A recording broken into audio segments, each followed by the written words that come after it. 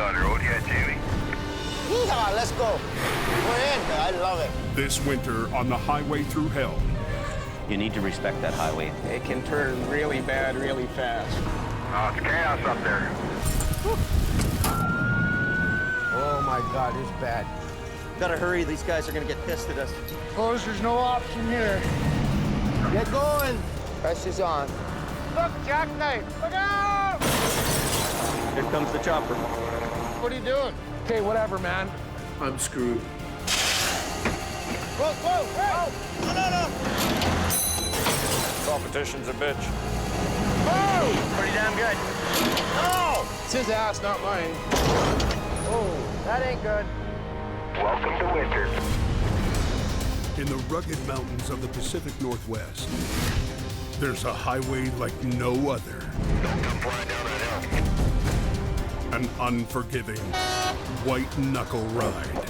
She was some slippery this morning, holy shit. Carved into some of the steepest terrain in North America. Look out! If you haven't traveled this highway, you don't understand it. Highway 5, Coquihalla. It's bloody dangerous. The GM plane's going up on the coast. Every day, thousands of truckers must run the gauntlet. The Avalanche is hitting the road right in front of me. When the weather's good, the Coquihalla Highway is an engineering marvel. But when the weather turns bad... It's like the Bermuda Triangle of truck accidents. It's a highway through hell. And then it just went boom. Keeping the Coke open takes an army of men and machines. When the highway shuts down, the world shuts down. And a last line of defense. 54150. Davis en route. That's the big one. A fleet of custom-built heavy rescue trucks. Get out of there. Whoa, whoa! And a team Somebody's gonna tag somebody today. willing to tackle any disaster. Watch out! The mountain throws at them. I don't think there's a record company anywhere in this world that can do what we do. Because closure is not an option. Winter's here and we gotta deal with it.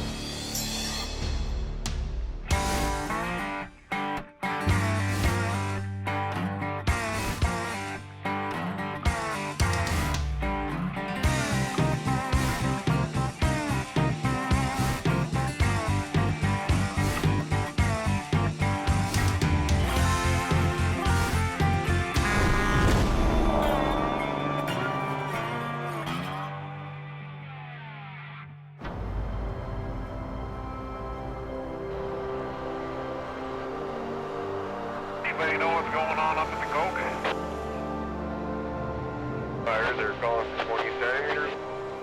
Well, yeah, he's 3/4 of the way up 9 miles. She's changing from wet rain to wet, fluffy snows. It's early November. I've just had some traction issues here. And the first storm of the season is rolling up the Coquihalla Highway. Oh, it's chaos up there. They got 2 snowplows working this master tonight. Half of the people that'll be up here tonight have no clue what they're getting into. Go water 10, go ahead. Highway crews are doing everything they can to keep traffic moving. First storm of the season always catches everyone off guard. Lots of equipment on the hill, but in spite of that, we'll still have issues. The overhead sign says chain up. Mandatory chain up, Fox Canyon.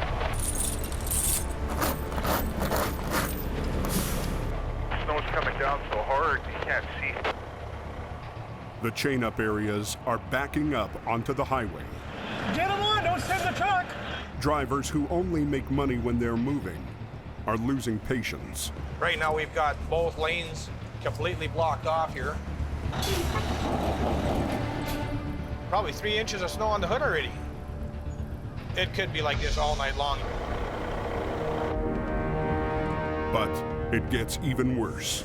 Try and determine what's happened once we get there. A semi has jackknifed just below the summit. Now we have hundreds of vehicles in the lineup because of this guy. Just getting up to the semi now. They're about a kilometer apart from the original crash. There's one truck that hit the ditch. Got trucks spun out all over the place. It's all plugged up. Welcome to winter.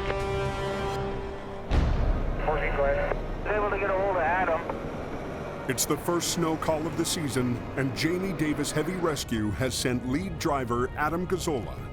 If there's any kind of a lineup, he'll be down below there. He's well on his way from Hope now. Some guys are spun out on the hill. I guess that Snowshed hill's all blocked off, so. After a long, slow summer, he's ready for action. That's the time of year. It's time to work day and night and sleep come summer. The way south from the toll booth. The jackknife has the road ahead completely blocked. No, we're not moving. Highway authorities closed the oncoming lane so Adam can reach the wreck. Closed for a while. The busiest mountain pass in the country is at a dead stop. It's like a parking lot out here.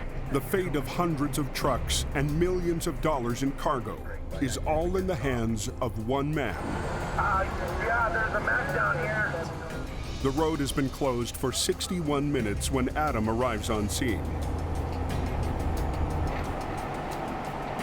Adam has gotten ahead of the wreck and is backing down to it. It's so f***ing slippery, I can't even back up here. Despite the pressure, he knows better than to rush on an icy highway.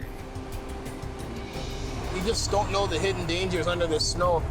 Okay, see if you can make a hole for me there. It's pretty slippery, right?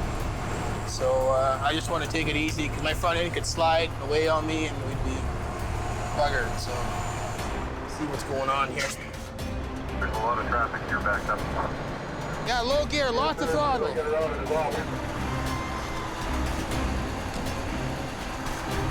What should be an easy pull-up turns into a tug of war with a fully loaded semi. You could blow a rear end or snap a dry shaft off. I think I'd be nice and easy with everything. Just have kind of a gentle touch. Lost the throttle, David, lost the gas. You have to help me, okay? So much ice here, I can't grab any traction. Patience pays off when Adam's chains bite through the ice and snow. Is this highway open yet? Just to advise, the jackknife semi has been straightened out by Jamie Davis Towing and sent on his way. That's what happens when you drive through the highway through hell.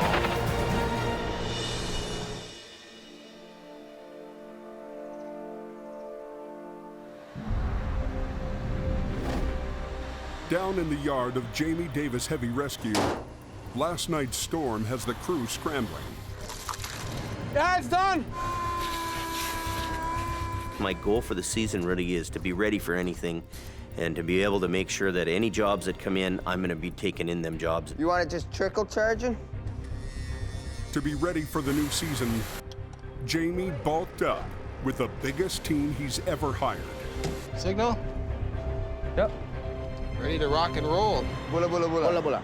That's a crew that's really tight. You probably spend as much time with these guys on a 24-hour basis, probably more time than you do with your family. Nice to be back. I got to come back and take 47. Jamie has a lot invested in a big winter season because he's got to make up for a long, slow summer. You're coming off the summer season with a whole huge bunch of bills to pay. If there's no wrecks, you don't eat. Because money's tight, some hoped-for upgrades haven't been done. Plans to pimp out Bruce's wrecker are now on hold, although Jamie's most senior driver is still optimistic. Yeah, sweet truck when she's done. Putting a wicked sound system in it, and all underneath the body, they're going to put strobe lights. Rescue driver Kevin Ritchie is back. Rough day at the office? By the end of last season, Kevin was afraid of driving his own truck. Driving this thing scares the shit out of me, and it scared me again last night. It's getting to me. I've been driving truck for a lot of years, and now it's getting to the point where I don't want to do it. The summer brought a change of heart. I'm missing it, so I want to get back in it. But he doesn't have a truck to drive. Rescue 120 needs a new engine. Come back, and I see this thing out of service. Truck's down for a little bit. Hopefully it won't take too long. Last season, Sammy rode shotgun with Kevin. This year, he'll be riding in the Rotator. Or tell Jamie to get that, get that thing going quick, man. We'll get her going. I guess I'll be Adam's swamper, maybe. Yeah. Jamie, that's me. Yeah. But Kevin's not the only one with his eye on that position. Oh, this is so if you want to hook it up to your own switch. New hire Gourd is eager for a chance to prove himself. It's pretty neat. Yeah, it's the wiper shakers we just put on. Last year, Gourd started out working around the yard and impressed everyone. Gourd is a great guy. You know, Gourd can be an extra man. Gourd can ride swamper on the truck, work in the shop. Good at all three of those things. What do you think, Gourd? Think would be good? Oh, yeah. He's one of them guys that can basically do anything. Prove yourself that you answer your phone in the middle of the night, that you basically sleep with one eye open. Yep, she's almost ready, Adam. Northbound on the Coca-Cola. Got a smashed up vehicle in the weeds there. Going for good wreck. At 10:30 in the morning, the prep stops, and the wreck season begins. This is the first time this year that we're up the mountain in fresh snow, so. From the town of Hope, the Coca-Cola Highway rises over 4,000 feet into the Cascade Mountains. As they climb high into the mountain pass, they enter a whole new world. You know, the fishing season's here, if you want to call it that. It's time for us to make money in our little season that we can. And there's going to be stuff happening on this highway today. I can just tell. It's bad up here. This guy just went in the ditch. Holy. We've got icy road conditions, really what it is. I mean, you can't say anything much more about it.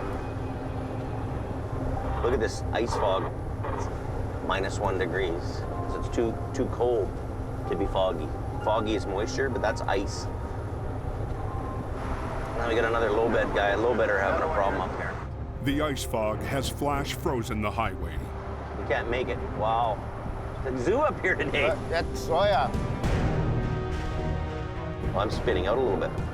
My locker's in. We're on ice. Yeah, watch out, watch out, watch out.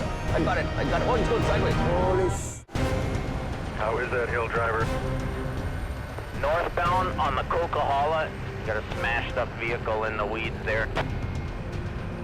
Jamie Davis is headed up the Coca-Cola Highway, responding to the first big wreck of the winter season. It's all black ice now. Ice fog has turned the Coke into a skating rink. Well, I'm spinning out a little bit. Slipping on my ice. Watch out. Oh, he's going sideways. This guy's going sideways into me. Oh, that was close. Holy. Wow.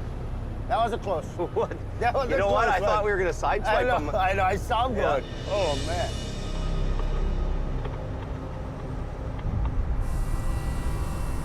That's our wreck right there. You can see by the skid marks where he went in back here, started along the bank, over he went. In blinding fog, the semi caught a wheel in soft snow that pulled it into a steep ditch. 6-month-old truck, 100,000 kilometers on it. My boss told me don't wreck the trailers any more than they're already wrecked. Okay. Okay. All right. We'll go get that. The truck was pulling custom-built trailers called China tops. The sides are removable tarps. Each roof is made of delicate fiberglass.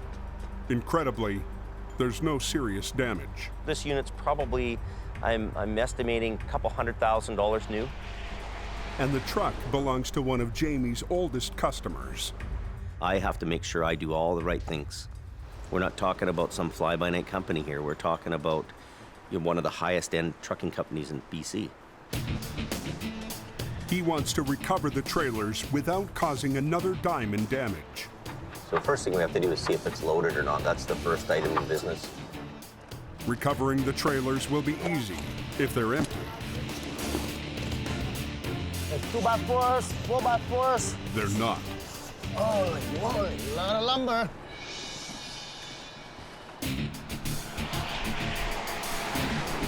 The call goes out for more trucks. Are you on the radio there, Jamie? And Adam heads up to help Jamie out. What's they got in it for a load?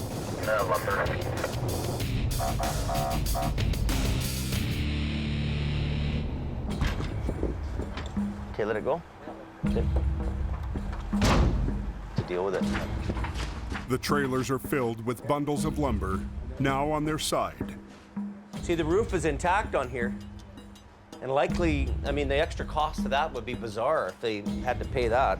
So what you guys should do is right now, I'll get up there and move that part one way. Okay. I'm gonna opt to unload this trailer before we move it, because, you know, the guy's gonna say to me, the customer's gonna say, well, why did you just pull that over and wreck my side? And the customer doesn't want his trailers wrecked any more than they have to be. It's a tricky job, and Jamie's going to need help. So what I wanna do is get a stiff boom crane here. He's about 75 feet from the road or 50 feet from the road. And it's a little bit too far away for our rotator wrecker to reach to lift the load out. Turning over a job this early in the season is not easy. You know, the crane company's gonna take a good portion of the revenue from that wreck. So our company doesn't make a lot of money on that recovery job. An hour later, help arrives. Crane's here. With a long-reach construction crane. And we could get him to come right in here like this. A few minutes later, Jim Lasser and his salvage crew are on scene, trying to figure out how to recover the lumber. It's like a giant jigsaw puzzle. You take the wrong bundle out, they would fall over and go through the roof of the trailer, and damaging the trailer, or worse, damaging a person if they're in between. I have to loosen one strap at a time, because if I undo these, they'll blow right through the roof of the trailer. Yeah, it's a bugger. Boom down a little bit then. We're trying to suck it tight, hold it, suck it tight, hold it, and then lift.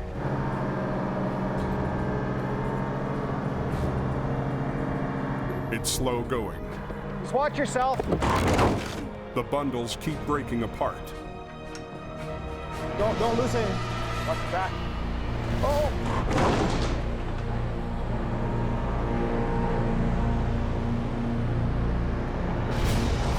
Whoa, whoa, whoa.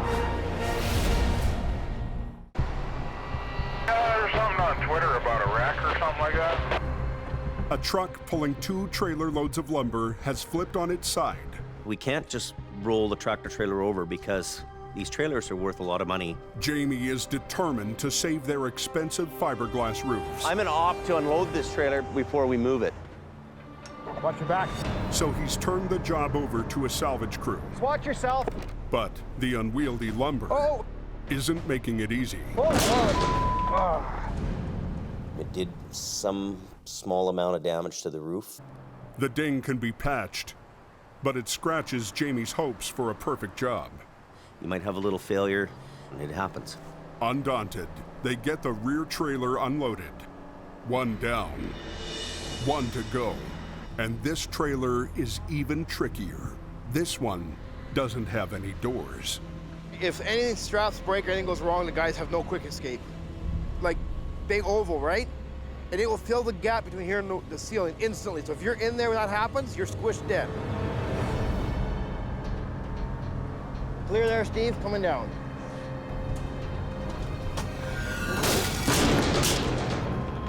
See, that's exactly what I didn't want to happen. Lucky nobody's in that gap there. Hello, Jamie. Can somebody get a hold of Jamie? Holler and get Jamie to come down here for a minute. There isn't enough room to try to strap down to pick these out this way. The second we loosen these straps, they all blow apart and go oval. That's why I was wondering, if we put all the straps back on, could we tilt this back up onto its wheels? Jim wants to pull his guys out and flip the whole unit as is. I will sacrifice 100 roofs to save a person. Jamie still wants to save the trailer. So we could set all up for this whole thing and start doing the pulling and all the rest of it, and then have trouble. But at the end of the day, I'm the guy who's going to answer to the customer for whatever goes on. So I hate to say this, but why don't we just hand bomb them? Hand bombing is your last resort. You work with equipment as much as you possibly can. Go to hand bombing when nothing else works. Bunch of work, but we have to make the call, and that's what we got to do. Unloading the trailer by hand could take hours. The customer's really adamant that we get the load out today, no matter what. Let's get another 20 guys here, or 10 guys anyways, and we form a chain down there so we can get this moving then. Is anybody we can call to get more laborers? I'll call Kevin. Back at the yard, Kevin scrambles to pull together a work crew. Thanks. for coming on such short notice. Short one guy, he tries recruiting Jamie's stepson, Brandon. I have more traffic on my clear descent. Last season, Brandon worked part-time for Jamie. This is a boring job. It's a cold job. It's depressing out here. Look at this place. But his heart was never really in it. Occupying myself as a tow truck driver for the next 10 years to 20 years? This season is no different. What are you doing? Hanging out. Jamie just called and he wants to know if you can go up there and help them guys. He knows I don't have any work gear yet. Well, you call him and you tell him you can't go. All right. Let me know before these people leave. I will. So you guys ready to go? Just waiting for bags, eh? I got a bunch of guys that are ready, willing, and able to go to work.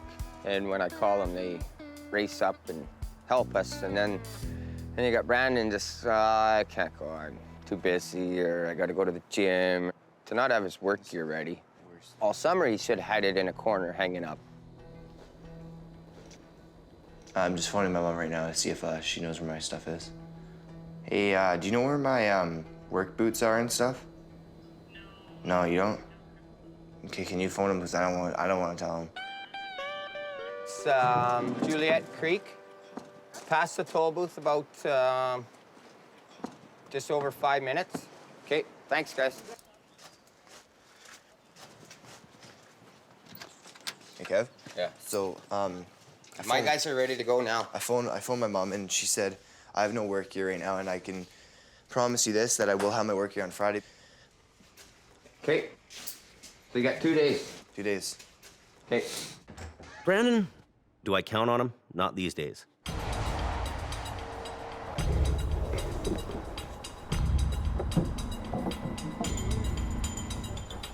Hand-bombing the job eats up what's left of the day. At 4:30, Adam returns to pull the wreck out. They've got only about 3 or 4 bundles left. Okay. So what I'd like to do is if you can run chains and get the drive line out, get your airline on and all that kind of stuff and get ready to go. By the time the trailer's empty and the crane heads home, it's getting dark. We get into some jobs sometimes where we're way off in the boonies and it's so dark, it's dark. But this season, Jamie is prepared for that. We have 6 9,000 watt lights. Now you got guys working, a bunch of people working, you can't play around. The light tower comes in handy for us. But darkness isn't his only problem. What about me? I'm watching for Adam. I know, that's what I'm saying, and this guy's going I'm watching the man. cars. The roads are damp right now and it's starting to freeze up. So we don't want to be on the highway in case the road freezes and somebody panics and hits their brakes and causes an accident. If the road freezes, highway authorities will shut them down for the night. Well, we're just gonna run this deck winch to the back of the trailer and back. Need you to hold them cables up so I can back up. Take the hook with us. Okay. Because the trailers are on their side, they can't be disconnected.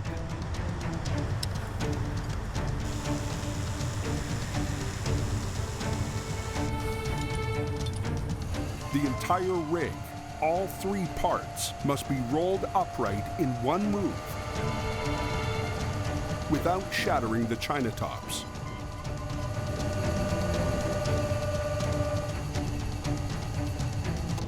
I'll do the lead if you want to catch up, okay? Okay, yeah.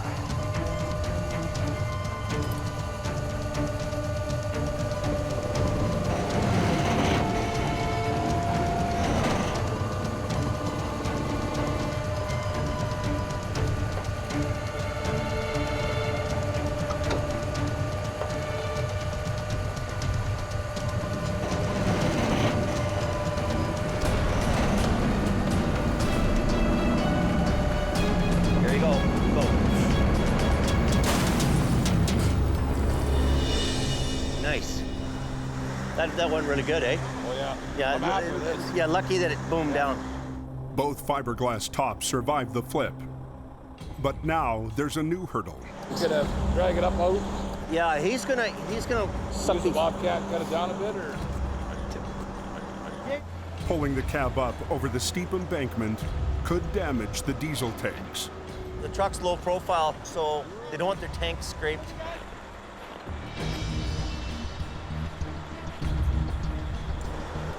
Maybe it's gonna be a little tough. That's always a tough spot, isn't it? Why don't I come in here and I lift this front end up and over for you? Okay, so what, you want to have 2 trucks on it then, or 1 truck? Yeah, you just stay there with you. You stay 2, right? You pull, and I'll lift it up at the same time as you're pulling, and I'll come with you, right? So I'll keep the front end in the air so we're not dragging it. Okay. And we'll try to get it in just up in here. I'm gonna back up a little bit, and I'm gonna cut her over here, okay? Repositioning the trucks means closing both lanes of traffic. Nobody, I just got all the traffic plugged, so go ahead. Okay, thank you. Now every minute counts. Eager to get the job done quickly, Jamie rigs his lines directly onto Adam's chains. It's not textbook, but it's fast. Jamie hooked to my same chains to lift the truck up so it would clear, and I was gonna pull at the same time. It was kind of a hokey deal. I don't like this. It's just stupid. Adam doesn't like it that there's 2 pull points on the same chain. He doesn't think it's safe. This is sketchy, man. No. Tell him to stop. You're not alone, man. We're frustrated. I want to lift. That's all I want to do, just to get it over the hump here. Jamie has had to shut down the coke to pull a B train out of a deep ravine. Go a bit, a little bit. He's worried about damaging the diesel tanks. So he's rigged onto Adam's chains to lift the cab over the edge. Okay, tell him go ahead. Pull. It's not textbook, but it's quick. No.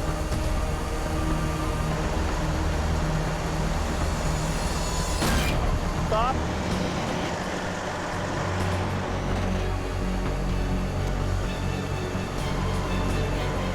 As Jamie swings his boom, it edges closer to the Rotator's new light tower. Stop. I gotta put the light tower down. Around, man. Holy. Let's put the thing down, we can pull it out. I'm gonna swing back this way a bit, okay? Get your cables off, just pull the thing out. You don't think it'll drag the fuel tanks, though? Nah. Wow. The lineup of traffic is quite long. Okay, tell him go ahead. Pull. You gotta hurry, though. These guys are gonna get pissed at us.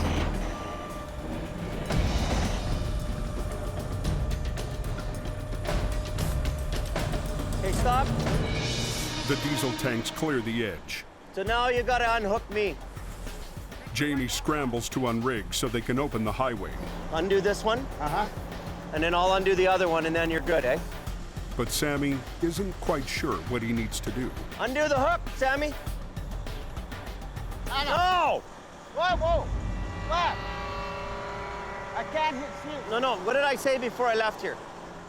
Undo that. Undo the hooks. Leave this on the ground. Okay. Unhook the white one when I do it. Okay, I got you.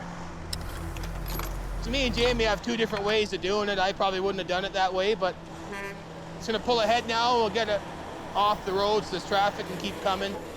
Tell them to get the traffic going. Okay. Come to the left a bit. Yeah, there you go. The B train is towed away with the top and tanks undamaged. But no one on Jamie's crew is celebrating. Beginning of the snow season and it's already started. We were rusty after a quiet season. Turned into a bit of a show. Right now, we're not totally a team. And when you get out at -30, you need that team to function properly.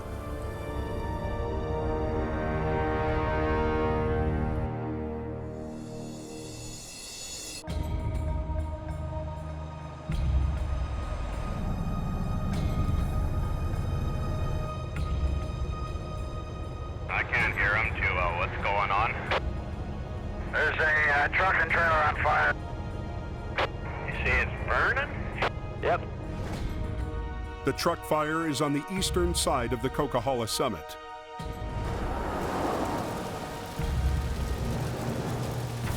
Well, what causes these trucks to caught fire going off hill. That's very strange. Probably a fuel line or an oil line or something probably let go, hit the manifold, and up it went. The fire department hasn't responded because up here, there isn't a fire department. Keep your windows rolled up, probably toxic. Oh yeah, it's stinky up there. Oh yeah, it's stinky right up and over the top. By the time Adam arrives, the flames have spread from the cab to a refrigerated trailer filled with groceries. I don't want to get all dirty and stinky. The truck's burnt, the trailer's burnt, so that's $200,000 there without the cargo. Looks like bottles of what?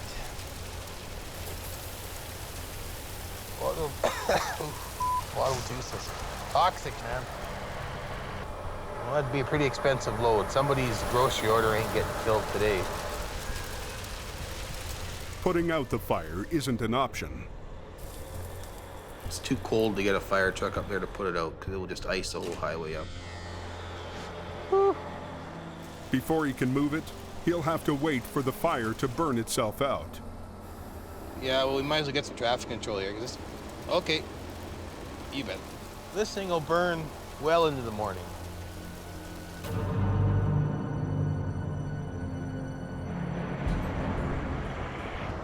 An hour later, rookie Gourd is back to babysit the wreck. Adam! We could have been a fireman tonight, Adam. Yeah, that's right. Then you could have cleaned up all the wrecks from all the ice. Tonight, Gourd has been paired with new flagger Bob Clark. Okay, this maybe 5 cones back. Their job is to alert oncoming traffic and keep it moving. You're just setting up cones and making sure no one runs into it. Flagger's biggest fear would be people not paying attention, right? Just driving through, falling asleep. You never know, right? The thick smoke isn't helping. The smell is gross. Juice boxes from Japan and some weird meat. Anything like that in the trailer is toxic, right? To be breathing in. As the frigid night drags on, instead of burning itself out, the fire only intensifies. It has gotten heavier and heavier amounts of smoke coming out of the back of her.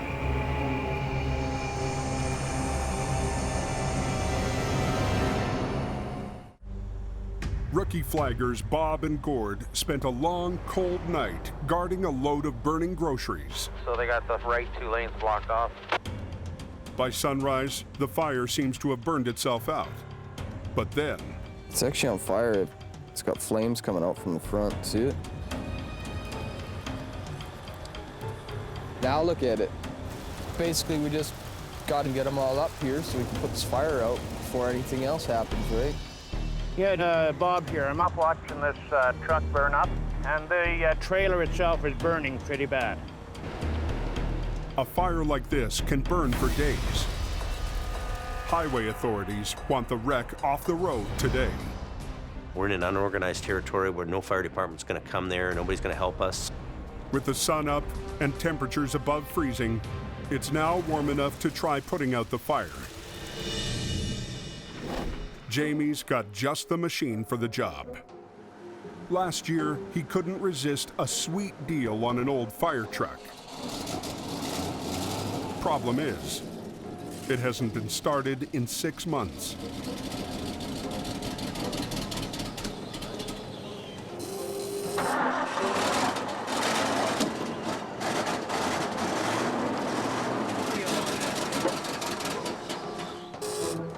She's a cold one.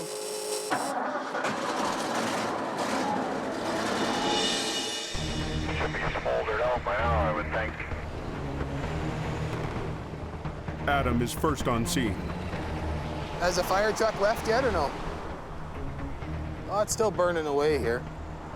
Bye. Impatient to get things going, he decides to separate what's left of the cab from the trailer. Stinky, stinky stuff.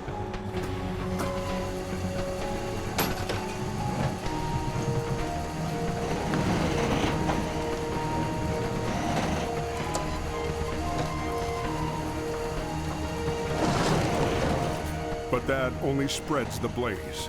Fire won't go out, Adam.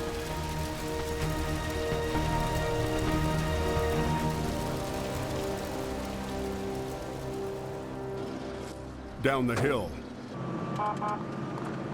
Kevin has managed to get the fire truck moving, but with 7 tons of water in the tank, it's slow going.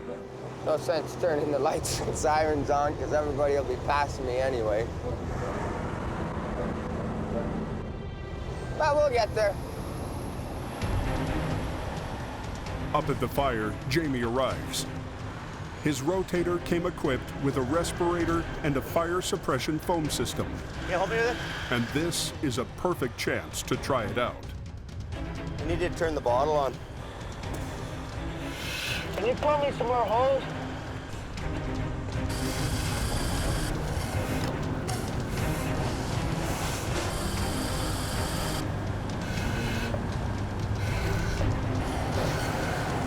Jamie's truck carries 45 minutes worth of foam and water, but it's not enough. Problem is we run out of water all the time. We need Jim. What about Jim? Jim's right there. Oh, Jim's here? Oh, good. Perfect. That's what we need first. So we just need the digger to start digging away at this. Jamie wants to try using Jim's mini excavator to spread out the burning groceries. Do you have enough water on right now to open it up?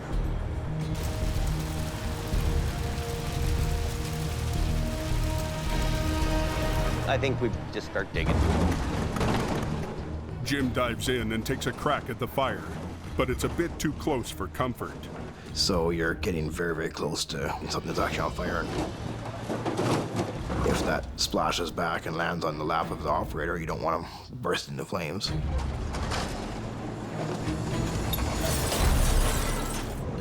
Right on the hill, too. Finally, the fire brigade arrives.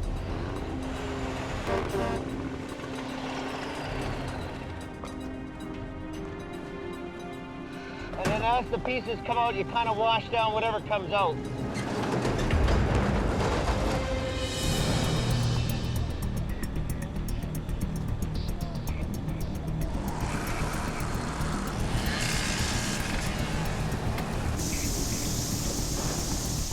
Isn't this fun? Oh! Right, I'm happy to be here. Get to play out and fun and drive my second best truck. If you can't come out here and have fun, then why be here? Traffic's now squeezed into a single lane. And highway authorities want a deadline for getting this wreck and Jamie's crew off the road. 4 o'clock, end of the day kind of thing. Okay. But the fire is still a long way from out. On a big commercial truck fire, you have to get an excavator, dig through the rubble, and actually extinguish every piece that's in that wreck. That's quite a task. As Jim pulls the wreck apart, he's slowed by a minefield of boiling juice bottles. Is that enough? He's got enough. You done? You know, basically all the little spot fires that are inside the trailer are out. Hardest part about being a firefighter, putting the hose away. Still got by though, right? The left lane's open. Where can we go on this? It's past 3 o'clock before enough of the fire is out to start recovery. Good to go? All that's left of the cab is a charred chassis. We're gonna bring it over this way. It needs to be hauled away on a flatbed, but it's in no condition to travel. So you have to be very careful how you load a burn job.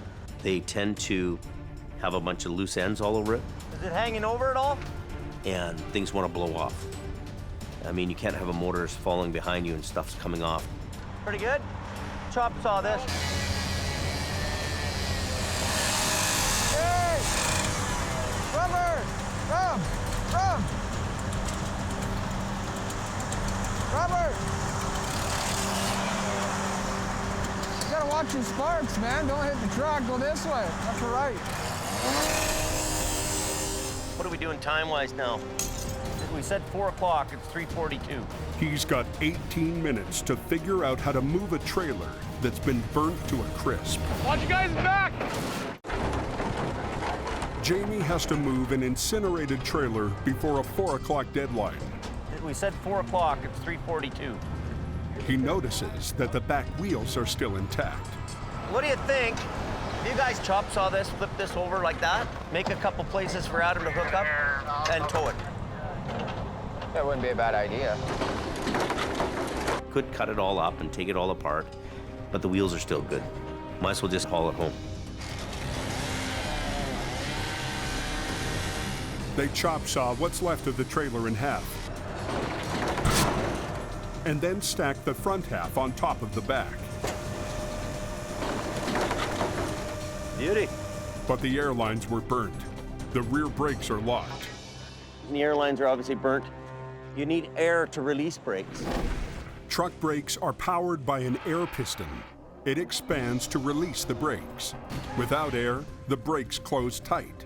The only way to release them is to manually pull the piston open with a caging bolt. So that's what we refer to as caging the brakes. So Rob's gonna do the front two. Last season, Oh, no. Rob struggled to prove himself at car towing. But I went to pull it out, though, and it wouldn't come. These aren't really made for lifting. I know, that's why I had to change. I had to change as tight as I could go. But this season, Jamie's giving him a second chance to find a place on the team. Have you ever caged a brake before, Rob? Yeah. Oh. Pretty big boy. Once in a while, I gotta throw him the odd hard job just to keep him motivated.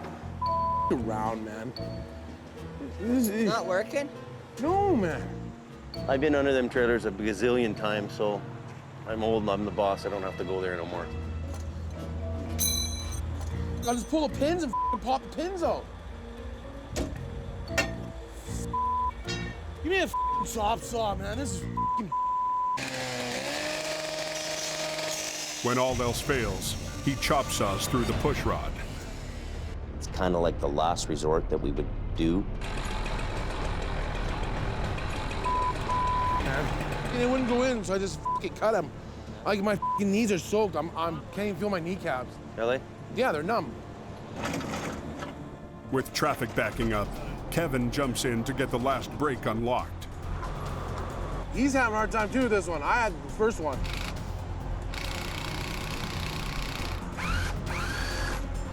There it is. See the brakes release?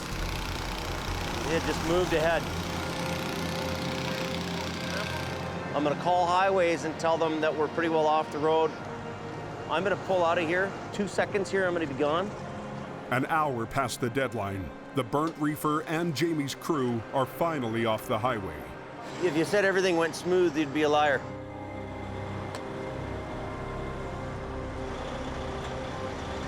We just barely, got away with, by the seat of our pants on this job. You never know what you're doing in this business.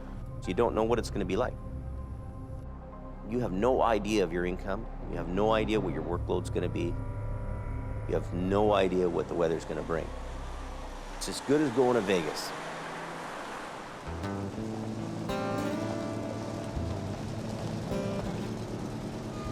After 2 long days on the highway, the crew heads back to the yard for beer o'clock. Did you get beer? Yep, beer's in the fridge. For you guys, yep. We work hard and we play hard. You can go out and make all the money you want, because as much money as this place will make, it'll suck up. The only thing I get is a cold beer. That we have to all be happy. If one person's not happy here, makes the rest of them not happy. It's only 2 days into the season, and already the boss is reviewing his game plan. I'm really thinking that we're going to have some kind of a shakeup. And I don't know who will stay. I don't know. We don't know that. The next few months are going to determine who's here and who's not. Right? You'll be on your feet. I'm not so confident by the end of this season that we're going to have all the same old players here. We got to get that rescue going, back in the business again. Yeah, we'll see. Hang on to your hats. Next time on the highway through hell, heavy rescues up against a wall. No, has to be on the inside. As the early season wrecks pile up. What are we gonna do? There, I'll can do it. That's his ass, not mine. And the long hours. Oh my God. push the crew. How much weight do you think's in here? Pretty much maxed out. And the mighty Rotator to their breaking point. We're gonna have a harder time lifting this up than you think. Ready? Hang on, hang on.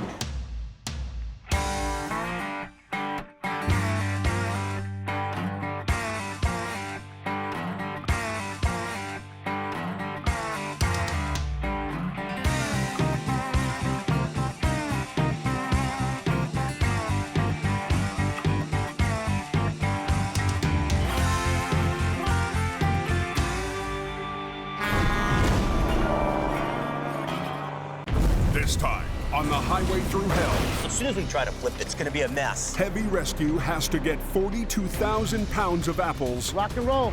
off a vital bridge. Whoa, whoa, whoa. Tensions between Jamie and Scott I've gotta cut costs. reach a boiling point, I wasted my whole winter. and a good deed on the coke Came down the hill and then struck the woman that got out to help. ends in tragedy. Horrible. In the rugged mountains of the Pacific Northwest, there's a highway like no other. The Coquihalla is an engineering marvel. But when the weather turns bad, Look out! It's like the Bermuda Triangle of truck accidents. keeping the coke open takes an army When the highway shuts down, the world shuts down. and a last line of defense. Jimmy Davis en route. A heavy rescue team ready to tackle any disaster. Because here, closure is not an option.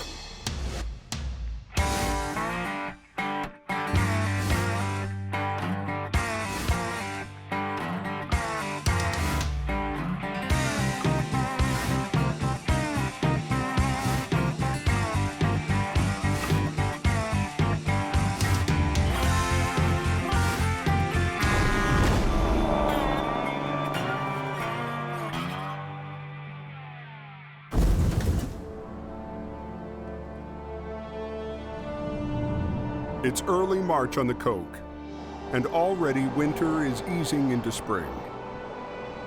That road should be good. Pretty mild out. Yeah, apparently it's +3, 4 up there, so. Oh, hey, you know what? It's a beautiful night for a drive up there. But clear highways bring faster speeds and new dangers. Highway 3, 4th Street Road. It's blocking one lane. It's a tractor trailer with apples. Just after sundown, Jamie responds to a call for a wreck on Highway 3. We got an apple truck flipped over at a place called Whipsaw on Highway 3, so Adam's in his 25-ton Corvette, so he's gone. As usual, Adam got the jump on Jamie. Well, this is Whipsaw coming up here. The wreck is on a curved highway bridge over Whipsaw Creek. Here comes the accident scene sign here. Oh, yeah. Right on the bridge. Just this side of the bridge, that's where they always roll, right there. For Jamie, this feels like deja vu. If you get a tractor trailer in the right radius and at just that perfect speed, that truck will flip over. I've recovered probably 10 apple trucks from that corner, and guys are like, I don't know what happened. I just all of a sudden were on my side. How's she going today? Still warm? Load of apples, is it, I guess? Where's the driver at? He's gone, or? Oh, okay. The fully loaded reefer truck took the curve too fast and landed on the guardrail. Rode the bridge railing quite a bit. Tore the rear corner of the trailer open. Apples are always a heavy load, so this could be a big problem getting this thing up and over. The RCMP want this wreck off the road tonight. But that won't be easy. I don't think there's any flipping this thing over. Like, look underneath here. Like that wall, as soon as we try to flip it, it's just gonna break. The fully loaded trailer has lost all of its structural integrity. With this back end broken open like this, and the sidewall out of it, and the roof blown, if we try to lift this trailer up right now, it's gonna be a mess. I pretty well know this thing's just gonna open up like a zipper. And what could happen is the apples could fall down into the river. The 42,000 pounds of fresh apples are largely undamaged, and the insurance company wants to recover as many as possible. What we're gonna have to do is bring our other trailer here in the morning with a crew, and we're gonna have to unload this unit. What they can do tonight is recover the tractor. The tractor's actually blocking the highway, and the tractor's a repairable unit, so we've got to do what we can do to save the tractor and not have any further damage to it. What do you think of that? I don't think you're gonna get that pin out because the pin's on this side. You think so? Before they can flip it upright, they need to disconnect the kingpin from the trailer. Okay, so this fifth wheel, it's gonna have a lock on it, so you gotta kind of lift it up and then over. It might not come, might have too much pressure on it. Releasing a kingpin can be really easy sometimes, or it can be really hard. The pin needs to be very straight on with the plate. If there's an angle or a twist or a bend, those jaws won't unlock. There should be a bit of a notch in it, you see what I mean? You gotta kind of lift up there. There you are. Like that? Yeah, then you have to go up with it. Use the pin puller. A pin puller is a long hook used to reach the kingpin's release lever. There you are. You got it, Sammy. Now they need to pull it away from the trailer so they can flip it. We'll hold everything up for a while for you guys. Okay. Yeah, we should only be a couple minutes. Yeah, that's fine. Let's go. They got the highway shut down. Yeah, rock and roll.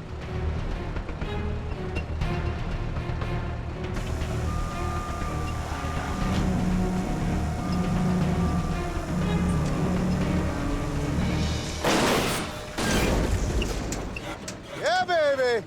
Bula, bula, bula. Good.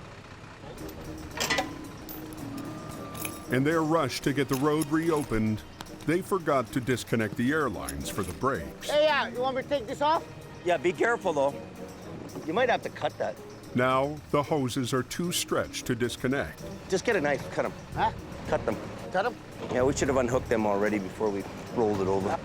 We should have unhooked those airlines. That was a mistake we made, you know, and we make mistakes once in a while. Yeah, I think it'd be more screwing around to get the chops on. I know. Ask Adam. All for a couple of pros. Actually, you know what? Don't do nothing. Don't do nothing. When he picks this up and comes ahead with it, he's gonna tow it from the back, we'll undo it then. Okay, I got it. Adam pulls it in a little ways, it'll free up the stress off it, and we'll get him off.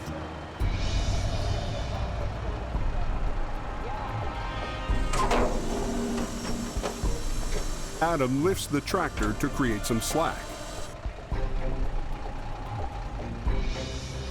That's one. This one is this way. If you could pull on it a little bit, my way, bring her my way a bit. Not gonna happen.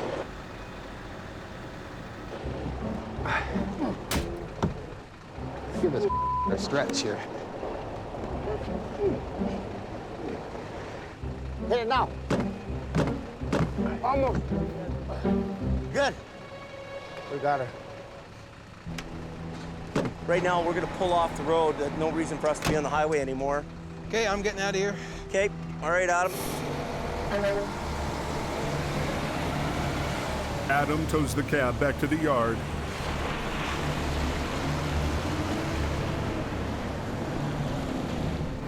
And Whipsaw Bridge is back in business.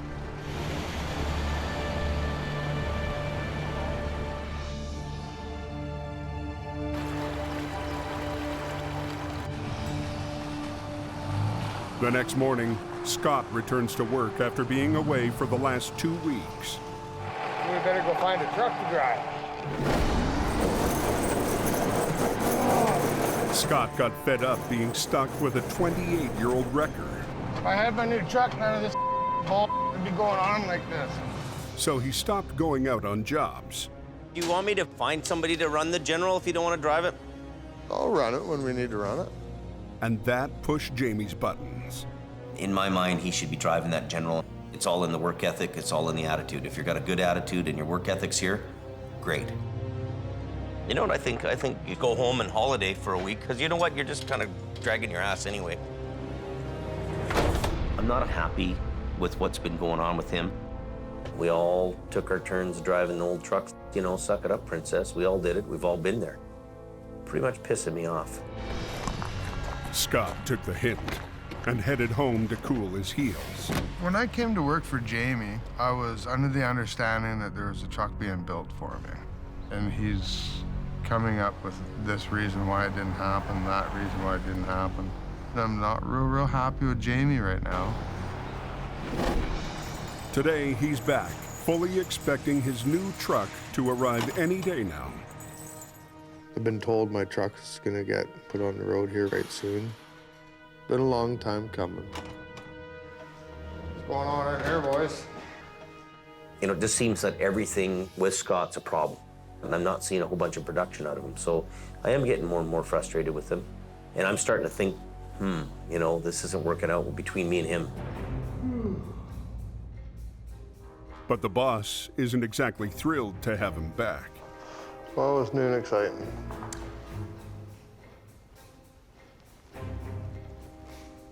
How was your days off? Good? Yeah, nice and quiet. Got a few little chores done. Looks like I should have stayed a couple more days at home.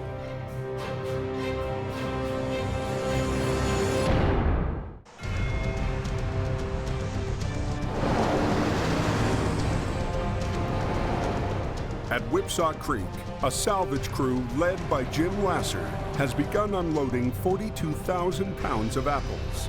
Take that gas and that up to give it to Sammy. Any salvage operation is really about recovering whatever we can recover that's valuable to the insurance company. Whatever you can bring back to them that they can make some money to offset their loss, that's the name of the game. The rear doors are too damaged to open, so their only access is through a hole in the roof. Look at this tobacco. Holy moly. That is pretty ugly. You know, those guys can't unload that like that. Oh, God. Just asking for trouble. Yeah. That's slippery. Whew. We can't have these guys, you know, hanging out the side and in the ditch and trying to reach up. I have to make sure that these guys are super, super safe and we can't have any kind of problems. Jamie figures there has to be a better way. I think we're gonna take a chance and at least try to get this thing up and over there, off the no post here. Getting the trailer off the guardrail will allow them to open the back doors and unload much faster. I would say there's probably 60 pallets. These guys have already done 5. You see, as soon as the back is open and the door lays down flat, I can drive the Bobcat right inside, right? Hey, Dave, put them both in there. Yeah. Okay. We're just gonna try to lift this when we get a chance. So. Jamie gambles that he can lift the broken trailer off the guardrail without it falling apart. Okay. If the trailer breaks open, the entire load could spill down into the river. Everybody's out, Jim? Everybody's clear? Okay. We're just gonna try to slide it.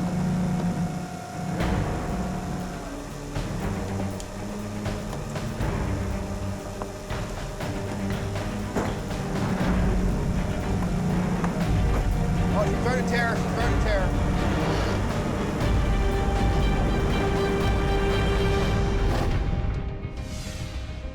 To the north, on Highway 1, another crew is trying to keep something else from falling. Boulders. The warm weather is causing an uptick in rock slides along the Fraser Canyon. A week ago, a rock slide on this same stretch of highway forced a lumber truck off a cliff. Today, a team of scalers, led by Mike Rastablasta Hall, have to make this unstable rock face safe again. The whole top 20 feet, basically from this corner here down to underneath that overhang at the end there, that's the area that they want us to tighten up. So that if next time it rains, maybe a little dirt and sand will fall, but nothing big, right? Ice melt running beneath the surface has undermined the entire rock face. Well, you can just see, right, starting right here, like this whole slip plane, you see all of the water running? When you get all these cracks opened up, it rains, goes down to -2 or 3, it freezes, and then it just incrementally pushes the rocks out, right? And then they fall. And then there's a slide, and then they call us. The only tools they have to work with are ropes and steel pry bars. It's a skill that takes years of experience, and they only get 20 minutes to do it. 0129. Copy that, 0129.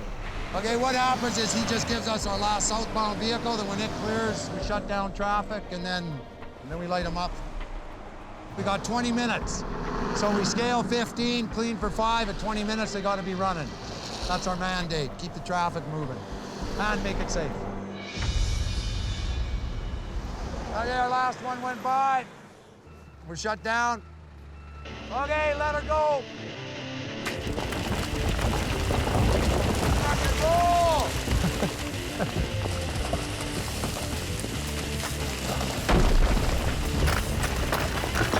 Hey, then you can swing over, try that big one to the left of Mariel.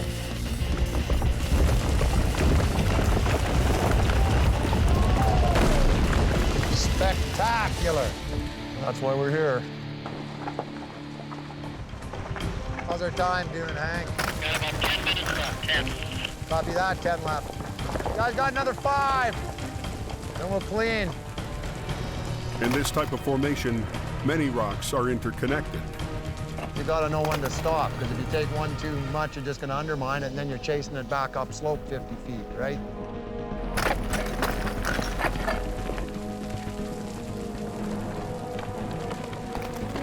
Oh, he's gonna open up a show there. Drop. Back on Whipsaw Bridge, Jamie's attempt to lift a broken trailer off a guardrail isn't going so well. Oh, it's starting to tear, it's starting to tear. Where? These rivets here are popping down the road. Where is it popping? Right here? It These just started, rivets it just are started popping. popping. It was about here, it went click, click, click, click to here. They need some way to keep the trailer from bursting open. If we could get a strap around it, it might help hold it. Yeah, okay. We'll put everything on hold for a minute. We'll put the white line on and then we'll that? let it down, and yeah, go over top. The heavy-duty nylon tow strap should act like a giant rubber band. Let's go underneath. That's it. You go around the other side, pull that strap out that way. Watch your head there, Sammy.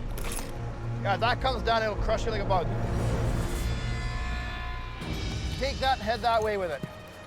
Be careful. Yeah, I'm moving out to get over the load.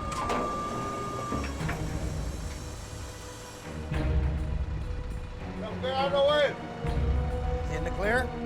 With the strap secured to the rotator's boom arm, they're ready for take 2. Jamie's gonna pick it up, and I'm gonna pull it off the guardrail and set it down flat on the ground. If this doesn't work, 42,000 pounds of apples could end up in the river. Okay, Adam, give it a little bit. Just ever so slightly. This side is starting to crack up here. Go ahead. Adam. Clearing the guardrail in front.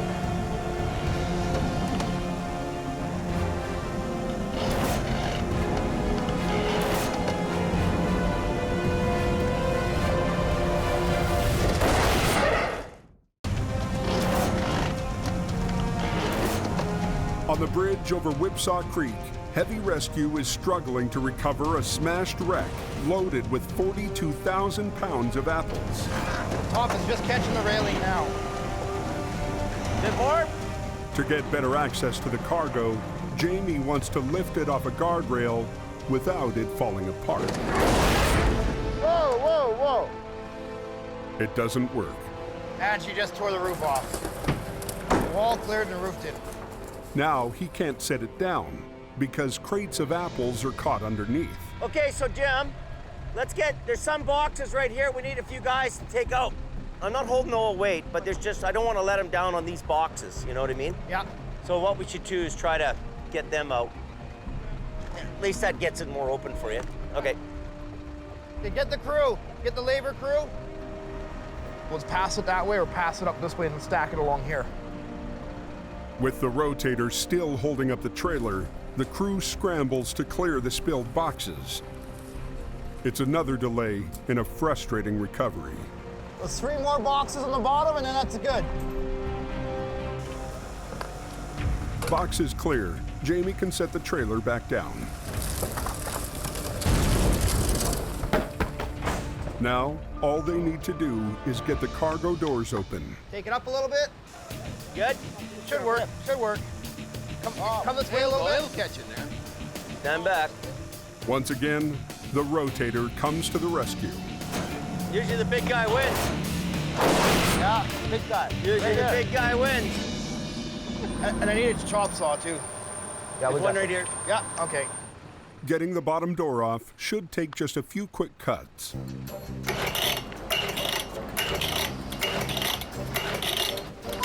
Junk. What Jim needs is a chop saw. What he's got is a lemon. Totally. Okay, find me a screwdriver or Allen wrenches. You know, we need to chop saw this door off, and it's holding up production here. So tools are everything, equipment's everything. Junk. And we always try to buy the best so that we're not monkeying around. I've got a crew of guys all sitting here, all waiting to go. I mean, if we sit here for an hour, you times that by 3 trucks, 2 traffic control trucks, 2 traffic control guys, a crew of people here, could be up to $1,000 an hour sitting here. Let's read the instructions. Okay. Step 1. I pulled that out first. Yeah, okay. What are we at here? Back on Highway 1, the scaling crew only has 7 minutes left before the road is scheduled to reopen. Oh, see? That one just moved. Yeah. But they're worried they've opened up a can of worms. Yeah, you just loosened another one, Bill. Oh, that might bring it. But if we go back any farther, then we open up another problem. The last thing they want is to open the road and then have another rock slide. Came from Chilliwack and we're going up to 100 Mile House. I'm actually from Spuzzum First Nation. I'm the chief, heading to Boston Bar for a very important fishing meeting. Bill, are you good? Okay, hang on, hurry up. And anybody can go up there with a bar, but knowing what to take and what to leave, that comes with experience. They pry loose one last boulder and get to solid ground. Make sure it's tight, Bill. I did. Okay. Okay, hold her up, guys. Time to clean. They still have to get the rocks off the road.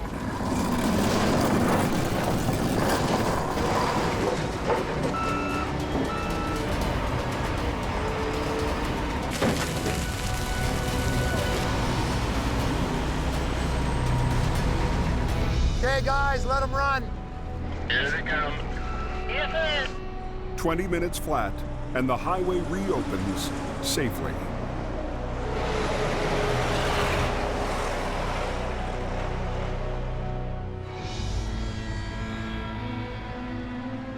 Okay, find me a screwdriver or Allen wrenches. Back at Whipsaw Bridge, a huge recovery operation has ground to a halt because of a stubborn chop saw. It's not getting fuel up into the cylinder? Because the carburetors get gummed up because the fuel nowadays is all really low-end quality fuel.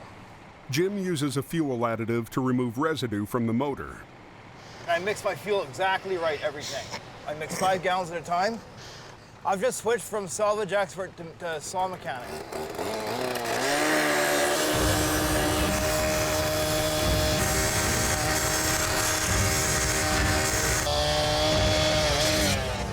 Now that should open it.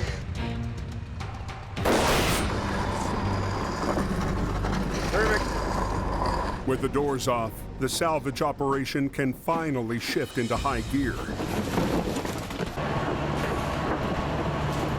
And none too soon for an anxious highway supervisor who just wants his bridge back. We've got the load about 2/3 done now. We won't be here much longer blocking the highway. I think probably only another maybe hour and a half or something like that we'll be gone. If we didn't have the rotator available to lift out onto the road, we would have had to carry every box to the back of the trailer by hand. But them able to fit on the road so we can run the Bobcat inside just saved our guys about 6 hours of hard labor.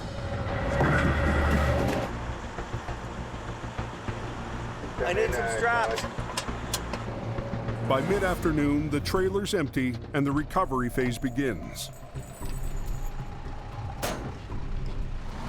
They need to flip the trailer back on its wheels, but it's a tight squeeze on the narrow bridge. We have not a lot of room to operate here.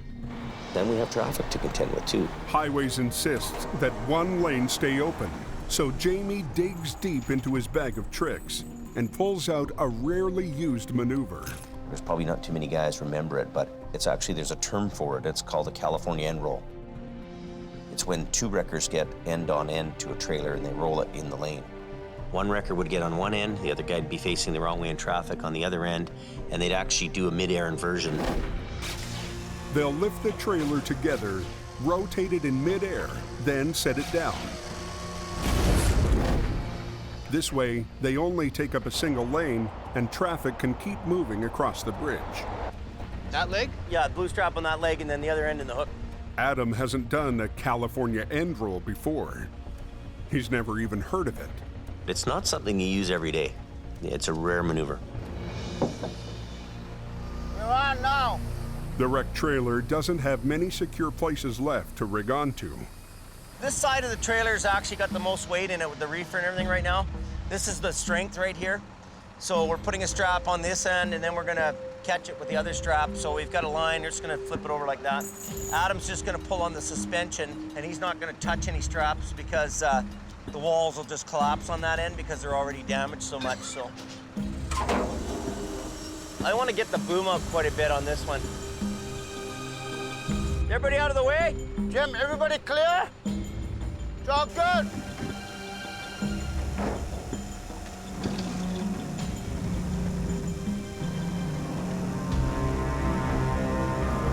With traffic still moving, they get the trailer in the air. But instead of rolling, it starts to sway. Stop this traffic. Is traffic coming? Stop the traffic. Yeah. Hey! Everybody stop the traffic right now. The roll itself was happening a little too quick. I'm going about my business like I've done it 5 times, and Adam, it's a first deal for him, so maybe he was a little nervous. Usually your instincts are right. Better safe than sorry. Traffic stopped. Jamie and Adam get the swaying wreck back under control.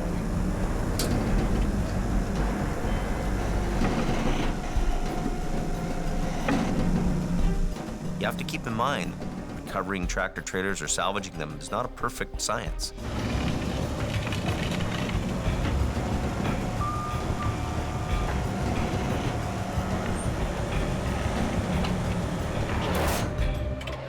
Perfect.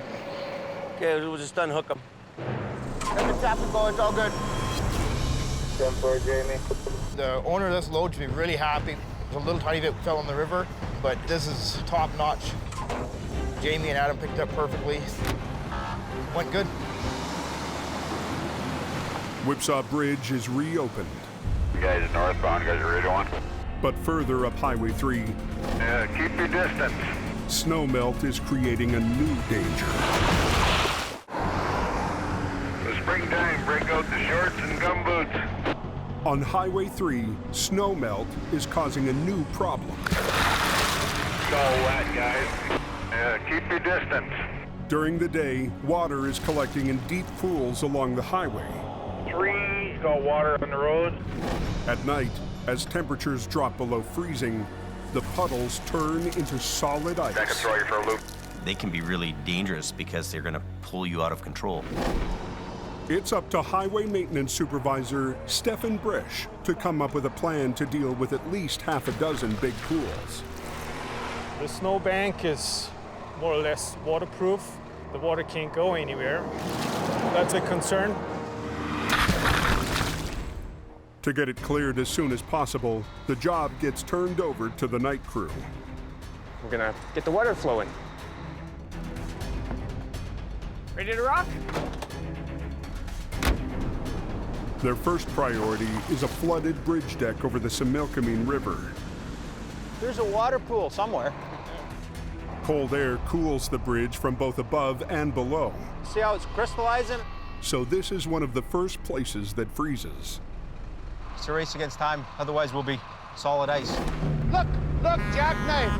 Look out! Already this season, several wrecks have been caused by road ice.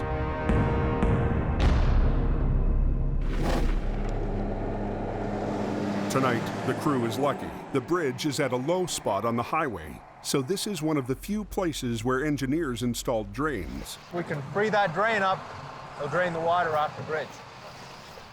Why don't you scrape it with the loader, and then we'll see if we can't knock a scupper out.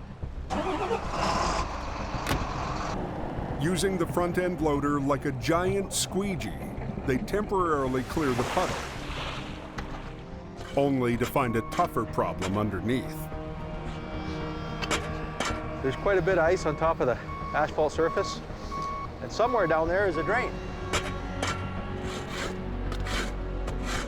I can't see it. See if you can scrape some of that shelf ice off of there.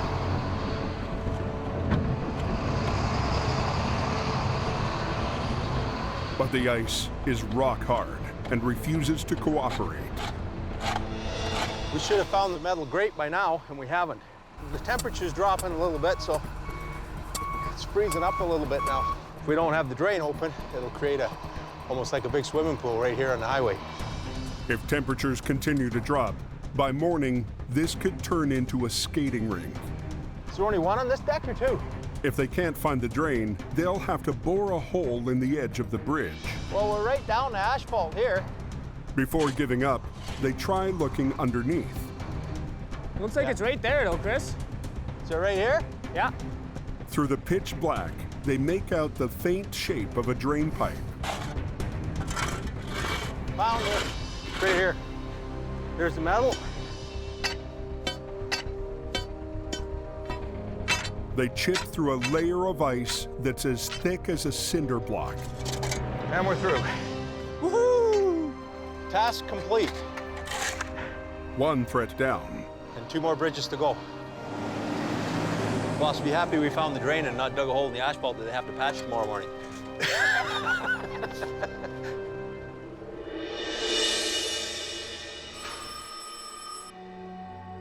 That night, a call comes in for a wreck that has shut down the coke. A bad accident on the Smasher, southbound. It's a multi-car collision. It's a car wreck, so Scott takes the flat deck. Chris follows in a single-axle tow truck.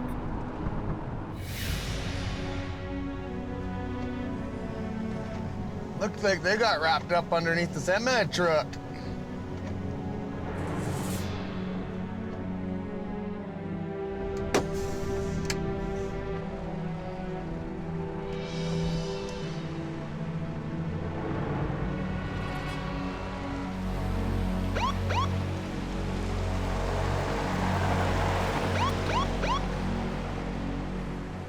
I'm gonna give him a hand.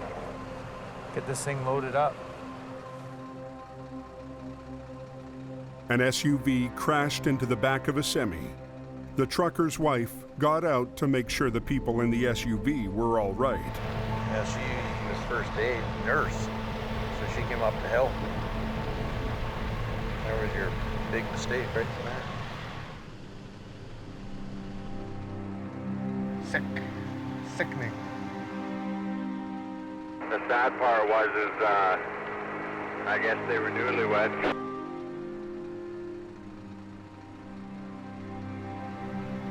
Another vehicle came down the hill, struck that vehicle again, and then struck the woman that got out to help and killed her.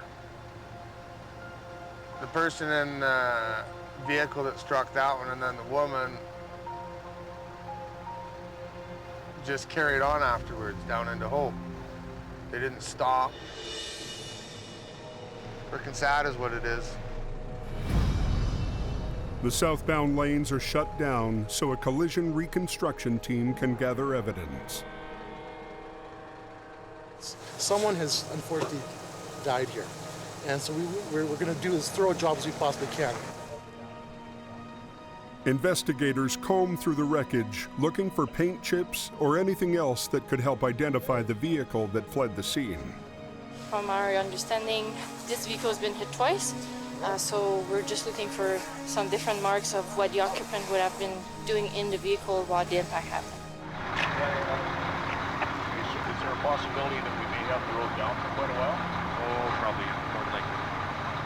I'll be in my tow truck for when you need me. This vehicle hit the no post here, created these gouges. So we've measured the distance from the gouges to the final rest position of the vehicle. 90 minutes into their investigation, they get a call that solves the mystery. The original suspect vehicle that left the scene is the individual has apparently turned themselves in. All the physical evidence we can possibly get here, we've gotten it. As the investigation wraps up, Scott is cleared to load the SUV onto the flat deck. Really just a horrible feeling is all it is. Horrible. Makes you love your loved ones a little bit more. What do you do, right? It happens. They go too fast and they don't pay attention. And that's what happens. People die.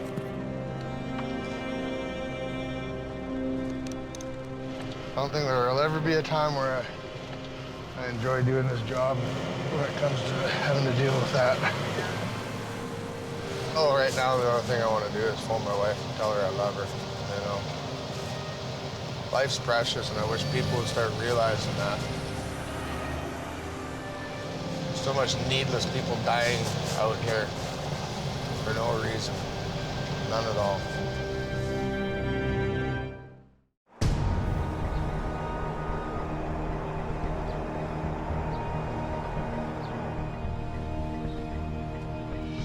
For weeks, Jamie has been wrestling with what to do about Scott's delayed truck and its unhappy driver. The idea was to have his new truck on the road before winter, but we're at the end of the season here, and where we started from and where we are now, two different things. I don't know where it leaves Scott. So Scott, have a seat, buddy. Have a seat. It's been a kind of a subject I've been wanting to talk to you about. You know this new truck, so supposed to be ready for the beginning of the season, right? We've had a whole bunch of things transpire between when we started and where we are now, right? I'm really starting to wonder if we need it.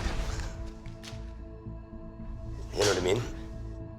Where are we really at with it as far as season goes, right? We missed all the season pretty much. I don't know financially if we can hang on to that truck for the whole summer long and not work it. So the last 4 months have been nothing but bull or what? No. I gave up huge to come here, huge. And now to be, you know, kind of kicked in the teeth, you know, what do I do? I've got to cut costs. I've got to cut costs. This is the thing I'm wrestling with. It keeps me awake in the middle of the night. Mm-hmm. Right? Well, I'm sure it's going to keep me awake in the middle of the night. Yeah.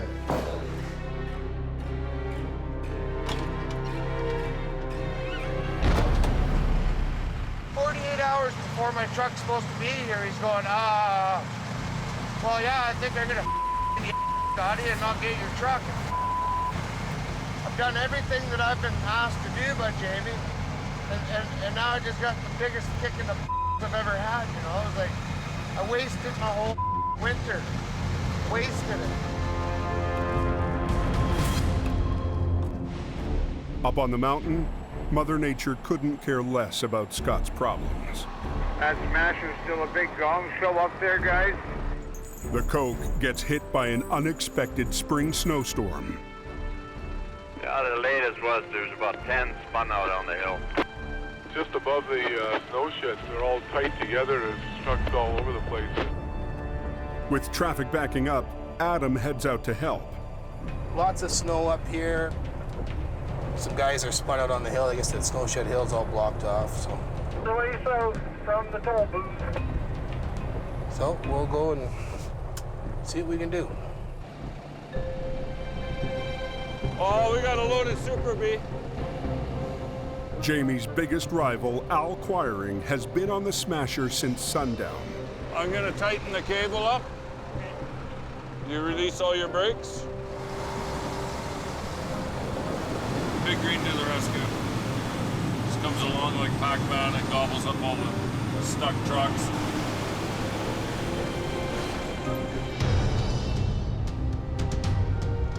Seeing more work than he can handle, You on the radio there, Scott, in that thing?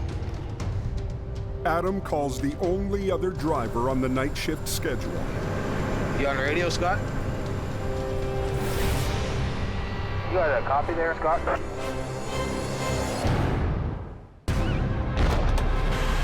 Jamie just told Scott that he's never going to get his new truck. I've done everything that I've been asked to do by Jamie, and now I just got the biggest kick in the I've ever had.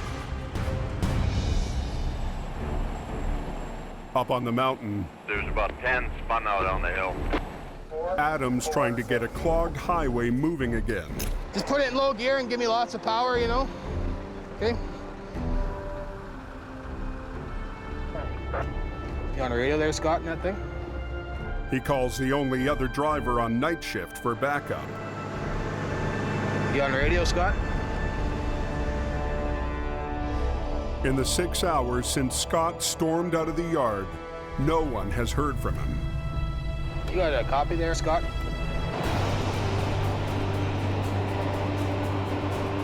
Adam, where you at? But Scott has heard Adam's call and is already saddled up in the General. Even though other people didn't fulfill their obligations to me, I committed to be here for this season. The point of the matter is the job still has to get done. It doesn't take him long Need a pull? to find a semi in distress. You gotta work with me too, right? Ready? Okay, we're moving, boys. They're all up on the coke telling everybody to chain up. Up at the top of the smasher, Adam and Al Quiring are working to clear spun-out trucks.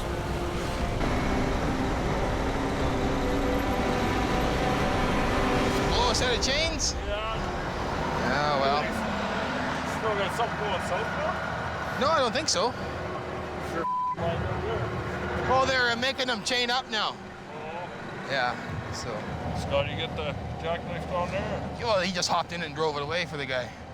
Well, there's one dumb right outside the Snowshed there. He doesn't want to pay anything, so I guess I'll leave that one for you. Okay, see you later. There any pliers? Down the mountain, Scott's trying to move a semi with seized up air brakes. What he done here is he tore his supply line off for his trailer.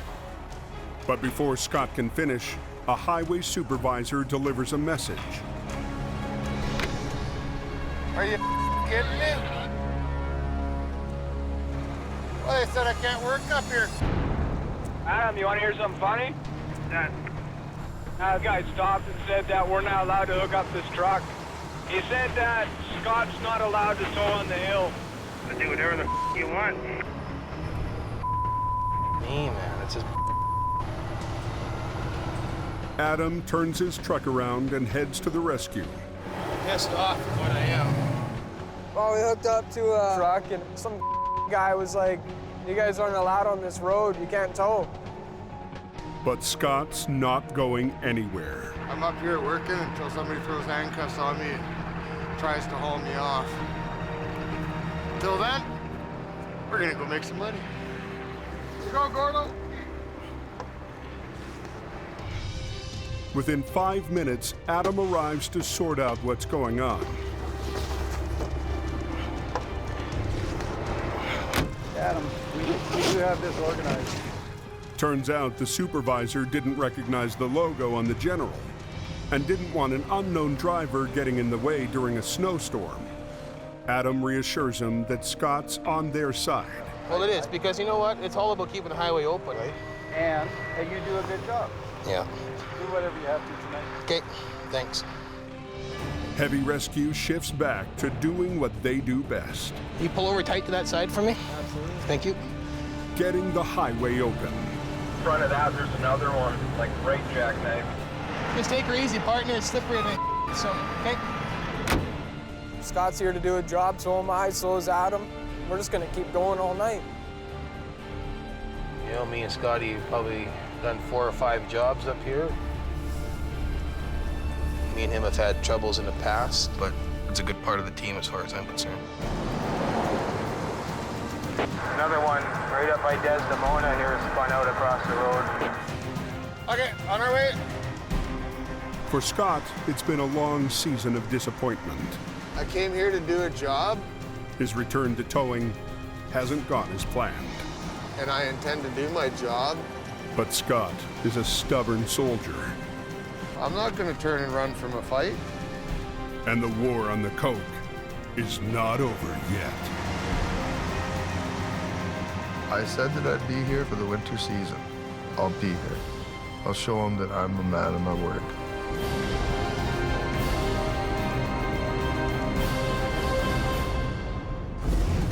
Next time on the highway through hell, heavy rescue must keep a loaded trailer from blowing apart. Touch your back.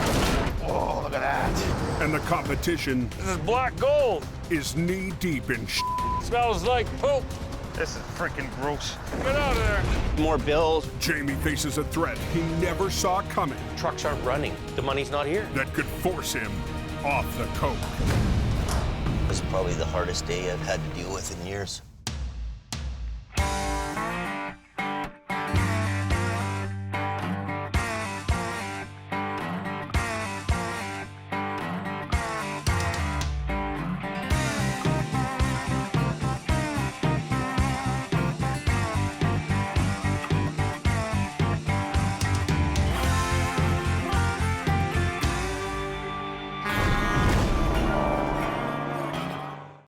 This time on the highway through hell, 40 to 75 centimeters. It's the biggest storm I've ever seen.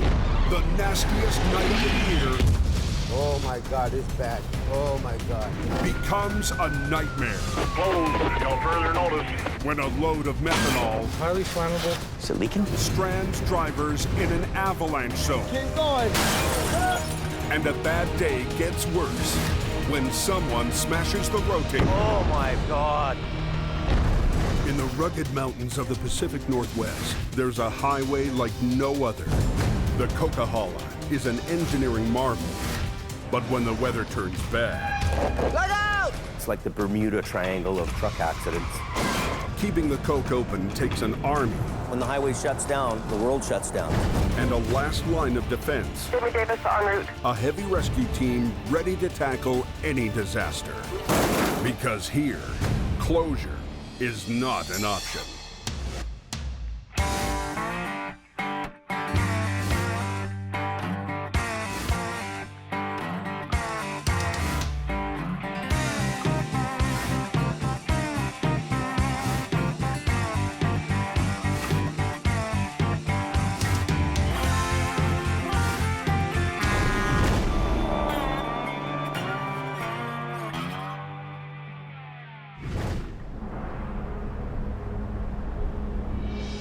Listen to that forecast just a couple minutes ago, and it says we're supposed to get a good snowstorm.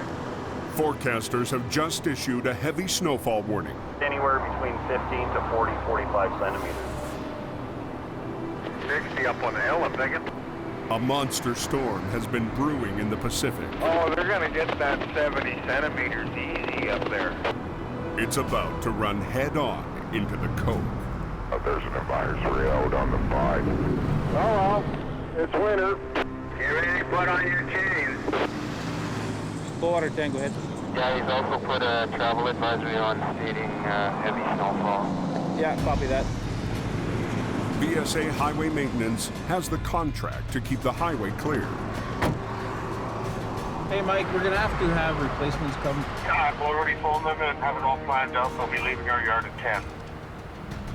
Up at the VSA maintenance yard, extra crews have been called in to get every available piece of equipment ready for the coming storm. It should be good to go. With a fleet of plows, sanders, and blowers keeping the roads clear of snow, the only thing left to take care of is the unpredictable trouble that comes with every big storm. Way up on top, he's coming down like crazy. On the Smasher, several semis can't make it up the steepest part of the hill. Because of the grade here, as soon as they slow down or come to a stop, they're done. The spun-out rigs have caused a traffic jam, blocking VSA's plows from clearing the still falling snow. If there's the volume of traffic there, there's nothing we can do about it. There it is, the Green Goblin. But one guy is in the right place at the right time. Jamie's longtime rival. Quiring. Highways guys want me off. Get them off the road. We'll get them off the road. Come up here properly equipped. They don't have this problem. Come on, throw him back. I'll just pull you right out of there. This will be easy. An early start got him a front row seat. Just another day in paradise, really. I don't even know what's going on the number one or anywhere. It's busy here, though. Oh, boy, this is going to be good here. And if it's something impeding the flow of traffic, Big Green's going to go down and hook onto it with its plasma magnetic pulling capability there and car whisper that baby right off the hill. As soon as we're going, start shifting gears.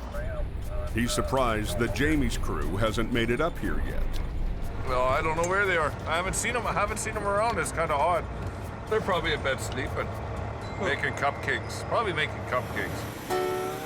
Down in his yard, Jamie Davis has been watching the storm gather strength for 2 days now. Ooh, it's already coming in. Daily accumulations could reach 40 to 75 centimeters. It's a huge storm. This could be the big one tonight. This is the biggest storm I've ever seen. But tonight, Jamie is not going anywhere. My 5-year driver's license expired. It kicked in for me that day. I need to get it renewed. I need my driver's license pretty big tonight. The timing couldn't be worse. A call just came in for a wreck on the Coke.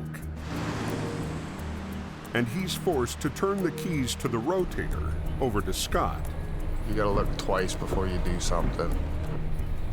You don't want to have an incident in this shiny truck. We're driving on ice. It's only -3. That's not a beautiful thing.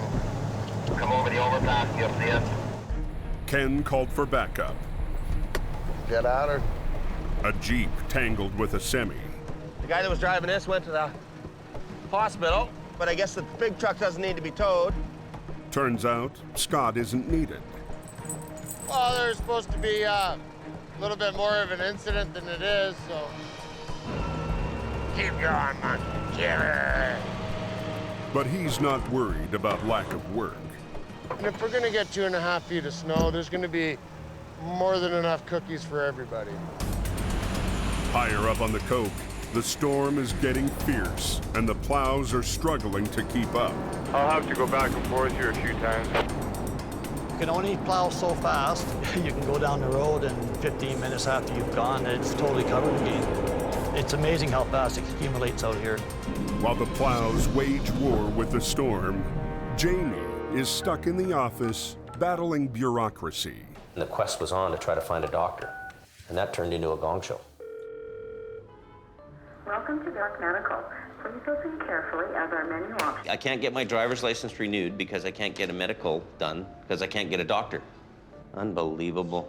Is there a walk-in Chilliwack somewhere? Yeah. Nobody will do a medical exam and hope. So we're going down to Chilliwack to try to get a medical exam done. While Jamie heads an hour in the wrong direction, the storm is unleashing its fury. No matter how much sand we put out, it's immediately covered. The single-blade plows are losing the battle with Mother Nature.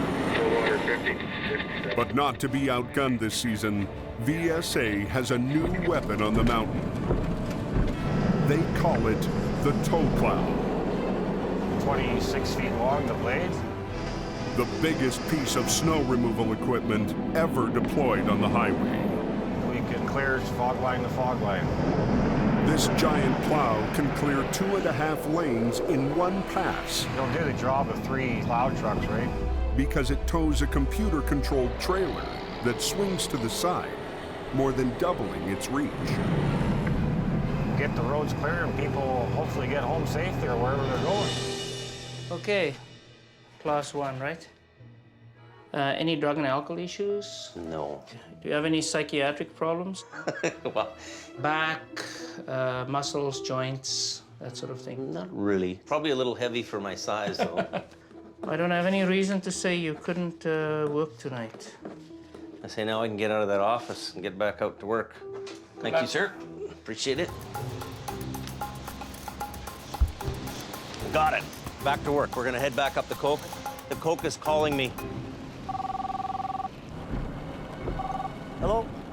Within 5 minutes, he gets a call for a wreck. What's going on? One semi's knifed over just over in the ditch with a load of lumber. Yeah. The other one's a tractor with methyl alcohol. Yeah. It's leaking too? Oh no.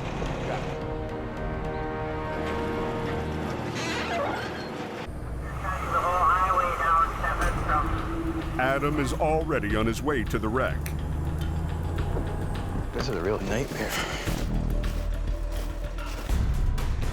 Back at the yard, Jamie suits up. But before he heads out, he's told there's something he needs to see in the shop. Great. Unbelievable. One of his trucks got smashed when Scott crashed into it with a rotator. What is he doing on the hill without chains? He should know better than that. That's unbelievable. I tell you, man. It makes me want to cry. That's $10,000, man. Bumper's $1,000, a grill. This truck just came out of the body shop, just got painted. Look at your whole hood's pushed up. This is damn depressing. It really is. You know what? I gotta go on a call. I can't even look at this anymore. This is a new light you just put on? Unbelievable. With his rotator still up on the mountain, Might have to drive the old General. Jamie's only choice is to drive the aging 5-star General he bought for Scott. Take it and Come go. on, let's just go. So while Scotty has my truck, I've got to drive the old truck because he's out in mine smashing it up. This morning, Scott was supposed to change out a broken headlight. Why is this thing not working like that?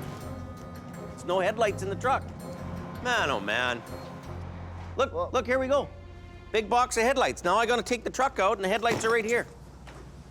I don't know what's going on.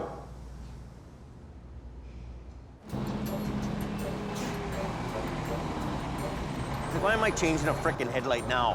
Why am I changing a headlight when it's snowing? Why would this happen in a snowstorm? Okay, let's just go.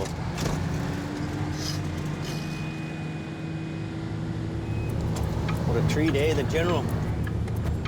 Where's the rotator, man? We should be riding in the rotator. It's bad. You can't get that other wiper guard? Not working. The 2-semi wreck is on Highway 1, 20 minutes outside Hope on a good night. But tonight, the road ice is so slick that traffic is barely moving. How come nobody's moving? I don't see anybody moving. Should we get that radio and listen what's going on? Any word on Canyon? Closed. Till further notice. Closed due to high avalanche hazard. Avalanche techs closed down the highway, so they're saying, hey, it's not safe to be here no more. But in the meantime, we have to clean this wreck up.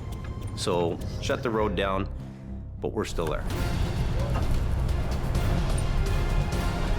Oh my God, it's bad. Oh my God.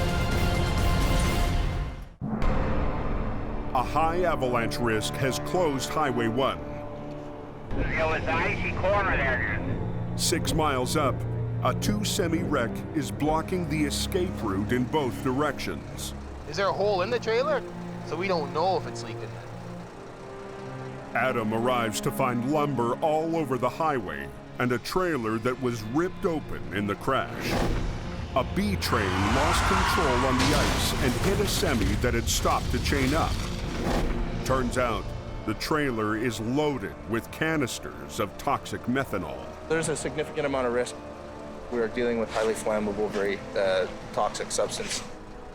Because methanol is heavier than air, a leak could pool on the ground. I'll read you what it says. May be fatal if inhaled, ingested, or absorbed through the skin. Highly flammable. Will be easily ignited by heat, sparks, or flame.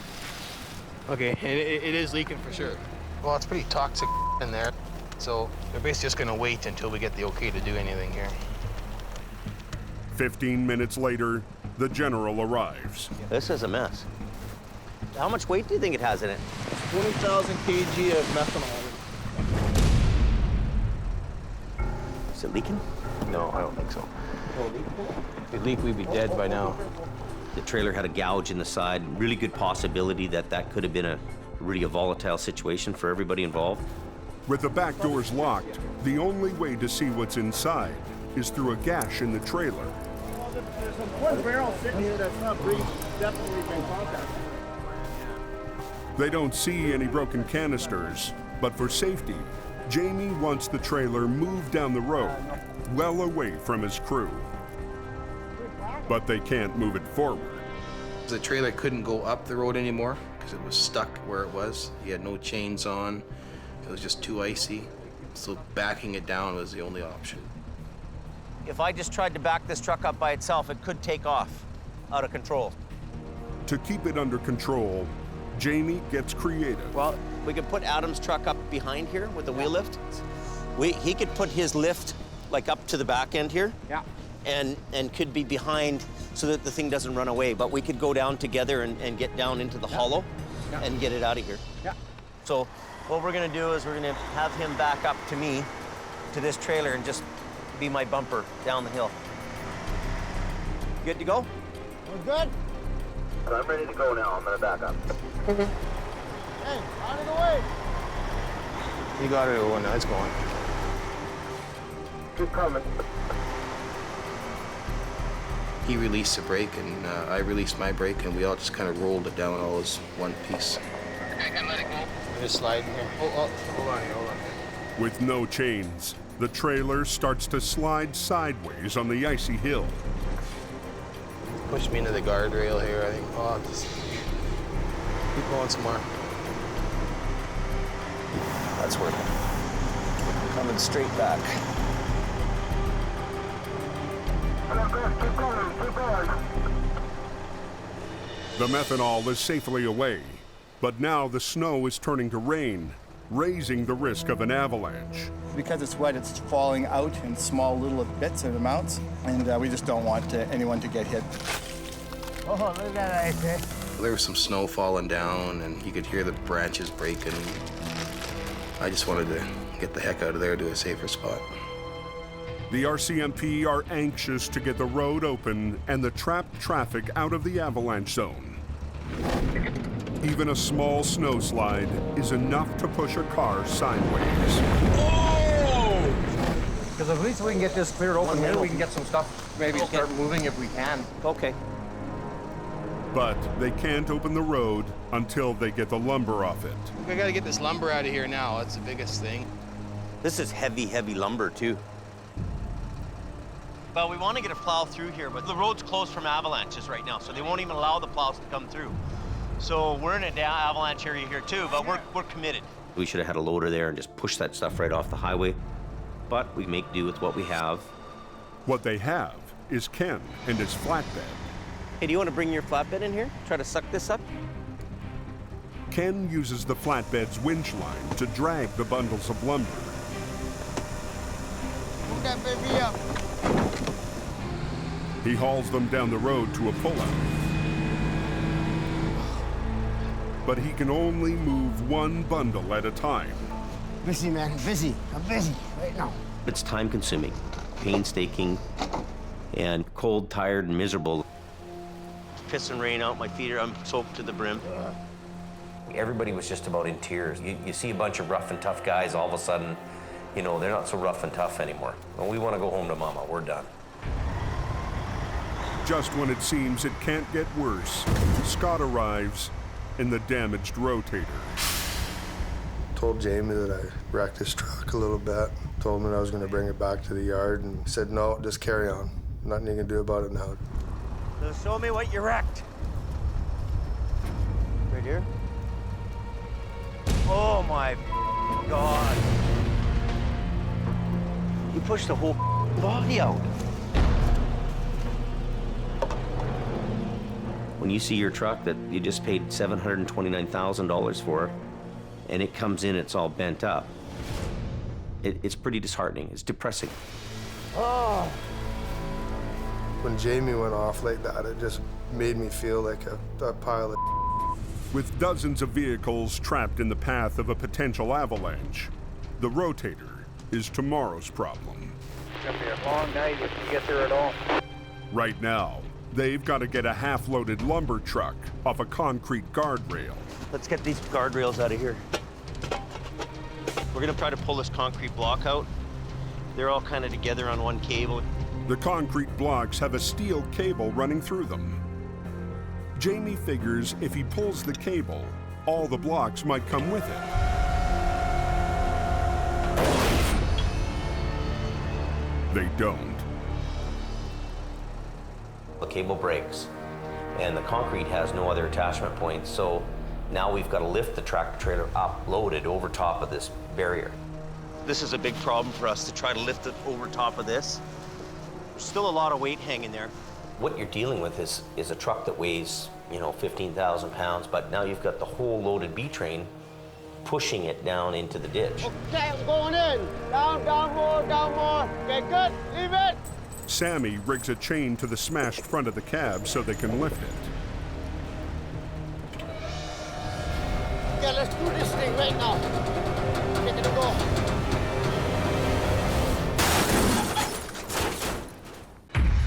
Okay, I'm going in. Okay, good. Leave it. It's the nastiest night of the season so far. Avalanche hazard. Traffic is trapped in an avalanche zone. Highway 1's closed. To get the road open, Jamie and crew need to lift a truck loaded with lumber off a concrete barrier. Tell them to hold it. Hold it! The front of the cab is too damaged to lift all of the weight behind it. Hey, Adam, he doesn't have the ability to bring it over. He needs you in the trailer. Yeah, I'll go turn around and then come back. This is a pretty difficult job to try to maneuver this out and around like this, and this is a lot of weight. Adam gets in position, and they rig another line to the trailer's frame. A Super B train is heavy. What he needs is Adam to get in here and just give him that little extra to lift that trailer over. You're good. Time to get out of the way. Careful. You want to change your angle? Boom up a bit. Keep going. It's coming. There you go. They get it off the concrete barrier. That worked out pretty good. Get ready for a little reset. Now they need to get it off the road.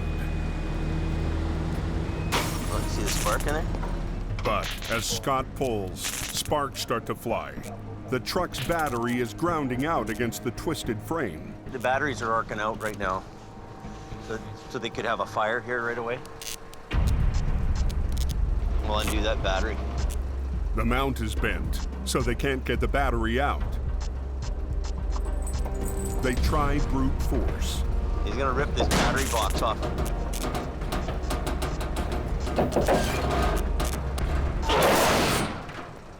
Oh, well, I think it might do. It's not touching the grounds anymore. But Scott pulls it straight so they can tow it away. Okay, let's get it done, man. We'll get out of here, man. Okay, stop there. I think we're good. Let's get out of here, man. I got it. After a brutal battle, the wreck is off the road, and the backed-up traffic can finally escape from the avalanche zone. But nobody's celebrating. That lumber wreck is the, it's the make you want to quit the business job.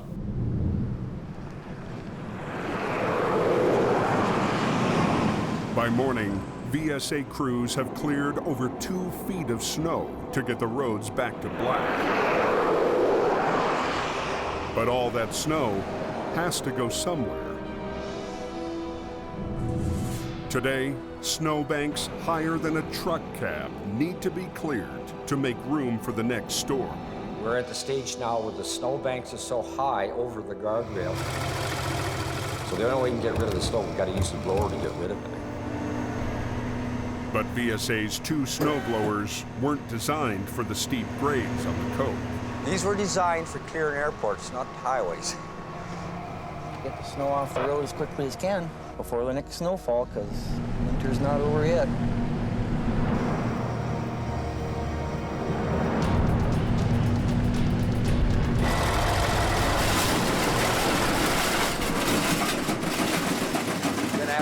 down. The blower sucks up a tire chain that's come off a big rake.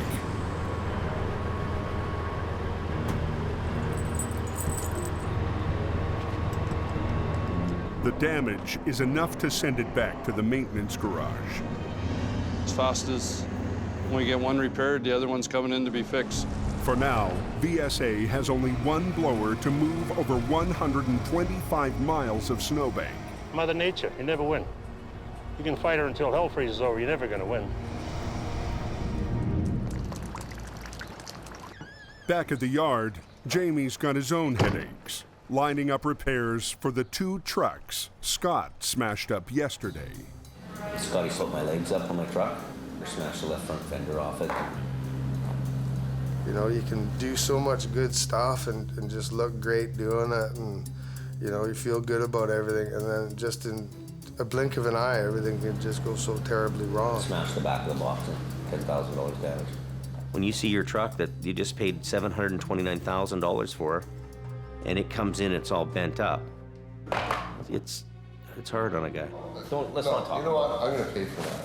I'm paying for that. If you pay for it, I'll get a repair. Everything with Scott's a problem. He's not earning me money, he's costing me money. And I'm starting to think, you know, this isn't working out between me and him. Scott isn't Jamie's only headache. They called me and said, you might want to phone your tow truck and find out how they towed it. And I said, well, okay. Yesterday, Bruce did a routine job for a longtime client and somehow managed to damage the customer's truck. No problem, I'm here for you. Sounds good. Thanks, Paul. Bye. You bet. Absolutely unbelievable. That could be $15,000. For the last 2 weeks, Jamie's been trying to get Bruce to move into a lighter truck. He needs to wind down a little bit and move into something a little easier. But so far, Bruce has refused to give up his home's heavy wrecker. I just told him that was bull. I offered him the job in the smaller trucks. He basically tells me to go blow it out my ass. So I have no choice. Too big, man. I have no idea, Bruce. I only work here, buddy. Hey, Bruce. Hey, do you want to come in the coffee room there for a minute with me?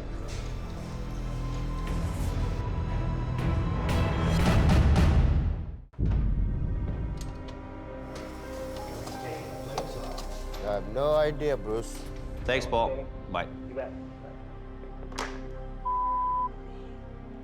Okay. Hey, Bruce.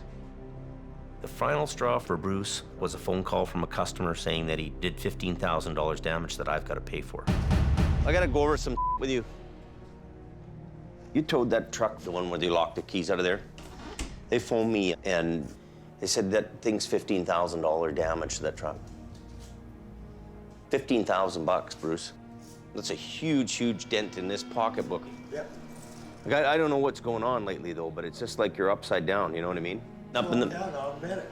This is a hard thing for me to talk to you about, even, Bruce. And I love you to death, Bruce, but I think you need to retire. I really do, you know?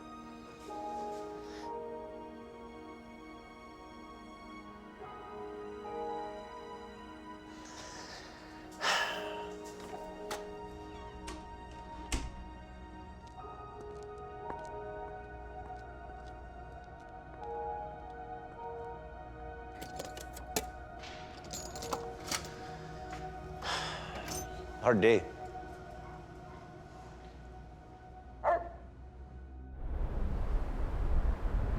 A hard day becomes a hard night when a call comes in at 2:30 in the morning. What we're doing right now is going to a overturned reefer unit in Lytton. It could be a difficult job to do. The road is a solid sheet of black ice. Look at this Yahoo lumber guy, man. Holy me. This is scary to even be up here. Kind of a white knuckle ride, eh, buddy? Oh, yeah. It's on the side.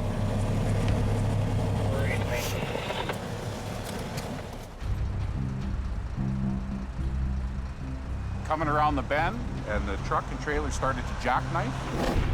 The trailer spun 180 degrees, then slid into a ditch.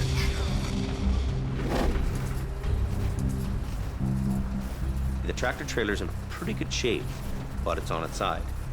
Fairly intact. The walls bowed out a little bit. I don't know how much damage is on the cab. The cargo is $250,000 in deli meat. Has 35,000 pounds hanging all on that wall, so the wall is bulging out on it.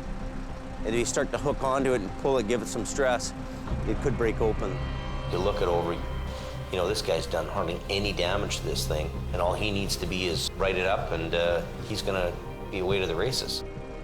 Jamie thinks he can pull off the holy grail of recovery, saving the truck so it can drive away, cargo intact. That idea hit me within about 15 minutes of walking around that tractor trailer, checking out the truck, checking out the back end. I'm thinking, this is an airbag job. So we make a decision to just leave it there for the night. So you're good with us doing it in the morning? I'll stay with it. You can do whatever you want. My only concern is that the tractor is unstable. Okay. And if you can stable it up and you're going to sit here all night, that's okay by me. The truck cab is teetering on 2 wheels. If it rolls, the trailer could rip open. We'll just put a line on it just to hold it, just for a safety thing. That's what he wants to do. So. Right. And then a guy, I can crawl up in there at that point then? Yep. Okay. Yep. Yeah, I want to make sure I get my pooch out of there.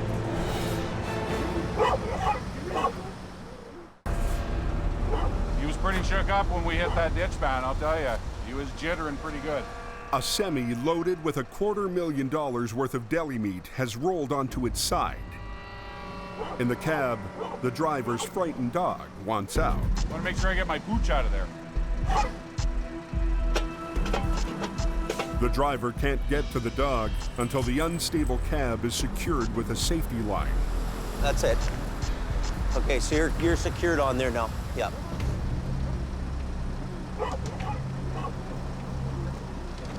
I got it. I got the wheel.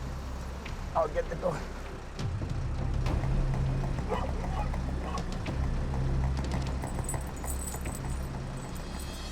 Nice job, eh? Thank you. I got you. Good. I got you. Oh. Thanks, man. Yeah, no problem, buddy. Yeah, no, it's okay. Dog's out. Somebody has to stay with the unit. It's got expensive load of meat in it. So Sammy and I are gonna bunk down and end for end in the bunk tonight. Time for bed. Come on, Sammy, you ready to go to bed? Let's do it. All right. I'm tired, eh? Are you? Oh, yeah. You didn't make the bed yet.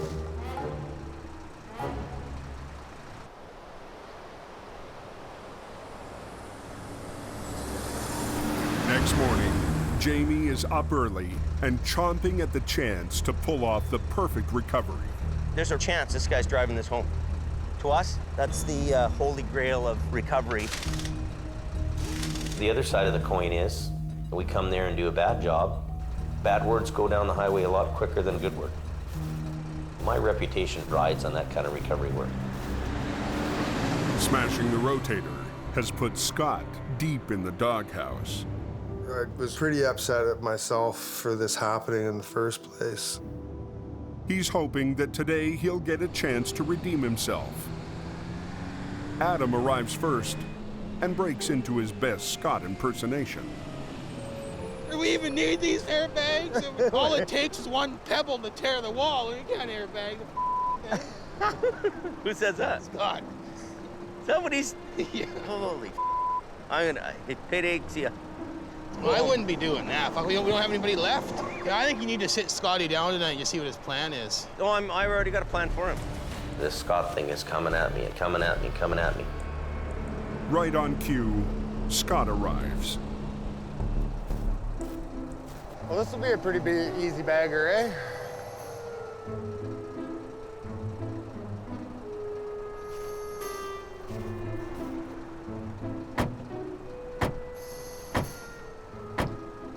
Hey! Menace.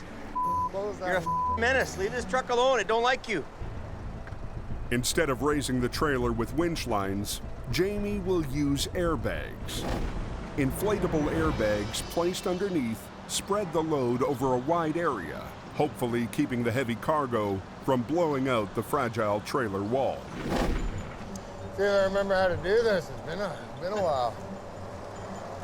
Scott has done dozens of airbag recoveries. Yeah, put it right up in the ditch there so I can watch all the way down. So he assumes he'll be the one in charge. Bring it here. But Jamie is in no mood to hand over the reins. Just put it so it's this facing around, turned around, and facing this way, okay? If I'm the guy who's got to answer to the company why things happened or why something went wrong, I got to know that I was in control of that whole deal from front to back. Scott figures he can at least start the air compressor. Okay, let's start the compressor. Start the compressor. Start them up. When was the last time this thing was serviced up, Jim? I get it done all the time. Won't start. I'll be right back. Just give me a second. No go? Well, you do that, I'll deal with this. Oh.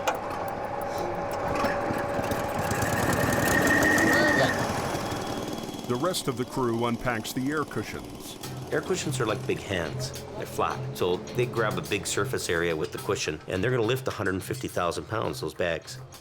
We can come in here with the big wreckers. We've got lots of power. We can just pull this thing right over. But we don't want to be tearing the wall out and lose all the product. Yeah, so come up here as much as you can. And what the idea is, get that as far down this way and down into the corner as you can. Twist, twist, twist. Turn, turn, keep turning. So even though this load's, hanging here in the balance, it could break at any moment, this wall. There's still 37,000 pounds hanging on a shoestring here in the trailer. Easy for a trailer to split in half. Look at the ripple in here. I didn't see that before. So give me that in. The hoses connect to a valve block that controls the airflow into each bag. Make sure all those bags are under.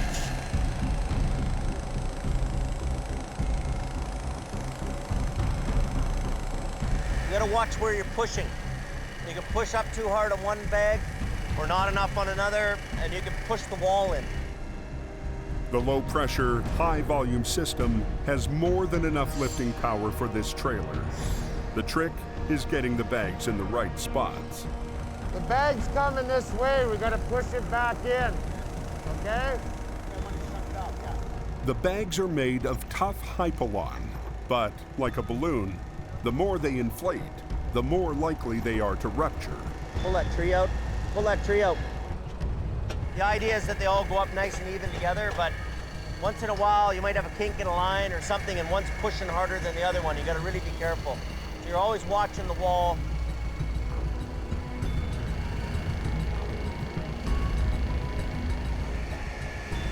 We're equalizing all the pressures now. Now it's do or die right now. We've gotta stop now. I want Adam to kind of start pulling on the rear end a little bit.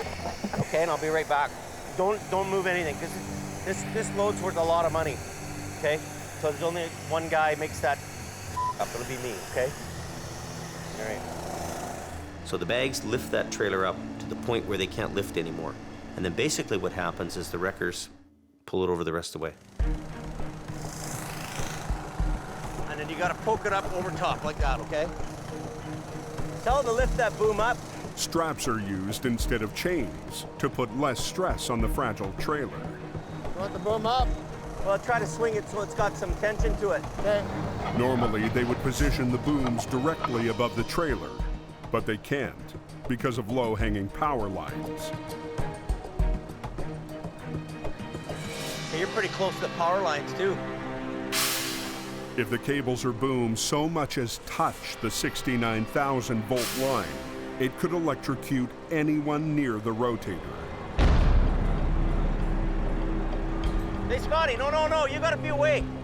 I know, I'm going in and out. No, away, you're going right up towards the line if you can see it. Hey, stop. Jamie was really concerned about how I was putting the boom close to the power wires. You gotta stay away from them power lines, buddy. I know. Scott notices one crucial detail that gives everyone a little breathing room. Those are media lines down below. The power is the 3 on the top there. Yeah. There were more communication wires. I felt that I was safe being away from it, and when I pointed it out to him, it was pretty much the last that I heard about it. Yeah, just a little bit. The load begins to shift onto the wheels and away from the weak sidewall. You guys got it. So there's gonna come a time when this gets to its happy spot. Those bags are gonna go poof, they're gonna blow out. When they blow out, he turns the machine off and then the wreckers do the rest. Almost there. Let a couple more, let him do their thing. Just let the bags start popping out and I'll give you the moment. Real close. But then, the perfect recovery starts to slip away. Oh. Just let the bags start popping out and I'll give you the moment. And when you're getting to that critical moment, when it's up in the air and it's just about to flip over, those are pins and needles for us. Real close. $500,000 worth of truck and cargo have reached the critical tipping point. Oh. Ice on the road is causing the wheels to slide. We need gravel. And Jamie needs a fix fast. Got some gravel here. We need gravel because these wheels are slipping out. He shovels gravel under the wheels. See that wheel slip out? If that trailer skips out, we lose the whole load. You're gonna make it or break it. And if the trailer falls off the bags, splits open, meat all over the place, loser. Go a little more, Adam.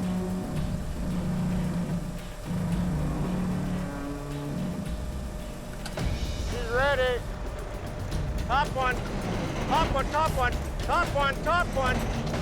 Okay, good. With the airbag part of the job done, Heavy Rescue turns their attention to getting the rig out of the ditch.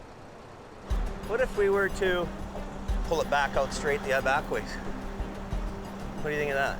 Yeah, I think so, yeah. I don't know, I'm just Well, Scott sees an easier solution. what about just sucking it, trying to suck it this way stuff? winching it completely sideways? Yeah.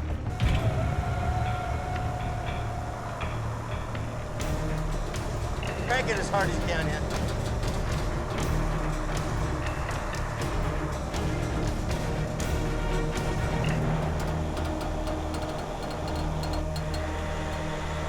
Stop for your brakes for a minute. Is that ever nice? Beautiful. That's the best job of the season.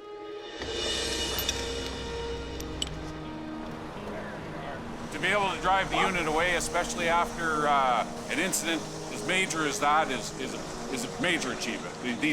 Jamie Davis and his crew did a fantastic job. Fantastic. As much as I'm bitching and whining about you, you do know how to run a record.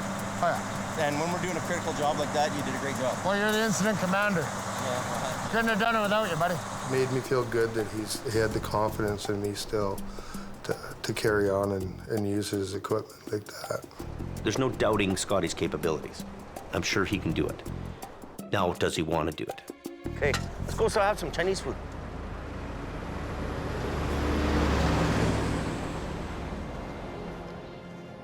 Later that afternoon, It really wasn't my fault. The truck did it all by itself. Scott is asked to explain how he damaged Jamie's prized rotator. I just put those fades down, and I just lifted it a few inches. 2 nights ago, Scott parked the rotator on a steep hill directly above the flatbed.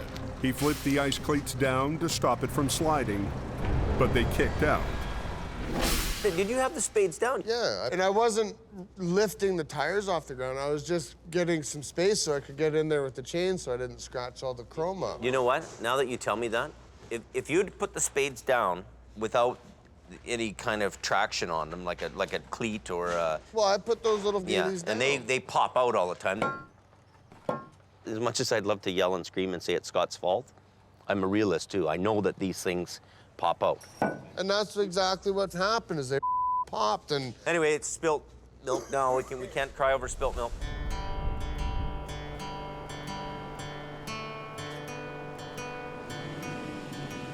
That night, Jamie throws a retirement party for the original tow truck cowboy they call Crazy Horse.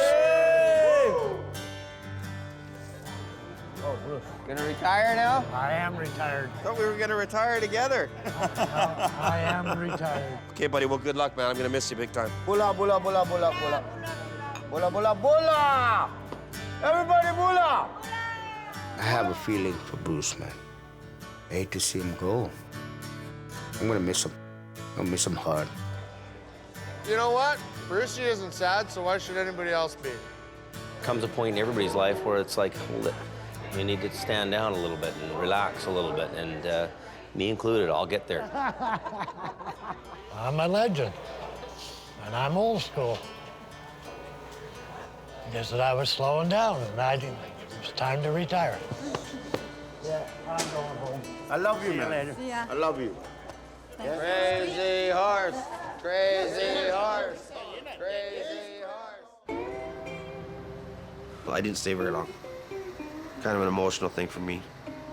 I look at Bruce and I see myself. 20 years from now, I'll be Bruce. I'll be put out to pasture. I got 2 CDs, Aerosmith and Aerosmith Gold. Oh, Brucey, how we miss you. Brucey, how we miss you. Next time on the highway through hell, a sheet of ice up here. a semi slams into a concrete barrier, Looks like a big mess. shutting down the Coke's most important exit. Watch out! Whoa! A new driver joins the team. Oh my God. I don't think he's got the experience he says he does. And another pushes Jamie too far. You're just kind of dragging your ass. Go home. Need to start saying no. Plus, a massive pileup Here comes the chopper. sends air rescue to the Cove.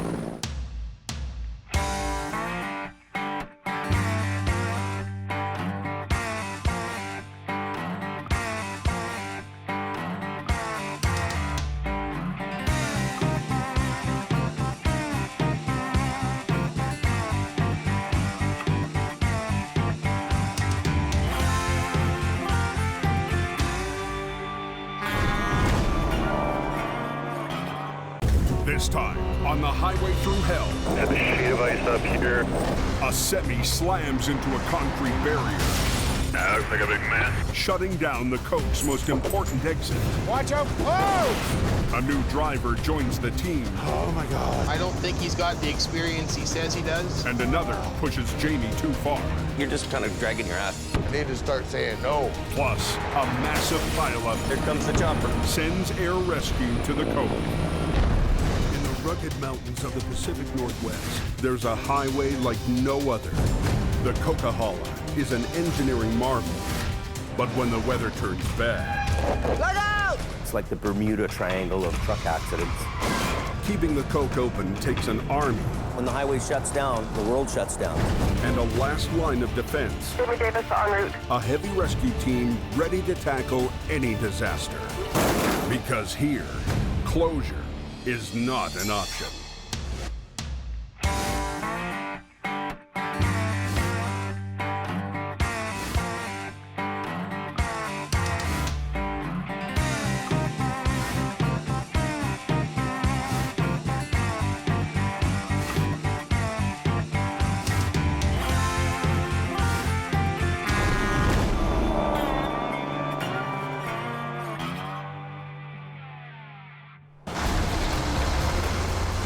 Blowing up on the top. Icy spot. A sheet of ice up here.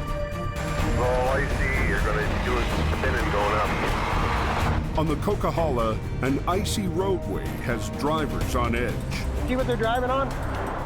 You come down around a curve, and before you know it, you're completely out of control. It's just another night out in the battlefield. What's this about a wreck? Yeah, I got an accident here just on the other side of this corner, guys. At 4 a.m., Jamie gets a call for help from another tow company. Looks like a big mess. There's a semi on the off-ramp. The axles are ripped right out of this trailer. We're going to give Tom's towing a hand. The wreck is blocking a major exit ramp near the eastern end of the Coke. On the road's pretty icy, so we're going as fast as we can, but we got to remember too that If we don't get there and we wipe out, we're no good to anybody.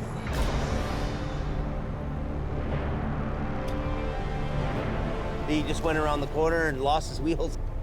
Wow, unbelievable. As it took the ramp, the semi lost control. The back end fishtailed and slammed into the concrete barrier.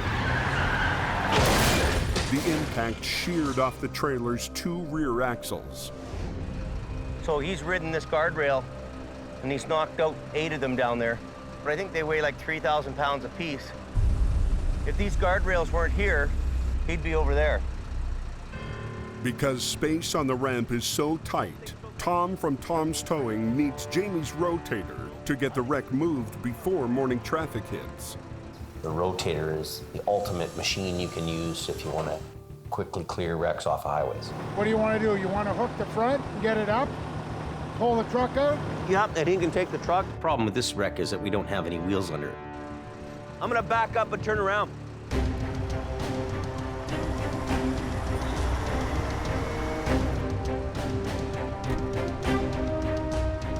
We're gonna pick this stuff up here. Tom's is bringing a flatbed for that. Tom wants to load the sheared off axle onto his flatbed, but the trailer is in the way.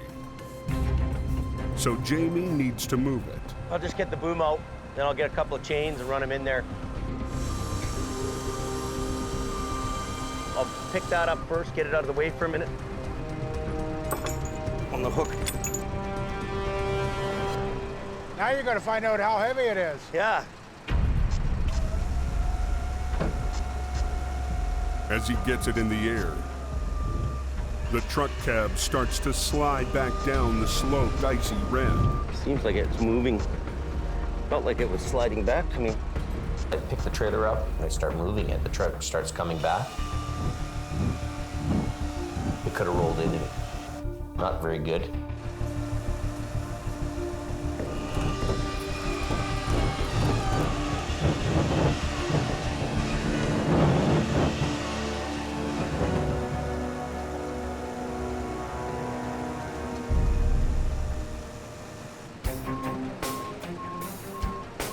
You can do it.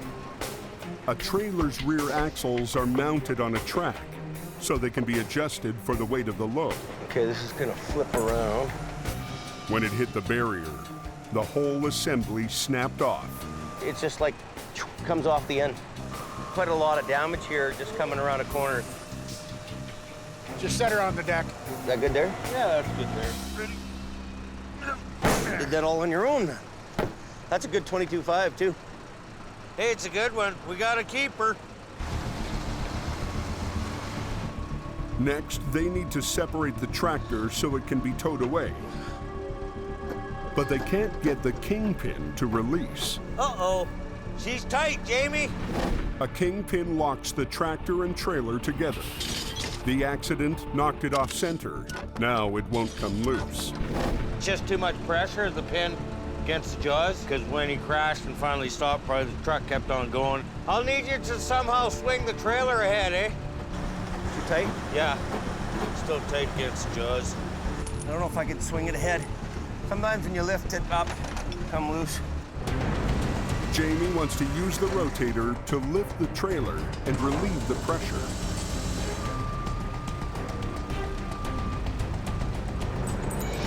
Try this. Okay, ready? But as he lifts, now the back end of the trailer starts to slide. Oh! That woke me up. So he sets it down. Trailer decided to move over a little bit on its own, kind of find its happy spot. We're having a little bit of trouble getting the fifth wheel because your truck's on an angle and the trailer's on an angle too. They're on the opposite angle, so there's a bit of trouble there. So what should we do then? Go up a bit? Oh, it's trying to level itself? Yeah, maybe lift up on this one? Yeah, I agree. Okay. Jamie tries again, using a second winch line to level the trailer. How about that? Nothing? Do that again, Jamie? There. Okay. Okay. Just then, Scott arrives. You grabbed the hook? With the kingpin now released, Tom's driver Dwight hooks his winch line to the tow ring on the front of the tractor. Yeah, I think we're ready to go.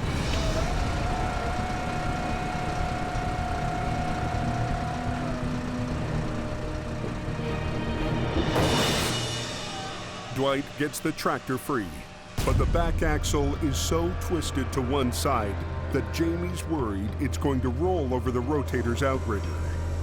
Okay, stop for a minute.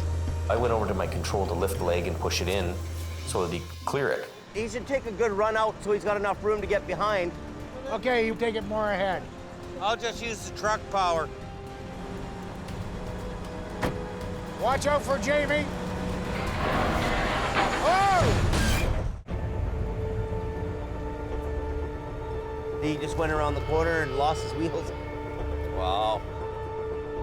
A semi's rear axle sheared off when it slammed into a barrier on an exit ramp. Tom's Towing has called in Jamie and his Rotator to assist in the tricky recovery. Yeah, I think we're ready to go. They get the cab separated from the trailer, but Jamie doesn't want its bent axle to run over the Rotator's outrigger. Okay, stop for a minute.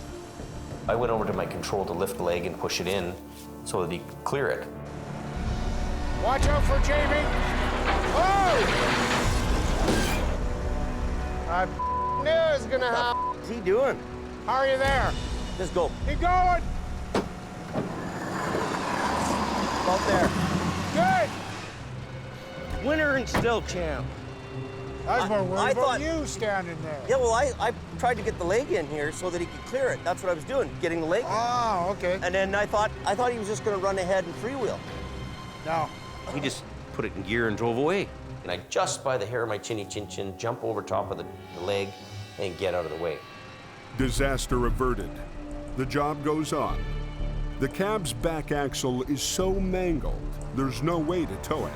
I guess we can't get this back axle off, eh? I don't know, I'll rip it off. Okay. Jamie wants to yank it like a bad tooth. See, this one's got to come out outside of the frame rail here. Yeah, there you go. Stand back on this one, because it's going to be a bit of a rip and tear show here.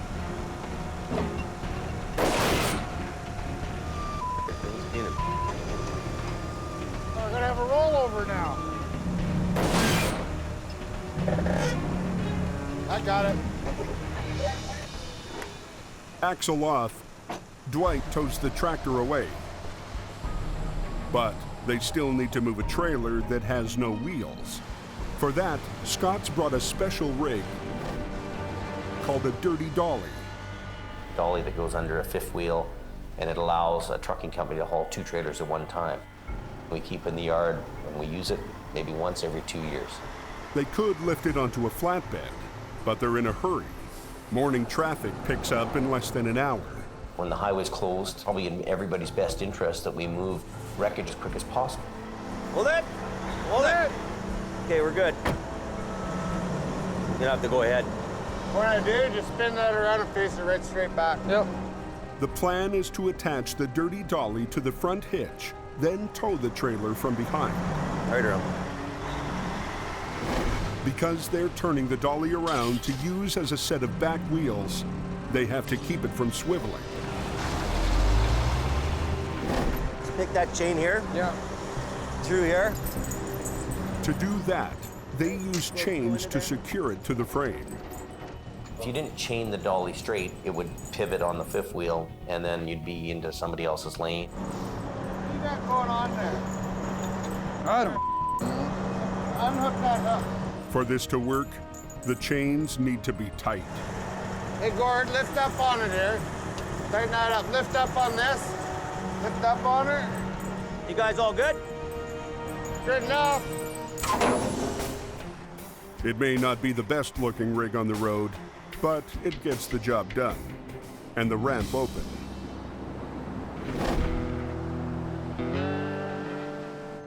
You gotta fix me up on the phone. I have no cell phone. No problem. Okay. Back in the yard, Sammy welcomes the newest member of Jamie's crew. My name's Chris Harton. Show me my new room. No problem. We're in. Chris Harton is from back east. Well, take it and go. He heard about Jamie Davis and sent him an email. We needed more help for the winter, so we thought, okay, we need the guy right now. We hire him on the spot. One quick thing, we don't smoke inside, that's all. Yeah, perfect. Done. Sound good? Got it. Thank you very much. For now, Chris will be roommates with Sammy in a trailer in the yard. I'll even open the door for you, sir. Chris is confident he can handle whatever the coke throws his way. Woohoo!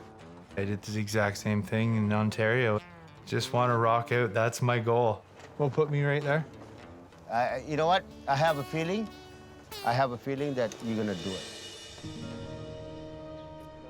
With veteran Bruce just retired, the plan is to put Chris in the old Holmes wrecker. There you go. Better look after my baby. Oh, I'll look after it. Don't you worry. He better, I'm gonna slap him. Can you see that? Chris Doherty. Anybody come down off the coke recently? It's snowing fairly bad and the snowplows are out. As the day fades, snow starts to pummel the mountain. Yeah, I got a feeling we'll be staying up today. All signs point to another long night on the coke. Avoid driving in bad weather. Hell of a good idea. Adam heads up the hill so he can be in position when the wrecks begin. Something will happen, always does. All it takes is one guy with tires to cause some havoc.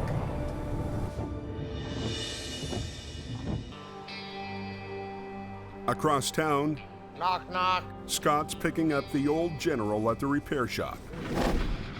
When he hired Scott, Jamie promised to buy him a brand new heavy wrecker that's even better than Adam's.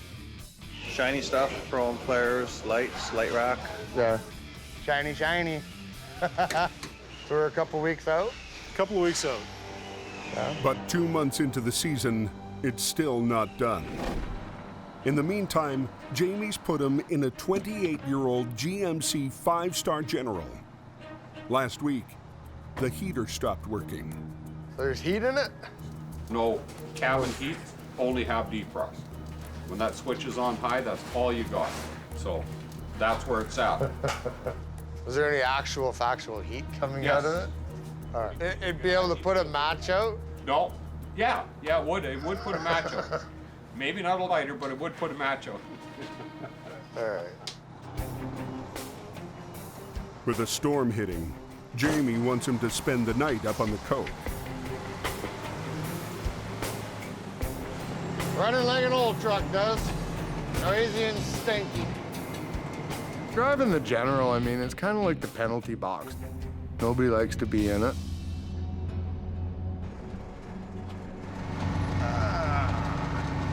No heater in here. As the temperature drops, the defroster struggles to keep up. I just gotta kind of duck down like this. This just won't do. Running like an old truck does. Noisy and stinky. Tonight, Scott's working the coke in an old wrecker with a broken defroster. I just gotta kind of duck down like this. This just won't do. He comes up on a double trailer, spun out in the right lane. A little quickie. Just about to the top, blew all his chains up.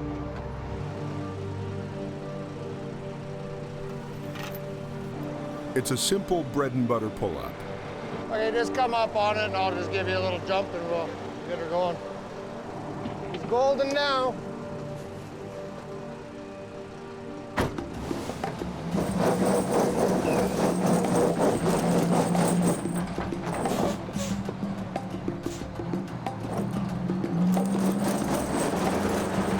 This thing's so light. Suspension, it isn't a real good suspension for doing this kind of work.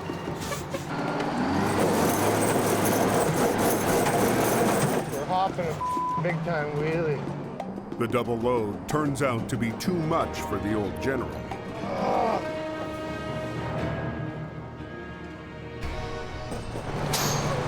This is ridiculous. If I had my new truck, none of this bull would be going on like this.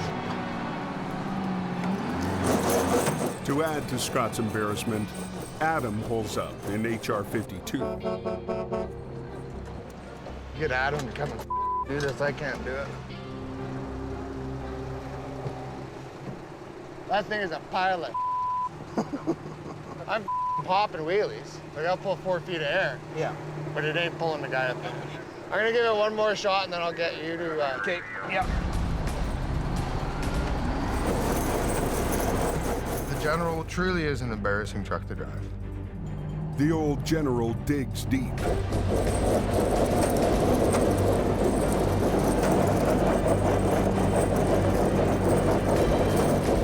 And somehow gets her done. If I had my chains on loose, I'd have torn them right then and there. Scott manages to tow the semi to the top of the hill. But he's not feeling like a winner. Just write him up his bill here and send him on his way. He calls it quits and heads home early. I've decided enough jumping around like an idiot trying to get done because all it's doing is causing me grief. I could be sitting at home watching my TV on my nice couch.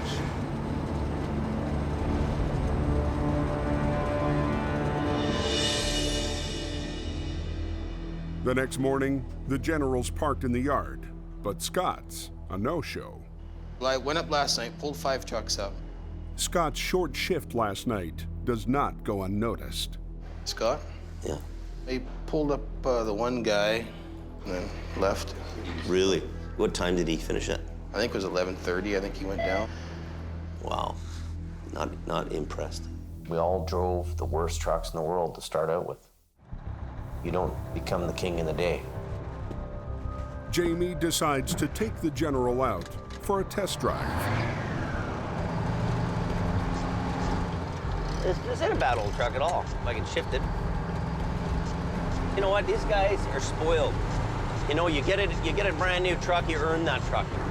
I could take any kind of a truck like this, bubble gum it together, duct tape it together, and I'd make $250,000. Scott should be in that truck doing the job. Don't suck it up, princess. We all did it. We've all been there.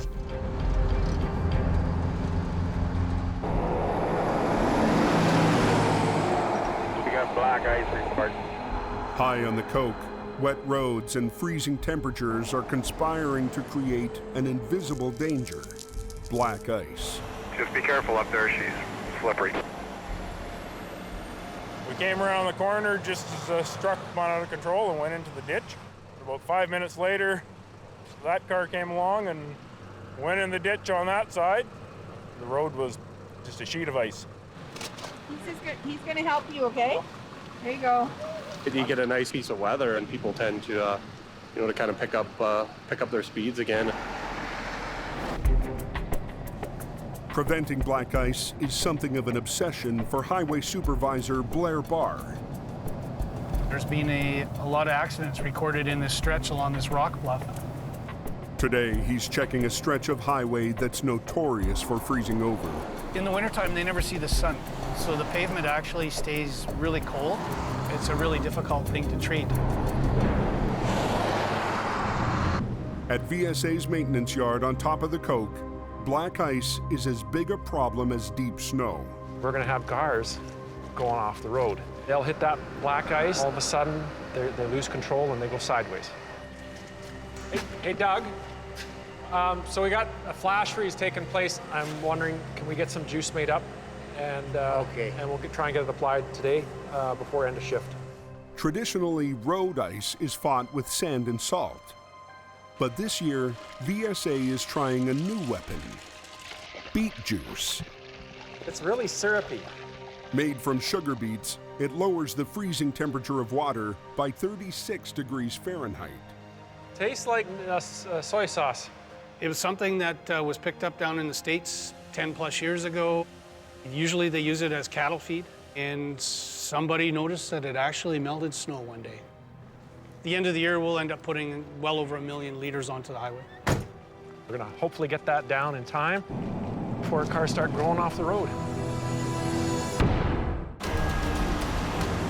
Cold air and a clear day bring a new danger to the coke: black ice. The road was just a sheet of ice.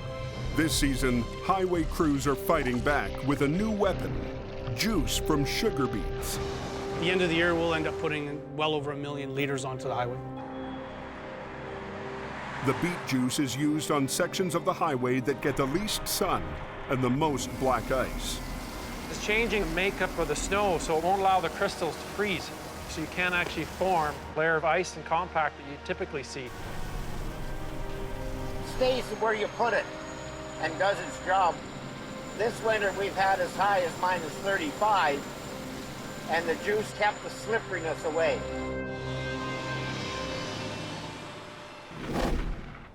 Later that day, Supervisor Blair Barr returns to check if the juice is working as advertised. Frost on the sides of the road, and it's still wet on the traveled lanes. Yeah. So it's doing its job. It's something that we have to deal with. And by applying this product, we're totally avoiding a dangerous situation.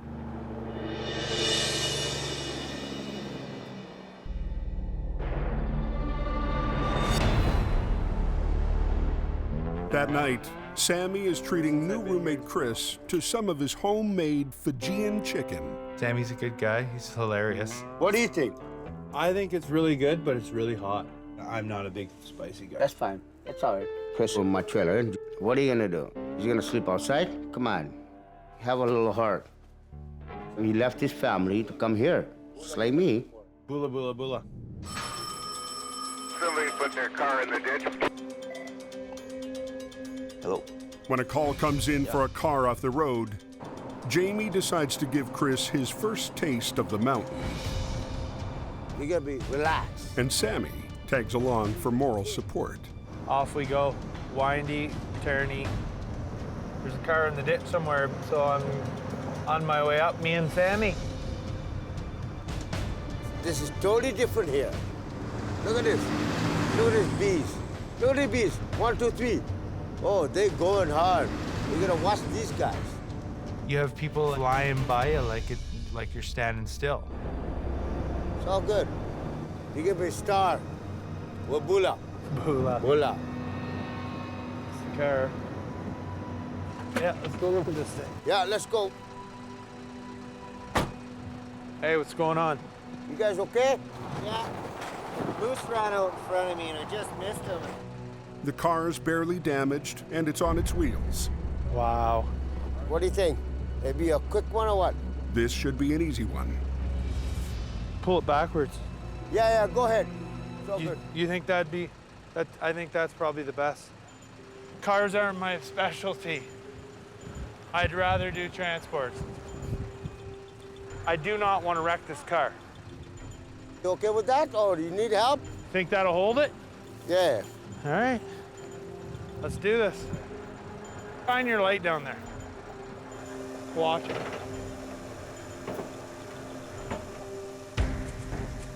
Little bit more, little bit more, little bit more. Keep going. Okay? Yeah, keep going. Oh, whoa. Okay, now, hold up. The car gets stuck on the embankment. I want to get it over a little bit more because this is cut out more. That's good. Leave it. Sammy, who has never towed a car in his life, starts coaching. Angle and take it away. That's all you gotta do. You gotta get that lift up before you drive it. Lock that thing up, man. Lock it. You don't need it. Oh. Well, lock it. How are you supposed to lock it? I don't know. You're the tow truck guys, man.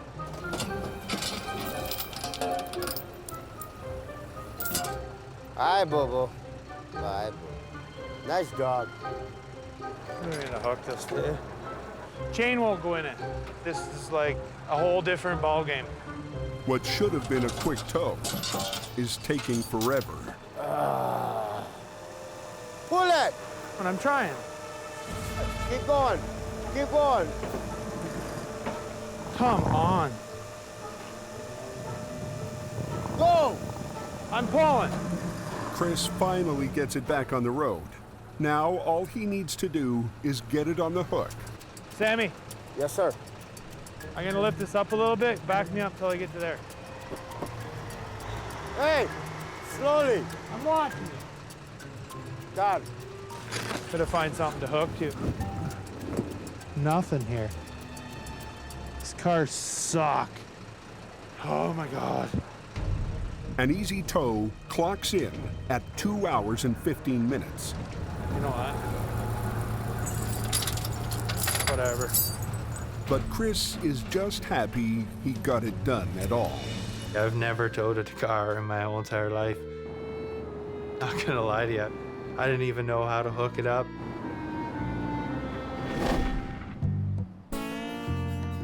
The next day, word spreads about Chris's first attempt at car towing.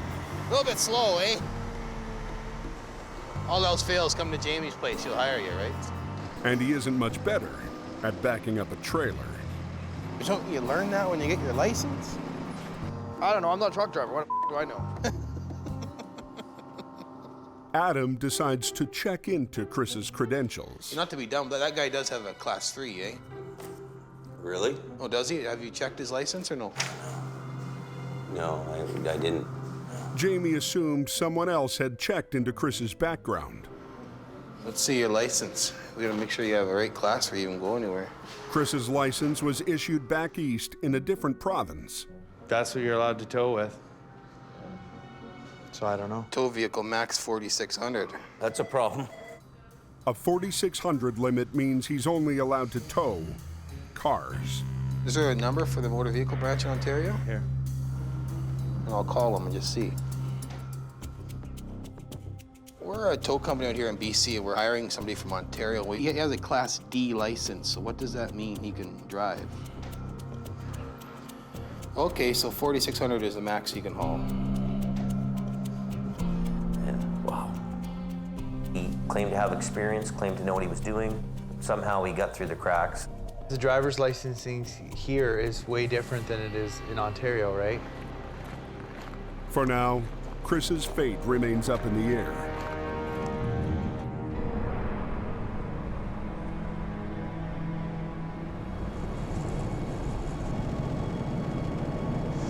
I think Chris is a nice guy, but I don't think he's got the experience he says he does. All he had was a license to drive a car. A lot of these guys come to work nowadays, figure they know everything, they've done everything, you can't teach them anything. I don't know. Only time will tell. Adam's been called to help a semi that got stuck when he ran out of plowed road. Yeah, this must be it here. If he just would have kept going, he would have made it just about. Well, I just about made her, eh? The road tightened up. It was me and another truck trying to get past one another, and he hit the brakes and I hit the brakes, and the rest is history. For Adam, it's a simple job. Hook up the tow pin and pull.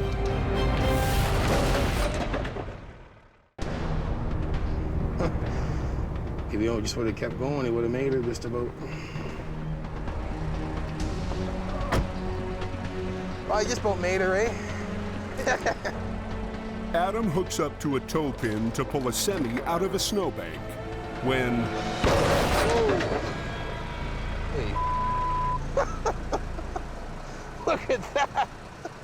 That could have been bolted on there very good. The tow pin is built into the bumper, which is supposed to be securely welded to the frame. Look at that. But this bumper was only held on by a few bolts. They only had it melted onto 4 bolts.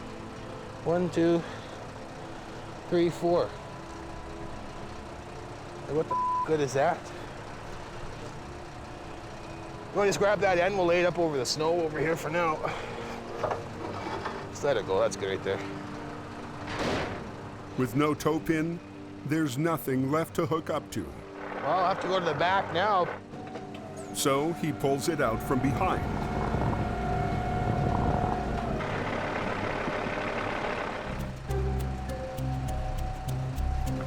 I can get out of there now, no problem. Yeah, you can probably pull out of there now. You want to hop me out? I gotta get out. Yeah, you better get out now. The driver packs up his bumper and heads off. I felt for the guy, because now his truck looks like but what do you do? I don't know. I wasn't even pulling that hard on it.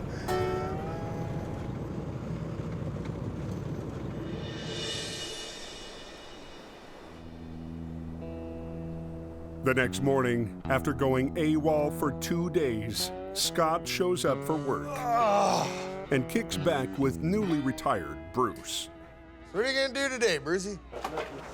That a boy. Well, I feel like semi-retiring today too, Brucey. Yeah, you know it. Hanging around the table, drinking coffee and smoking, and nobody's getting anything done. He's not earning me money. He's costing me money. Super Jam. Do you want me to find somebody to run the General if you don't want to drive it?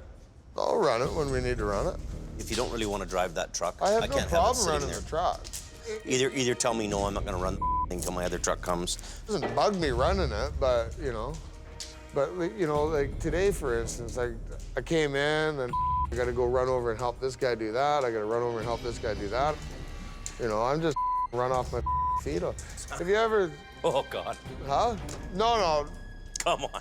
I can't relax because there's so many things that people are always calling on me. I need to start saying no. You know what I think? I think you got to go home and holiday for a week, because you know what? You're just kind of dragging your ass anyway. You might as well just go home.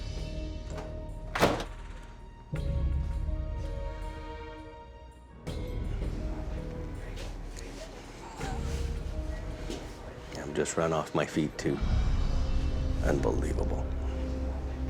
Scott's building on me and building on me and building on me, and I'm hoping that something's going to change. He's going to be this powerhouse that we wanted. But that's not really happening. So I'm not very happy with Mr. Jamie right now. I'll say, well, if you're not going to drive it, I'll get somebody else to. Well, go get somebody else to, because I'm done with it.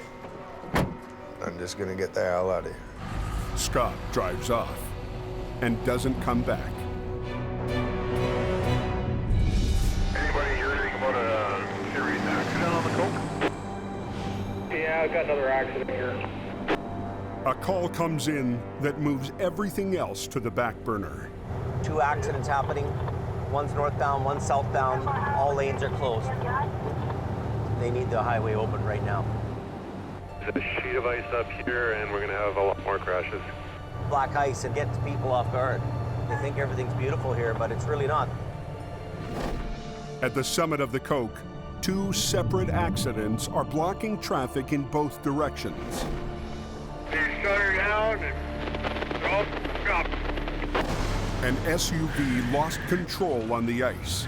A Super B, trying to avoid it, jackknifed and trapped it against the guardrail. In the southbound lane, a car slowed to look and a truck rammed into it. This is a compound accident, traffic slowing down to take a look. Next thing you know, we have people colliding into each other. Are you gonna pull it? I'll get this one. I'll get that guy.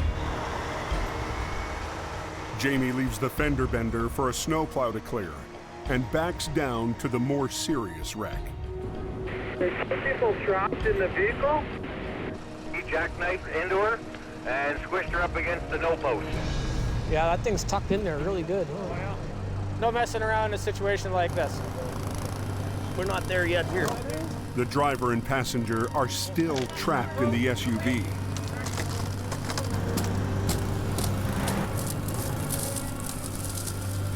Fearing spinal injuries, rescuers want to backboard them in place. Hey, you want the small cutters here? Salvage expert Jim Lasser is a volunteer member of Hope Search and Rescue. They use a hydraulically powered shear called the Jaws of Life to bite through the door hinges. A little bit further. It's an hour to the hospital by ambulance when the highway's not covered in ice. So the decision is made to get them out by air. They're going to bring 2 helicopters. They're going to land one here and one up a little bit behind it. We're going to be bringing an air ambulance in, get the patients out, and get the highway open.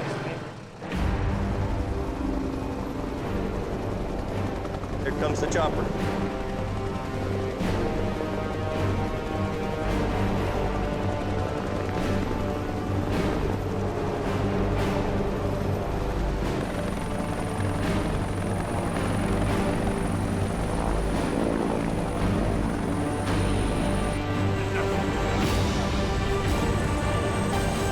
I don't think in my lifetime I've seen 2 helicopters land on the highway at once.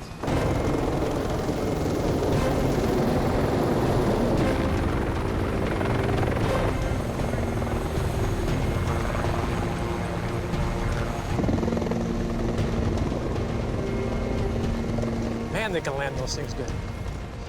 That job gives me goosebumps. 2 helicopters land on the highway at the same time. All these guys come running out. Oh, that was a beautiful job. 45 minutes after the accident on the remote Coke summit, both victims are on their way to the hospital. Their ambulance is just taking off now.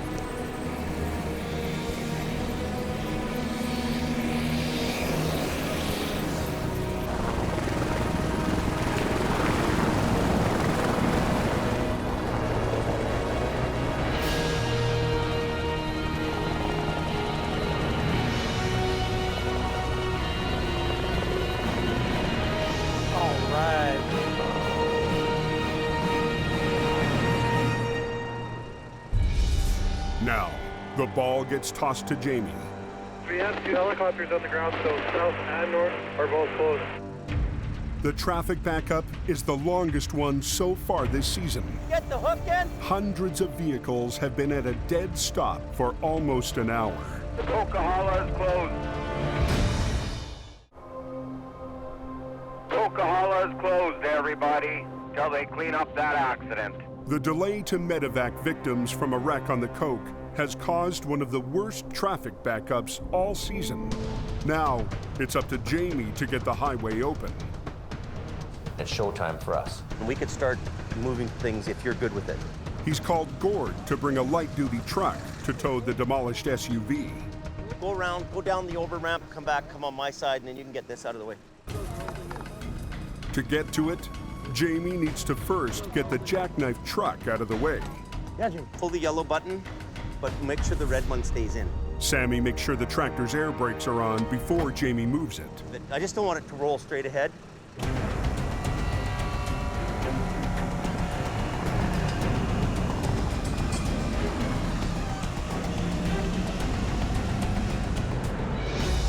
Okay, undo the front. Once he gets it straight, he's hoping it can be driven away under its own power. If you can kind of go like this a couple times and just get it so that the cab's around enough for me to get the car out of here. The problem here is that this is jammed into the car. He can jimmy it back and forth a little bit. We'll get the little truck in here. I'll watch your back end, okay? You got only about this much back. But the truck doesn't move. The air brakes on the 2 trailers are locked tight. The brakes need air pressure to release. It's not leaking air anywhere, is it? It's not building air. It's a safety feature that in this case is turning into a headache. In any other situation, you'd press your button on the dash, air goes in the chamber, and releases the brake. Jamie suspects there's a leak in the hose that feeds air to the brakes. With the broken airline on here, you can't put air to the unit and you can't release the brake. So at the end of the day, this thing isn't moving anywhere. Does anyone know how long the highway will be closed for, Highway 5? An air leak too small to see has hundreds of vehicles at a dead stop. All those cars are backed up and they're waiting on you to get that thing out of the way. There's a lot of pressure on you. Hey, can you get the hook in? You're in. Jamie drags the tractor out of the way so they can move the SUV and at least get one vehicle off the highway. Okay, get the 440 in here.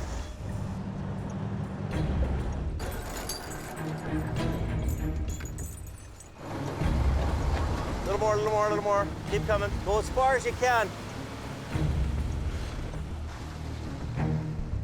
With the air brakes locked, Jamie's not sure how he's going to move the semi. I don't know where it's leaking from. The air leak could be anywhere in 60 feet of hose. In other circumstances, he'd use caging bolts to force each brake open. So we've got a B train that has 7 axles of caging brakes. You'd have been there for 2 hours doing that. What a gong show that road is. Traffic is backed up for miles. So we really need to get the air flowing on this thing. He tries once again to find the leak.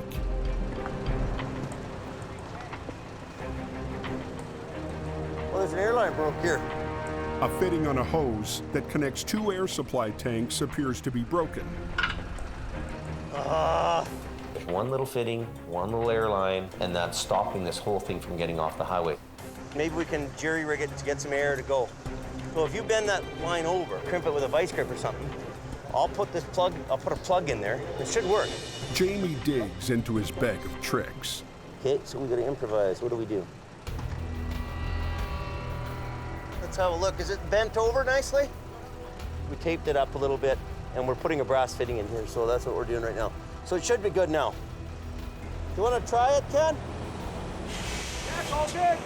Okay, good. The brakes release. I don't even know if we're gonna get that out of there. But now, it turns out the tractor's too damaged to drive and will need to be towed.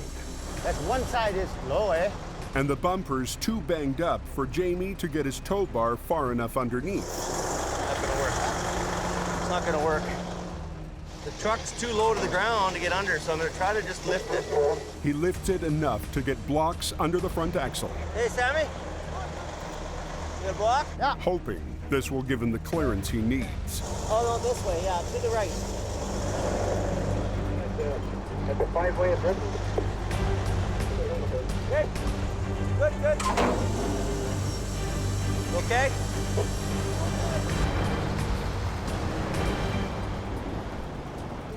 Yeah, 10-4, I'm gonna open up my side here. All right, you guys hop back in your bus. We'll get you out of here. After a more than 2-hour shutdown, the Coke is finally back open. So now the highway's open again. Look at the lineup, eh? Oh. Well, they're all traveling that highway to get somewhere. That's a pretty huge thing that you were the guy who got them going. It's 5 open. Jamie Davis just pulled the last trucks off the hill there. Coke is open. Next time on the highway through hell, mountains on the move. Force a big rig into the darkness. Oh, you hit a rock, and then away you went. Oh, that's the rear trailer there, right? Wow. A shattered B-train Right off the cliff. leaves Jamie's crew with an impossible recovery I don't like the way it's hooked up. Stay back. that teeters just above a busy rail line. This is really, really dangerous.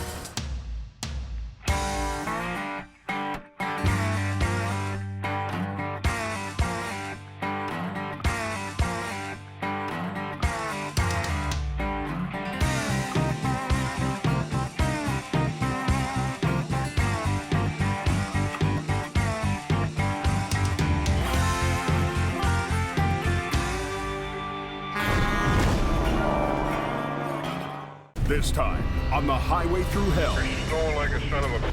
45 tons of lumber jams the Trans-Canada. Oh, this looks bad. Going too fast. While another wreck teeters on the edge. And a complex recovery I don't know why we're doing it like this. brings tensions to a boil, I work 24 hours a day. tearing open a rift between Jamie Kind of badmouth me on the record. and his top dog. I don't need this job. Maybe I'll just pack up and leave. In the rugged mountains of the Pacific Northwest, there's a highway like no other. The Coquihalla is an engineering marvel. But when the weather turns bad, Look out! It's like the Bermuda Triangle of truck accidents. keeping the Coke open takes an army When the highway shuts down, the world shuts down. and a last line of defense. Jamie Davis en route. A heavy rescue team ready to tackle any disaster. Because here, closure is not an option.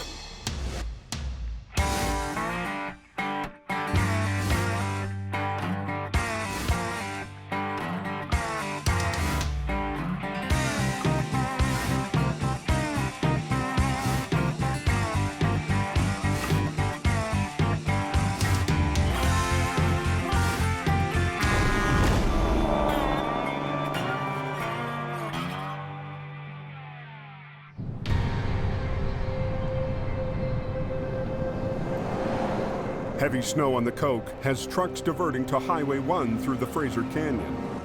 How's the canyon? But weather isn't much better there. From Spuzz of the Boston Bar is snowing like a son of a... You be sure you got chains on that thing? just a warm set, but it'll do it. Anybody hear about the truck in Boston Bar that went over? Closed in both directions. At just after 11 o'clock, a call comes in for a flipped B train full of lumber. 4 kilometers east of Boston Bar.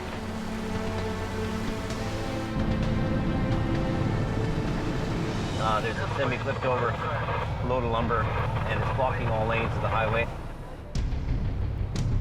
Yeah, just another day for a tow truck guy. The wreck has closed down the Trans-Canada Highway just outside the town of Boston Bar. The weather conditions are really bad here, getting worse as we drive out. With snow pounding down in the canyon, the heavy rescue crew must be extra cautious. I mean, the snow's so heavy, there's like one lane in the middle of the highway here. That's the biggest issue here, is get there without dying. The different highways that we work on all have areas that people misjudge. You gotta have your wits about you when you're driving those mountain highways. That's how it is. The wreck happened on a notoriously sharp curve. Yeah, we're getting really close here now. It's not the first time heavy rescue has been here. This is at the same corner where another fellow died last season.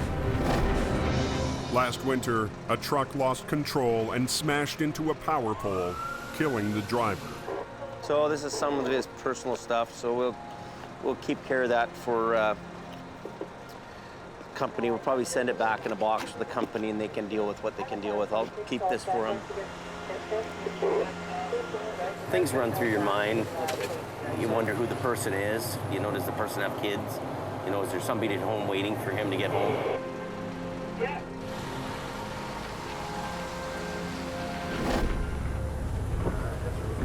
This one, a year later, basically to the day, is a little bit spooky.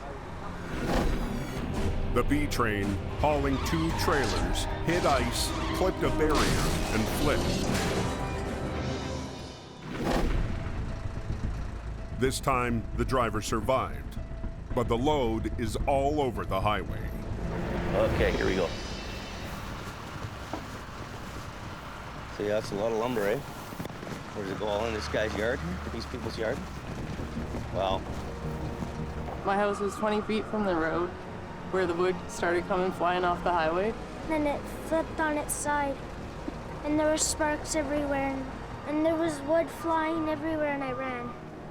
The spilled cargo is blocking access to the wreck. Jamie can't do much until a front-end loader clears a path.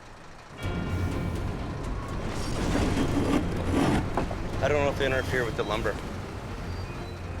But with only one front-end loader available to move 45 tons of wood, it's slow going. After 20 minutes of shoveling 2x4s, they've barely made a dent. The lineup of traffic is getting worse by the minute. Okay, come on out of there. Yeah, come on up. This delay to the overnight freight run means millions of dollars of cargo won't be arriving on time. Yeah, the road is completely blocked. Feeling the pressure, Jamie figures if he can't get to the wreck, why not bring the wreck to him? You know what we should do? I'll come over here. I'll drag it this way, and then you get on that side now. How's that? Okay. Kev, can you get the cable back? So I'm gonna back up, and then I'll go over there. Jamie decides to pull the wreck up the road so he can flip it.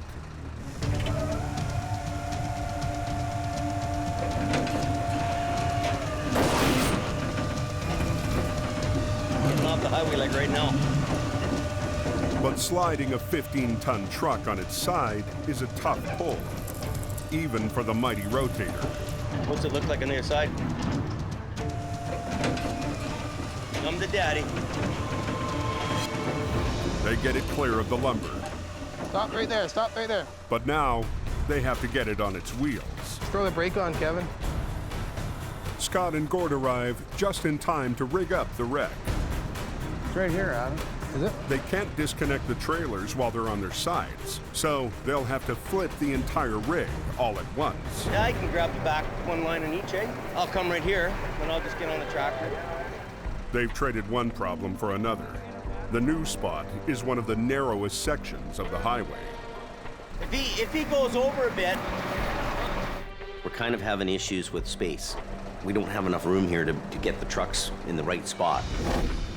Normally, they'd put their wreckers on either end, perpendicular to the wreck, but the road is too narrow. Jamie has to position both trucks near the front. It's not the ideal angle, but it's all he's got.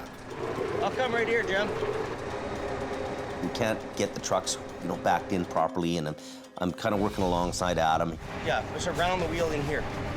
So both loops are here. To get a better angle, Jamie fully extends the Rotator's 3-stage boom arm. Too tight, eh? Don't pull too hard, he's just winching it out. Good. You ready?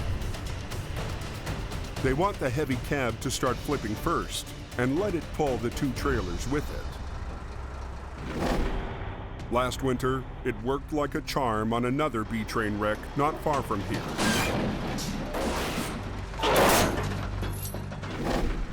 Let's do the back one, Adam.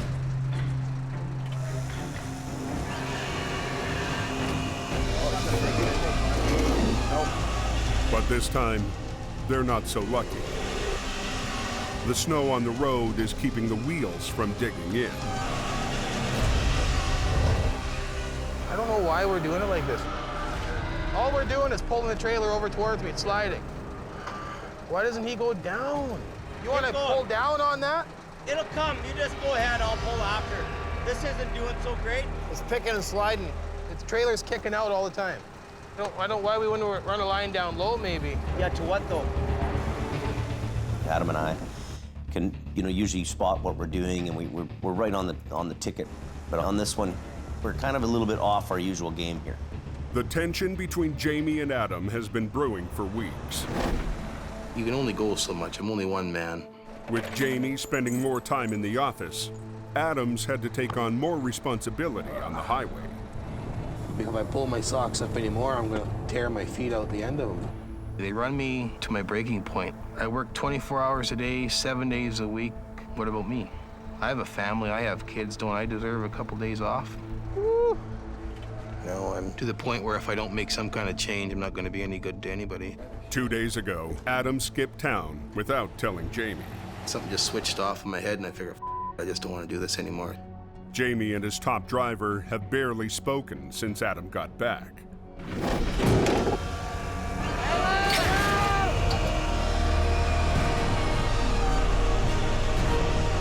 I just gonna keep my mouth shut. No comment.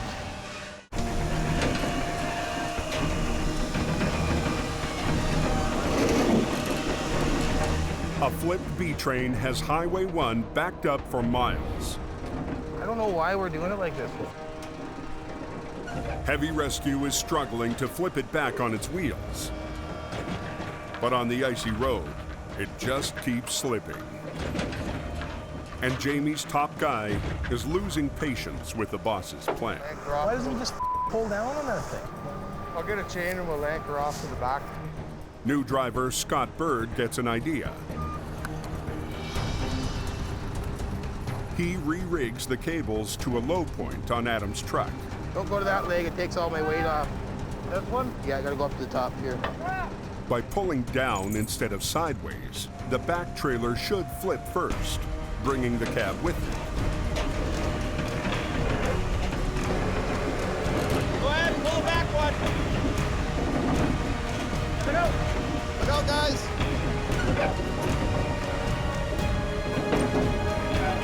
Front end's coming. Just like that. Scott's idea pays off.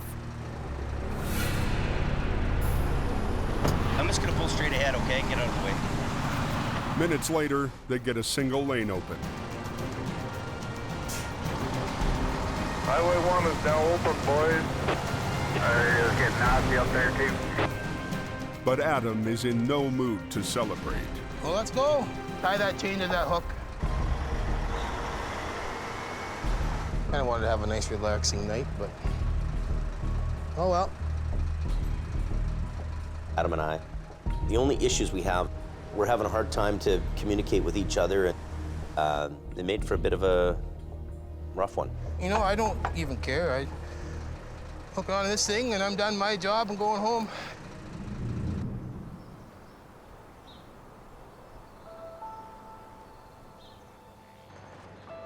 This morning, Adam has come in early after telling Jamie they need to talk. I don't need this job. I can go to work anywhere else. I can hop in a highway truck. I can do anything I wanted to do. I don't need to be here 24 hours a day. Maybe I'll just pack up and leave. Scott wonders what's up. Well, What are you doing this morning? waiting for Jamie. I called him a while ago. He said, come on over, so. Yeah. Adam's got a young family. You can't sit down to any function without the fear of that frickin' phone going off. Maybe I'll just quit. Really? Why would you do that? I don't know. I work 24 hours a day, 5 days a week, and I think that's pretty much good enough for me. If he left, it would affect me. It would bother me. But there's a point where a person just says, hey, if he decided to do what he's got to do and he moves on, what can I do about that? There, Bruce. You want to go outside for a minute there so we can talk? I guess give us a couple minutes. Thanks. No, I don't know how to even start this, to be honest with you, but I guess the last month I just felt like he worked me to death. Look, it's the season, buddy. We're busy. You do what you can do, and that's how it is every year, and it's the same every year. I understand that, but I got to listen to what you say, and I try to respect you as much as I can, but it just seemed like... You're the only guy shouldering the whole place. There comes a point where a guy has to have somewhat of a life. Yeah. I don't know if you agree with that or not. No. It needs to change the pace. Yeah. You went hard for that month, and at the end of the day, you probably did the most of it. Yeah. I wouldn't want you to go somewhere else. So no, I basically just want to start having maybe a couple days off a week. I get where he's at. Adam is shouldering the most of the work. And we've come to the realization that we need another guy to help Adam, do that workload that he deals with. That guy was supposed to be Scott, but the new truck Jamie promised him still hasn't left the assembly shop. I had everything lined up, ready to go. Didn't happen. In the meantime, Scott's been bouncing between Jamie's smaller, older trucks. I'm really getting unimpressed here. And he's getting tired of it. Oh, this is just 100% unacceptable. Ah, you dirty.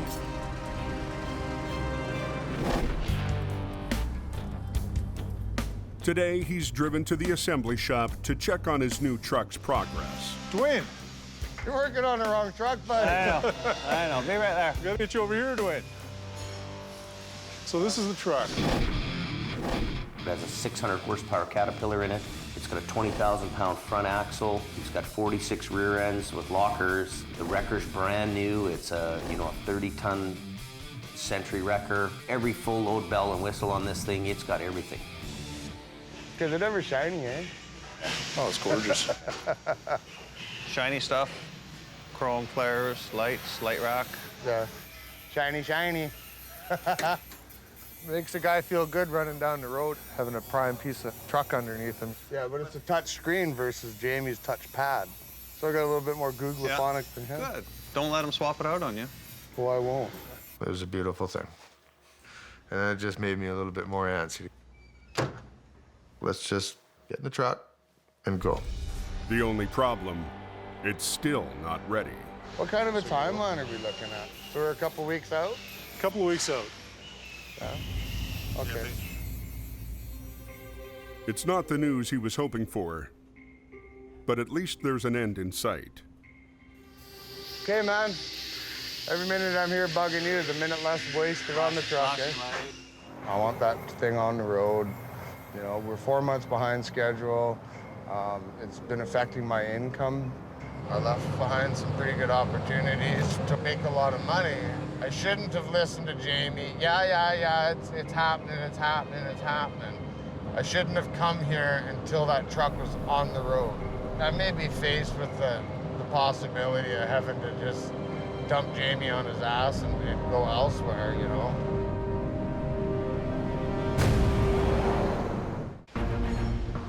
New driver Scott Bird joined Jamie's team with the promise of a brand new heavy wrecker. What kind of a timeline are we looking at? So we're a couple weeks out?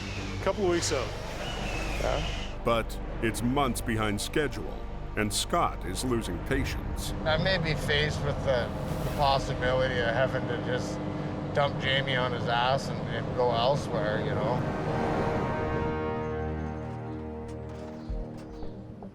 Until the new truck is ready, Jamie has put Scott in a vintage 1985 5-star General.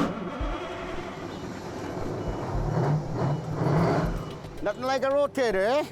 Who needs a rotator? We got this. Yeah, old school. Scott is eager to show off his stuff.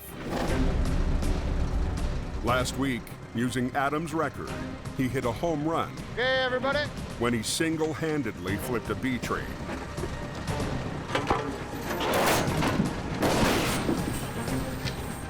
Textbook.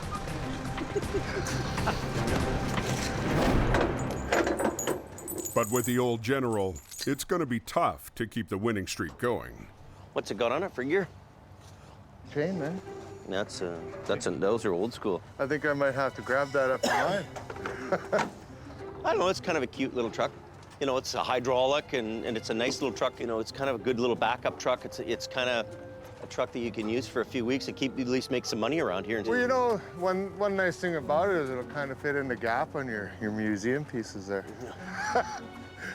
I'm not in my truck, I don't have my gear, and it makes it really frustrating. Up on the Coke, yesterday's storm has passed, giving highway crews a chance to clear the snow buildup. From a big storm to clear skies. Higher up the mountain, a new danger is looming. We got a runner here. There. That big wall. You see it?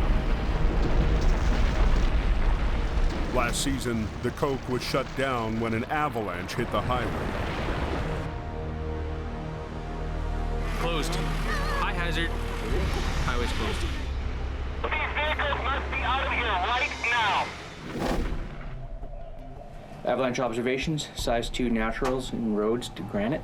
It's trending warm. It's the full-time job of a team of avalanche technicians, AvTechs, to keep the snow from reaching the road. They monitor the more than 50 active avalanche chutes that stretch above these mountain highways. Here's the Snowshed over here. These two paths are a real concern for us because this is often where traffic gets backed up. Their exposure to the avalanche hazard goes up exponentially when you're stopped. Just yesterday, there was a deposit that was 60 feet from the road. It's not just an office job. Today, they need to get a closer look at a section of the snowpack, 1,500 feet above the highway. And there's only one way to get there. All right. We're gonna go right through here? Yeah. What do you think? Dig above that little tree? Yeah. Snow piles up in layers of different densities. There's a slight layer in here. Avalanches happen when a heavy layer breaks free of the snowpack underneath. The area is known for getting a meter or more of snow overnight. That'll produce avalanches relatively quickly. 17 to 38. 17 to 38. What they're looking for is a weak layer. Let's call them 2-3. 2 to 3, okay. If they find evidence of instability, And shot it away. they could drop percussion bombs to trigger a controlled avalanche. For right now, the snowpack seems stable. Guys ready? The AvTechs will keep a close watch on it. More weather is on its way.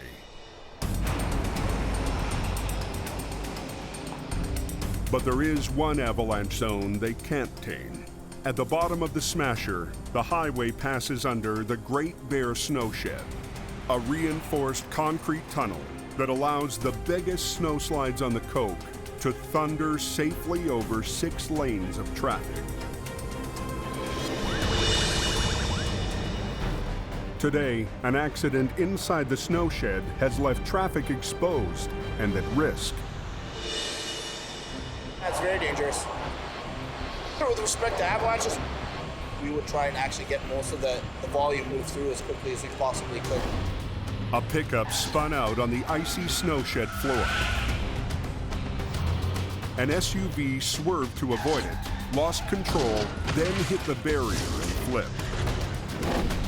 The RCMP has closed the road, but with traffic backing up in an avalanche zone, they want it open again now. Ken Monkhouse happened to be just up the road in his flat deck. With no time to call for backup, he's got to do this one on his own, and do it fast. You gotta roll this one over, go over, load the one over there, come back, load this, go up the hill. So we had a 25-kilometer long lineup, right down, almost down into Hope from the snowshed. To speed things up, he wants to flip the SUV and get it on his flat deck in one quick move. Big stress, lots of traffic, lots of people sitting trapped.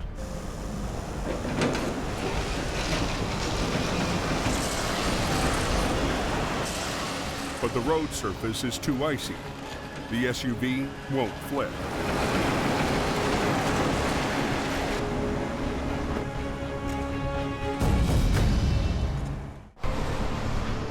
A long line of cars is backed up in an avalanche zone.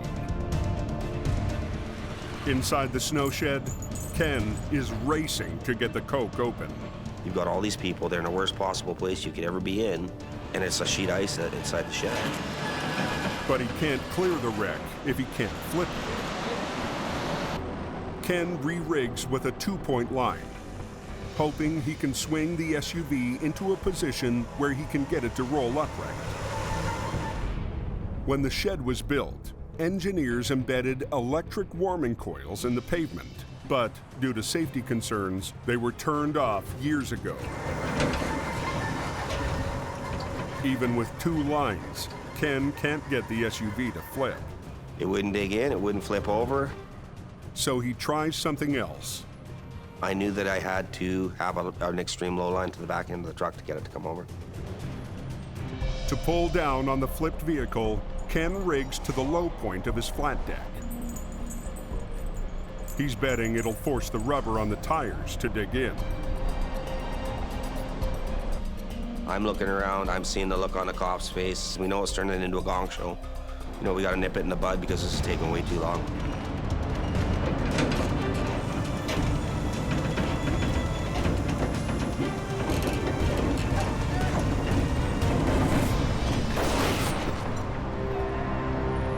It works.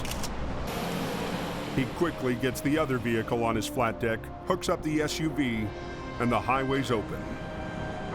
It was extremely embarrassing that it took me as long as it did. I've done recoveries like that in 3 minutes. It was still a win. Nobody got hurt. Everything got done. Nobody got killed. No avalanches.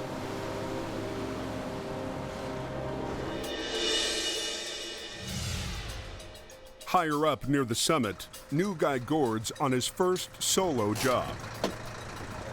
I'll just hook up from the back end, and then the other guy's gonna come up and just make sure everything's good to go.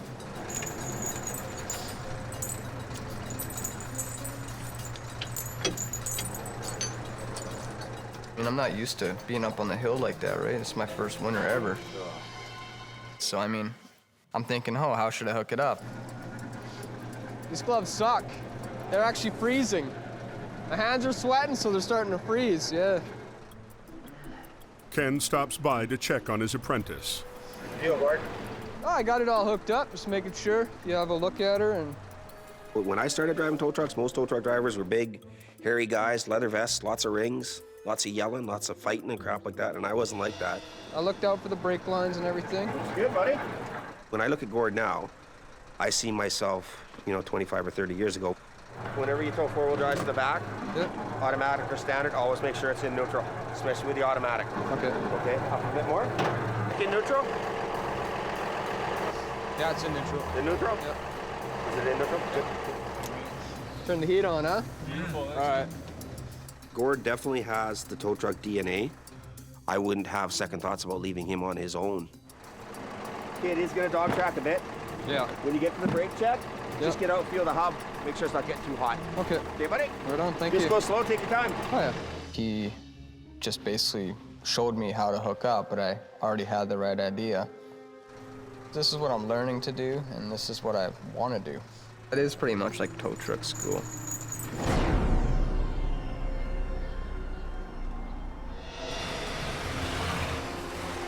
At the base of the coke, an oversized load has been waiting for traffic to clear. We're 106 feet 6 inches long, 1510 high, and 177,000 pounds gross. Destined for a mine, the huge steel cylinder had to be cut in half to transport. You know, that's not like hauling your average load down the highway. Wide loads test the limits of highway infrastructure. Recently, an oversized trailer clipped a head beam on a bridge in Washington state. A section of the structure collapsed and 2 cars fell into the water. They get huge money to haul those loads. There's a real risk. With the risk comes reward. It's a large, large responsibility. The big concern is that the oversized load has less than a foot of clearance through the Great Bear Snowshed. Because the shed ceiling is sloped, the load will only fit if it's in the left-hand lane. Height-wise, it's a bit of an issue going through the snowshed there. We have to take the left lanes just so that we can fit underneath. There's all kinds of things that can go wrong. You just gotta hold, keep your fingers crossed, nothing does. Alrighty, we're ready, let's get going here. Alright, 10-4. By law, the oversized load requires escort vehicles in the front and back. Okay, you're about 3 feet off the right side there, Dale. The convoy stays in the right-hand lane for the slow drive up, so traffic can move around them. Okay, you got an 18 coming up fast on you. Alrighty, I'll give him a little more room here. 10-4, he's coming right up on your doorstep.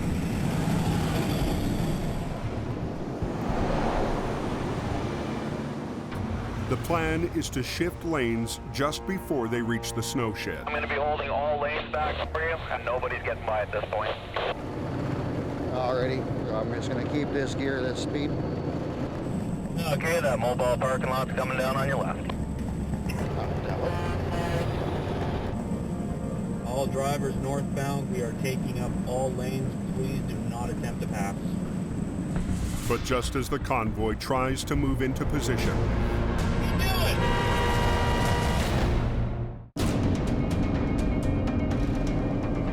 an oversized load is headed for the snowshed. The right-hand lane is too low, so to clear it, they'll need to be in the left. Even though I've been doing this for almost 25 years, it still makes you nervous. All drivers northbound, we are taking up all lanes. Please do not attempt to pass. But just as the load driver is about to switch lanes to the left, What are you doing? he gets cut off. You got a 4 that just decided to sneak on by. He's coming up on your left.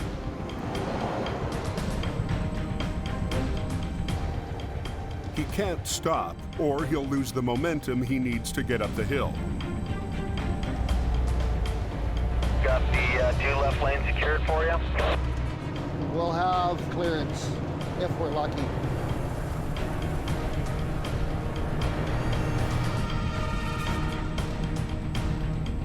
All right, you are in.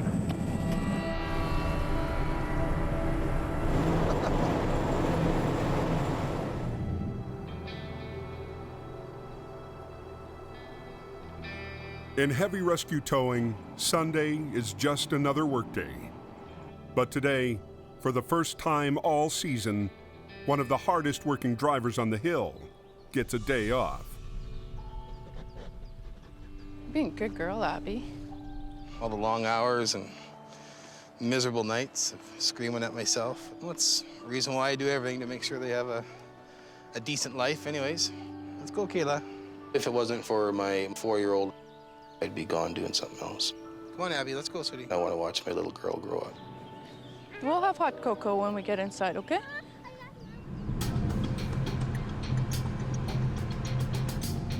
Adam's not the only one putting his family first today. Rookie driver Gourd's traveled to the city to visit someone special. So what's happening? Hello. Come here. How are you? Yeah. Yeah? I haven't seen my daughter for about 3 weeks now. I think about it every day, right? Gourd's daughter lives with her grandparents, so he can work and hope. Come here. Jump really high. As high as you can. Oh, yeah. It's awesome to be here, because being up there all the time and just miss a lot of this. Gets a little tough. Gotcha.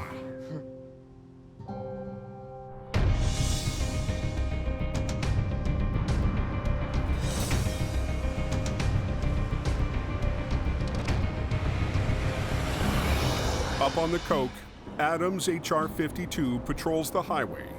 But it's not Adam behind the wheel. Jamie Davis coming up there pretty quick, maybe. I'm on my way. With Adam off, Scott's working the weekend shift.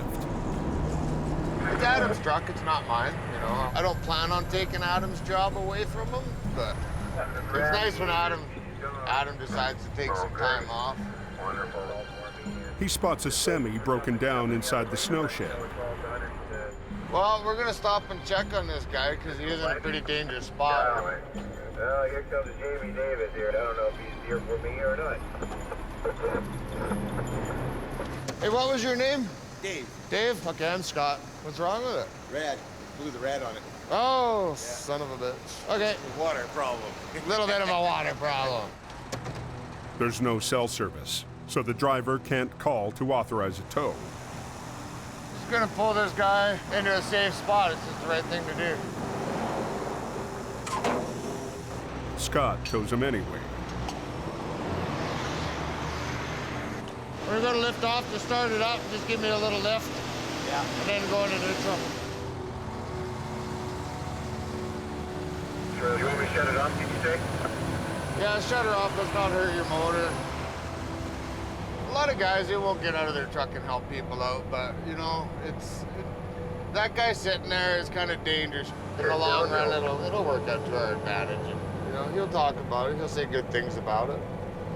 And when he's talking good things about it, there's 1,000 guys listening to the radios.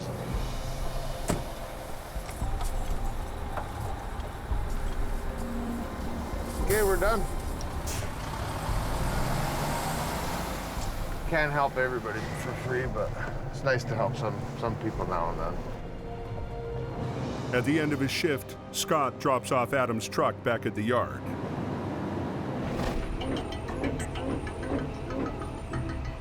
No scrapes, no dings, we're all doing good. Little housekeeping, got a little bit of garbage to get out of here. I'll finish my move out in the morning.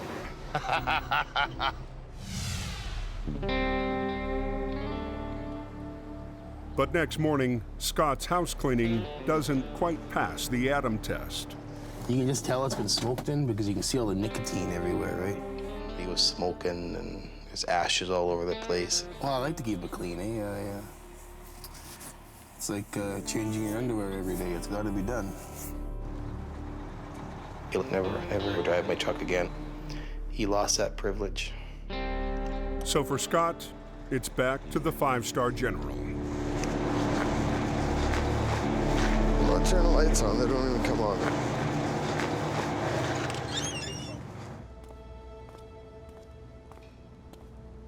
One of the main reasons why I came here is because I was told that I would be running a certain piece of equipment. Had I been offered the GMC General, I would have never come. Tired of eating bones, I want my steak.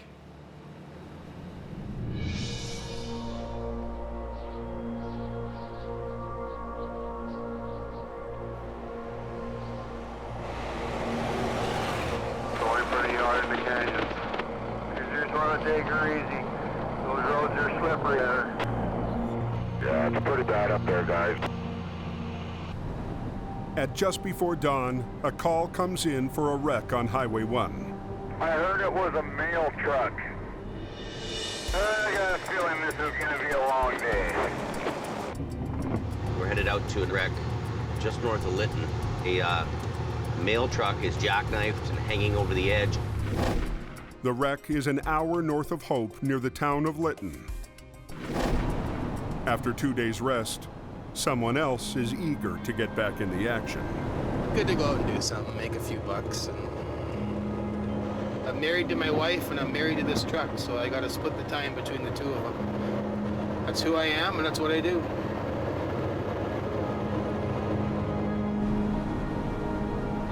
We're just on bare bones guys here, me and Adam, and no helpers. Holy. These trucks don't like the snow. I think his passenger fender's almost kissing the passenger side of the trailer. Holy moly. Look at that. Straight down. Holy moly. Look at that. Straight down. A truck loaded with Christmas mail teeters on the edge of a cliff. Well, my Christmas present's in there. It's heavy. Yeah, it's pretty amazing, isn't it, eh? The truck jackknifed and crashed through the guardrail. All that's holding it from a 600-foot free fall is a single tree. Uh-oh. And that's not the only problem. The trailer and the tractor may not be connected together. If we started pulling on the tractor and the trailer wasn't hooked up, we'd be in a mess of trouble. Then the trailer would go like this. So is this fifth wheel still hooked up? Yeah, it's on then. Wheel's on. Yeah, okay. But there's no frame here. That frame looks broke right there. He's buckled in half. Unbelievable. The trailer is still connected, but the fifth wheel plate holding it is cracked in half. Might be a cutter.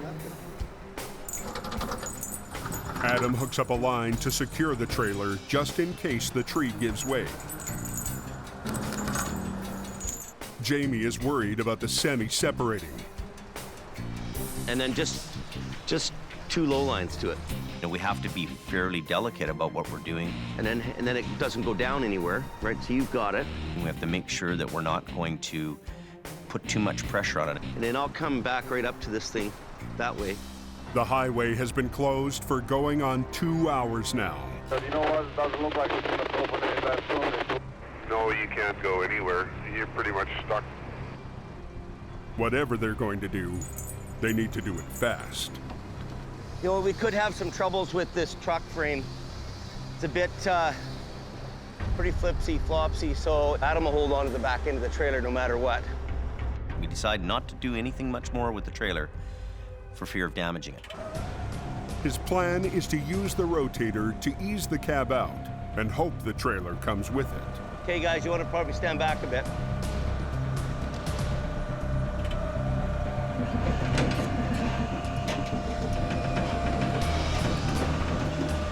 Better let you pull it. Pull back a bit, yeah. Hey, hold on to it. Okay, stop for a minute. Is that thing hammered? The cab's rear axle is broken and dragging. You know, the axle is actually rolling underneath it and creates more resistance. Hold it. Tell me to hold it.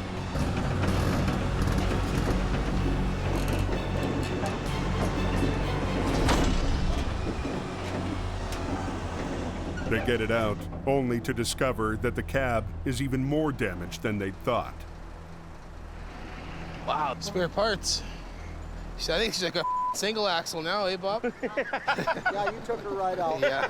That landing gear okay? Wow. But the trailer's vital signs are good.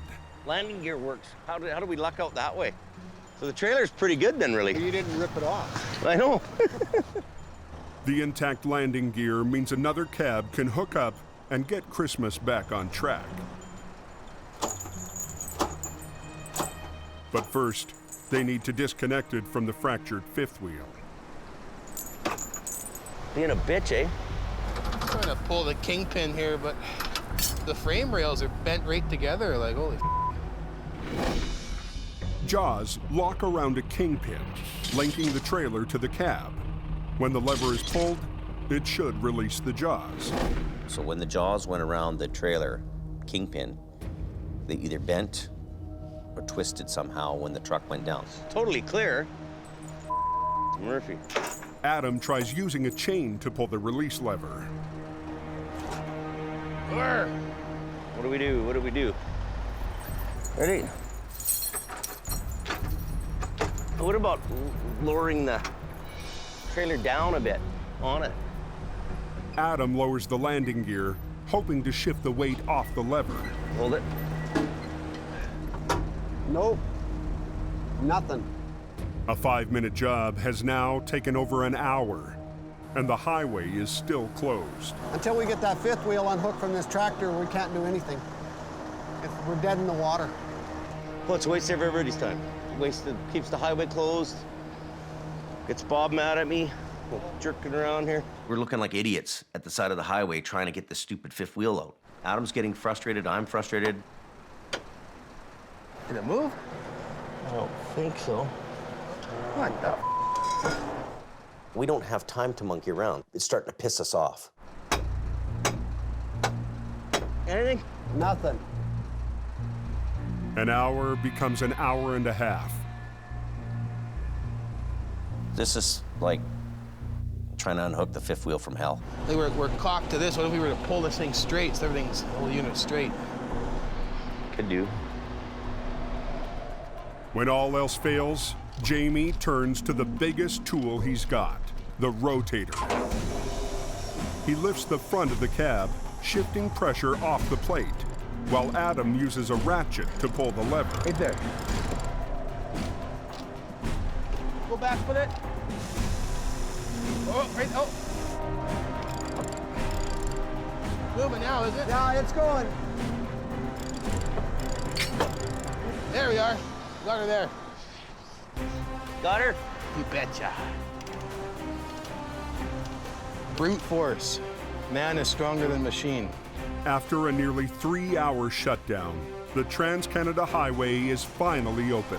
And for a change, Jamie is having a good day. Equipment's paying off, and the fact that we're in tune with each other is paying off. There's 2 guys, 2 trucks. You got the old hardcore boys. They're getting her done. Next time on the highway through hell. 4 inches of ice. $1 million wreck Look, jackknife. leaves a load of prescription drugs stranded on the mountain. This thing is hammered right in here. That ain't good. I've never seen anything like that before. And What is he doing down there? the heavy rescue headaches keep piling up, Why isn't he getting up the hill and opening the road? Tell me what you're doing. forcing Jamie to get tough Why are you up the hill? with his most senior driver.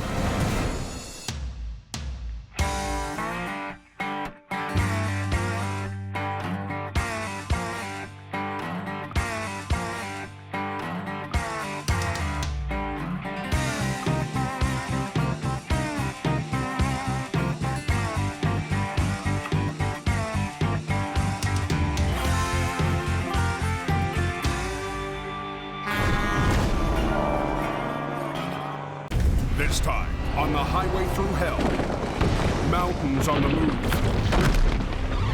Force a big rig into the darkness. Oh, you hit a rock, and then away you went. Oh, that's the rear trailer there, right? Wow. A shattered B-train Right off the cliff? Oh, leaves Jamie's crew careful. with an impossible recovery I don't like the way it's hooked up. Stay back. that teeters just above a busy rail line. This is really, really dangerous. In the rugged mountains of the Pacific Northwest, there's a highway like no other. The Coquihalla is an engineering marvel. But when the weather turns bad, Look out! It's like the Bermuda Triangle of truck accidents.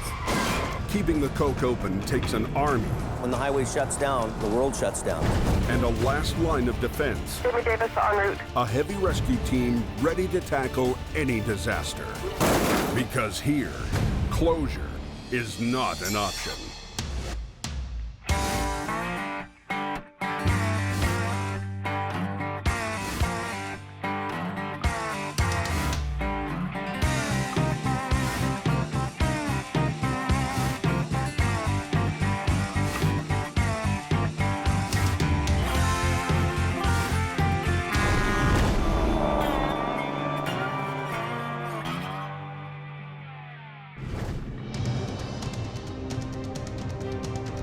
It's a rare day of clear skies in the Cascade Mountains.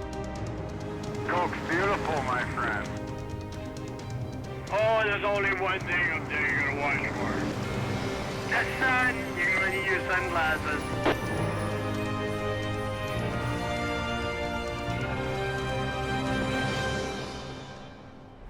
Ready to rock? Jamie and crew are taking advantage of the good weather. Today, they're recovering a loaded trailer that was left behind during the last storm. You know, it's been sitting there for 2 days, and the weather hasn't allowed us to pull it out because we couldn't be on the highway in the snow. The wreck happened on a tight curve just north of the Ladner Creek Bridge. I wonder how much weight is in this thing. The truck jackknifed coming around the blind curve and slid into the ditch.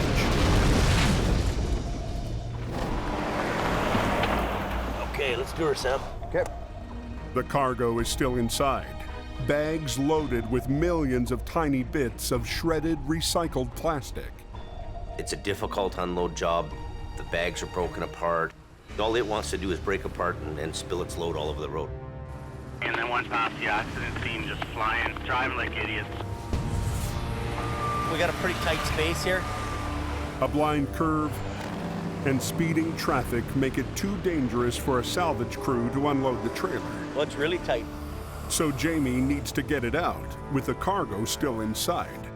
I might just have to drag it out on its axles out.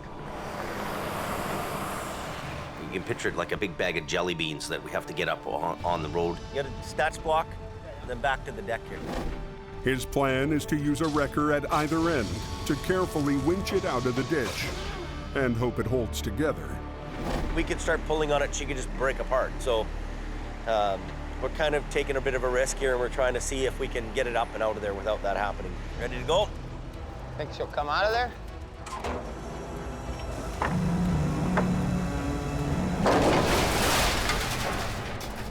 What was that? Right at the front, it's ripping. The trailer's broken sidewalls begin to break apart. It's so broken up that it's gonna disintegrate all over the highway. I'm gonna try to use a spreader bar. A spreader bar lets him lift from above and hopefully keep the trailer from breaking open any further. Trying to use the spreader bar to lift it, but the wall's caved in and it's hit the rocks on the other side. Put the hooks on here, the end hooks. And there's another problem. Power lines. Don't get no height though, because the power line there. Yeah, I know. The extra height he needs for the spreader bar will bring him close to a 69,000 volt transmission line. Watch the wire. To be safe, he uses a shallow veer angle on the spreader bar chains. Put it through that hole. He puts this through it and you join in the middle, yeah. Kevin and Sammy thread heavy-duty nylon recovery straps under the wreck.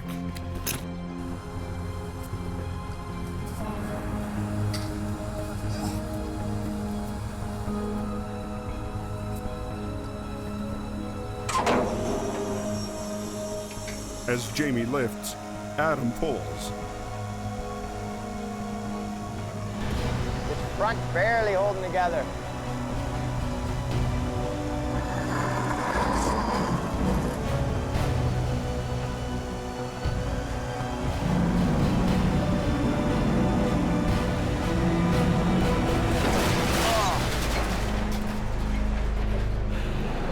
Your strap has gone right through the trailer, eh?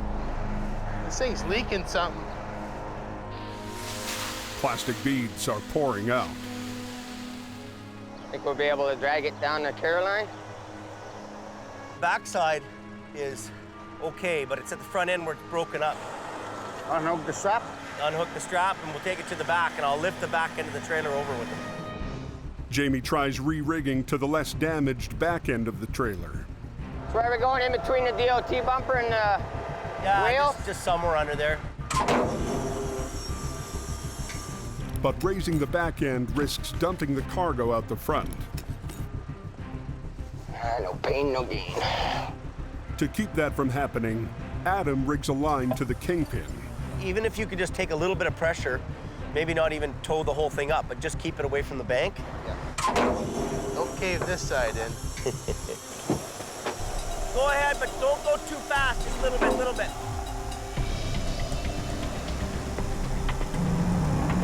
This thing's ready to, destruct as it is, so I don't want to put too much pressure on it.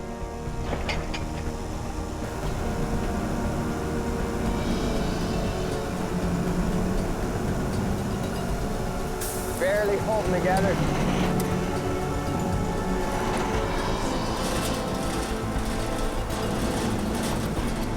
Okay, just stop. Next one, hook that now. Basically, it's out of the ditch. The product's still in there. With the front end demolished, there's no easy hookup for Adam. What the guy's supposed to do with that thing? Hey, look at that. All they can do is drag it to a pullout. This thing's gonna be scraping, like he's gonna lift some of the pressure off this, but we're gonna be real lucky if that thing gets down to the pullout down there.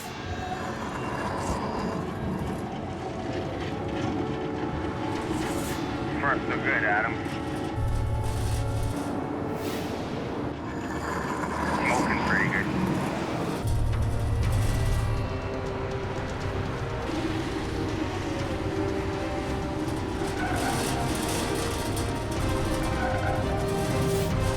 Probably hot.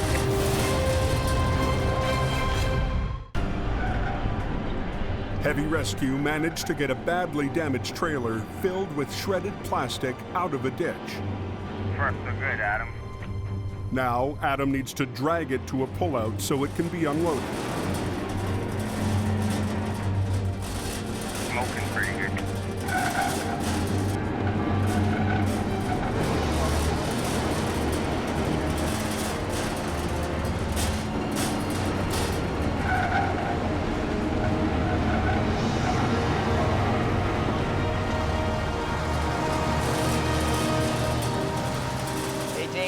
We're safely off the road now. If you want to tell Bob, he can start tearing down his lane closure. We got it off. That's good. Surprised that made her. I was more worried that the floor might start catching. That was sketchy, eh? To the north, on the Trans-Canada Highway, the good weather is creating a new problem. Lots of water. The river's running down all the hills, and lots of rock moving. Route 1 runs through the steep Fraser River Canyon, with train tracks below and towering cliffs above. During the winter, ice works its way into the rocks. As it melts, rock faces above the highway start to break apart.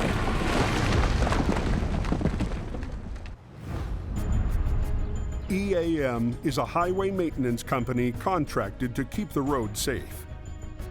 What about north of Boston Bar? North. You just have to deal with it as it happens. You have to do whatever you can to keep it safe, but at the very end, there is still a little bit of risk left.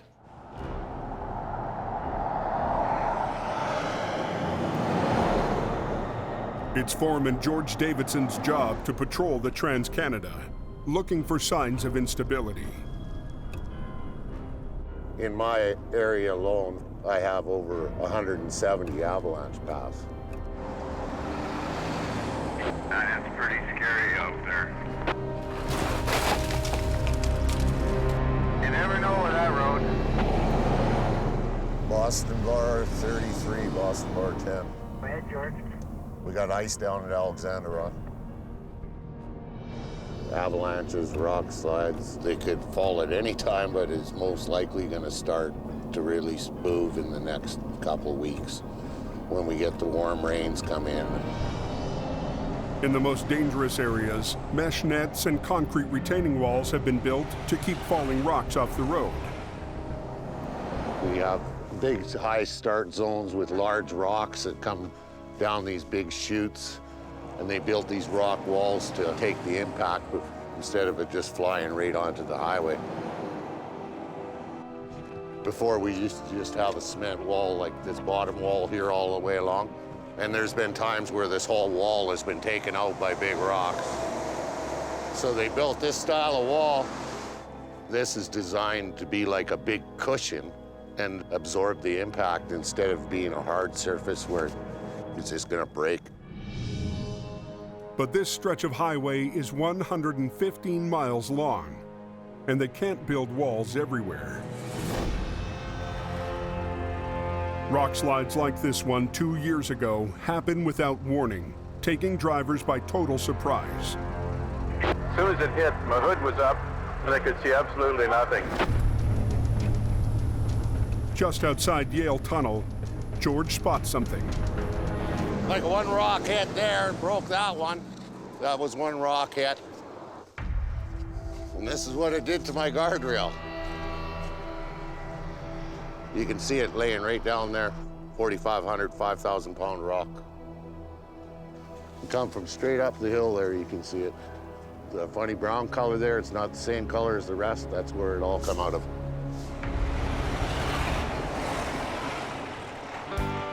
Back on the Coke, Jamie needs to unload the damaged trailer before hauling it back to town. But first, somebody's got to get inside.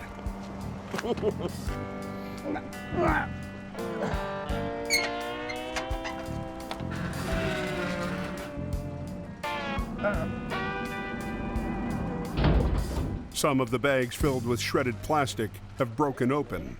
This is what's in the bag. See, oh, plastic beads, actually. Looks like you have plastic beads. I've never seen a load like this before, so just got to do what we can do with what we got to work with. They've got to unload the quarter-ton bags without spilling plastic all over the road. We're gonna put those big totes on here, about 6 or 8 of them. He's gonna take them to the shop. Lacking a forklift, Jamie finds a creative use for the Rotator's boom arm.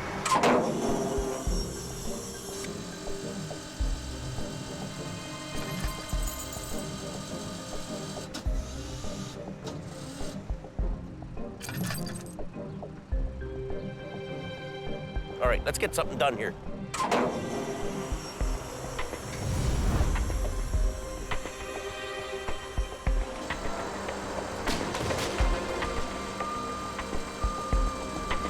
I'll put it on your passenger side.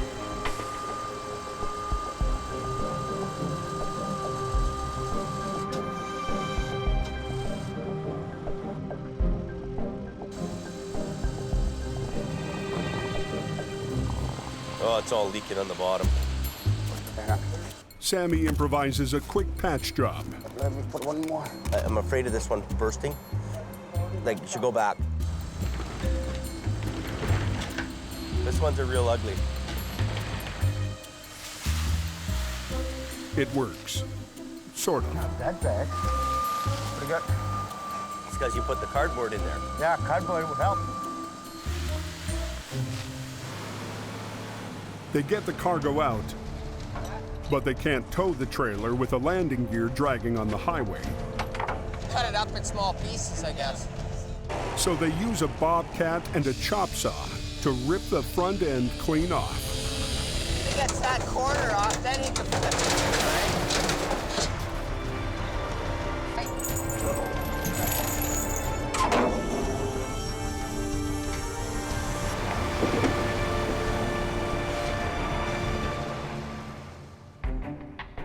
Back at the shop, Jamie is keeping a close eye on his newest team member. Is the grease not going into that knuckle? I've got most of it going in, but it'll come around. Chris got hired after he sent Jamie an email from his home back east. Show me my new room. No problem. Weird. So we thought, okay, we need the guy right now. We hire him on the spot. I'm gonna lift this up a little bit, back me up till I get to there. But on his first week on the job, Chris was greener than expected. Gotta find something to hook to. I've never towed a car in my whole entire life. Have you checked his license or no? No, I didn't. Tow vehicle max 4,600. That's a problem. Claimed to have experience, claimed to know what he was doing. Somehow he got through the cracks. Put some spray lube in there, in those rollers. Jamie still hasn't decided if he's going to keep Chris around. You know, he's working around the shop a little bit, but I don't know if he can earn a living there. I just want to come here, tow, make Jamie proud, and here I am.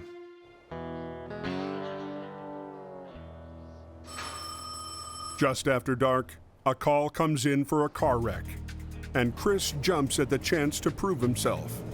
Jamie's behind everybody that works for him. When you have a boss that's got your back 100%, you know, you should have his back 100%. I got his back, man. He's awesome.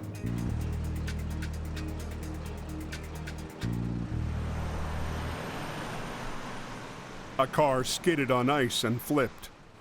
Well, I got to get it back up onto its feet. To winch it back on its wheels, he needs his truck to be facing the other way. But on the narrow highway, there's no room for him to turn around. How far is the next exit up there? There's a break yet. I think there's a pull-off. It's about just before this. 2 kilometers up, maybe. So I'm just thinking, like, run up, turn around, come back. Like, stop traffic, and then you can run back on it. If it was the opposite direction, it'd be a lot easier. Just pull up, friggin' roll it over, and off we go. But I can't just do that. So I have to go to plan B, turn around and go up the highway backwards.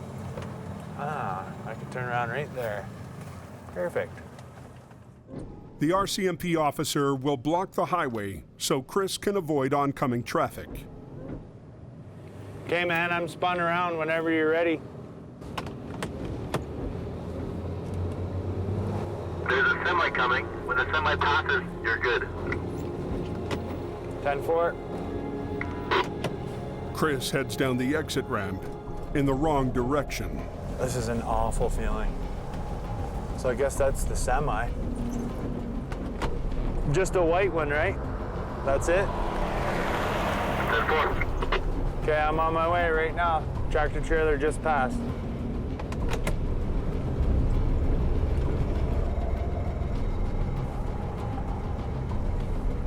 This is an uneasy feeling. You're driving on the wrong side of the highway and oncoming traffic, full well knowing that the oncoming traffic isn't coming.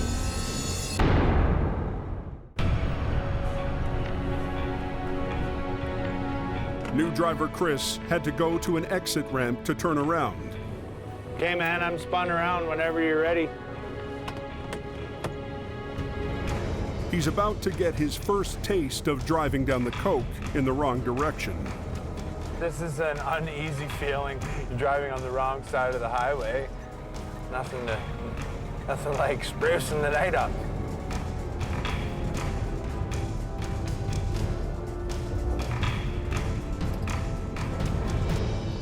Well, I'm gonna run the winch cable down to there, then I'm gonna pull the freaking car down.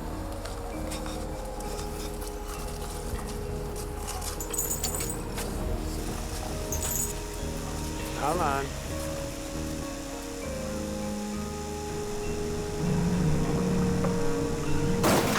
Sweet. Law of gravity works every time. Unlike his first attempt at car towing, this one goes smoothly.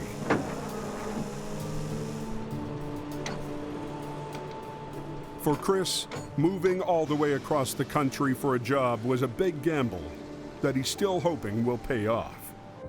It's hard some days, but I'm doing this to provide for my family, and this is my career. This is what I do. Back at the shop, he realizes it's still not too late to call home. Hi. Hi. How are you? Good. Yeah. What are you up to? I miss you. I miss you too. Are you being a good girl? Yeah? Oh, that's good. All right, well, let me talk to your mom for a minute. Oh, hi. How are you doing out there, honey? Missing you. I miss you too. Yeah. Are you liking work? Yeah.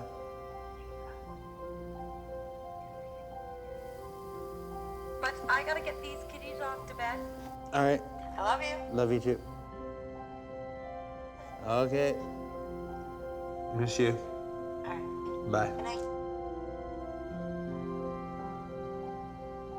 I'm here. It sucks, but what do you do, right? Do what you gotta do.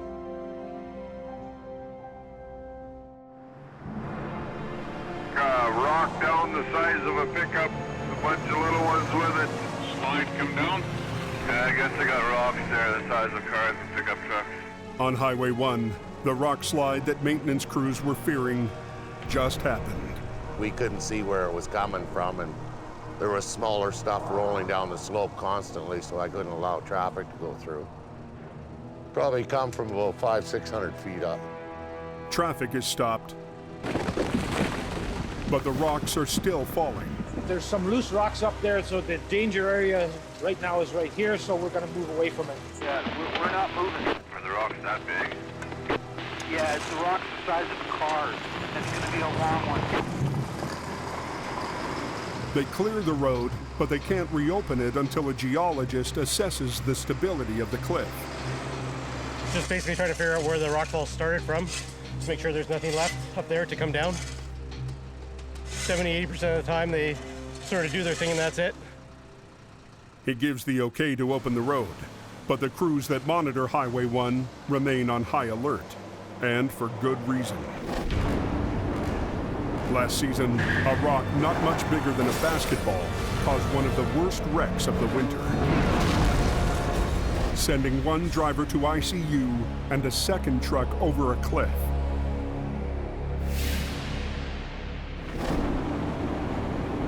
Plows normally used to push snow are put on 24-hour call to push rocks. We got to patrol the roads at least 3 times every shift. Just a small rock the size of my fist on the highway. If you hit it with your car, you lose control. You go into the oncoming lane, you wind up having a head-on collision. Thank you, Mr. Plow. You saved my ass again, sir. Take care. Be safe.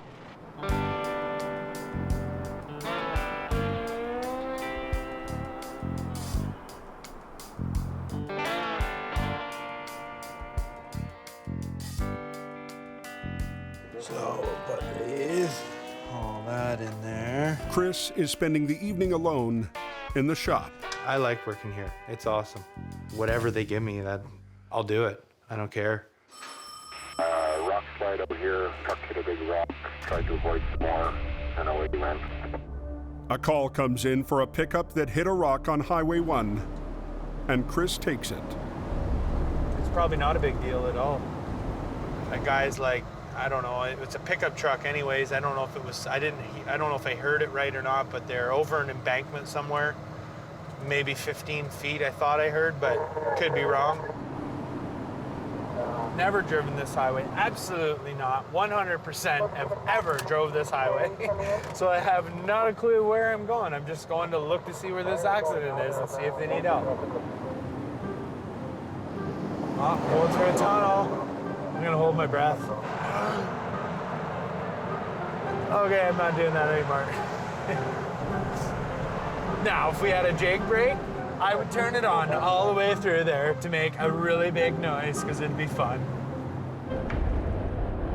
This highway is nuts. The highway guy we're following right now, I see him drop his blade, and I'm going like, why is he dropping his blade? There's no snow or nothing. And here he is cleaning rocks off the road that's come off the big embankment. It's nuts. Currently the truck is about 70 yards over the bank. We have DOH advised this may have been caused by a rock slide. It just kind of clicked, like you got to really pay attention, I guess, on that road.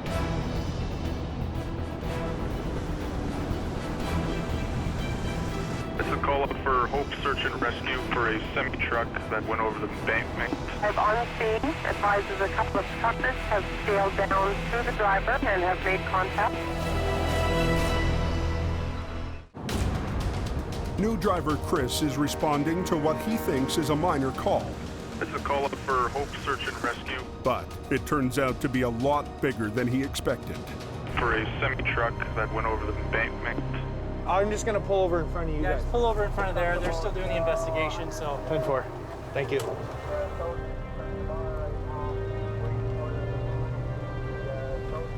It's a loaded Super B, or was a loaded Super B of 2x4s and stuff. 2x4s, yeah, wicked.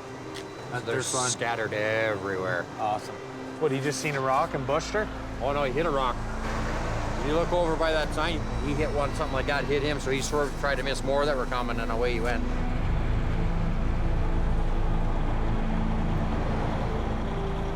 About halfway down or so was one of the trailers and a bunch of lumber around it, 2x4s and stuff.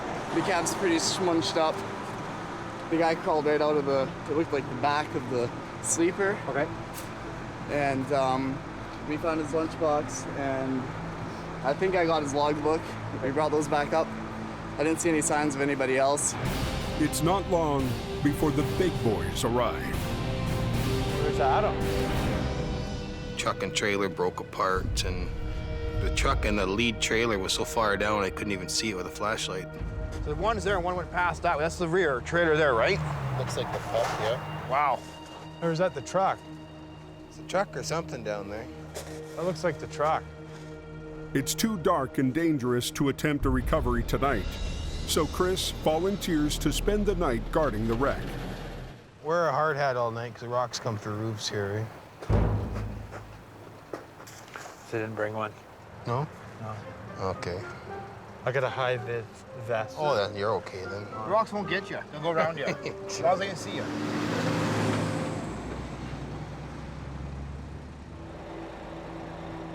The wrecks here are like absolutely crazy.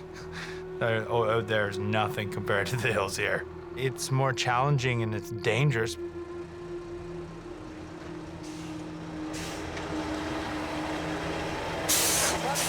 it up to that wide spot, get off the road more. You'll get hit where you're at. Have a good night.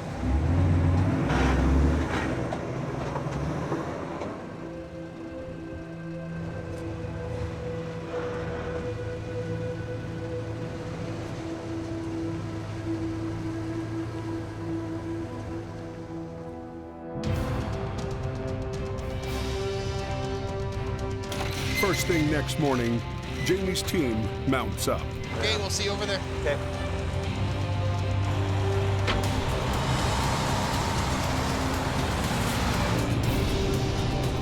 Today, Jamie is bringing along his other rookie, Gourd. And I got a swamper.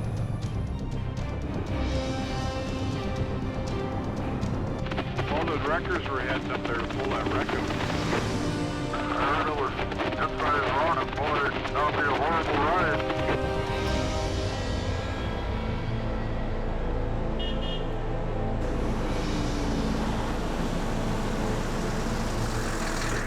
Chris spent a long, cold night alone on the mountain, and he's ready for a day off.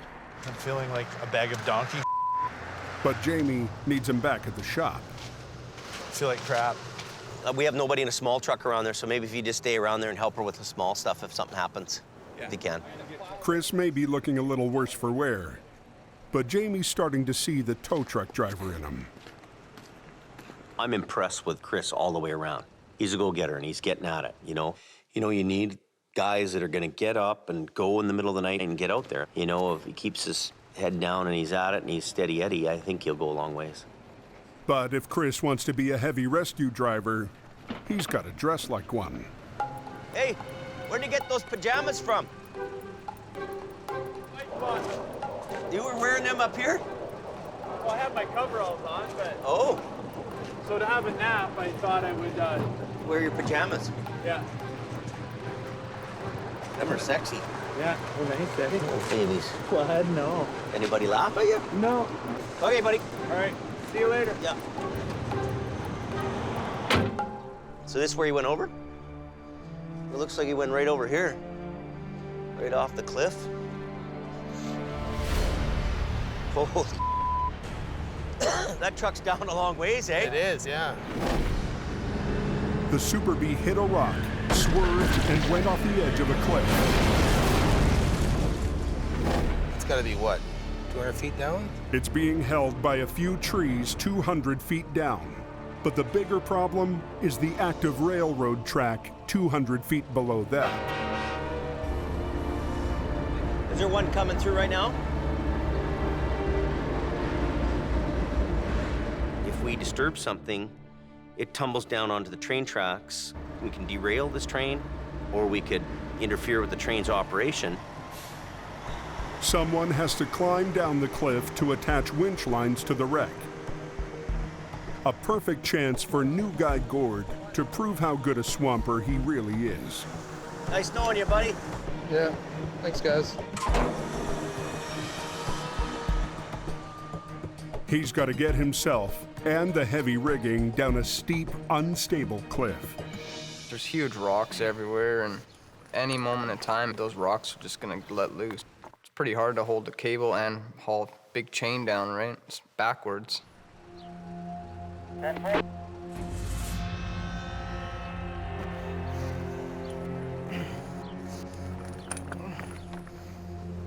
You okay, Gourd? Is he okay? You all right? Hole right there. How deep? I don't know, like 4 feet. Careful.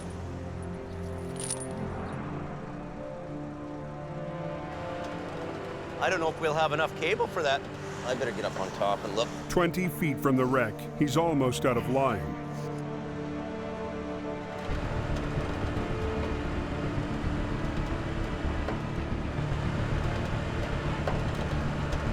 I'm just making sure I don't get it all out there. How's he doing? They're still working their way down. It's gonna be really close. We're just about down to the last raft, and I don't know if we want to go much more. I don't know if we want to go much more than that. How close is he? How close are you to the truck? I'm about 10 feet from the trailer. Jamie needs to keep the last wrap on the spool so it can maintain its grip. So Gourd tries to stretch it the few extra feet he needs.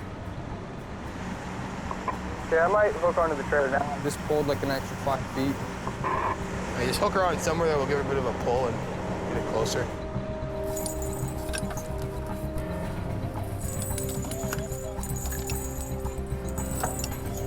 Okay, stand clear. Is everybody out of the way? Jamie starts to ease it up the hill, careful not to shake loose anything that could fall down onto the track. I'll have to really watch right now.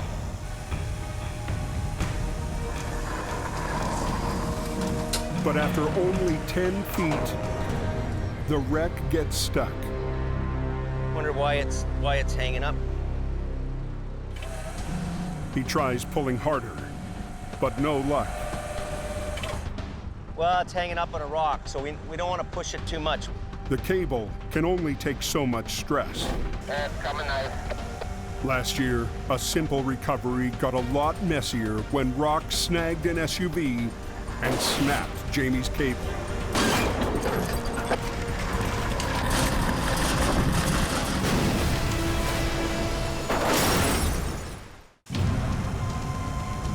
Jamie's trying to pull the first section of a wreck up a cliff when it gets hung up on a rock. We're there, Adam. Taking me off the ground, so. Well, it's hanging up on a rock, so we don't want to push it too much. Pulling any harder could snap his cable and send the wreck plunging down onto an active train track below. So we're gonna bring Adam's truck in here.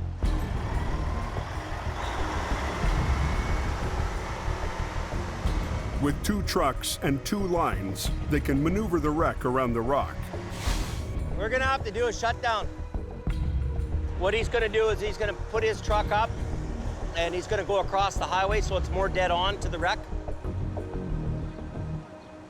They use a heavy rigging chain to send Adam's winch line down to Gourd. Are we all clear?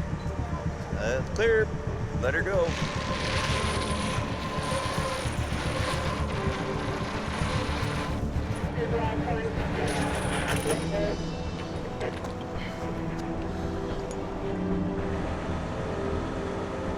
That's it. Yeah, we're about 24 feet too short.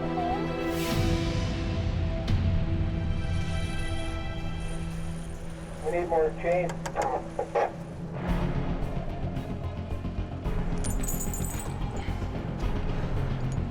Okay, you guys ready? Yeah, go ahead.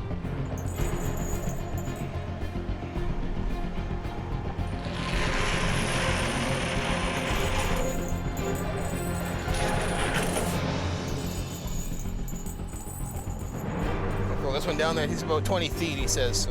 Stay back, Gourd. Okay, here it comes. It actually jumped off.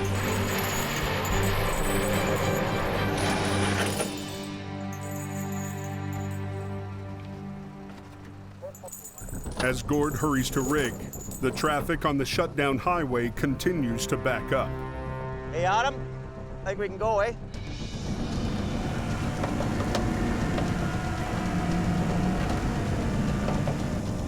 Jamie and Adam play off each other's lines to wiggle the wreck loose from the rock.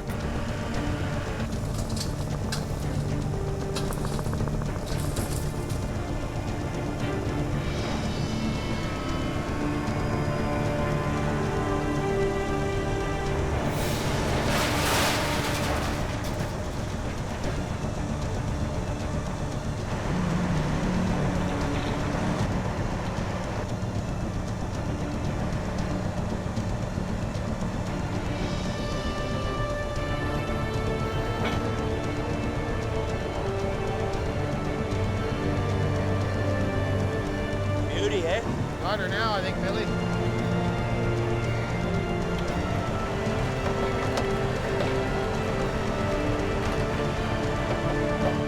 You got her, Adam. You're the man.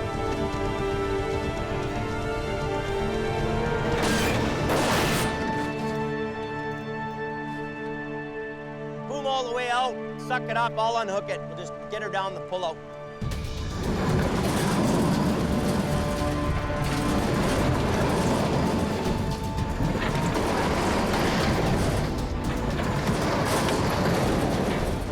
Let the traffic flow for a bit, and then we'll regroup and find out what we're going to do after that. Well, right now what we're going to do is get the sleeper and the cab. One section up, 2 to go. Sun's going down, eh? We'll be lucky just to get this stuff out of the drink here. Yeah.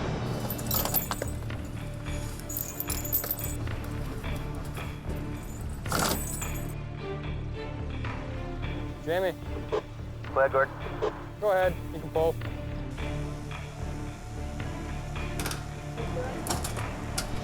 They pull up what's left of the demolished truck cab. Whoa. Remarkably, the driver not only survived, but climbed back up the hill on his own.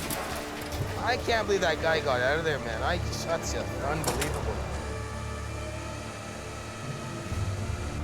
Not much left of that.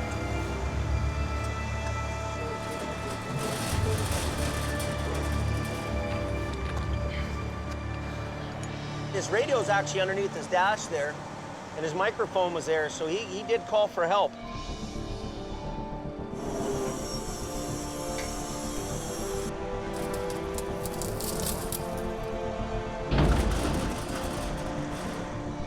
Well, now we've got this loaded up now. It's gonna go to town, they're gonna unload that.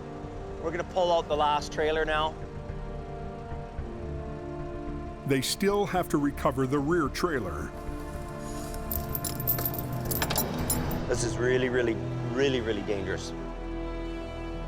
It's the most damaged and the most unstable. All the rigging points are on the bottom. If it comes loose, it could take Gourd with it. That one strap by the tarp is holding it from flopping over, I think. I know. I That really one don't. strap's underneath the lumber. I don't like that at all. If he just so much as juggles the lumber underneath him, it's like a domino effect. It'll just go. Gourd's not experienced enough to know that if he rocks the boat with his trailer too much, it's gonna go over on him. And I can't have him getting hurt on the job. Be careful, do not upset that thing. It's just hanging there, right? Yeah. So be very, very careful about touching that trailer. It's just sitting on its own, right? You move that trailer a little bit, it could take off on you, right? Rookie Gourd is trying to rig up a trailer that's barely hanging on to the side of a 400-foot cliff. So to really think about, before you touch it, where you're gonna hook up to it. Yeah. And you don't want to be on the bottom end of that for too much, I tell you that. Basically what's going through my head is pretty much my daughter. I mean, that thing could have just taken off any minute. Hook it up to one of the axles, just around the axle. Be very delicate that you're not... I could hook it to the front of the fifth wheel plate. Do that. But be very careful. I don't like that at all. Yeah. I don't like him being underneath that like that. In fact, you know what? Hold on to this. Yeah, I should help him. I don't want him to have a...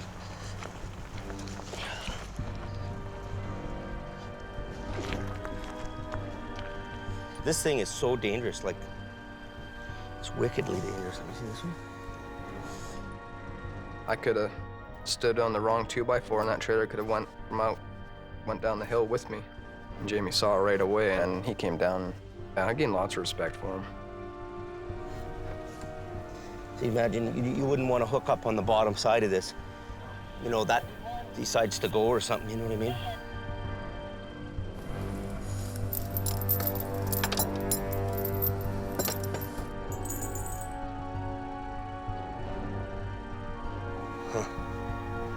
There's nowhere to hook to, eh? With no good options, he rigs to the corner of the trailer frame. It's not a great spot. It could rip, tear apart, but better than you getting hurt. I don't like the way it's hooked up.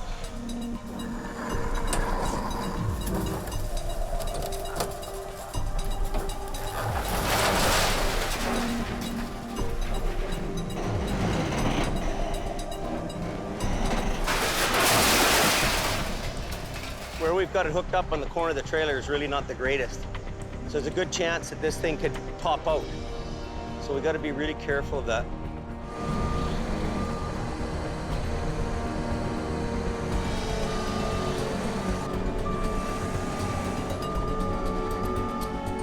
It'll hang a little cockeyed, but I think you'll be okay with it.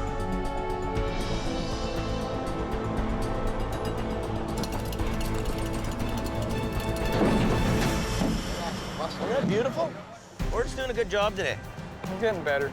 Yeah. That was my biggest wreck that I was swamping on by myself, so it feels good when the boss trusts you to go down the hill and do the job. This wreck really rates up there with the wildest ones of the year. To be able to pull a wreck off like this is amazing.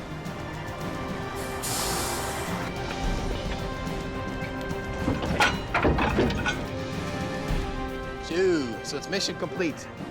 You know, this engine's firing on all cylinders. We've got gear, we've got the team, we've got the new guys. You know, we're the best in the industry to deal with this kind of stuff. I don't think it gets any better than that. I really don't.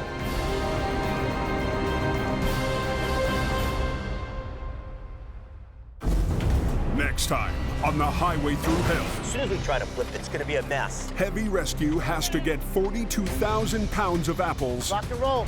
off a vital bridge. Whoa, whoa, whoa. Tensions between Jamie and Scott I've got to cut costs.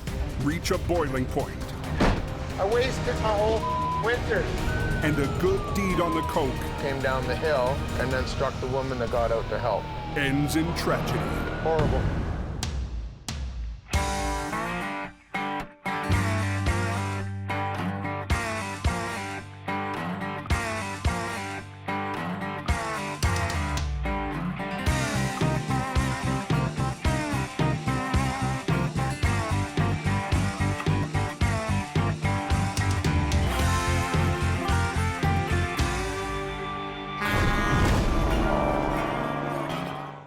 This time on the highway through hell, Heavy Rescue must keep a loaded trailer from blowing apart. Watch your back.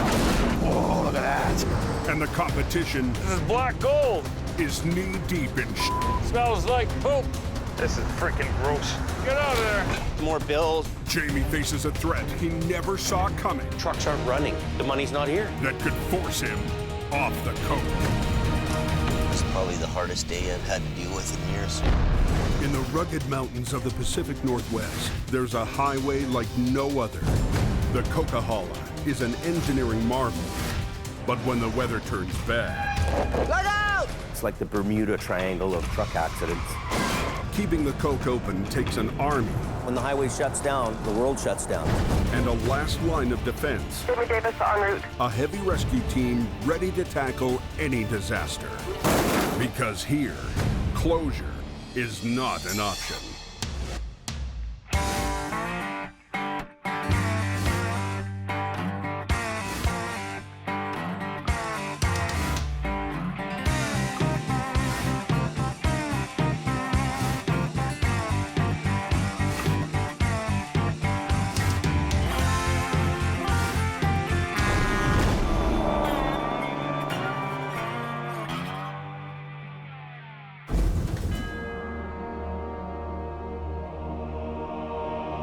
The last of winter is still biting at the highway through hell. Go ahead. Jamie and Adam start their day mopping up a messy wreck. Got her? You betcha. A couple of 750s, we could have done that in 4 hours. You'd be here for a week. Yeah. Isn't it amazing how things have changed? Why wouldn't anybody who does this job want to own a rotator? Once again, Jamie's $750,000 gamble is paying off. The rotator is the ultimate machine if you want to quickly clear wrecks off highways. When there's a major incident here, I'm confident that we're going to handle that job quickly and efficiently, and we're going to get the highway open faster than anybody else. On his way home, he gets another chance to put his mean machine to work. Truck in the ditch at Kanaka. Left one scene right to go to another one. Dispatch called us and said that we have another semi-wreck just down the road here. It's a load of windshield washer fluid or something. The loaded semi went into a drainage ditch and tipped over. Police shut down the highway to give Jamie room to work. I think I'm gonna run one on the deck on this with a block. I think this is where his weight is. Worried about this load. Figures will go. I don't know. I'm worried about the wall. The trailer's load is pressed against its flimsy sidewall. The thing that could happen is, you know, the wall could bulge out on the other side. Yeah. Most trailers are built to be lightweight, wood walls covered in metal. Forced to bear a cargo's full weight, they can easily blow out. We don't know what the wall looks like on that side. It could be damaged, it could have a hole in it, so we don't want to lose all the cargo out the side of the truck. The cargo is hundreds of heavy cases of windshield wiper fluid. The tractor trailer is leaning, but it's not right over. So you quickly make a decision, let's give this thing a try. Jamie gambles that he can winch the rig out sideways. We're gonna be real careful the way we pull this. Let me bring this ass end over. Okay, everybody should stand back now. I'm not quite sure if we'll hang in there. Go ahead, Adam. Come. Just a little bit. Coming across, okay? Staying together.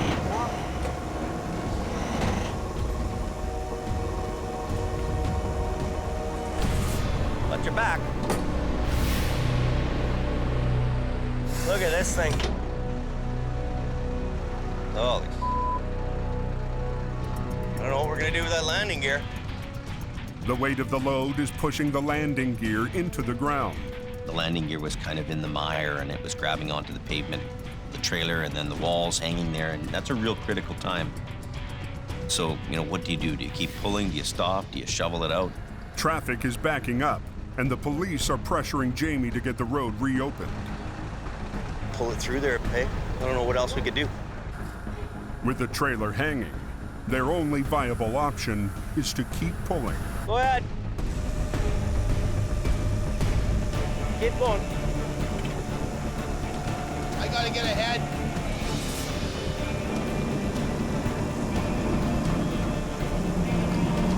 We actually had the trailer right up on 2 wheels.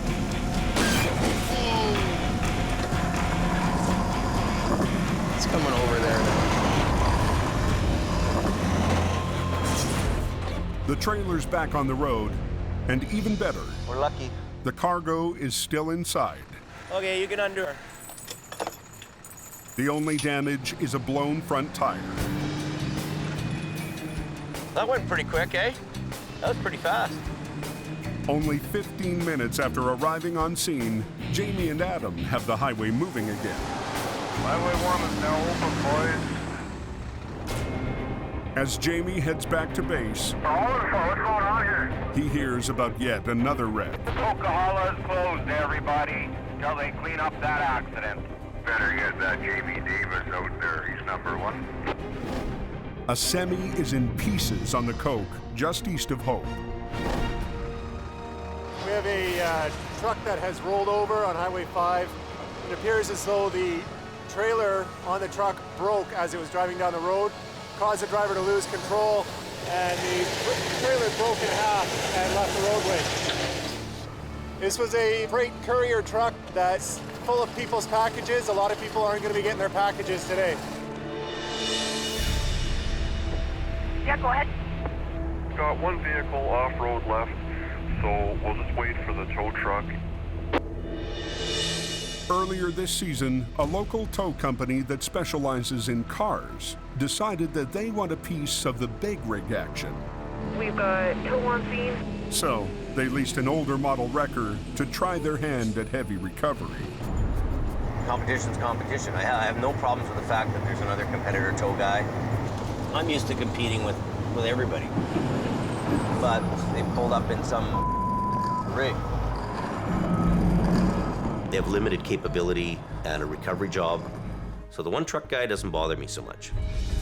In the interest of fairness, Highway Patrol has implemented an on-call rotation policy, and this call has already been dispatched to the other company. With Jamie off rotation, all police calls for the next 2 weeks will be offered to his competitor first.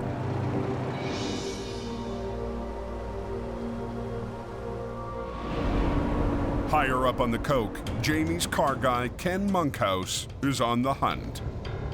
This is my family in Hope, me and the tow truck.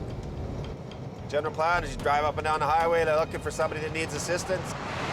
For Ken, this has been a tough winter. The competition thing is really ramped up. The competition has 7 trucks for towing cars.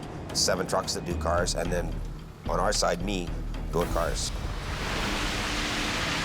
1 guy against 7 guys is not even I can beat those odds. I'm pretty damn good, but nobody's that good. Nobody here looks like they need a hand. Ken started the season with high hopes. I'm hoping to do about 40 grand this winter. But so far, he's barely made a quarter of that. We're almost into March here, and the season's been an epic fail. The last 9 days, I've made $45, $5 a day. And I have a real hard time with personal failure. I have a real hard time with looking like an idiot. I don't want to get discouraged at this point in the game. It's not a good thing to be discouraged. Try and stay positive. If I'm positive, I'll do a lot better. You know, it can turn around tonight. It can turn around in an hour. Fortunately, winter isn't over yet. It's snowing pretty hard up here. That night, a low-pressure system rolls in off the Pacific and smashes head-on into the Cove. Though off police rotation for big wrecks, Adam and Kevin can still compete for tow-ups. The competition is getting pretty fierce up here. They're there to make a living. I can understand why they're doing it. I'd probably do the same thing, but I try not to think about it too much because it actually really pisses me off. But I'm gonna have to work a little harder, I guess. They stop to check on a semi that's chaining up in the right-hand lane. This guy's kind of blocking the road. We got to get him out of here sooner or later. He's been sitting here for an hour now. You gonna be able to get going here, you think, or? The driver seems determined to get out on his own and avoid a tow-up fee. Just gonna throw on another set of chain. See, you're putting these things on backwards, eh? You see that there? Yeah, that's why you're having all the trouble there. We're down to one lane here, basically, right? So he's taking up 2 lanes of the highway. And the snowplows want to come through here and get this lane cleared up before another snow comes in. Okay, buddy. You got her. The driver throws it in gear and goes nowhere. What gear are you starting out in? Low? Just 10 speed. Oh, that's half your problem. Okay. Got a 10 speed. You should be trucking through California with a 10 speed, not up here in the mountain. You can't even lift off. Look at me sliding backwards.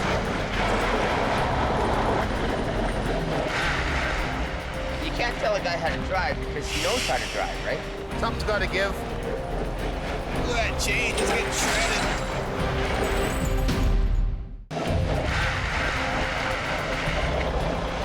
Look at me sliding backwards. Off rotation for big wrecks, Adam and Kevin scramble to find tow-up jobs. Something's got to give.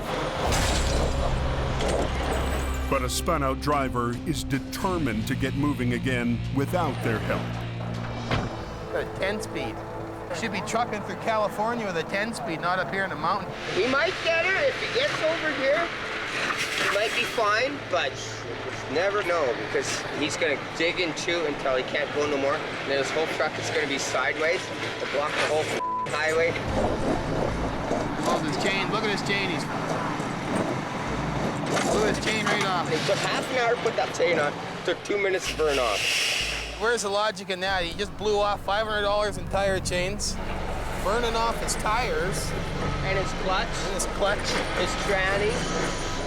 When do you say enough is enough? Like, you know, to replace a clutch in that thing is $4,000. Look at that rear end growling away.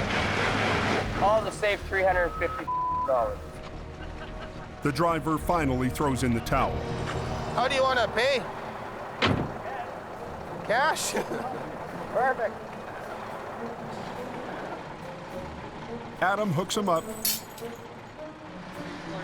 while Kevin seals the deal. Well, we didn't come up here totally for nothing. We got a little bit of cash. A little's better than nothing. But for Jamie, small potato pull-ups aren't going to pay his big-ticket bills. 340. That's all we had. That's all we got. 1, 2, 3, 4 trucks. It's better than nothing. Well, we got stunk tonight. Yeah, I'm disappointed there wasn't any more business than one guy. Fuel, labor, wages, all that kind of thing. This is costing us money to come up here tonight.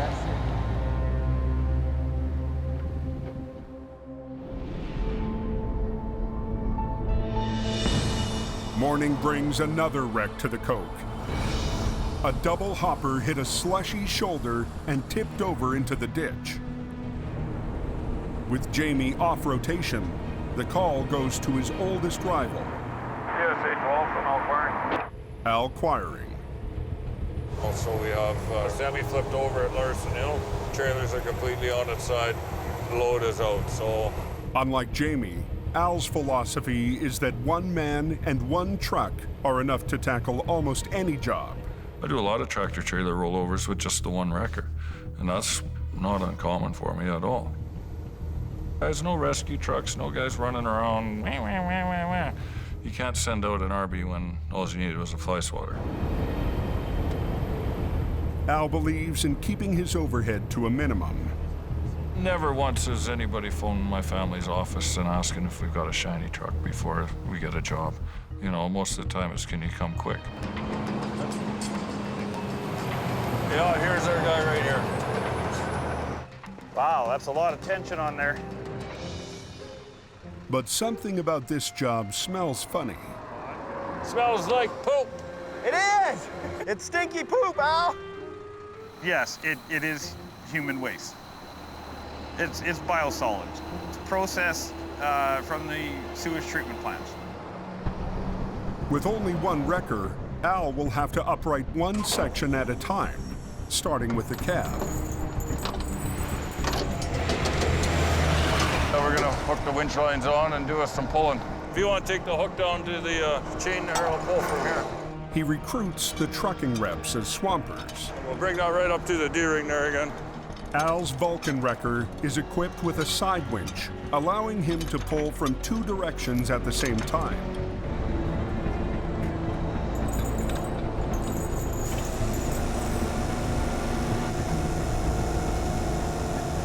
Does it look like it's gonna pop?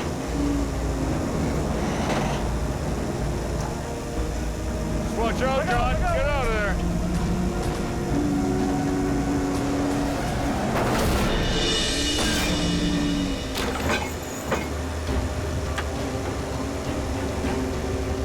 Beautiful.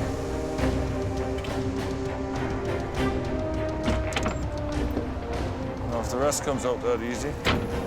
Al repositions his wrecker to tackle the two hopper trailers. That was quick and easy to pull the tractor out. Hopefully the trailers will be the same. I'm used to flipping trailers over myself, so that's not a big deal. Gonna have to get out and have a look at the angle of the good angle. He figures flipping the hoppers will be a piece of cake. The sooner I got that mess cleaned up, the sooner I'm heading home to my wife's good cooking. To avoid bending the chassis, he wants to unhitch them and flip them one at a time. We're gonna pull the pin puller. Ugh.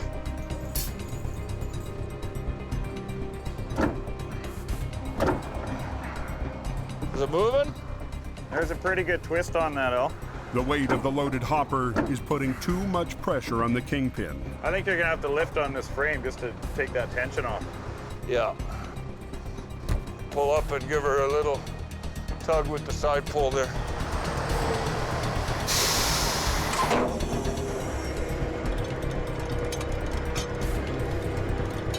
Hey, Travis, tight! Got it. Do you think that pin popped? Yeah, it is. Oh, it did, eh? Yeah. Oh, beautiful. Now he needs to get them back on their wheels. And we're gonna see what we can grab hold of it. But there's no secure place to rig onto the thin top edge of the hopper. Hook that chain so the hook comes back into the ring. We're just gonna try and get that trailer separated and drag it up the bank a bit so the load will come out of it. The hoppers are made of lightweight aluminum. If he tries to flip them with the load inside, they could break apart. So first, he needs to dump the poop. We're hoping to get the ass end of it kind of up here so that it's laying mostly upside down. He is hoping to roll it as he separates. Should empty out the box real nice if it works. It's moving now.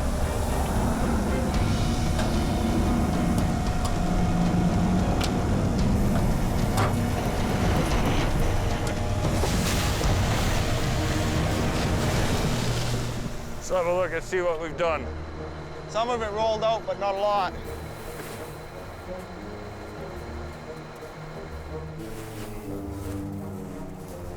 What do you think, shovel brigade? Are you serious? I've got tons of shovels. That's 20 metric ton. 3 guys, that's not that bad. You don't want to shovel? No problem. Get out of the way, I'm gonna shovel. I'm gonna shovel until I can't shovel anymore. And then when I can't shovel, I'm gonna switch arms and I'm gonna shovel some more. Just like eating an elephant, one bite at a time. This is black gold. You got a pretty low standard of gold there, Al. All season long, Scott's been waiting for the new wrecker Jamie promised him, making do in the meantime with the vintage General. Joe.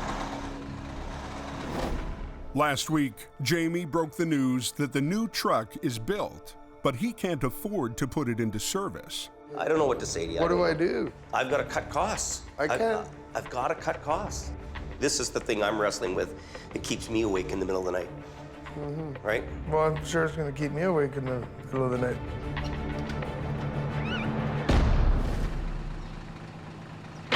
I committed to be here for this season, and well, I guess I'm just gonna have to man up and just suck it up and take on the general, you know? But today, Jamie has a surprise for Scott.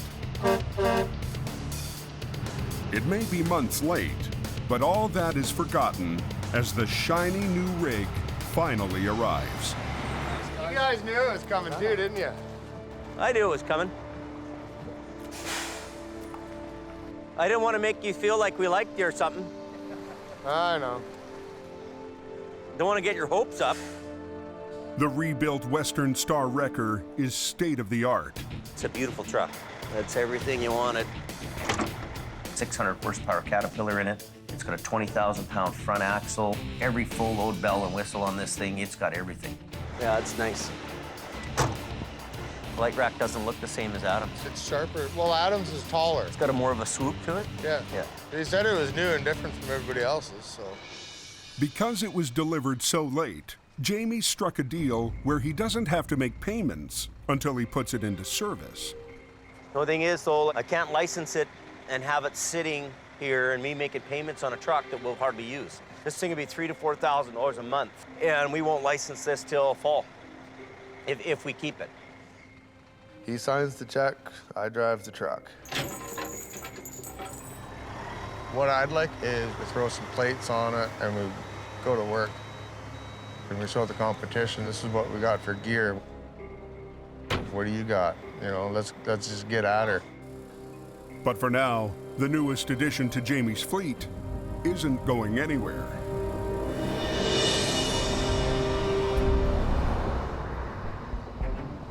We could probably get a chain under the front of that box, and then as you lift, it's gonna roll.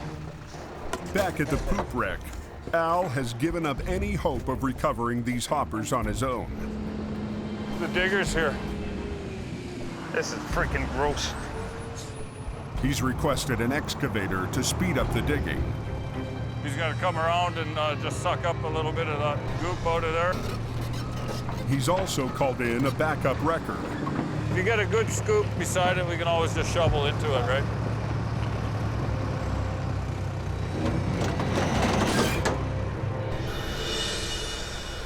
By sundown, he's got the first hopper empty and out of the ditch. Fire that baby up and get the digger in there. But it doesn't look like he'll be home for dinner. Oh, everybody wants to be home at the end of the day, but this is a 24/7 job, right? And this job is far from over. Short one, long one.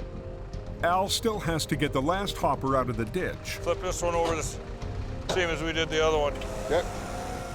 And he'll use 2 wreckers to do it. Back her up a bit. Back her up a bit? Oh yeah, you're way too far away. Okay.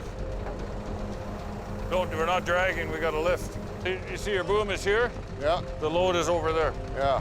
Where do you want me to go with this one? You see the ring there? Oh, you okay? I've already got one here, Al. He's had to shift from being the lone wolf Right here. to leader of the pack. No. Look out! Gourd, just cut the wheels hard to the right and go forward. You repositioning or coming off? Yeah, cut her loose. Same chain as Give me a little bit more. I got 8 people asking to do everything at once. Just undo the chain. Leave the chain there. I don't have enough, Al. Hey, we're digging the landing leg in, Al. Watch out, John. Get out of there. Gotta have a victory steak. But that steak may be coming with eggs for breakfast. Show time, but when we're done, it might be morning time, so.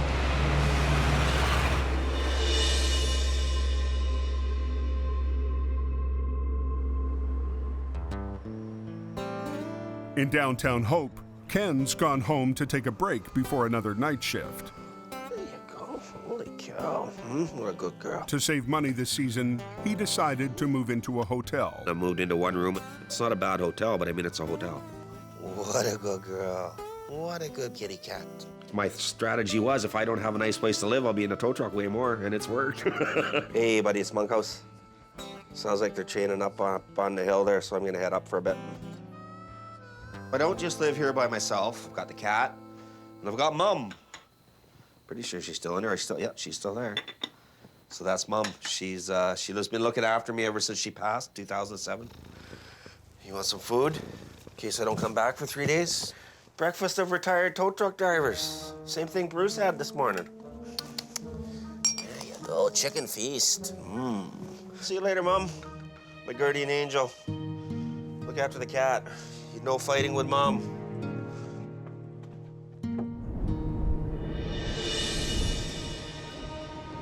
Tonight, Ken's working an extra shift to help make ends meet. We didn't do a whole lot in the last 2 weeks, and it's getting bleaker and bleaker. We just frickin' paid the rent on Friday, like 8 days late. It's got me questioning the whole deal. They never knowing how much you're gonna make. You know, are you gonna be paying your rent every 2 weeks type of deal? You're gonna be living in a whole hotel. Judging by the extremely light volume of car traffic, pretty much everybody's got home, so I think it's gonna be a quiet night up here tonight. With no work in sight, Ken pulls off the highway and calls his son. What are you doing, Spawn? Not much, buddy. What do you think I'm doing? Sitting up on a frickin' hill in a snowstorm trying to find my first call in 4 days. Starting to look a little bit bleak. But oh well, that's towing, right? Winter Monkhouse is my son. He's 29 years old. He's a good kid, doing really well for himself. Lots of confidence, way more confidence than I ever had. He's doing really well for himself. I'm really proud of him. When are you coming out? Oh, the 28th, the day after my birthday, so you don't gotta buy me a present. Isn't that convenient? One way or another, we'll get together there, young fella. You might have to come up to Hope, though. Okay, buddy.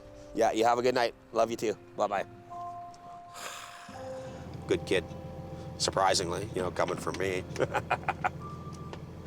No, I love him. I wish I saw a lot more of him.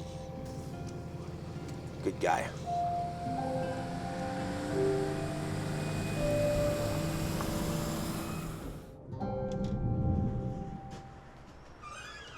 After another night of no work, Ken tries to find luck elsewhere.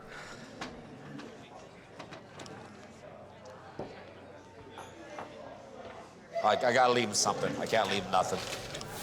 Pair of threes. Pair of frickin' threes. Why couldn't it be 2 aces? Oy, oy, oy. $18 down the toilet. $18 my son's not gonna get. Well, I gotta start thinking about him more. He's the only family I have. I have him and my cat. It'll be 25 years I've been doing this. Maybe it's time to get out of the towing thing and find a different type of truck to drive.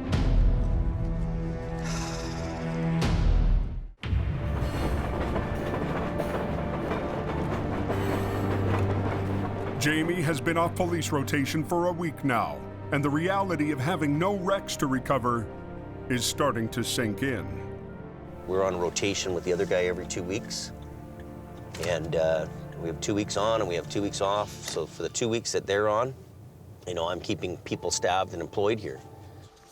Bills, bills, bills, bills every day. Depressing.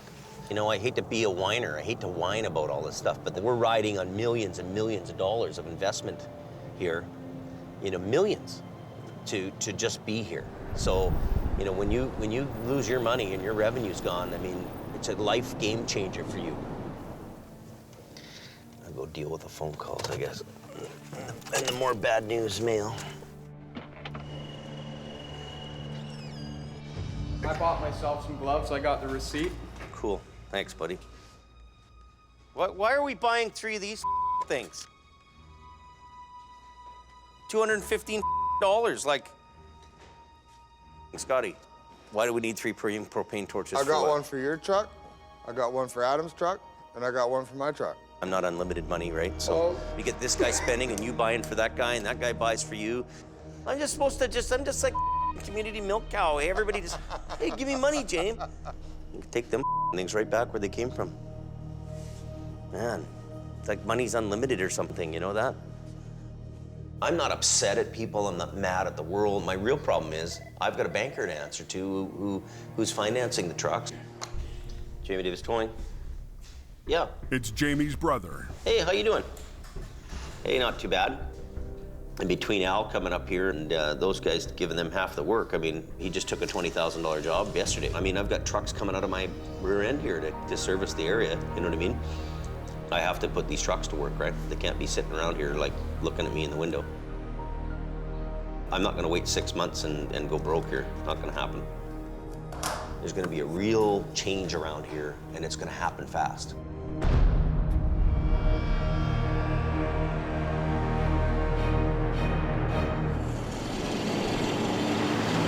Later that night, trucker radio reports a wreck on the Coke.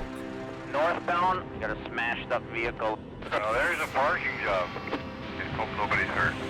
His call originally came into us as a multi-vehicle collision near the Snowshed on Highway 5. Unknown injuries. The two-car collision has shut down one of the northbound lanes. Though he's still off rotation, Adam can't resist responding. The company that is on call is nowhere in sight. I'm not willing to sit here and wait for towing to get here, so it happens. We gotta get the highway open. Thanks a lot. I'm just glad to be alive. Yeah. The stunned driver of one of the cars was slowing down when he got slammed from behind. It's like if you could look in your rearview mirror and you see somebody coming to kill you, basically, because he was coming so fast. He hit me so hard, I went around and... Oh, so you're spun right around? Yeah. Oh, my God. I've got 2 dogs with me, and I thought they were dead. I thought I was dead, but I've just kind of got them bundled up here so they're okay. I wouldn't want my dogs to die. Adams called for backup, and the hungry crew will take any work they can get. I don't like towing little cars at all, for any reason, anytime, anywhere. But there won't be a whole lot of work, so now we have to supplement our income by picking up as much work as we can. And if we can be Johnny on the spot, well, we'll give it a little shot, you know? Within minutes, they've got the highway open. So we're hooked up and we're heading for home. Okay. Adam's pretty good. He's one of the best drivers that we've dealt with up here, and always gets things taken care of fast for us. What's going on up on the Coke? I'm gonna need at least one heavy wrecker for a truck and trailer. When news of another wreck comes over the radio, You and Adam both heading to this? Roger. Adam and Scott shift into high gear. Jackknife truck about 15K up the road. Sounds like he's southbound across all lanes of traffic. I guess there's somebody all bent in shape up there. It's up here, northbound. Okay, I got a good jump on him. We'll have 20 minutes on him anyways, Adam. This thing cleared up before he even gets there. A jackknife semi has both lanes shut down. Adam and Scott's wreckers are the first to arrive on scene. But the competition shows up only minutes later. And because he's on rotation, he gets the job. Yeah, we won't need your iron today. Thanks for coming next time. This one's too easy. What's on the road, man? That's half the job. It's too simple. I don't need a rotator and 4 tow trucks and I don't know. What are you doing? Between getting an assault charge, I might as well just go home. Adam walks off the field, but Scott decides to stay and watch the game play out. I'll just wait for a few minutes. It's their job scene, and they've made it very clear that it's their job scene. Okay, you're off. Freak time to be where I want to be. We'll just stay parked where we are.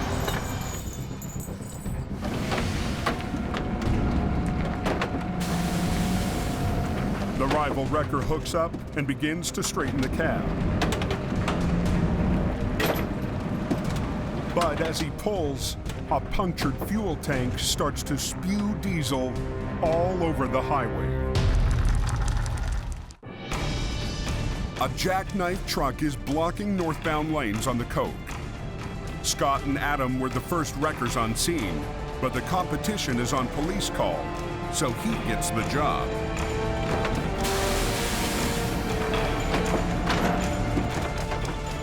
Scott stays to watch and notices the wreck is leaking diesel fuel. They're well aware of this, I take it? Well, you know what? They should be, but apparently they're not too concerned about that. When you have a fuel leak, you got to stop that fuel. If they had the proper equipment, they could contain that fuel leak instead of letting it go into the environment.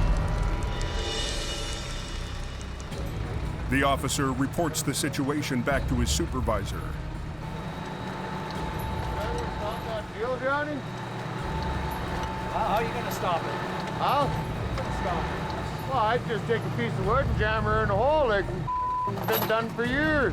He doesn't even know how to stop a simple fuel leak. I mean, that's heavy towing 101. You get to an accident, you see fuel leaking, you get your cedar wedges and you start pounding them in the holes.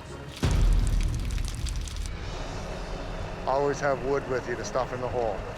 But what we got is now we got fuel everywhere. Yeah, so It should have been pumped before the job happened. okay, we got a diesel spill all over the roadway here. How much has been spilled? About 450 liters. About 450 liters. Yeah, we're gonna have to call environmental then. That's a lot of diesel. Yes, sir. An environmental spill like this could cost tens of thousands of dollars to clean up. So you're with Jamie Davis, that's right?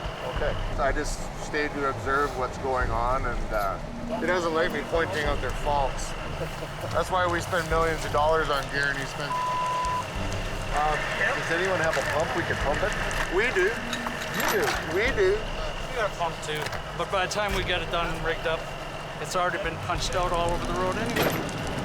Well, it doesn't start leaking until you pull it off the landing gear. We have to pump it before we can drag it anyways. You know what he's doing is he's making for a dangerous situation on the other side, because that fuel is going to go over to the other lane of traffic, and you know what diesel and ice does. Yeah. Okay, hang on. Yeah. Diesel and ice, it's just probably the most slippery substance in the planet. Preference, you pump the tank first, the traffic can wait. The fuel is more important than the traffic right now, so. If we could keep the fuel down to a minimum spill, we can clean up. But the competition's pump is still back in town. Until it gets here, he decides to take Scott's advice for plugging the holes. It definitely slows down the leakage until you get your pump. Okay, well, it's kind of too late now, so. Yeah. It's frustrating. It is. It is frustrating.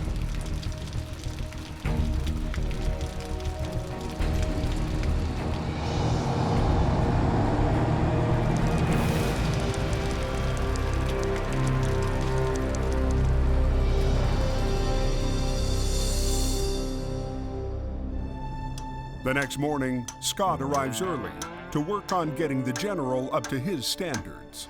I gotta drive the old girl. I might as well give her a bit of a cleanup. So what happened on the coke there last night? When we first got on scene, there's no fuel leaking, there's no nothing. He just shows up, throws a hook, and starts yanking. We have a whole yard full of updated modern equipment to handle these jobs. Yeah. I can see the writing on the wall. Now I'm faced with the reality that 50% of our business is gone. In a 2-day deal, I mean, there's $25,000 in work that went out the window to the competitor. So now it's starting to hit home for me. It's a rough, hard road to be in.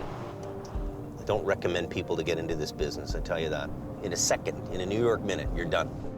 My whole life's in a turmoil. All of a sudden, we have no work here. What do I do with all these employees? What do I do with the trucks? You know, closer's not an option. So I have to either auction off those high-end trucks or find another home where they can go work and make some money. It's a really hard day for me. This is probably the hardest day I've had to deal with in years. With nothing to do but wait, Jamie heads to the barn for beer o'clock. It's nothing but an old barn and a bunch of good old boys in there, but at the end of the day, there's lots of business goes on there. Everything around me has beaten me to the ground where I can't even really supply the service.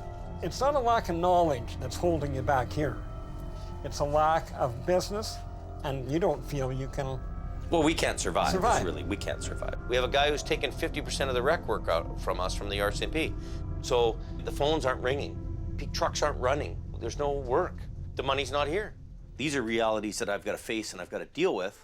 You know, like, you've been barking up a lot of trees looking for the cat, but you haven't hit the right tree to get the right cat.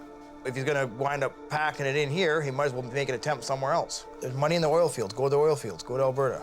Fort Mac has got people lined up, you know, for tows. If you go to Fort Mac and try it, I don't think you'll ever look back. So why aren't you trying Fort Mac? The opportunity's there to try. Why wouldn't you try it? I'd definitely be looking at that for an option. What have you got to lose? Being off police rotation is killing Jamie's business. We have a guy who's taken 50% of the rec work out from us from the RCMP. So the phones aren't ringing, trucks aren't running. With a big crew, a fleet of trucks sitting idle, and bills piling up. Bills every day. He's reached a breaking point. Well, we can't survive, we can't survive. So why aren't you trying Fort Mac? What have you got to lose? Fort McMurray is a boom town, 900 miles away in the heart of oil country. We keep getting drawn to Fort McMurray. So oil fields are going crazy up there with work. So maybe me and Adam got to go to Alberta, and they'll appreciate a couple guys like us who come out there and do the job for them. Population of Fort McMurray, 72,000 people in that town. Look at the streets, 5 abreast on that street. Pretty big town. Yeah. They do a quick web search to check out the competition. Have you looked at this guy? Yeah, he doesn't really have much of a sight. Have you looked at them? No, what's he got? I don't know. Yeah, that guy. He's got pretty big stuff. Yeah, but he's got one tandem though, right? Yeah, he's heavy duty. Fort McMurray, that's been in the back of our mind, but now I think we're at a point where we really don't have any choice. The next morning, Jamie and Adam decide to take advantage of being off rotation. Okay, we've made a commitment that, you know we're not gonna starve here all summer. I'm not doing it. He certainly doesn't want to do it. He's got to feed his family. I'm not gonna wait around till the banker's phoning wanting to come and repo my truck. I gotta go put these trucks to work. So we're on it, we're going, so. Well, we're gonna hop in our pickup, I guess, and go up to Fort Mac and hunt around. We'll go do some scouting and check it out and see what happens. So we're on the way to Fort Mac, so I'll call you later. Bye. I have no doubt in my mind there's a ton of work because it's like the economic engine of Canada. It could be a good idea. Jamie's a visionary. Jamie's been in business a long time, so who knows? It's a huge gamble. A new town, new competition, a new highway. Do I really want to go and play in somebody else's sandbox? Not really. Not 100% certain. I don't think Adam's 100% certain. And I can't stop here and cry over spilt milk. You're either going ahead or you're going backwards. I'm looking forward to it, but in the same hand, I'm nervous about it.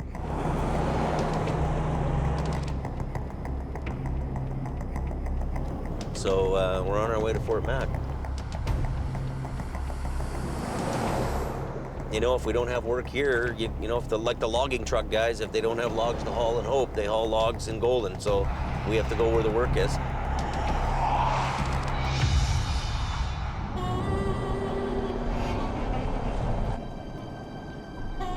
After 16 hours of driving, they arrive at Highway 63, a notorious stretch of road that's the main lifeline into the remote northern oil fields.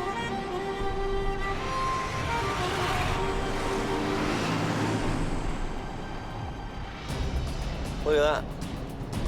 That's a pickup truck rolled over.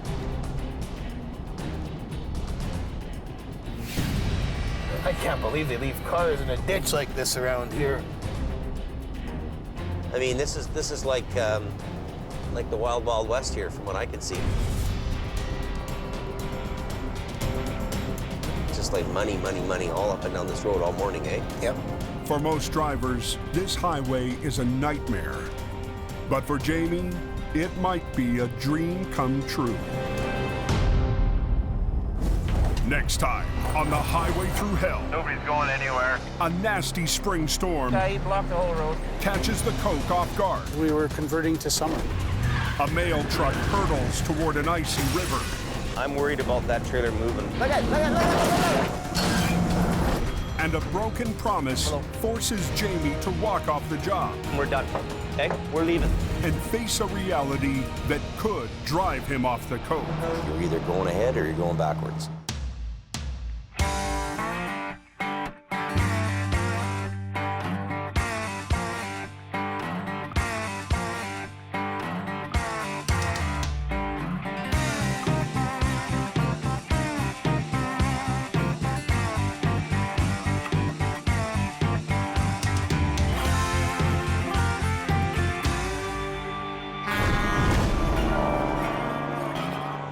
This time, on the highway through hell. Nightfall coming on. Coming down like crazy. We're supposed to be getting 60 centimeters of snow tonight. A car. A semi. Was dragged from almost a mile. A terrifying ride. A blizzard of wrecks. Sends heavy rescue dirty. to the brink. Just do what you can do, then stop. Sheer ice forces the Rotator into danger. Oh my God. In the rugged mountains of the Pacific Northwest, there's a highway like no other. The Coquihalla is an engineering marvel. But when the weather turns bad... Look out! It's like the Bermuda Triangle of truck accidents. Keeping the Coke open takes an army. When the highway shuts down, the world shuts down. And a last line of defense. Jamie Davis en route. A heavy rescue team ready to tackle any disaster. Because here, closure is not an option.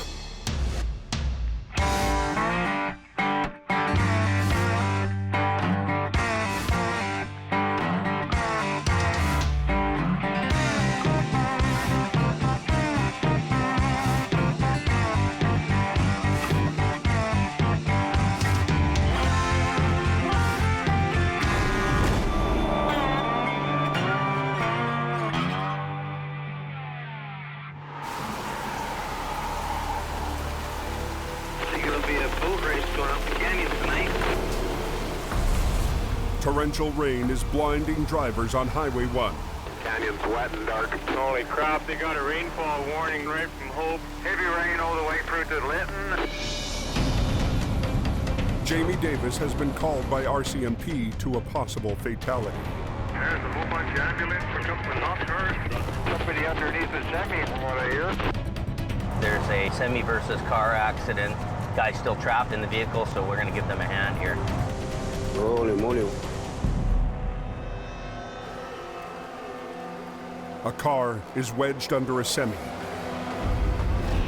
Heavy rain may have caused the car to hydroplane and slide under the trailer. Initially, the driver of the truck didn't even notice. Apparently it was dragged for quite some time, almost a mile. The driver is alive, but still trapped inside. Rescuers have called Jamie in case they need to lift the trailer to extract him. Victim's trapped underneath the trailer in front of the wheels and dragged into this off-ramp. You want to try to lift it all, or are you good? You're good? Wait, he's pinned in there. We got to just, it's going to be a bit. Okay, Not no a whole problem. lot we can do, but we got to work it sideways, so. Okay, okay. The rescue crew rushes to pry the roof off the car. A few minutes later, they have just enough space to get to the victim. Seriously injured, but still conscious, he is carefully loaded onto a backboard. The wreck gets turned over to Jamie. That, eh? Only passenger seat. Look at it. The whole driver's side's right out.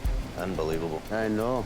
This guy's really lucky, man. Imagine being dragged down the highway for a mile sideways. Man. Horse cars are right off. Before they can open the road, the car and the trailer need to be untangled. Give me that J-hook, I can hook it up in there. The crew needs to prevent the mangled car from ripping off the side of the trailer.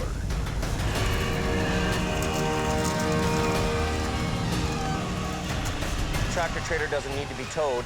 There's some small little ripples in the aluminum on the side, but there's nothing structural, nothing to stop this trailer from going down the road. The truck continues on its way, but the car is another story. Grab the dolly and put it in front of that wheel. Okay, Kev, we'll put the tower down and I'll follow you in. Let me know if you see spark. Yeah, okay. Thanks again. Yeah, have a good night. For Jamie, this job isn't about the money. We came out here really to help out the fire department and the RCMP with a person's trap call. So there's nothing to charge our bill against. So this is a public service call more than it is an actual revenue job for us.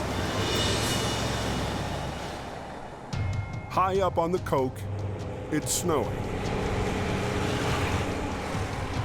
Jamie's biggest moneymaker, Adam Gazzola, is working another long night. It's got really icy up here, and that little car wiped out, and then this guy here made a choice of either hitting her or going off into the ditch, so decided to take the ditch.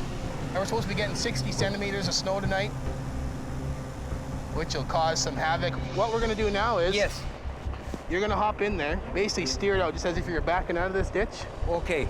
I don't want to wear myself out. We got 3 other highways we have to maintain as well. If you're not out there working, 7 times out of 10, you're not going to get the job. It's what I've done now for 17 years, and I think it's starting to wear me quite a bit. Looks good. Wow. You happy? Very happy. Okay. Thank you. Just be careful up there, she's slippery. You know, I've been up here all day, roaming around, doing the odd job here and there, so we'll see what happens. A nasty cold is going around, and Adam is its latest victim. I've been sick for 3 days. Sore throat, feel like I got sandpaper in my throat. For Adam, winter is already taking a toll, but relief may be in sight. Like, we're getting another guy to help out, so hopefully that works out.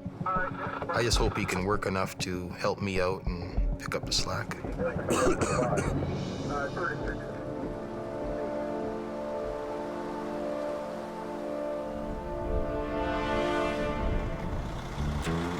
The newest addition to Jamie's crew is veteran driver Scott Bird. I'm realizing that Adam can't handle all the workload, you know, the standard everyday towing jobs that happen. And I need another guy to pick up the slack. You wanted the front facing this way or the front facing that way? I know Scott can do that. No, it's leaning because of the trailer. Scott and Jamie go way back. I worked for Jamie for just shy of 10 years. 45 there? You're the pro, you're the guy that's gonna put it in there. Don't tell nobody that. Scott Bird was the king of the hill before Adam. He's a Top Gun just like Adam's a Top Gun. I just kind of burned myself out, so I went up into the oil patch to recover. I'll swing in and I'll back it into its place. 9 years I was up in Alberta, and last year I got a phone call from Jamie, and he said, well, stop on in, we'll have a beer and chat about some things. Well, that was the start to round 2. That doesn't look too bad there, does it? No, it doesn't look so bad at all. Scotty has done the mountain thing. He's been here before, and my mindset is, okay, I know I can give this guy a truck, and I know he's gonna go produce. You know, he's a big wrecker guy, understands the business. But after a decade out of the game, has he still got what it takes? I'm getting up there in age, and hopefully I can still do it. Still a little younger than Jamie, and he can still do it, so I'm sure I can. He's getting a little older, just like I am. You know, Adam's a lot younger than both of us, and, you know, it is a young man's game. To entice him back, Jamie promised Scott his own state-of-the-art 30-ton tandem heavy wrecker. The truck that I'm getting is very similar to Adam's. So, you know, we'll have some decent pulling power. But the wrecker is still in the shop and 6 weeks behind schedule. For now, Scott will have to make do with a vintage truck built to tow cars, not big rigs. When I was 16 years old, I worked for the owner of this company that owned this truck. I'd take this out and go make money with it, and you know, it's kind of part of my apprenticeship was driving this old truck. I only want certain guys to drive it. You know, you gotta have a love for them. But Scott is just happy to be back on the mountain. That afternoon, Scott goes on his first call in the old truck.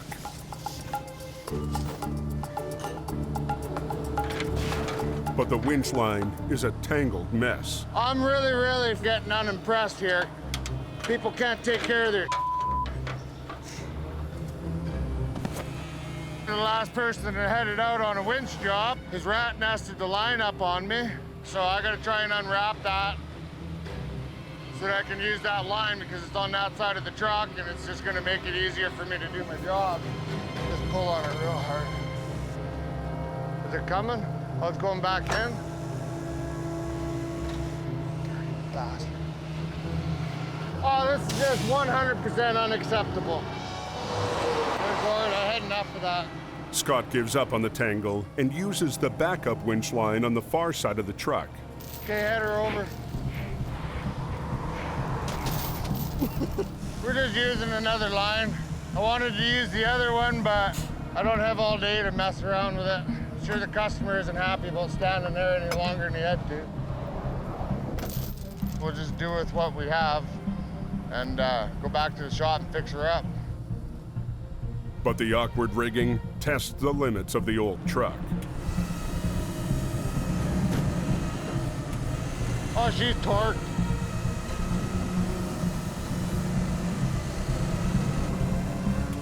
But somehow, Scott still manages to coax the van out of the ditch. Gonna move ahead, give him the last pull I need to give him, hook him up, take him to town. Just when Scott thinks he's home free, Ah, yeah, dirty he's not. son of a...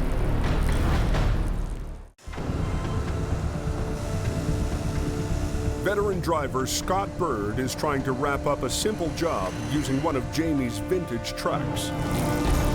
But the old gal isn't quite up to the task. Son of a... A hydraulic line bursts, and now he can't raise the wheel lift.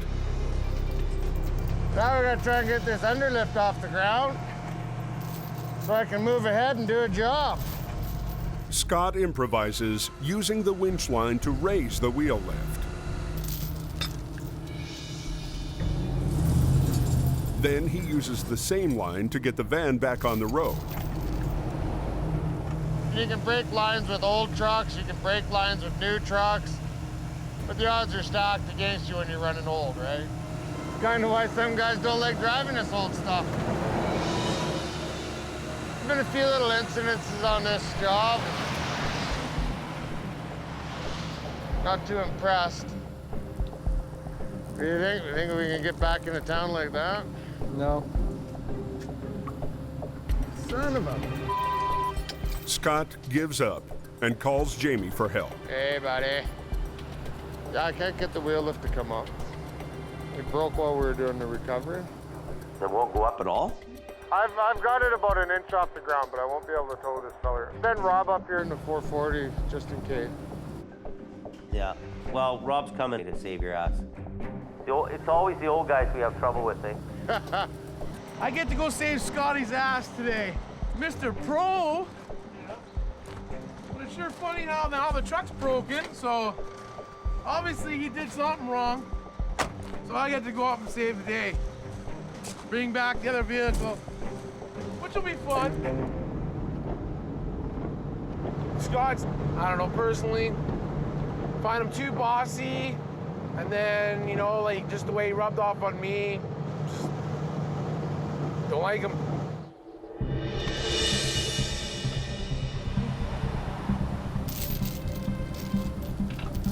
Okay, ready to go? Jump in this thing, and we're gonna just get off the highway. Go past or pull into that next turnaround.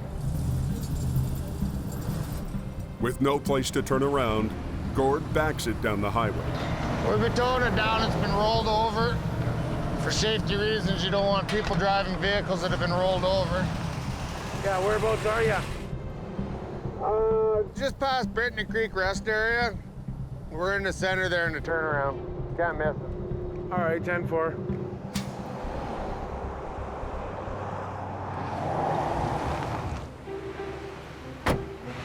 Hook him up and go. Make sure you run your chains tight. He's fairly heavy. Okay, yeah, I know. Good. Crank that boom up a few more notches too.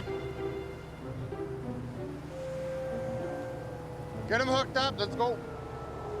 Chop, chop. Both of you. Okay, keep coming back, Rob. Hey, okay, come on back, Rob. Rob, what are you doing? No, don't stuff it under anymore. You want that T-bar to be right here. I know what I'm doing, Scott. This has to be shorter. No, it doesn't. Okay, whatever, man. Scott positions the sling so its chains don't scratch the bumper. What's the matter with that? Okay, let's get off the highway.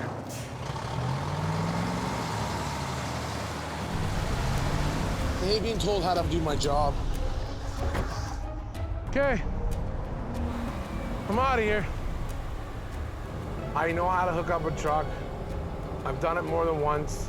And for him to step in like that, he has no reason to or right to. I guess still have to find out what Jamie has to say. I know it's hooked up right because I did my side and I had to look at his side, so just leave him do his own thing. Let Rob flounder in his own stupidity.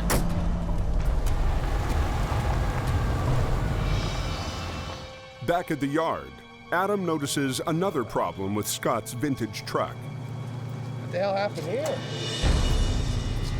Oh, no.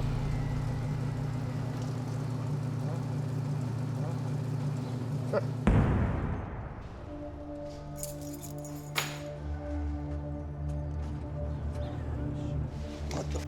Did they wreck my nice little truck already?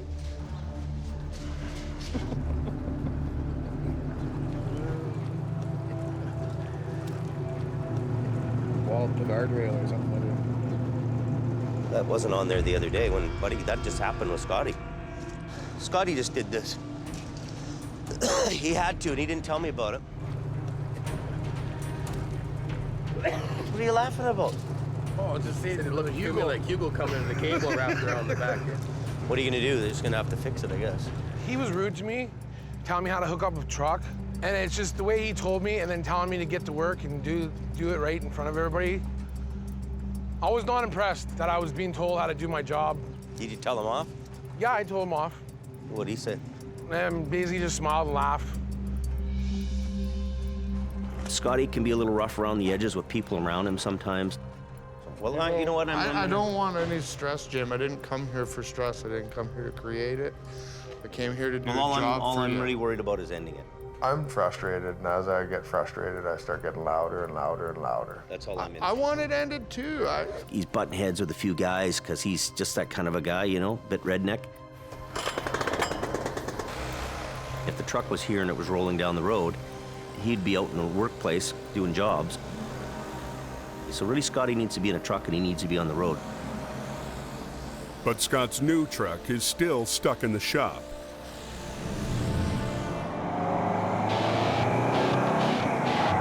The next day, Jamie has a brainstorm. An opportunity came up to buy a used truck that would kind of relieve the pressure for us right now. This morning, Adam picked up a used 1985 GMC 5-star General. It'll help fill the gap. But then if it takes another month for Scotty's truck to get done, so be it. That runs pretty good, actually. She's a jewel. Well, she didn't go pa-pow anyways.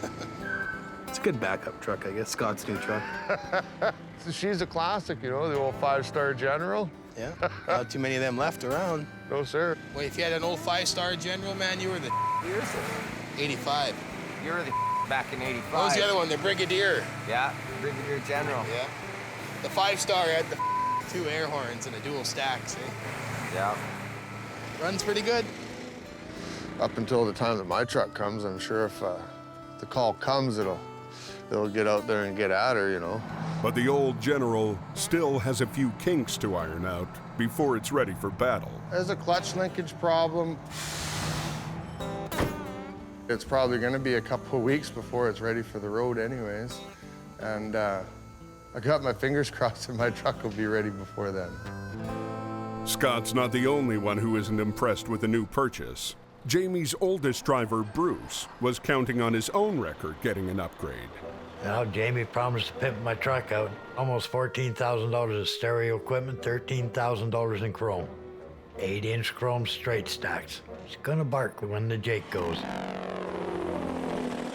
Bruce was supposed to leave in his truck this morning on a long-haul job to Alberta. Hey, Bruce? Yo. Why is this truck here and not on its way to Alberta? I'm starting to think to myself that we're on Bruce time. No. I figure on leaving about 5:36. All right, I'm thinking you're on your own page. You're on Bruce's schedule.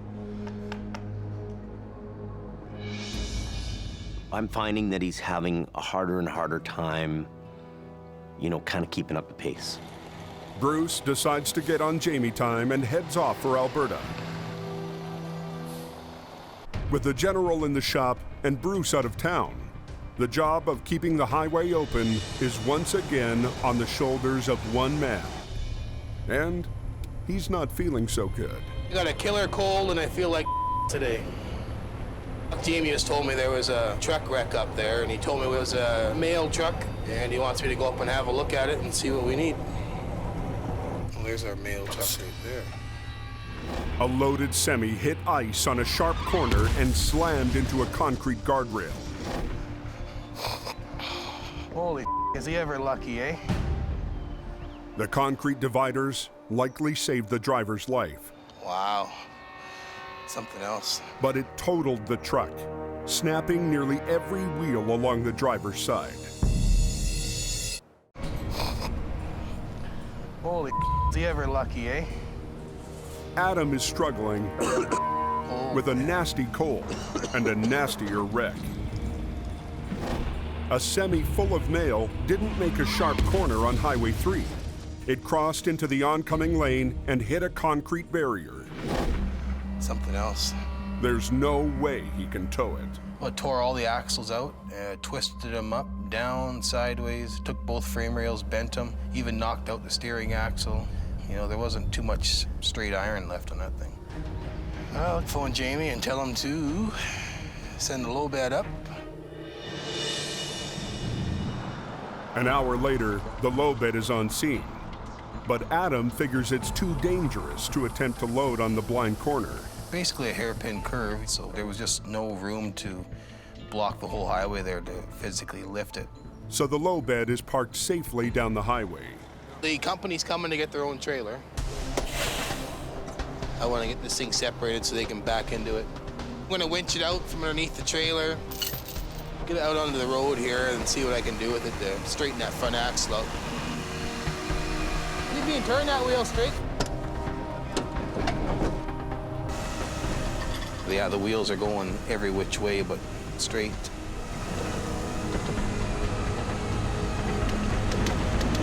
Everything was just busted off. He drags the crippled cab away from the trailer.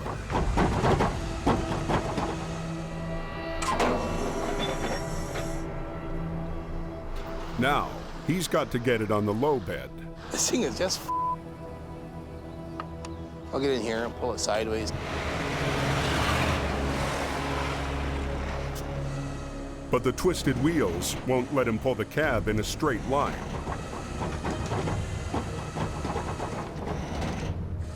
So Adam lifts the two back axles off the ground.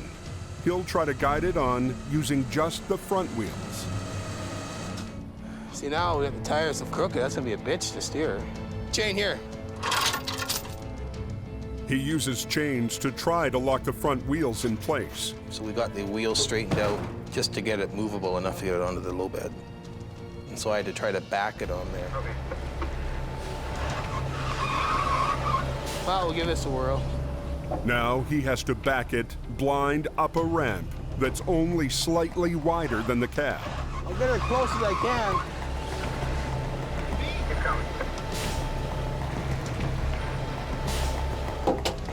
So you gotta tell me here. Don't watch it fall off and then tell me, right? You go 5 feet back and 20 feet ahead. You gotta hold the wheel. Dave's gonna jump in. Turn it my way. I did. 2 feet back and 6 feet ahead. Go that way if you can. Frustration levels are rising. Cut her that way, as much as you can. Just trying to jockey it onto the trailer. That's all he's got. Whoa. Yeah, I think you're good there. And then once we finally got it on there, then we pulled it sideways and got it on half-assed straight. With the job done, Adam can't wait to head home and go to bed. Hopefully I can sleep all night now. All right. But the coke never rests. By nightfall, Adam is back in the saddle. Laying in bed, I'm sicker than a dog. I asked Jamie for the night off, but I guess he doesn't take it very serious. He and Kevin have been sent out to drag a snowplow out of a ditch. I have a job to do, and I try to go as hard as I can. Give me a little. But physically, I was just beat. Mentally, I was challenged, and nothing was going right. Break. I got people relying on me, so the more work I can do, the better off my family is. Well, until next time, old girl. See, that's always my biggest thing, to make sure I can provide a good life for my family. By 9 o'clock, he's heading home again. And hopefully that's where I stay for the night. But the night's still young.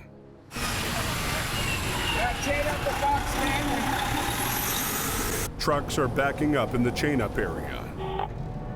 Hey, Stefan, Richard here at VSA Coldwater calling. We're backing up onto the road, and you may have heard we've gone up to a moderate avalanche hazard. Supervisor Richard Enns monitors truck traffic outside the Snowshed. They've got chains on, but they're not quite adequate. They've only got single chains on when they really need triples. So that's why they're having issues. This guy might not make it. Keep going, buddy, keep going. Yeah, he's done. Yeah, so this is a perfect example here of what not to do. Forget it, buddy, you're done. Al, Quiring, Quarterton.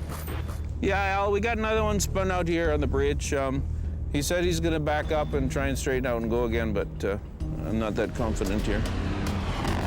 Jamie's main competitor, Al Quiring, has been up on the hill doing tow-ups all night. Big green to the rescue.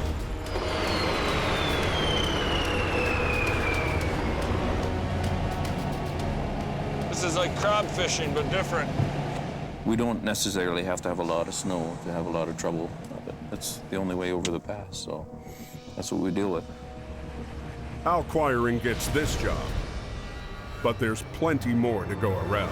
Westbound, there's a semi in the ditch. It looks like he just wiped out.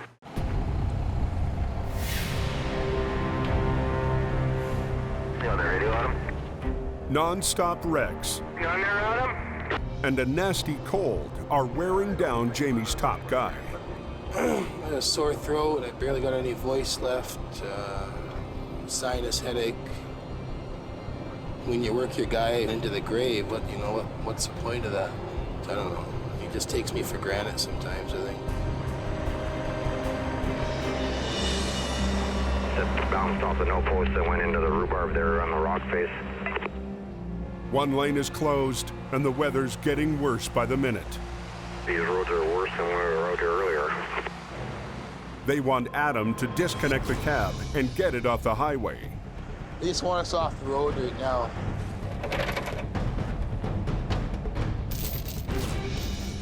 We start trying to give this thing a pull. We're gonna take the truck into town for the night. The highways don't want us messing with the trailer because the trailer's ready to bust in half, so. This thing's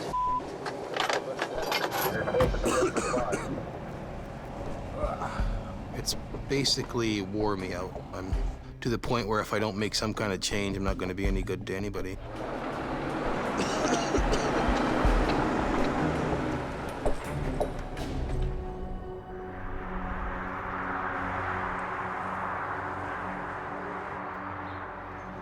grab some tools.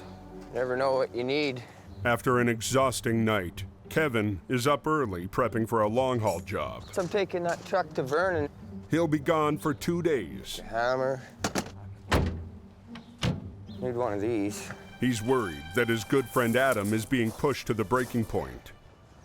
It's just, you know, you work your ass off so long, and it gets to you after a while, right?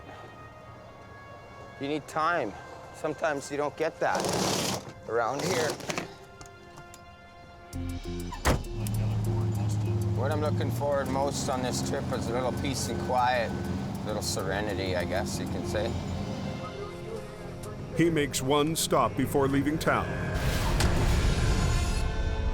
Adam has decided to play hooky. He'll ride shotgun with Kevin, leaving Jamie totally in the dark.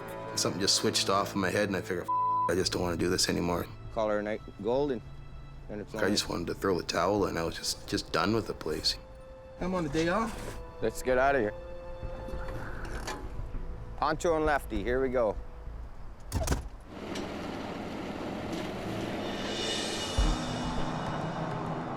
An hour down the road, Jamie phones me and he goes, I need you to go to Edson, Alberta. And I told him, well, I can't. I'm already with Kevin and heading to Calgary. Why are two guys driving around in a truck going to Alberta when I need them here to work? So I just don't get it. I wanted 2 days off, and around here, if you just don't run away, you just don't get time off. Somebody else step up to the plate for a couple days a week. Well, he'll be gone for 2 days. With Adam out of town, Scott gets the Edson job. And Jamie gives him the only truck available, Adam's heavy wrecker. Well, the top dog wants some time off, so suppose I'll be the top dog for a day or two, huh?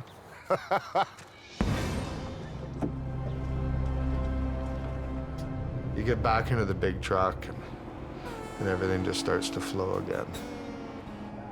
So I don't think that there's going to be anything to worry about other than just dealing with it like it was my own truck.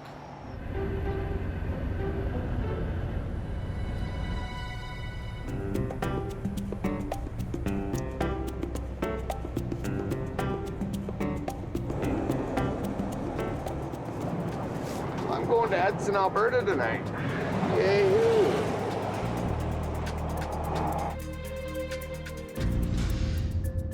With most of the crew away on long-haul jobs, the only ones holding down the fort are new guy Gourd and Jamie.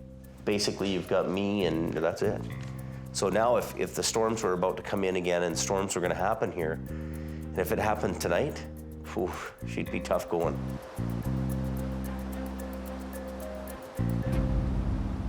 Sure enough, later that afternoon, a call comes in for an overturned construction truck.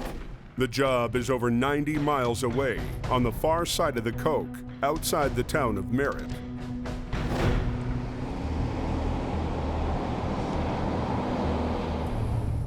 I suggested to them that we do it in the daylight hours, but the push was on to go and get the job done right away. As Jamie and Gourd roll up Snowshed Hill, they get flagged down by a driver who needs a quick pull-up. Too much going on and I can't handle it. Well, I'm gonna pull you up to the top of the hill. I'm going to another job, so I'm not gonna tow you, but I'm gonna get you up top, okay? Oh, that's a half hour right off our time right away. That's gonna screw us right up. Nightfall coming on, stormy weather. Pressure's on us right now to go, and I'm not liking it too much.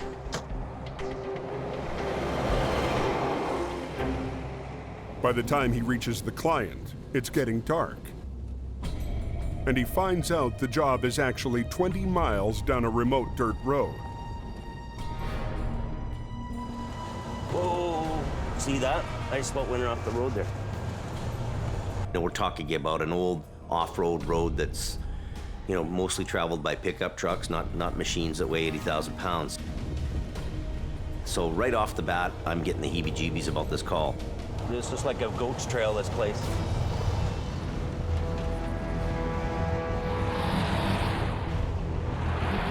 Spin it out. Halfway up a steep hill, the rotator loses traction and starts sliding backwards. Back down.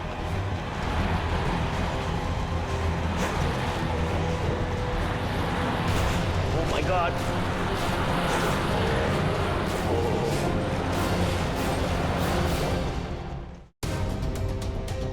Daylight is fading fast, and Jamie's on a job down a remote backcountry road.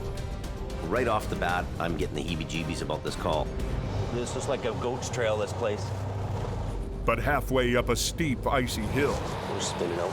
Okay, we gotta back down. Oh my God. We start spinning out and the truck starts sliding backwards. So I quickly get off the brakes and steer it out and let it go on its own.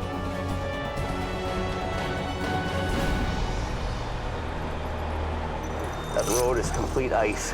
They try chaining up to get more traction. We're gonna forge ahead. This time, Jamie engages his lockers. Lockers are off. We better. It's icy right here. Locking the differential forces all the wheels to turn at the same rate. If you got a good straight stretch, you'll make sure the lockers are in, the inner axle, and you're gonna have better complete traction. And you know, it's like a bulldozer. It's gonna go right up the hill, straight, and it ain't gonna stop. But the trade-off is steering. They'll inhibit your steering. You get to a curve, you make sure you're putting the lockers off so that you can steer. Gourd helps guide Jamie up the icy hill. So our wheels are slipping off the edge. The road becomes increasingly steeper and steeper and steeper.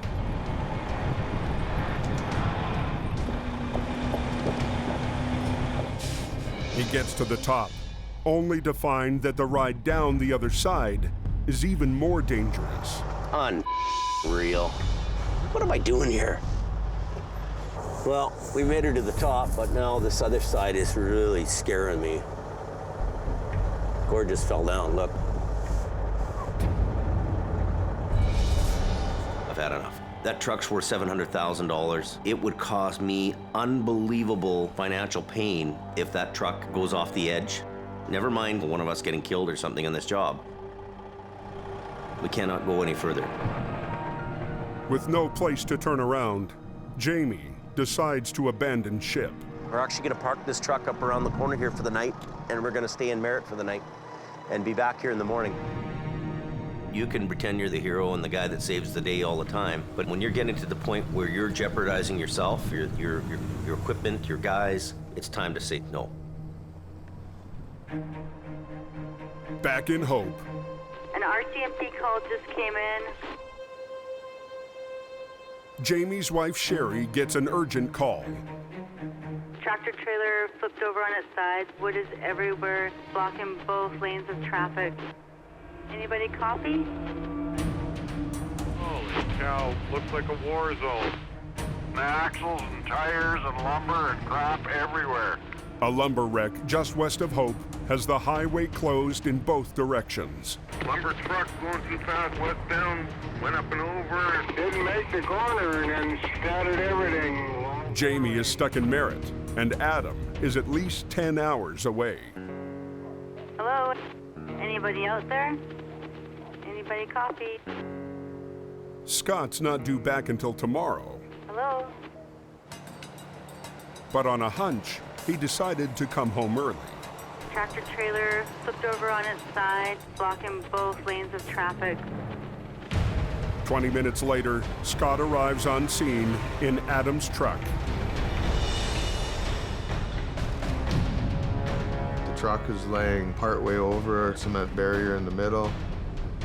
It's on its side. Both the trailers are upside down. A Super Bee hauling lumber was heading west on Highway 1. The driver lost control and hit the center barrier. I heard the guy did make it. He's just shaking up. Better get Jamie Davis out there so he can clean it up quick. For backup, he's called in the only available man left in Jamie's yard, 17-year-old Brandon. So it's all me and this guy. We're gonna work him hard tonight. Okay, Brandon, come on over. Salvage expert Jim Lasser heard the call and has come to the scene. Try that, tilt it back. Flipping a B train normally takes at least 2 heavy wreckers. Scott's only got 1. Jim was, oh, we could rotate this and rotate that, and it's like, well, we don't have a rotator. Where do you want this one? Oh. After 9 years away from heavy rescue, Scott is eager to prove he still has what it takes. I say, oh God, what am I gonna do? I did this for years and years and years. Why am I getting panicked? I just kind of walk around it once or twice and see if you can come up with something that sort of makes some sort of sense to it all. The trailers are too mangled to split apart. There was no way that I could get in to release any of the fifth wheel plates to do it separately. So he has to flip the cab and both trailers at the same time.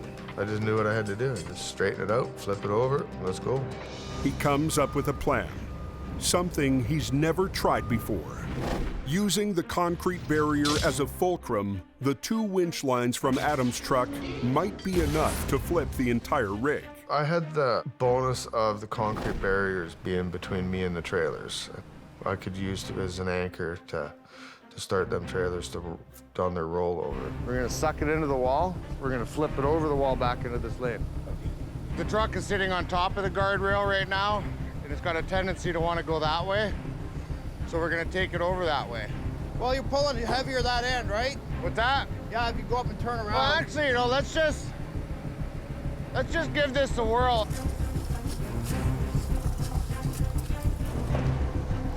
I wanted to go that way, but he says that he thinks the way it's sitting will do less damage by going that way. You know, maybe they felt that I was rusty or whatever, but I just put them off to the side and said, no, this is the way I'm gonna do it. Hey, is everybody out of my way? Cab's just lifting up now. But I didn't need nobody telling me what to do, you know? This is what I do. But nothing ever really goes as you intended to. Hey, is everybody out of my way? A messy lumber wreck has the highway closed in both directions. Cab's just lifting up now. With only Adam's truck to work with, Scott has come up with a daring plan to flip it using the concrete barrier for leverage. It's a bold move that could either make or break his comeback. I was a little bit nervous. We had 1 truck to work with, and that's what we worked with. Okay, everybody.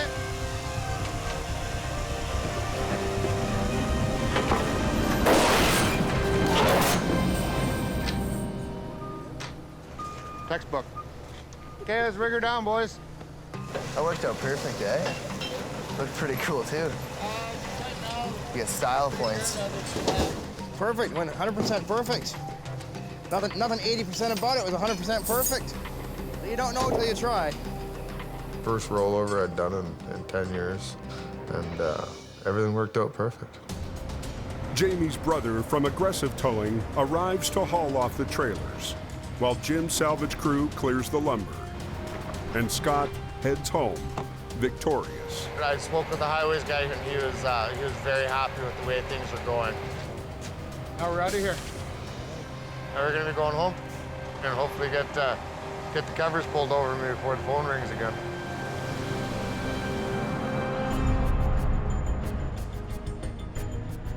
The next morning, Jamie returns to his abandoned rotator. You know, sometimes you gotta know when to walk away from a job, and I'm not gonna risk my truck going over the edge or damage to the truck. It's not worth it. So we're gonna call our quits and just head back to the shop.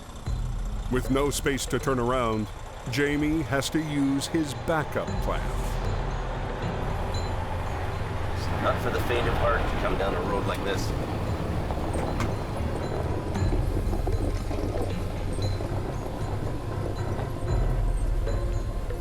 It's pretty sketchy what we're doing. This truck is all it can do to hold itself back. By the time he finally makes it home, it's well past sundown. Oh, what a frickin' 2 days. I am just done. Tell me all the good, the bad, and the ugly. Jamie gets the lowdown on Scott's return performance as a heavy rescue operator. trailer was right upside down in the fast lane, and he just tightened it up against the guardrail. And the trailer stood up, come right up and over, and the rear just followed. Really, eh? Just One picture truck. perfect. Just And click, you know, click, click right over. If that was on its side in the canyon somewhere and right flat on its back, it'd be all you could do with 3 trucks to try to get that Oh over. yeah, it was just perfect. Jamie's old buddy Scott is on the scoreboard. What was really great is that Scott was here. He handles the wreck, it's all done. So having that extra experienced hand has really taken some pressure off us. At least I've got Scotty backing us up. But his MVP Adam is still missing in action. You know, I feel his pain, I really do, but what can I do? Watch it, buddy. Next time on the highway through hell. 45 tons of lumber jams the Trans-Canada. Well, this looks bad. Going too fast. While another wreck teeters on the edge. And a complex recovery. I don't know why we're doing it like this. Brings tensions to a boil. I work 24 hours a day. Tearing open a rift between Jamie You have badmouth me on the wreck, right? and his top dog. I don't need this job. Maybe I'll pack up and leave.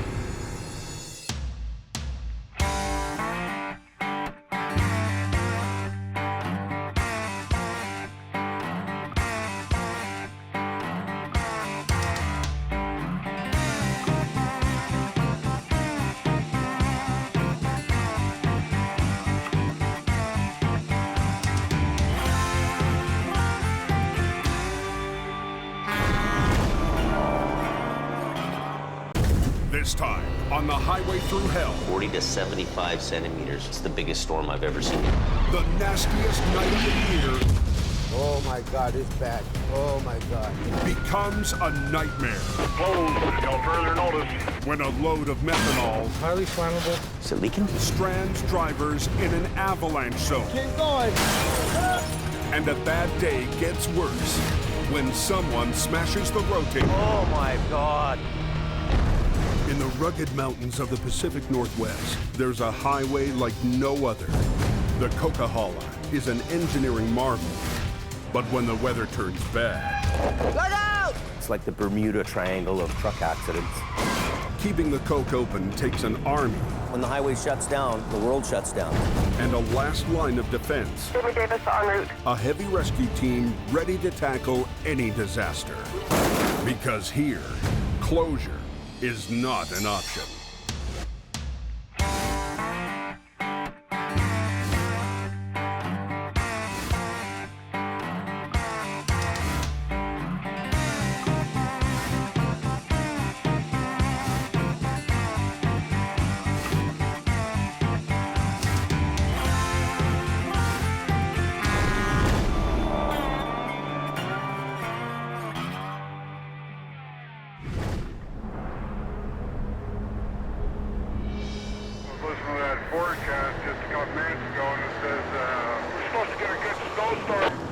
Forecasters have just issued a heavy snowfall warning. Anywhere between 15 to 40, 45 centimeters. 60 up on the hill, I'm thinking. A monster storm has been brewing in the Pacific. Oh, they're gonna get that 70 centimeters easy up there. It's about to run head-on into the Coke. There's an advisory out on the 5. Oh well, it's winter. Get ready to put on your chains. Full water tank, go ahead. Yeah, he's also put a travel advisory on stating heavy snowfall. Yeah, copy that. VSA Highway Maintenance has the contract to keep the highway clear. Hey, Mike, we're gonna have to have replacements come. Yeah, I've already told them and have it all planned out. They'll be leaving our yard at 10. Up at the VSA maintenance yard, extra crews have been called in to get every available piece of equipment ready for the coming storm. You should be good to go. With a fleet of plows, sanders, and blowers keeping the roads clear of snow, the only thing left to take care of is the unpredictable trouble that comes with every big storm. Way up on top, she's coming down like crazy. On the Smasher, several semis can't make it up the steepest part of the hill. Because of the grade here, as soon as they slow down or come to a stop, they're done. The spun-out rigs have caused a traffic jam, blocking VSA's plows from clearing the still falling snow. If there's the volume of traffic there, there's nothing we can do about it. There it is, the Green Goblin. But one guy is in the right place at the right time. Jamie's longtime rival. Quiring. Highways guys want me off, get them off the road, we'll get them off the road. Come up here properly equipped, they don't have this problem. Run back. I'll just pull you right out of there. This will be easy. An early start got him the front row seat. Just another day in paradise, really. I don't even know what's going on the number one or anywhere. It's busy here, though. Oh, boy, this is going to be good here. And if it's something impeding the flow of traffic, Big Green's going to go down and hook onto it with its plasma magnetic pulling capability there and car whisper that baby right off the hill. As soon as we're going, start shifting gears. He's surprised that Jamie's crew hasn't made it up here yet. Well, I don't know where they are. I haven't seen them around. It's kind of odd. They're probably in bed sleeping, making cupcakes. Probably making cupcakes. Down in his yard, Jamie Davis has been watching the storm gather strength for 2 days now. Ooh, it's already coming in. Daily accumulations could reach 40 to 75 centimeters. It's a huge storm. This could be the big one tonight. This is the biggest storm I've ever seen. But tonight, Jamie is not going anywhere. My 5-year driver's license expired. It kicked in for me that day. I need to get it renewed. I need my driver's license pretty big tonight. The timing couldn't be worse. A call just came in for a wreck on the Coke. And he's forced to turn the keys to the Rotator over to Scott. You gotta look twice before you do something. You don't want to have an incident in this shiny truck. We're driving on ice. It's only -3. That's not a beautiful thing. Come over the overpass, you'll see it. Ken called for backup. Get at her. A Jeep tangled with a semi. The guy that was driving this went to the hospital, but I guess the big truck doesn't need to be towed. Turns out, Scott isn't needed. Well, there's supposed to be a little bit more of an incident than it is, so keep going, man. Get her. But he's not worried about lack of work. And if we're gonna get 2.5 feet of snow, there's gonna be more than enough cookies for everybody. Higher up on the Coke, the storm is getting fierce, and the plows are struggling to keep up. I'll have to go back and forth here a few times. You can only plow so fast. You can go down the road and 15 minutes after you've gone, it's totally covered again. It's amazing how fast it accumulates out here. While the plows wage war with the storm, Jamie is stuck in the office battling bureaucracy. And the quest was on to try to find a doctor, and that turned into a gong show. Welcome to Dark Medical. Please listen carefully as our menu options. I can't get my driver's license renewed because I can't get a medical done because I can't get a doctor. Unbelievable. Is there a walk-in in Chilliwack somewhere? Yep. Nobody will do a medical exam in Hope, so we're going down to Chilliwack to try to get a medical exam done. While Jamie heads an hour in the wrong direction, the storm is unleashing its fury. No matter how much sand we put out, it's immediately covered. The single-blade plows are losing the battle with Mother Nature.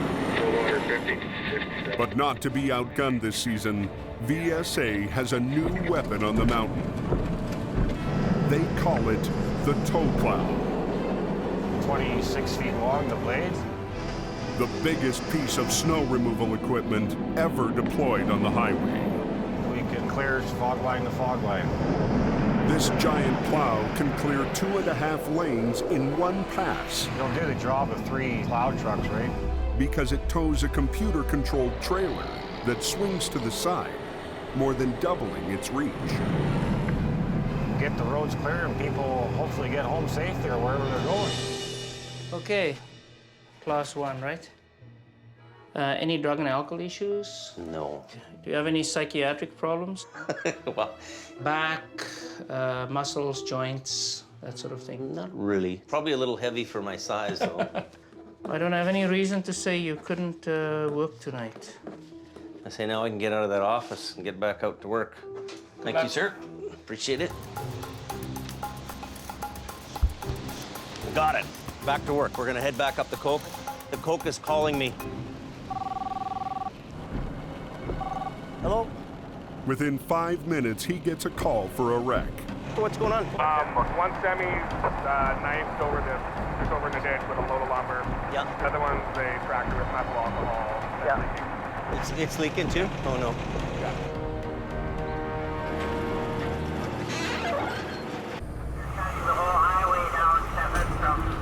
Adam is already on his way to the wreck. This is a real nightmare. Back at the yard, Jamie suits up. But before he heads out, he's told there's something he needs to see in the shop. Reed. Unbelievable.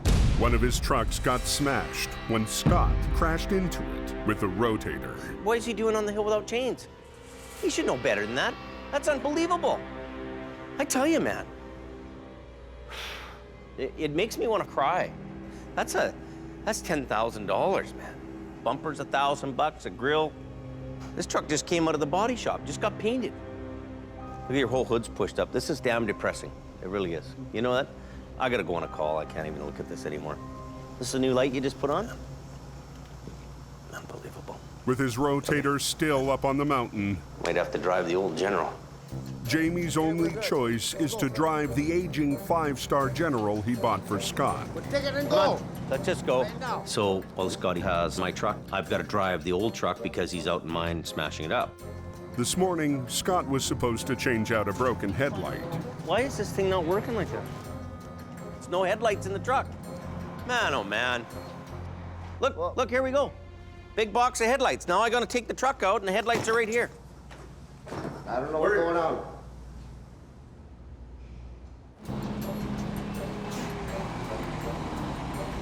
Why am I changing a frickin' headlight now? Why am I changing a headlight when it's snowing? Why would this happen in a snowstorm? Okay, let's just go.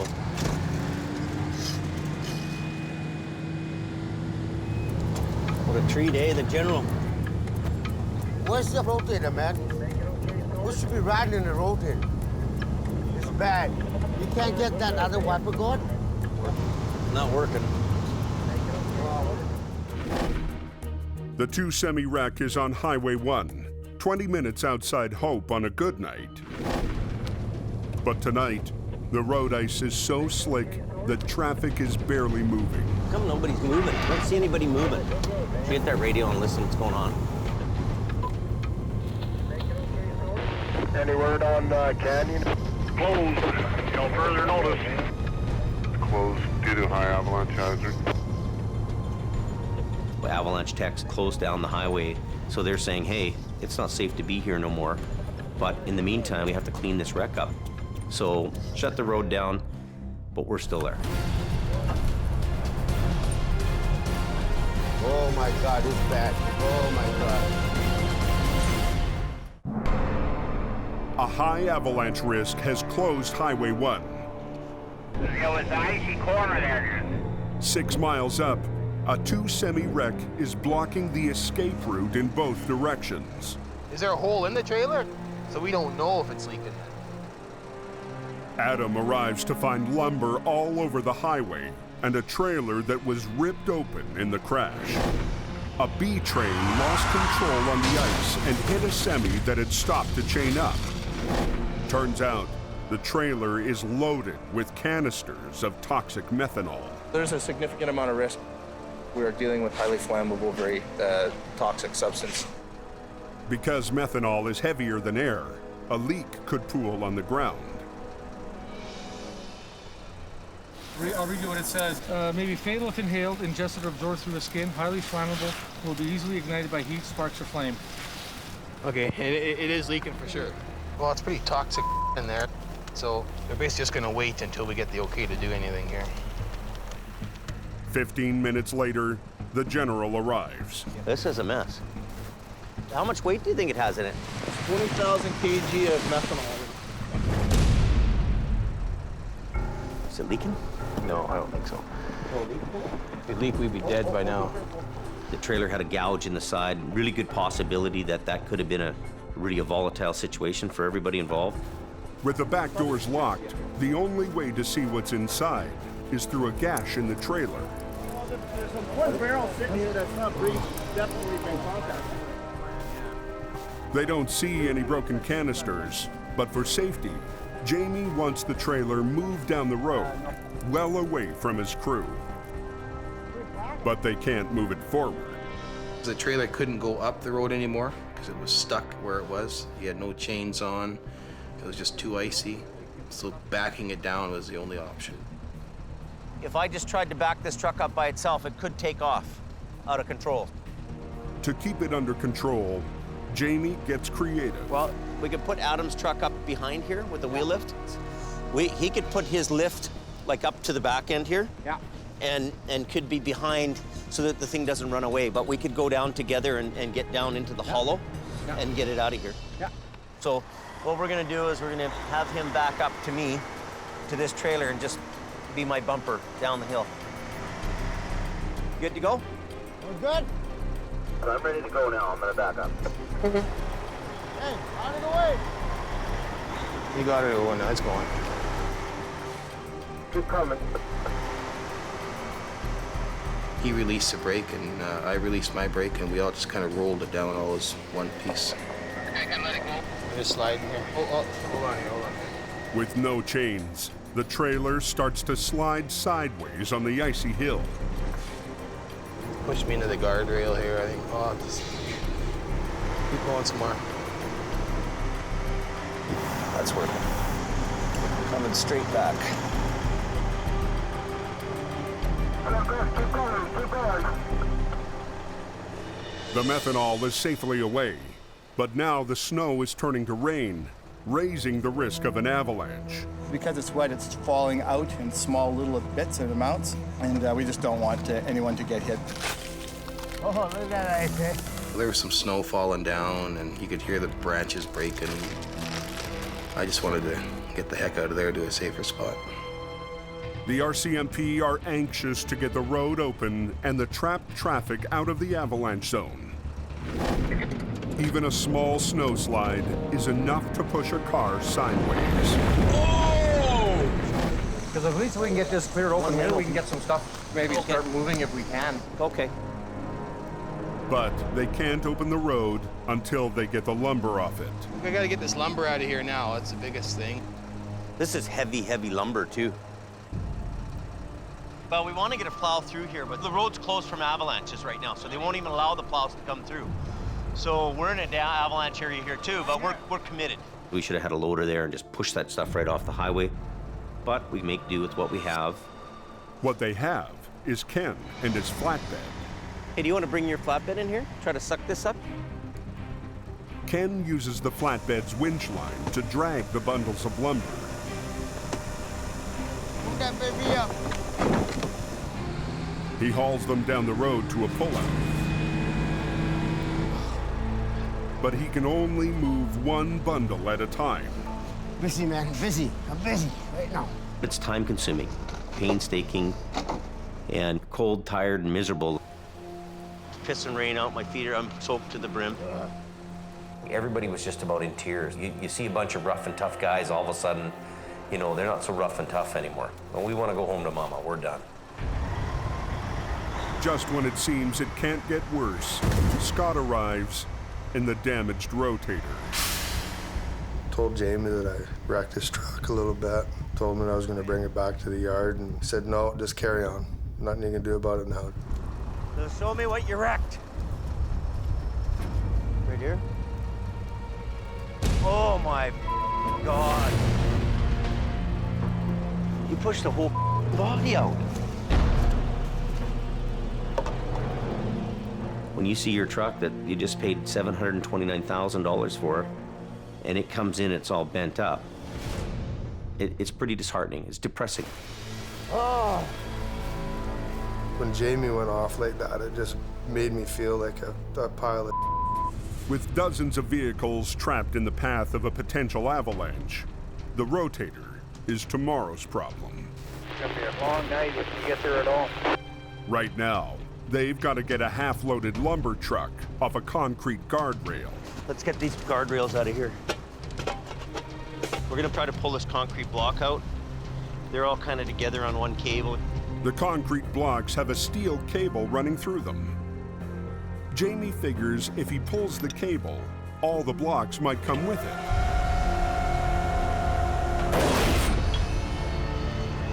They don't.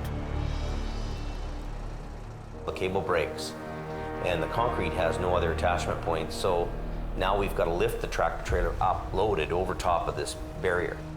This is a big problem for us to try to lift it over top of this. There's still a lot of weight hanging there. What you're dealing with is a truck that weighs, 15,000 pounds, but now you've got the whole loaded B train pushing it down into the ditch. Okay, I'm going in. Down more. Okay, good. Leave it. Sammy rigs a chain to the smashed front of the cab so they can lift it. Okay, let's do this thing right now. Make it go.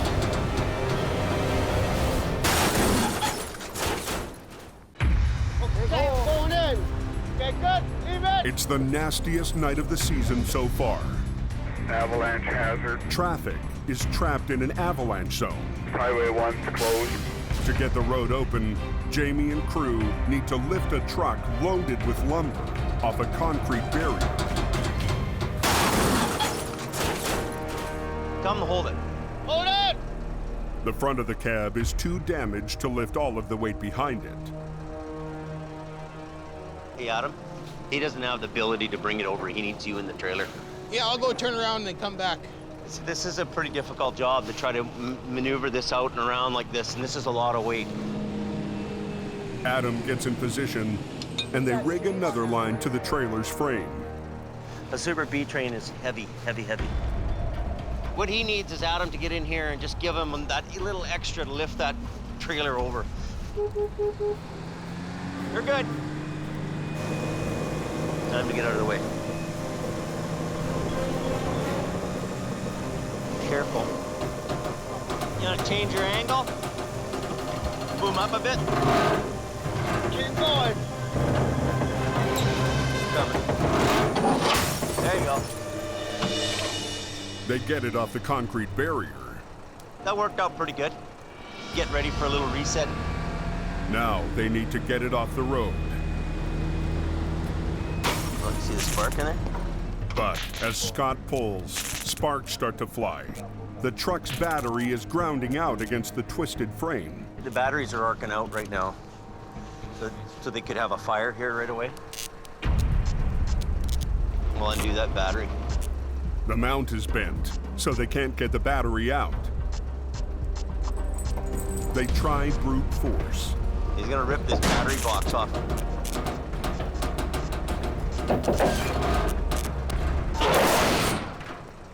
Oh, well, I think it might do. It's not touching the grounds anymore. But Scott pulls it straight so they can tow it away. Okay, let's get it done, man. We'll get out of here, man. Okay, stop there. I think we're good. Let's get out of here, man. I've had it. After a brutal battle, the wreck is off the road, and the backed-up traffic can finally escape from the avalanche zone. But nobody's celebrating. That lumber wreck is the, it's the make you want to quit the business job.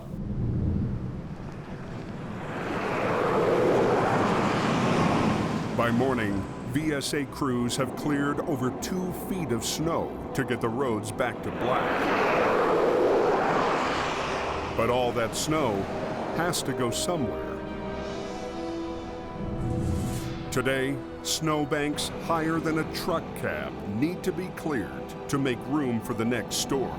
We're at the stage now where the snowbanks are so high over the guardrail. So the only way we can get rid of the snow, we've got to use the blower to get rid of it. But VSA's 2 snowblowers weren't designed for the steep grades on the coast. These were designed for clearing airports, not highways. Get the snow off the road as quickly as can before the next snowfall, because winter's not over yet.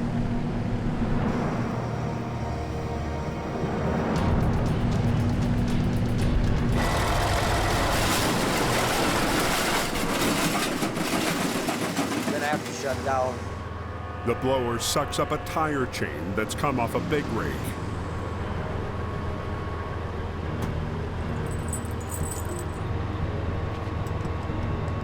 The damage is enough to send it back to the maintenance garage. As fast as we get one repaired, the other one's coming in to be fixed. For now, VSA has only one blower to move over 125 miles of snowbank. Mother Nature, you never win. You can fight her until hell freezes over, you're never gonna win.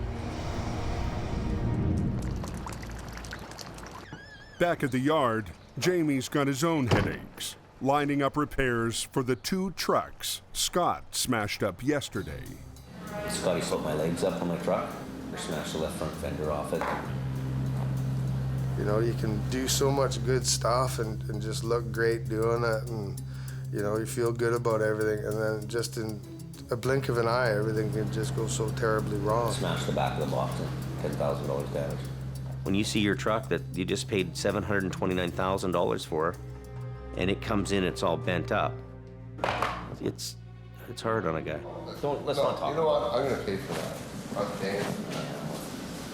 If you pay for it, I'll get a repair. Everything with Scott's a problem. He's not earning me money, he's costing me money. And I'm starting to think, you know, this isn't working out between me and him. Scott isn't Jamie's only headache. They called me and said, you might want to phone your tow truck and find out how they towed it. And I said, well, okay. Yesterday, Bruce did a routine job for a longtime client and somehow managed to damage the customer's truck. No problem, I'm here for you. Sounds good. Thanks, Paul. Bye. You bet. Absolutely unbelievable. That could be $15,000. For the last 2 weeks, Jamie's been trying to get Bruce to move into a lighter truck. He needs to wind down a little bit and move into something a little easier. But so far, Bruce has refused to give up his home's heavy wrecker. I just told him that was bull. I offered him the job in the smaller trucks. He basically tells me to go blow it out my ass. So I have no choice. Too big, man. I have no idea, Bruce. I only work here, buddy. Hey, Bruce. Hey, do you want to come in the coffee room there for a minute with me?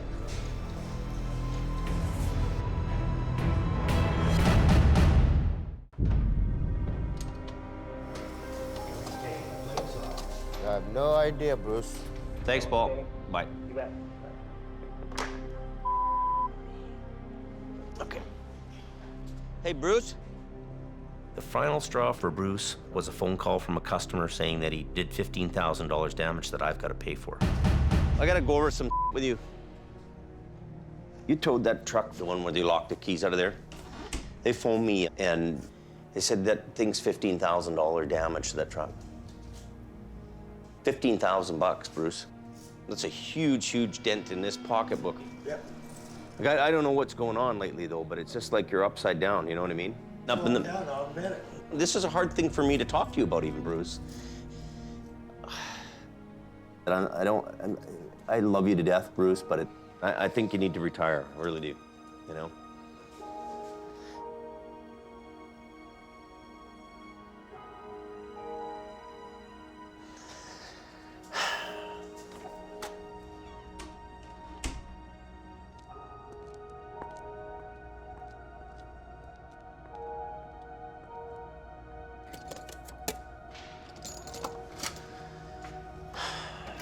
Hard day.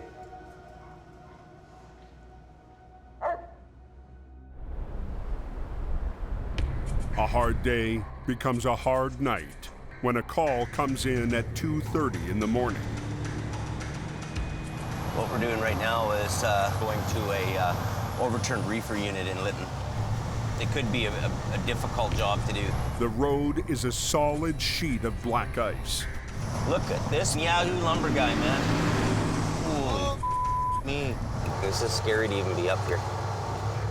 Kind of a white knuckle ride, eh, buddy? Oh, yeah. It's on the side.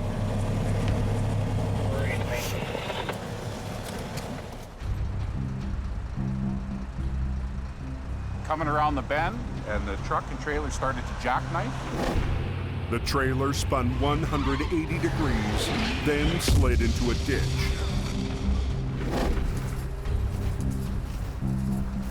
The tractor trailer's in pretty good shape, but it's on its side. Fairly intact. The walls bowed out a little bit. I don't know how much damage is on the cab. The cargo is $250,000 in deli meat. Has 35,000 pounds hanging all on that wall, so the wall is bulging out on it. And if you start to hook onto it and pull it, give it some stress, it could break open. You look it over, you know, this guy's done hardly any damage to this thing, and all he needs to be is write it up, and he's gonna be away to the races. Jamie thinks he can pull off the holy grail of recovery, saving the truck so it can drive away, cargo intact. That idea hit me within about 15 minutes of walking around that tractor trailer, checking out the truck, checking out the back end. I'm thinking, this is an airbag job. So we make a decision to just leave it there for the night. So you're good with us doing it in the morning? I'll stay with it. You can do whatever you want. My only concern is that the tractor is unstable. Okay. And if you can stable it up and you're gonna sit here all night, that's okay by me. The truck cab is teetering on 2 wheels. If it rolls, the trailer could rip open. We'll just put a line on it just to hold it, just for a safety thing. That's what he wants to do. So. Right. And then a guy, I can crawl up in there at that point then? Yep. Okay. Yep. Yeah, I want to make sure I get my pooch out of there.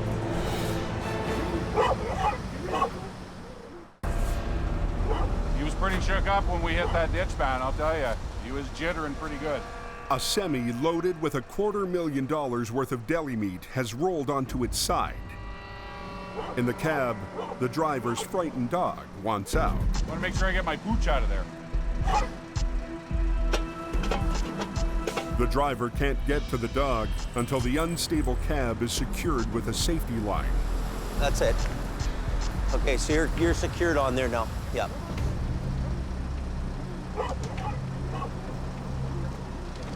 I got it. I got the wheel. I'll get the door.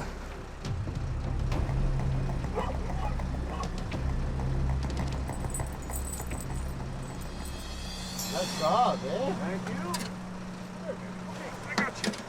I got you. Good. I got you. Oh. Thanks, man. Yep, no problem, buddy. Yeah, no, it's okay. Dog's out. Somebody has to stay with the unit. It's got expensive load of meat in it. So Sammy and I are gonna bunk down and end for end in the bunk tonight. Time for bed. Come on, Sammy, you ready to go to bed? Let's do it. All right. I'm tired, eh? Are you? Oh, yeah. You didn't make the bed yet.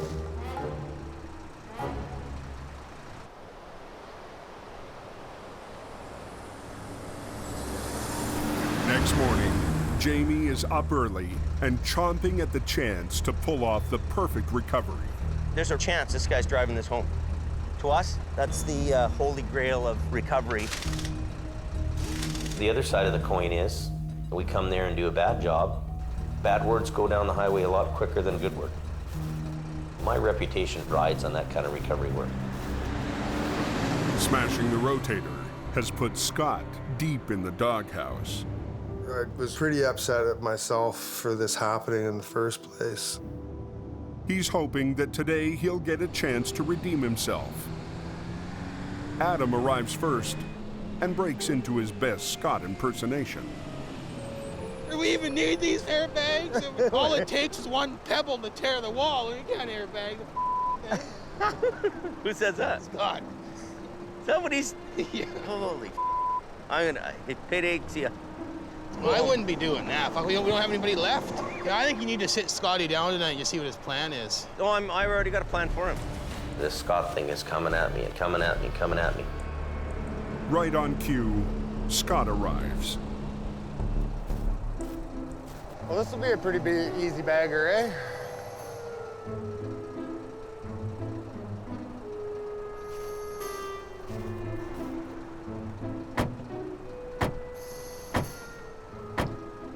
Hey!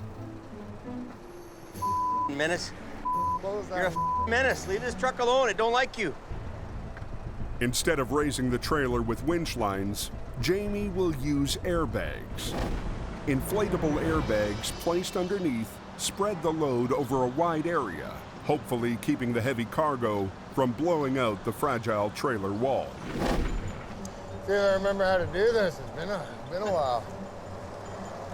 Scott has done dozens of airbag recoveries. Yeah, put it right up in the ditch there so I can watch all the way down. So he assumes he'll be the one in charge. Bring it here. But Jamie is in no mood to hand over the reins. Just put it so it's this facing around, turned around, and facing this way, okay?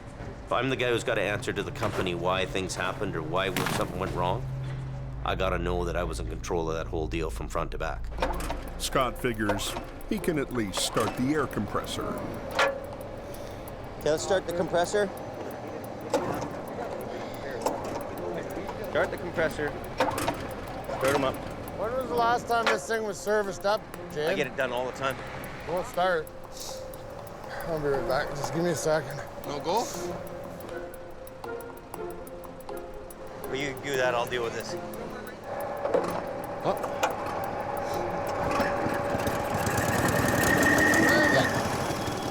The rest of the crew unpacks the air cushions. Air cushions are like big hands. They're flat. So they grab a big surface area with the cushion, and they're going to lift 150,000 pounds, those bags. We can come in here with the big wreckers. We've got lots of power. We can just pull this thing right over. But we don't want to be tearing the wall out and lose all the product. Yeah, so come up here as much as you can. And what the idea is, get that as far down this way and down into the corner as you can. Twist, twist, twist. Turn, keep turning. Even though this load's, hanging here in the balance, it could break at any moment, this wall. There's still 37,000 pounds hanging on a shoestring here in the trailer. Easy for a trailer to split in half. Look at the ripple in here. I didn't see that before. So give me that in. The hoses connect to a valve block that controls the airflow into each bag. Make sure all those bags are under.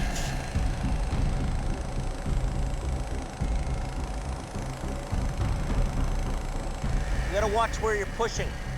You can push up too hard on one bag or not enough on another, and you can push the wall in. The low-pressure, high-volume system has more than enough lifting power for this trailer. The trick is getting the bags in the right spots. The bag's coming this way. We gotta push it back in, okay? The bags are made of tough hypalon, but like a balloon, the more they inflate, the more likely they are to rupture. Pull that tree out. Pull that tree out. The idea is that they all go up nice and even together, but once in a while you might have a kink in a line or something and one's pushing harder than the other one. You gotta really be careful. So you're always watching the wall.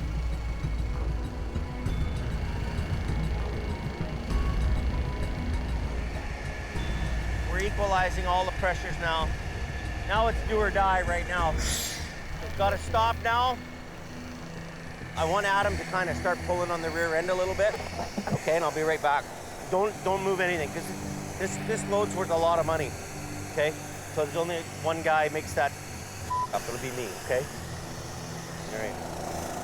So the bags lift that trailer up to the point where they can't lift anymore. And then basically what happens is the wreckers pull it over the rest of the way. And then you gotta poke it up over top like that, okay? Tell them to lift that boom up. Straps are used instead of chains to put less stress on the fragile trailer. You want the boom up? Well, try to swing it so it's got some tension to it. Okay. Normally, they would position the booms directly above the trailer, but they can't because of low-hanging power lines. Hey, you're pretty close to the power lines, too. If the cables or booms so much as touch the 69,000-volt line, it could electrocute anyone near the rotator. Hey, Scotty, no, you gotta be away. I know, I'm going in and out. No, away. You're going right up towards the line if you can see it. Okay, stop. Jamie was really concerned about how I was putting the boom close to the power wires. You gotta stay away from them power lines, buddy. Yeah, I know. Scott notices one crucial detail that gives everyone a little breathing room. Those are media lines down below. The power is the 3 on the top there. Yeah. There were more communication wires. I felt that I was safe being away from it, and when I pointed it out to him, it was pretty much the last that I heard about it. Yeah, just a little bit. The load begins to shift onto the wheels and away from the weak sidewall. You guys got it. So there's gonna come a time when this gets to its happy spot. Those bags are gonna go poof, they're gonna blow out. When they blow out, he turns the machine off and then the wreckers do the rest. Almost there. Let a couple more, let them do their thing. Just let the bags start popping out and I'll give you the moment. Real close. But then, the perfect recovery starts to slip away. Oh. Just let the bags start popping out and I'll give you the moment. When you're getting to that critical moment when it's up in the air and it's just about to flip over, those are pins and needles for us. Real close. $500,000 worth of truck and cargo have reached the critical tipping point. Oh. Ice on the road is causing the wheels to slide. We need gravel. And Jamie needs a fix fast. Got some gravel here? We need gravel because these wheels are slipping out. He shovels gravel under the wheels. See that wheel slip out? If that trailer skips out, we lose the whole load. You're gonna make it or break it. And if the trailer falls off the bags, splits open, meat all over the place, loser. Go a little more, Adam.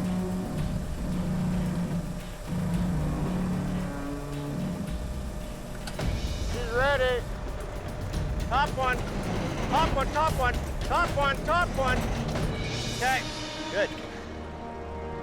With the airbag part of the job done, heavy rescue turns their attention to getting the rig out of the ditch.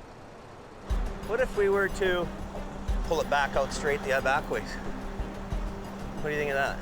Yeah, I think so, yeah. I don't know, I'm just thinking. Scott sees an easier solution. What about just sucking it, trying to suck it this way stuff? Winching it completely sideways? Yeah.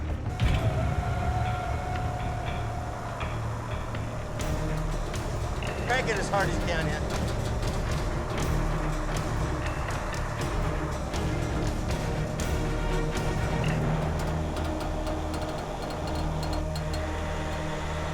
Stop for your brakes for a minute. Is that ever nice? Beautiful.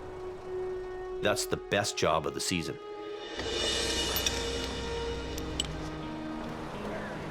To be able to drive the unit away, especially after an incident as major as that, is a major achievement. Jamie Davis and his crew did a fantastic job. Fantastic. As much as I'm bitching and whining about you, you do know how to run a wrecker. Oh, yeah. And when we're doing a critical job like that, you did a great job. Well, you're the incident commander. Yeah. Couldn't have done it without you, buddy. Made me feel good that he had the confidence in me still to carry on and use his equipment like that. There's no doubting Scotty's capabilities. I'm sure he can do it. Now, does he want to do it? Okay, let's go so have some Chinese food.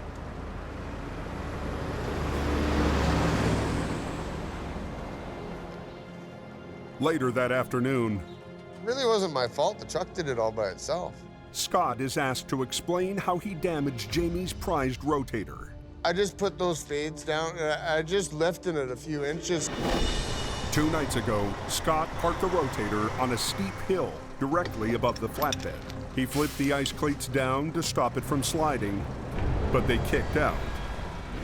Did you have the spades down? Yeah, and I wasn't lifting the tires off the ground. I was just getting some space so I could get in there with the chain so I didn't scratch all the chrome up. You know what? Now that you tell me that, if you'd put the spades down without any kind of traction on them, like a cleat or a... Well, I put those little beauties down. And they pop out all the time.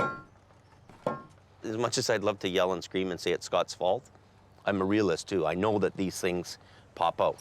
And that's exactly what's happened, is they popped and... Anyway, it's spilt milk now. We can't cry over spilt milk.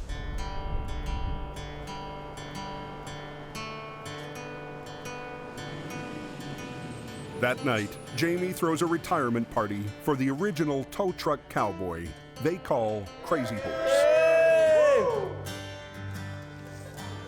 Oh, Bruce. Gonna retire now? I am retired. Thought we were gonna retire together. I am retired. Okay, buddy, well, good luck, man. I'm gonna miss you big time. Bula, bula, bula, bula, bula.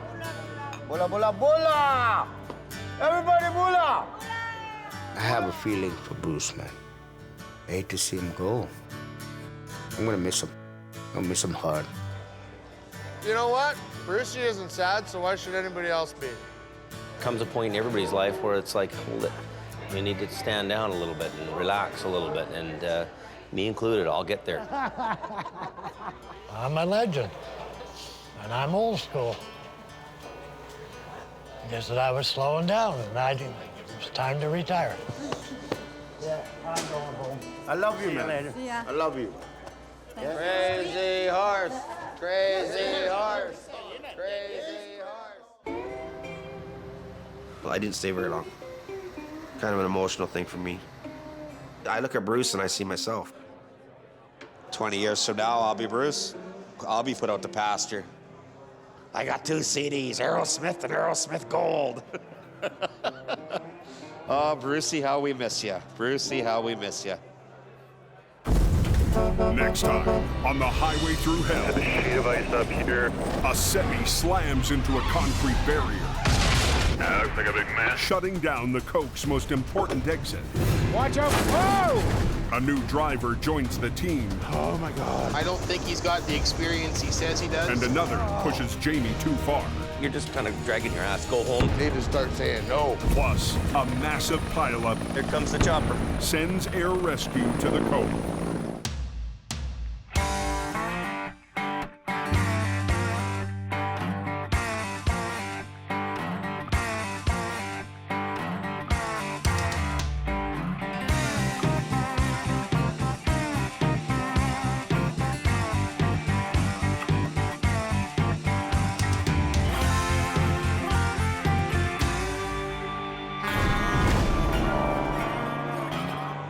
This time, on the highway through hell, 4 inches of ice.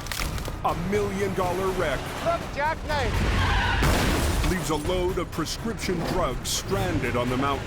This thing is hammered right in here. That ain't good. I've never seen anything like that before. And What is he doing down there?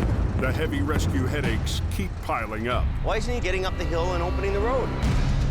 Tell me what you're doing. forcing Jamie to get tough Why are you up the hill? with his most senior driver. In the rugged mountains of the Pacific Northwest, there's a highway like no other. The Coquihalla is an engineering marvel. But when the weather turns bad, Look out! It's like the Bermuda Triangle of truck accidents. keeping the Coke open takes an army When the highway shuts down, the world shuts down. and a last line of defense. Jamie Davis en route. A heavy rescue team ready to tackle any disaster. Because here, closure is not an option.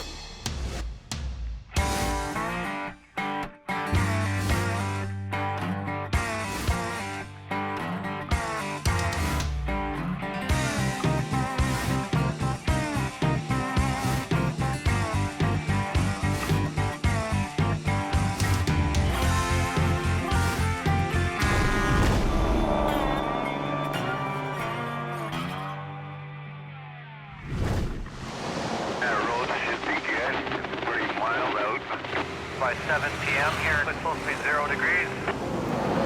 It's a busy Friday evening, and the Coke is thick with trucks and travelers. Mother Nature always can turn on you out here. The snow is changing to rain. This gets icy anytime soon, and you're going to see a lot more accidents up here. To keep the road surface from freezing over, highway crews have started laying down a mix of salt and sand. The whole road surface is wet right now, and it's going to cool off. So what we have to do is sand and a little bit of salt.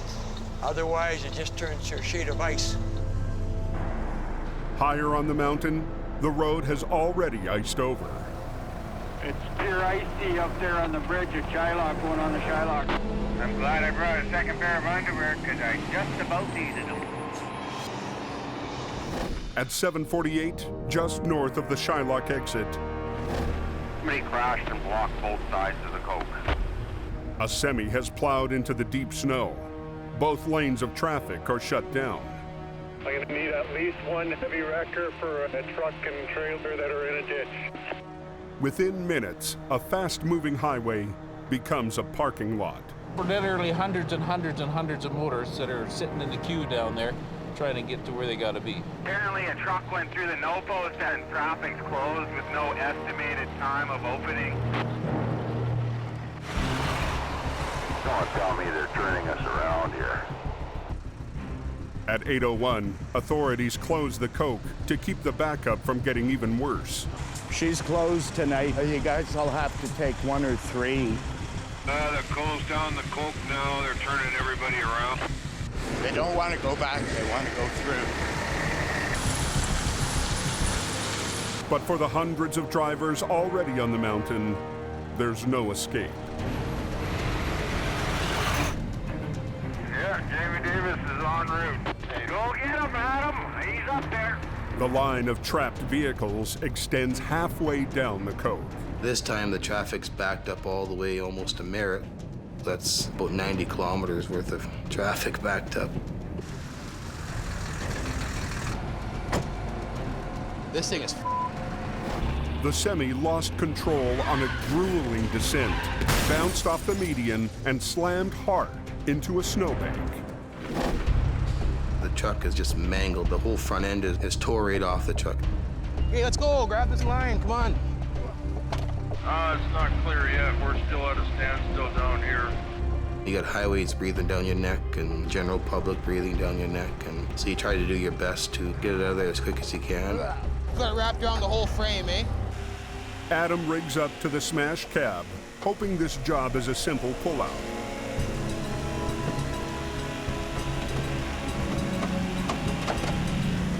But the wreck won't budge. Ain't moving. When the truck hit, the hot engine melted the snow. Well, it's buried right into the snow. It quickly refroze, trapping the cab in a block of ice. It's like concrete in there. She's so far in the snow there, just can't do it with one truck. So Kevin calls in the cavalry. Oh, this is pissing me off. You got service? I got one bar and I don't want to move. Jamie heads up in the Rotator.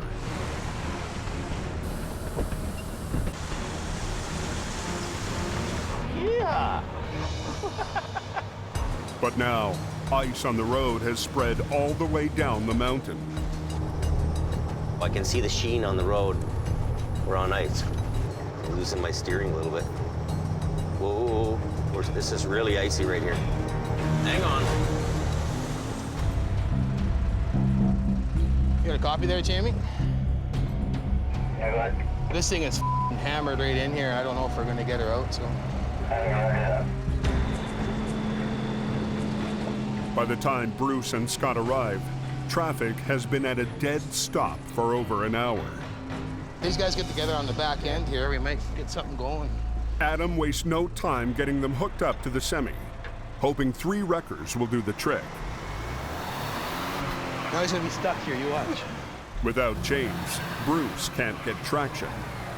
Come on, you stupid. You're gonna have to chain up, Bruce. Bruce doesn't like using the heavy-duty chains. Well, I was gonna do that once I got the hook on it and then pull ahead. Bruce is getting on in age. I like the old bugger, but he's slowing down. Okay, I got her moving on the front now, so we get on the back, it should come. We wanted you up so you can pull it back. You gotta pull ahead some, Bruce. You're right in my line. Jamie arrives to add the Rotator's might to the mix. Oh, there's the big dog. Tonight, stepson Brandon's on swamper duty. Hook it into the chain there with Scotty. Close, there's no option here. What's going on? Go close. We have 4 trucks on 1 truck trailer. Hook that left side up for me. Jamie rigs all 4 of his heavy rescue trucks to the icebound wreck, betting their combined power can pull it free. I've never seen anything like that before, 4 trucks on 1. You good to go, Scotty?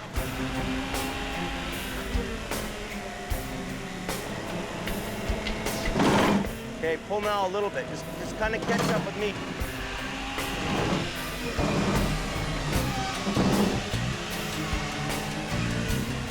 Keep going. Pull. It's like pulling it like through a cement wall. We got a lot of trucks in this thing. It's just planted in there, man. It's just like cement. That's unbelievable. Okay. Keep pulling. Whoa, whoa, whoa! Whoa, whoa, whoa, whoa!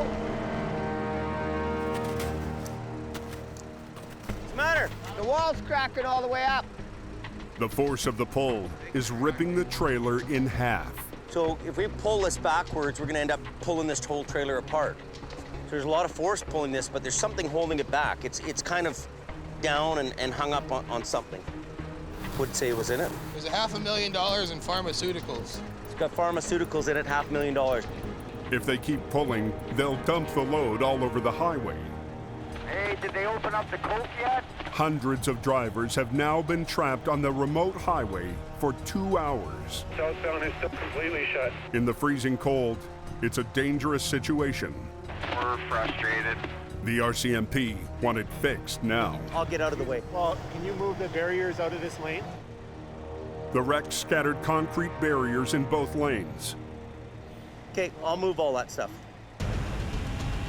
If they can be moved, traffic should be able to squeeze by. To put it through there, back into itself, do the other one on the other side. Whoa, baby! Bad spot we're in here right now. The highway's completely shut down, so people are a little ticked off that they gotta wait.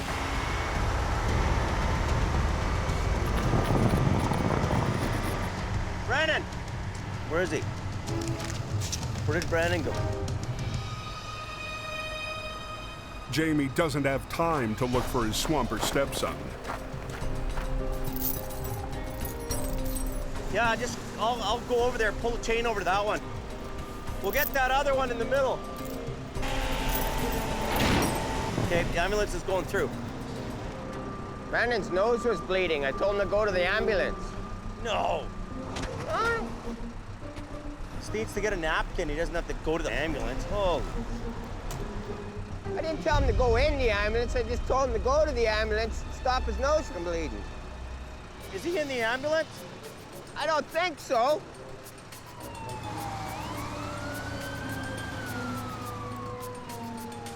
The cold, dry air and high elevation are biting on Brandon's nose.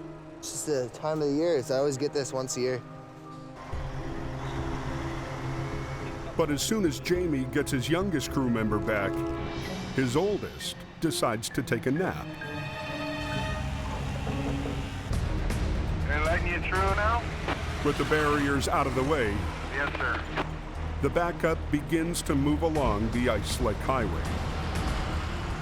Pretty slippery. I can't even get up here. Look how thick it is. Here's the actual road here. Trucks coming. What is that? 4 inches of ice. Watch your back, watch your back. Ooh, I don't like the look of this guy coming here. Look! Look, jackknife! Look out! Look out! They're letting you through now? A 55-mile traffic backup is finally starting to move, but it has to cross a nasty piece of ice. Pretty slippery. I can't even get up here. It isn't long before someone starts sliding. Look, jackknife! Look out! Look out! Oh, we got her stopped. Oh, just sheer ice. Just a skating rink. Yeah, it's very, very bad, very bad. The jackknife shuts down the southbound lane again. Hook him up with a toe pin. We'll just straighten that guy out. Thank God it wasn't going too fast.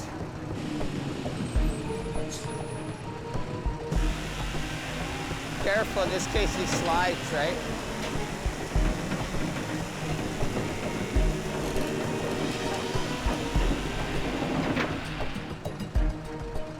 Want him unhooked? Yeah, unhook him, I guess. Very slippery.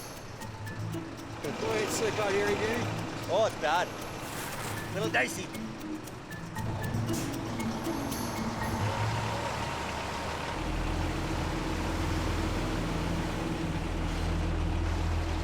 Well, hopefully they can get some sand down here. You can barely walk on the stuff.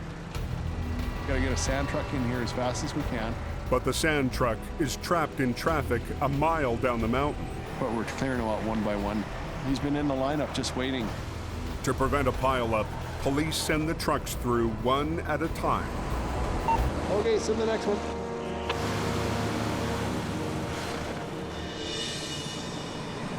Just before midnight, the sand finally arrives. And traffic gets moving. They opened the 5 up. As the backup clears, the highway and the frozen wreck are turned over to Jamie. It's phenomenal why it's not just jumping out of there. Yeah, I don't know what it would be hung up on. Well, I don't remember any no-post being there. So yeah, 12:45 for opening in Merritt. Reopened from Hope to Merritt. Jamie has just 20 minutes before the next big wave of traffic hits. We're certainly hoping that Jamie will be able to recover this rig and get it out of here in time. Hey, you get man with these cables? Just get this one first. This time, the plan is to both pull and lift.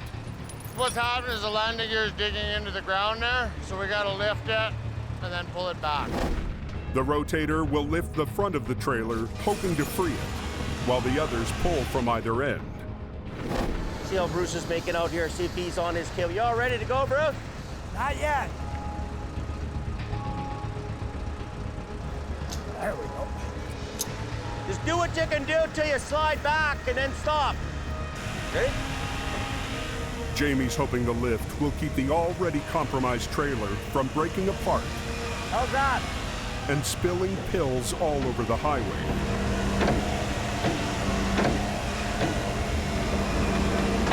Hold it. It's actually bending the truck frame as we're lifting it up. Why is this thing not coming? It's just bending in half, this thing. Either it's hung up on a guardrail underneath there that we can't see, or it's cemented in there by the snow. With traffic on its way, Jamie decides to keep pulling. Yep, let's do it. Pull. It's just like something's underneath it or something. These two lines are real iffy. Everybody come out. Get out of there.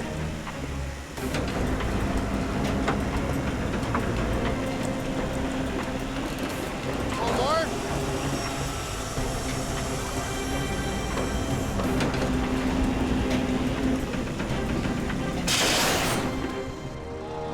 The end of that, baby. The cab begins to break apart. But they keep pulling. We're getting pretty close. Okay, stop. More, we got it broken loose now. We got her now. There was some kind of a culvert down there. But it's bizarre how hard that was to get out of there. So I'm gonna get out of the way now and get out of Adam's way. Southbound traffic is just 10 minutes away. They still have to get the semi off the road and to a nearby pullout.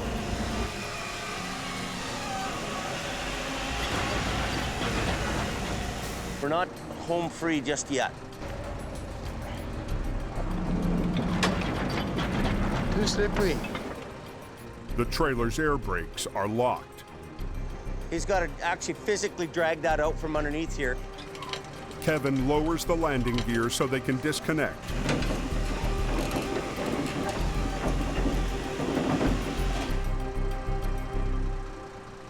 called a front end lift crooked toe. Adam gets the wreck and its $500,000 cargo off the road, just as the wave of traffic arrives.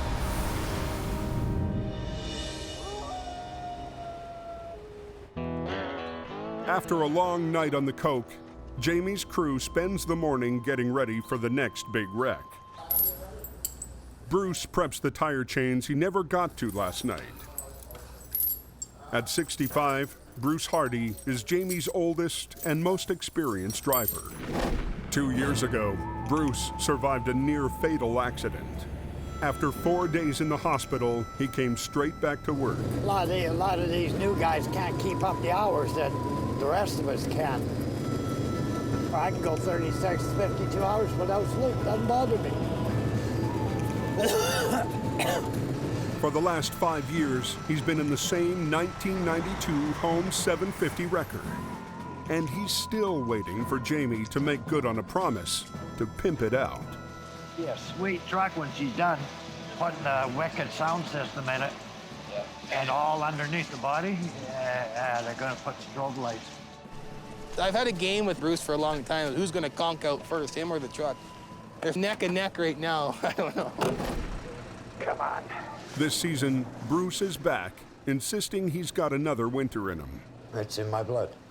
No, it's a job I just love doing. But Jamie's not so sure. I worry about Bruce all the time. He usually at some truck stop or in a parking lot, or pull out somewhere on the highway, passed away.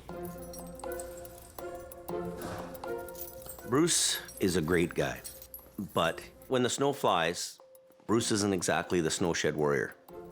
Case in point, tire chains. I don't like chaining up, period. Jamie is trying to have him around for a few more years, but it's hard work, and he's getting older, and his health isn't as good as it is. We kind of want to preserve him, right? We don't want to kill him. Bruce may be slowing down, but Rob is stepping up to new responsibilities. Jamie put me in charge of the flagging. It's not the first time Rob's been in charge of a crew. The first time was on a chicken farm. And my job was basically to make sure that nobody was playing football with the chickens, with the dead chickens. Farmers don't like it. Doesn't matter if the chicken's deceased or not, but you're horsing around, you're on the farmer's time. Well, that's cracked, that's no good. With the flagging truck stocked up, Jamie sends Rob to handle a police tow. Yep, 70 impound. An unlucky speeder is heading to the impound yard. I guess he was doing 156 in 100 zone, no driver's license, so it's gone for 7 days. The only speeding ticket I got was I was doing 10 over. And that's it. 156 in 100 kilometer zone. That's ridiculous. You do 100, you get to your destination at the same time. You know? We've got enough speeders and we gotta get them off the road. No kidding.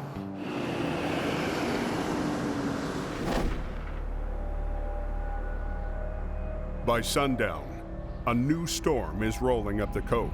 Look out, boy, 'cause she's ugly. Snowplows are working hard to keep ahead of it, but they're being held back by spun-out semis. I was still pretty heavy there, and there was guys going northbound were having problems there.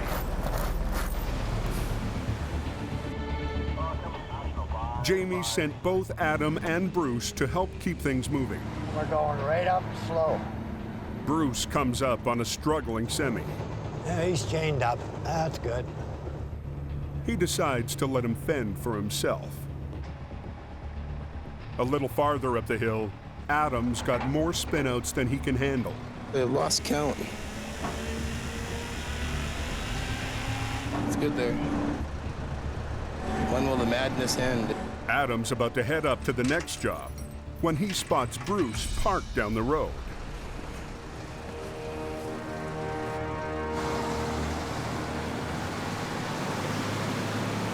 Bruce is getting pretty old. Bruce can't do it much more, but yet he keeps Bruce in that truck. Needs to be put into a different role and let somebody else attempt attempt to run that old truck. I need some help out here. I can't do all this by myself. Do we have to chain up going over the coke, anybody? A snowstorm has trucks struggling to make it over the coke. Adam is hustling to clear a backlog of spinouts when he sees Bruce doing not much of anything. Bruce is getting pretty old. Bruce can't do it much more, but yet he keeps Bruce in that truck. I need some help out here. I can't do all this by myself. Jamie had hoped for a night off, but it looks like that's not going to happen. Well, Bruce is probably not chained up, and I don't even know why he went out here. What good is he sitting in the lineup of traffic with the rest of the helpless bastards? Why did he even leave his house? Why did he even jump in my truck? Making me look like a fool out on the road. These trucks don't like the snow. Ah, that good old Canadian winter. When things are Armageddon like this, you gotta be a warrior. You gotta get it done. Not far up the hill, he finds Bruce parked on the shoulder. Here, look at this. In your truck there, Bruce?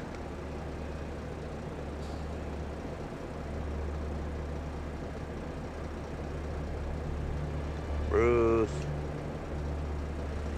Yeah. Let's give him some chains. So, how many trucks did you pull? There's a 70, there's a guy with a rock truck on. He weighs 70 tons. Oh, where's he? He's just on the bridge. Okay. There's a couple of challenges up here, yeah. Okay, so then you hammer on them. We'll try to get the trucks up the hill. Okay, all right. You need chains? I got a set of triples. Tonight, Bruce put on a set of single tire chains, but they don't give him enough traction to pull much of anything. Bruce, we've got a set of singles on, kind of sitting over there. He's gonna go up the road some frickin' place. What are you gonna do with a set of singles on? Nothing. Jamie and Gourd stop to put a set of triple chains on the rotator. Remember how to do it? So tight the center one first. Triples wrap around both the inside and outside tires, giving twice the traction of a set of singles. What is he doing down there? Why isn't he chained up with triples and getting up the hill and opening the road? Oh. Bruce finally kicks into gear. We're going up the hill.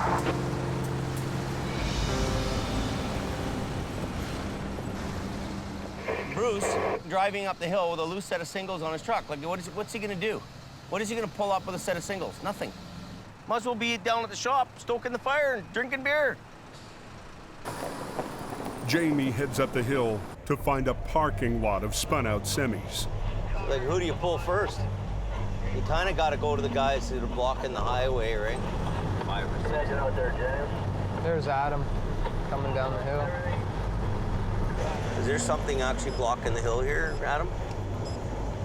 There's a big wide load up there, yeah. Okay, I'll go get him. At the head of the line is an oversized trailer hauling a 70-ton mining truck. You check chains, I'll hook up. You're about the biggest badass load on the hill, so we gotta get you first, I guess. Pulling a load this heavy is tricky. Both drivers will need to move in sync. A sudden jolt could shock load and damage one or both trucks. Still gotta go in low gear. Yeah, don't change gears. I'm just gonna go in low too. Yeah. Okay, you ready? Okay, buddy. As soon as you lift off a little bit, I'll let her go. Everything okay there?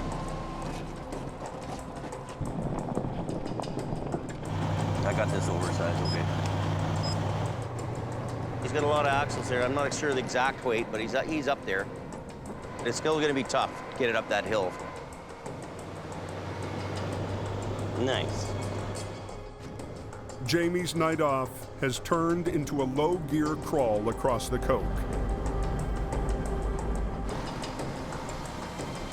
And Bruce is nowhere in sight. You on there, Bruce? Go ahead.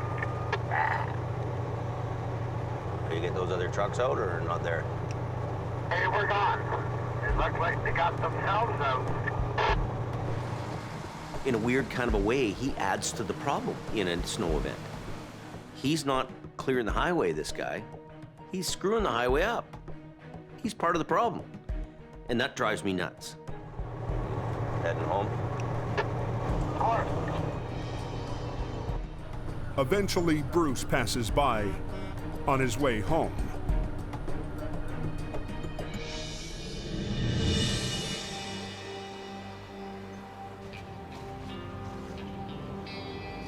First thing next morning, Jamie stops by a local truck dealer to try to solve his Bruce problem. This truck's actually nice, you know that? It may not look nice to you, but it's nice. Bruce needs to be driving this. This will be easier on his back and lifting and all that kind of stuff. And it'd be easier for him to drive around than driving them big trucks, you know? So that'll help him.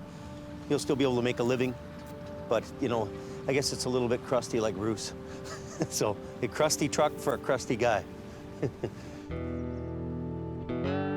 All he needs to do now is convince Bruce.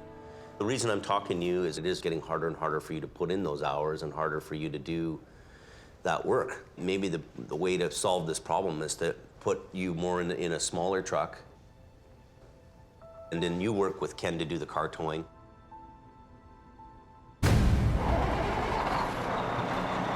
Bruce leaves the meeting, gets into his old home's wrecker, and drives off. That was bull. Don't appreciate people saying I can't handle this job.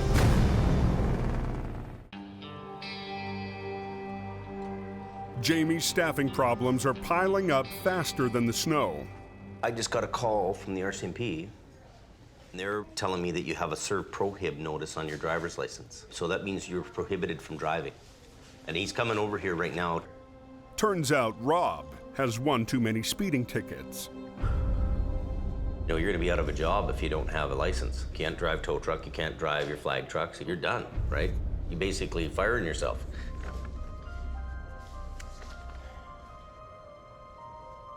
Here comes the cop now.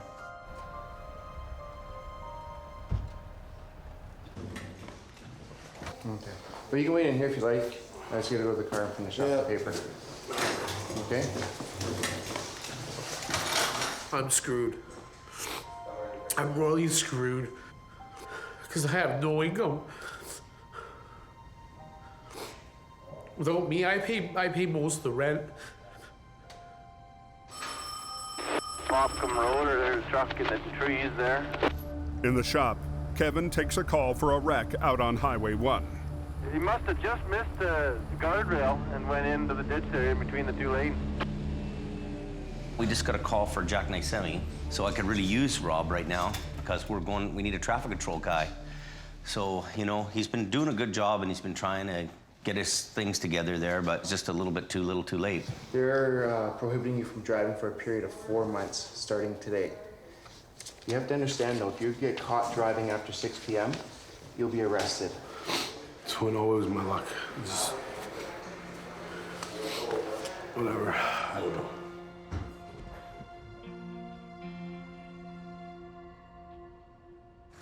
Rob heads out to the wreck with Kevin. Kevin drives. The wreck is on the 4-lane highway 15 minutes west of Hope. Changing from administration duty over to tow truck recovery guy again. Apparently it's some kind of a chicken truck on it in the ditch leaning to one side. The visibility is getting bad here. They may not even let us haul us out. It's getting worse and worse, so we could get shut down on this job too. I'd go down in the trees down there. You're having steady scared. What happened? Just come around? I came around the corner and I got caught up in the slush. My steer wouldn't steer no more. Yeah. The reefer started to jackknife, then drove up the road into a ravine full of trees. There's a tree right on top of this thing? Wow. That just kind of took you for a ride, eh? Oh, yeah. Seat belts work. Yeah, they work. Seat belts really work. They work good. Yeah. You know, it's probably pretty lucky that the driver didn't get a tree right in through his windshield. I mean, that's how bad it is. He's lucky. Better buy a lottery ticket. Maybe that mustache of his slowed him down. This is really a difficult job, and it's going to be quite time-consuming. Weather conditions, accident, the whole works. So, this is a lot more involving than we think it is. We're going to have to get a crew in here to chop all the trees from on top of it, and then we might even have to pull all the guardrail out to move it out. Are you going to cut tonight and lift tomorrow? That's kind of what I'm thinking we should do. All they can do tonight is leave someone to guard the cargo, a trailer full of frozen chicken. Rob can stay here with that thing? Has he got lots of gas in that truck? Turns into a pumpkin at 6 o'clock, though. He turns into a pumpkin? Yeah. At 6 p.m., Rob is going to lose his driver's license and probably his job. But he doesn't even make it till then. I don't know what I did to my back, but it's killing me now.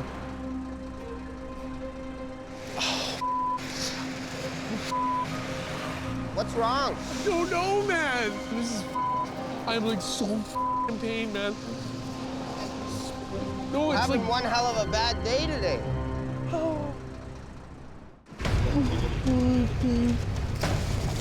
Just hours after losing his driver's license, Rob is sidelined by back pain.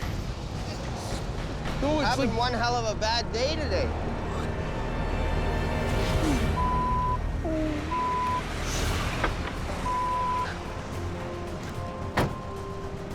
Going from bad to worse with the fucking motor truck.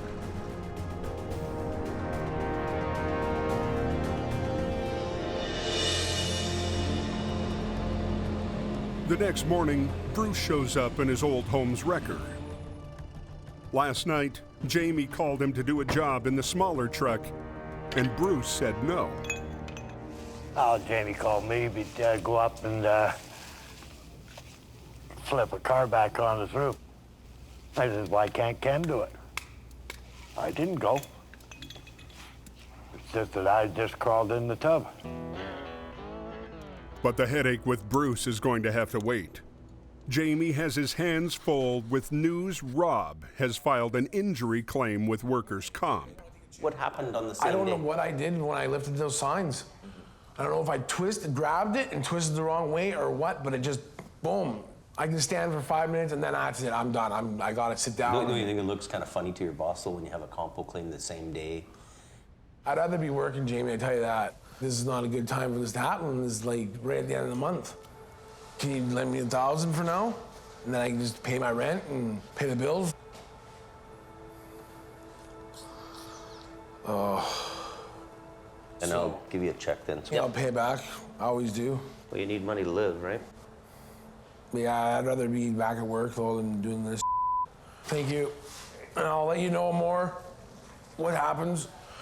But yeah, I mean, faster I can get better, the better off I am, because I'd like to come back to work. I just don't want to be off like this.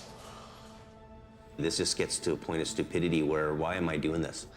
What I've got to do is wrap my head around the fact that if you're a guy who's here and you're not making money for the company and you're not keeping your keep, it's time for you to go. I can't run this business like this anymore. I can't have the tail wagging the dog.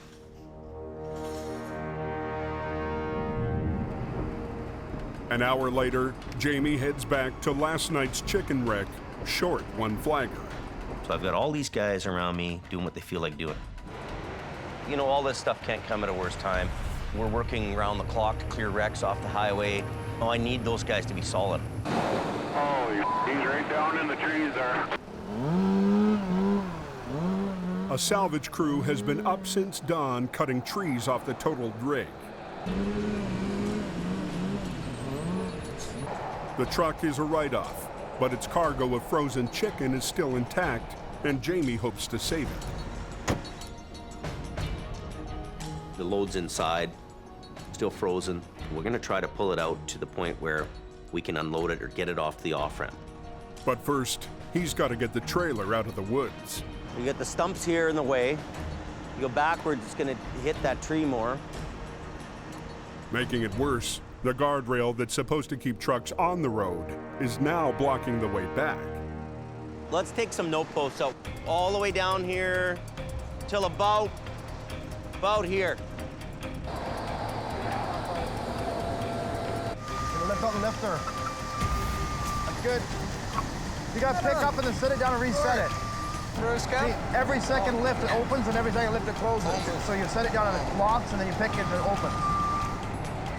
The job is made easier by a new device salvage expert Jim Lasser offers up, a barrier clamp. Be careful. We'll take the next two together. Two together? Really?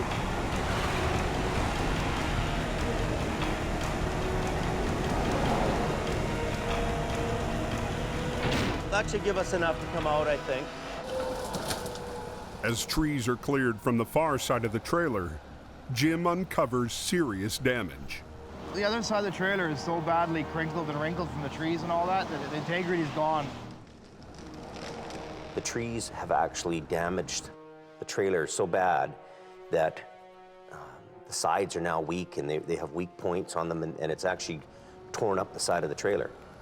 A trailer is just like a tin can or a beer can. You put a little dent in the side of it and it loses its integrity. I'm almost not wanting to put a strap over because I kind of think that the side would collapse. If we try to, do a lift on it when it's all damaged, chances are it's going to break anyway. So let's just winch it back the way it went in. Why don't you load up what you can load up until it pulls you back? If the total trailer rips open, tons of frozen chicken will spill into the ditch, adding hours, perhaps days, to the cleanup.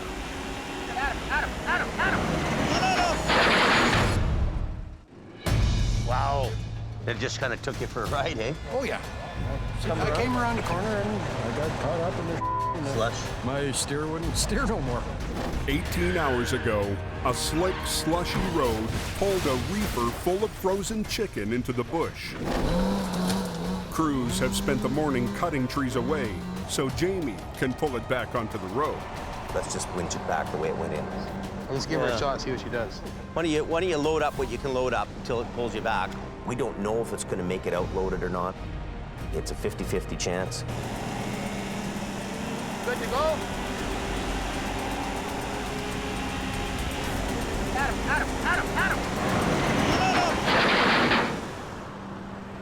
But the totaled trailer isn't cooperating. Murphy. It just broke right in half. He didn't even pull that a foot. Not even, what, 6 inches? He just 6 inches and it just collapsed. I think we got to pull the tractor back into it itself with you. I don't think there's anything left holding this trailer from that point to that point. Pour off the fifth wheel plate all the way across the whole trailer. Is that both sides? Right straight across. It's a clean line, not wide, right across the whole thing. You know, there's going to be an unload job no matter what we do here. Do we call Reed and unload it? Right. Well, you can't unload it like that. Them guys. On its side, yeah, you can't do that. I don't know what the answer is. I mean,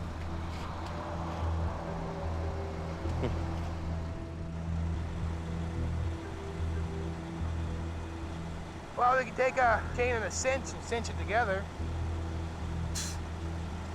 you know, we really don't have much of a choice. Chain the landing gear to the front of the end and put a cinch in between it to kind of hold it together. Somewhere further back. They're hoping a chain Band-Aid will be enough to hold the broken trailer together. It means we're chaining the trailer up right now. We're going to try to get it up to the top of the road. If we can't get it to the top of the road, we have to unload this whole thing right here. There's one.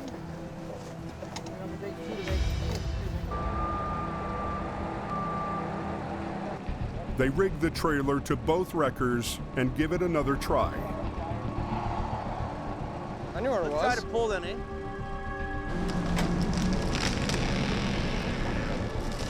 It's a snapping and crackling over there really good, eh? Kind of scary.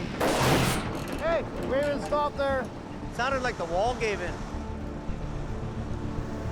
Well, it's still good. Still intact. How's the bottom one? Is it okay? Far side's still tight, this side's loose. It's a slow, painstaking pull, but the patched trailer's holding together. It's coming. So far. Just a few more feet.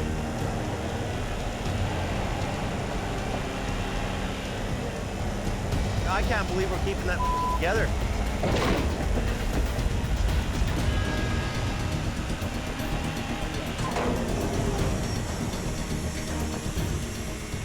dark. What you can't see, I have visions of something just breaking and flying up.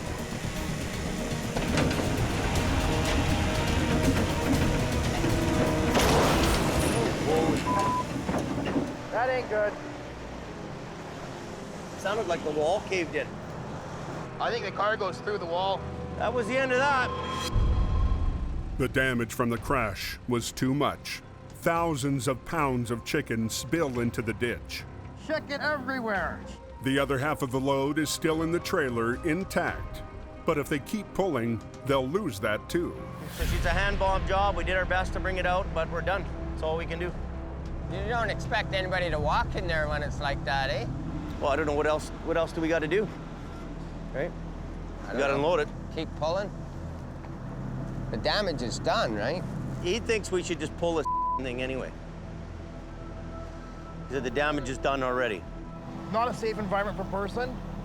The cargo, don't risk a man. Well, the thing is, if a guy slides through that, he'll slice his arm off that tin wall. Or if something gives out and the thing flops over or pins a guy or whatever. Oh, it's awful. Like, he's really just about rolled on his side. I don't know what else we can do to make it any better. So at this point now, the guys are saying, you know what? Product's out the wall, sitting on the ground. Let's bring it out of the ditch. Whatever stays in the ditch stays in the ditch, and that's about all we can do.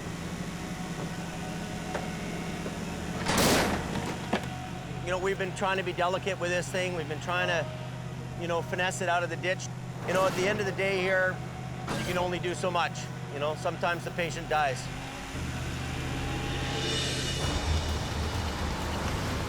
They rip what's left of the trailer out of the ditch and get it off the highway. Can't see what's going on. Yeah, you're okay so far. You have jobs that boom, boom, boom, everything goes good. This is one of them ones that were fighting us the whole way. Okay, they're sending traffic. Sending traffic. Just a month into the winter season, and the highway through hell is taking its toll. It's all my lower back, man. On the men and the machines that must fight to keep her open. You need to respect that highway. You on the road yet, Jamie? It will eat you alive. Next time on the highway through hell. She's burning up good. A truck fire. Another Coca-Cola barbecue. 2 lanes are blocked. Engulfs a trailer full of cat food. That's pretty serious flame. The red hot wreck. Hey! Clogs the coke for days. And Bruce fights for his job. He got the worst of it. You gonna be able to work? Forcing Jamie to make his toughest decision of the season.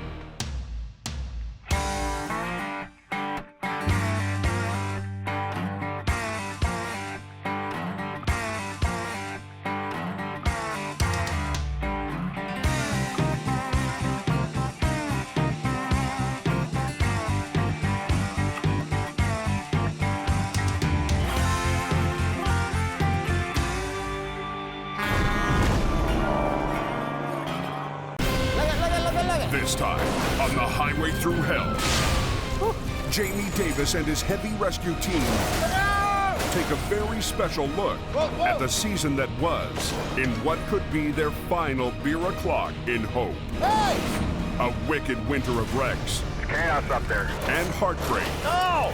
Forced Jamie to make the most difficult choice of his life. Everything around me has beaten me to the ground. He turns to his trusted crew.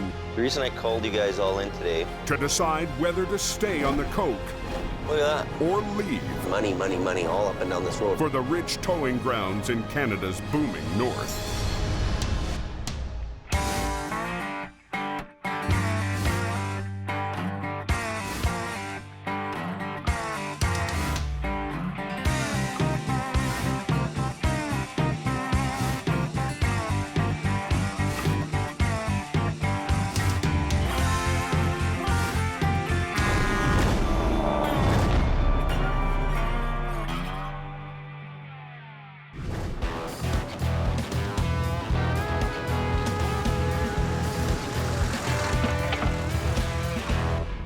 I'm Mark Miller, the producer of Highway Through Hell.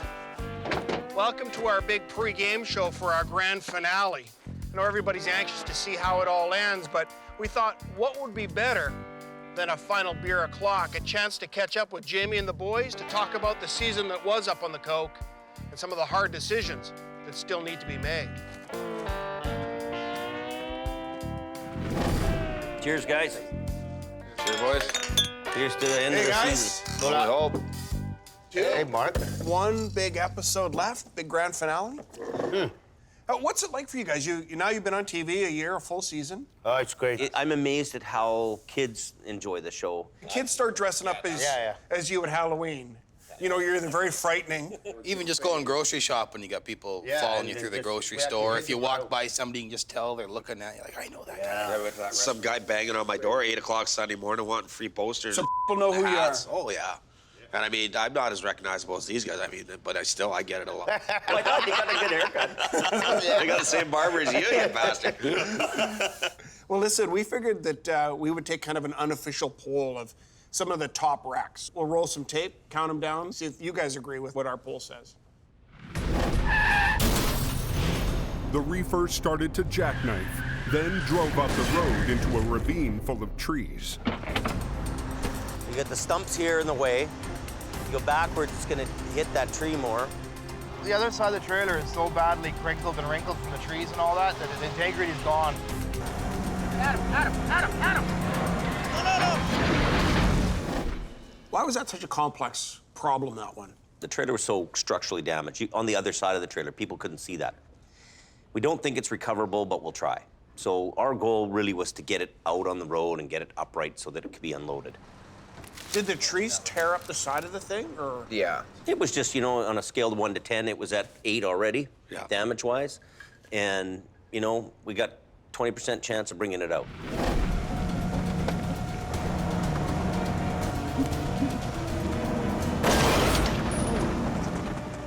The damage from the crash was too much. Chicken everywhere. That was the end of that. You know, and it didn't make it. The patient died. Okay, let's go to the next one. Number 4. Look at that. Straight down. The truck jackknifed and crashed through the guardrail. All that's holding it from a 600-foot free fall is a single tree. So when you get to something like that, Adam, do you have to like look at it and go, you know, what's the point of failure? Where is this thing gonna let go? Well, you can only judge it from the top side. Like, I don't like going to the bottom side of things at nighttime. Why not? Well, if that tree breaks, that truck will be landing on top of you, so. That the trailer and the tractor may not be connected together. If we started pulling on the tractor and the trailer wasn't hooked up, we'd be in a mess of trouble. Then the trailer would go like this. Below that 100-foot drop is a bunch of houses down there, so you don't want that going down on somebody's house. Yeah. A truck that heavy is going to take out a house. Here's your mail. Yeah. Bam!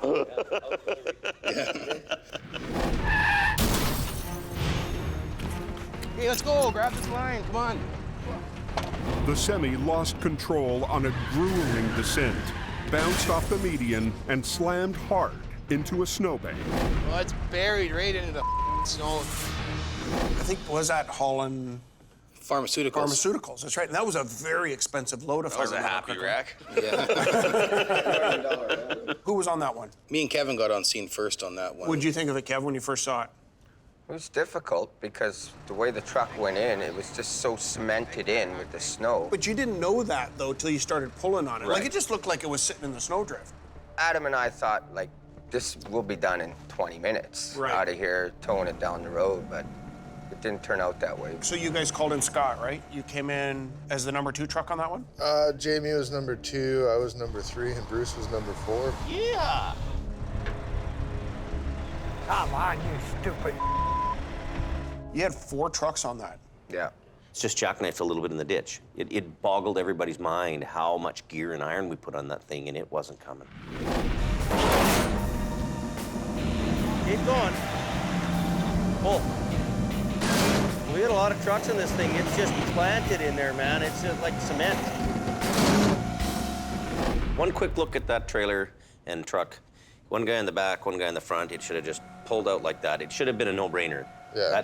That was the easiest looking job you've ever seen, and didn't need all that gear that we thought. Okay, let's go number 2 now. Right off the cliff. Holy. The Super Bee hit a rock, swerved, and went off the edge of a cliff. It's got to be what, 200 feet down? It's being held by a few trees 200 feet down. But the bigger problem is the active railroad track 200 feet below that. So do you feel pressure now that you got this road, you got this load teetering on the edge? It builds up your stress level somewhat, because you're dealing with the highways being shut down and blocking that road. You're dealing with the wreck, and you're dealing with the rail underneath. So there's lots of components, plus all your crew, flagging. There's a whole array of stuff going on. Is everybody out of the way? I can't believe that guy got out of there, man. I shot you. Unbelievable.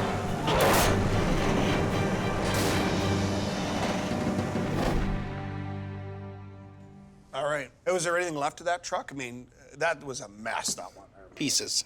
Okay, let's go to number 1. This was our unofficial survey. Drum roll here.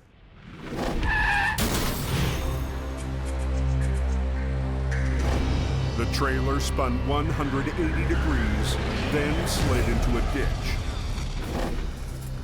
The tractor trailer's in pretty good shape, but it's on its side. Fairly intact. The walls bowed out a little bit.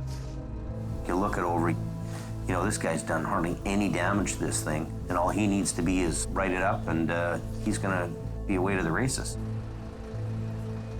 Jamie thinks he can pull off the holy grail of recovery, saving the truck so it can drive away, cargo intact. This wreck here, number 1, was probably the best wreck of the whole season. I mean, to be able to upright a tractor trailer, probably worth $500,000. Yeah. That's recovery. Ice on the road is causing the wheels to slide. We need gravel. Just let the bag start popping out, and I'll give you the moment. She's ready. Top one. Top one, top one. Top one, top one. Okay, good. Good job. The guy can drive away. That's the best. That's of the when best. you drive away smiling the whole way. And then Makes the you word feel good. goes Yeah. around. Yeah. Right? It feels good, eh? I mean, that final shot in that scene, truck goes driving away. With the guy's little doggy in the front. Yeah, save that one. What would your vote be for the worst wreck of the season? Bell's Crossing. Yeah. Yeah, the lumber truck and the methanol truck was the worst night of the year. That was the worst one. We were soaked and cold. That was bad. Tired too, yeah. Stupid snow, it was stupid ice. Cold, it was warm. What a nightmare. Cold, tired, and miserable. Piss and rain out my feet. I'm soaked to the brim. Everybody was just about in tears. You see a bunch of rough and tough guys, all of a sudden, they're not so rough and tough anymore. And we want to go home to mama. We're done. The question is, was that really the low point of that wreck? Because I remember there was something else that happened there, unfortunately. Oh my God.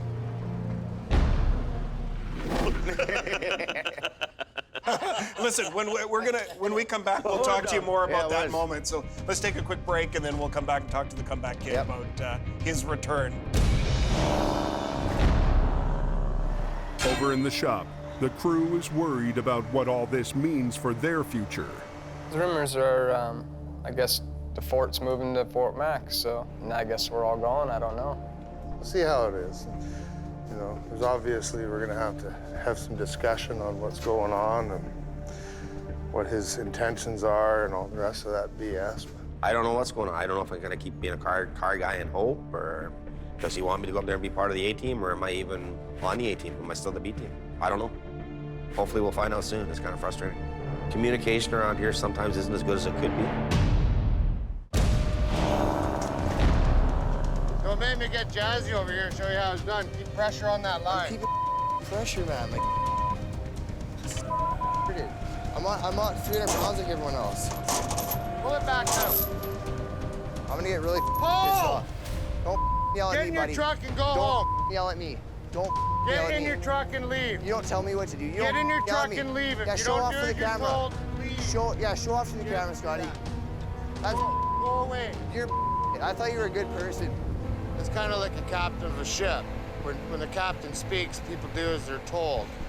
And if you have people that aren't doing as they're told, the best thing to do is just tell that person just to go away. Does he still have it? You know, he's kind of almost a pensioner now, but I think he's okay. He's a good operator. He's got lots of oil field experience. Well, the first real test for him was pretty early in the season. You were out of town with Kevin, and there you were on your own. He's got this big wreck, and there's, you know, Jamie's out of town, Adam's out, Kevin's out. Tractor trailer flipped over on its side, blocking both lanes of traffic. Were you nervous? Well, I was a little bit. You know, I hadn't done it, and You hadn't been running a record for a how many while. years? Adam made it very clear that I had to show my worth and do what he's been doing for years and years. You know, like step it up. Hey, is everybody out of my way? We had one truck to work with, and that's what we worked with. Okay, everybody.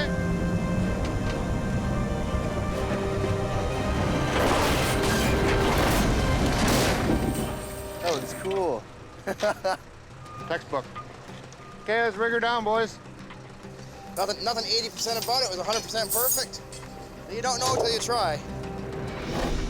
It's like hitting a home run in your return from the minors. I think that's kind of like a grand slam, they call it. You felt pretty good, didn't you? I did. But how did he do? What do you guys think? You see that tape? He still got it. He saved the day. So that's the high point for you last year? That was my high point. Okay. Now I know we're going there.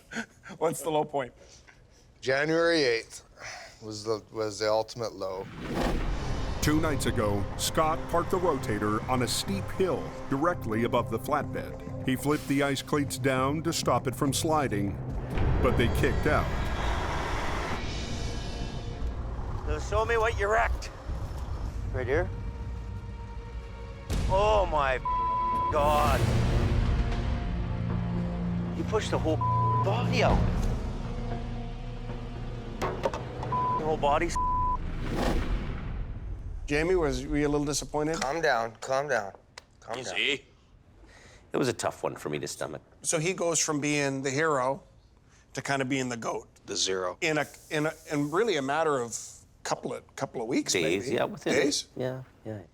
It was bad, you know, like I knew, you know, I mean, for Jamie to kick me loose in a, you know, $750,000 truck, you know, it showed me that he had a lot of faith and trust in me to take care of it. And then, you know, when that happened, it was like disgusting. One thing I gotta ask you. Why weren't the chains on before you went down the hill? The roads were in great shape. And they appeared to be in great shape. The plow had been going up and down and sanding the hell out of it. And I think what happened is there was just that one little bit of a spot that was kind of untouched, maybe a little dip in the road or something. I don't know. One of the other irritants this season between you and Scotty was the general. Driving the general, I mean, it's kind of like the penalty box. I just got to kind of duck down like this.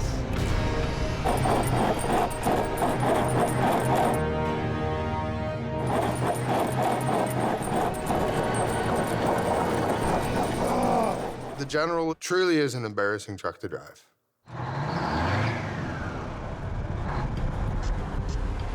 This ain't a bad old truck at all, if I can shift it. You know what, these guys are spoiled. You know, you get a brand new truck, you earn that truck.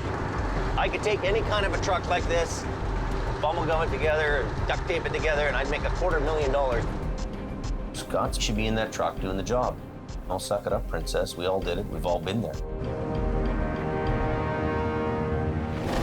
You told us you were quite frustrated with Jamie. I was. Many times, getting in that general, it was a common theme. You were unhappy in that truck. And I would even go so far as to suggest you would have said, Jamie isn't doing enough to get me my new truck. So this is the truck. Because it never shiny, eh? Oh, it's gorgeous. What kind of a timeline are we looking at? So we're a couple weeks out? A couple of weeks out. Okay. My personal thought was there could have been a little bit more effort put into making sure that truck was done, or trying to make it a little bit quicker than it was. You know, I'm just run off the feet. Have you ever... Oh, God. Huh? No. Come on. I can't relax because there's so many things that people are always calling on me. I need to start saying no. We had battles all season Did you guys long. argue about We that? argued all pigeonhole. You know what? It became such a sore spot. You know, like, and I'll sit here right across the table from him and say, you know what, Scott? You're a good operator. You know what you're doing. Sit and have a beer with you anywhere. No problem. I don't dislike you. We don't have, but we got to the point where we were stressing and fighting every day of the week. Jamie broke the news that the new truck is built, but he can't afford to put it into service. You know, what do I do? I've got to cut costs. I can't. I've got to cut costs. This is the thing I'm wrestling with. It keeps me awake in the middle of the night. Mm-hmm. Right? Well, I'm sure it's going to keep me awake in the middle of the night.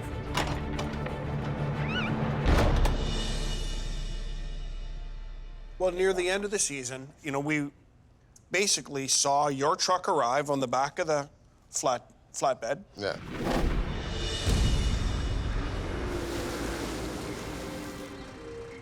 The only thing is, though, I can't license it and have it sitting here and me making payments on a truck that we'll hardly use. This thing will be $3,000 to $4,000 a month, and we won't license this till fall, if we keep it.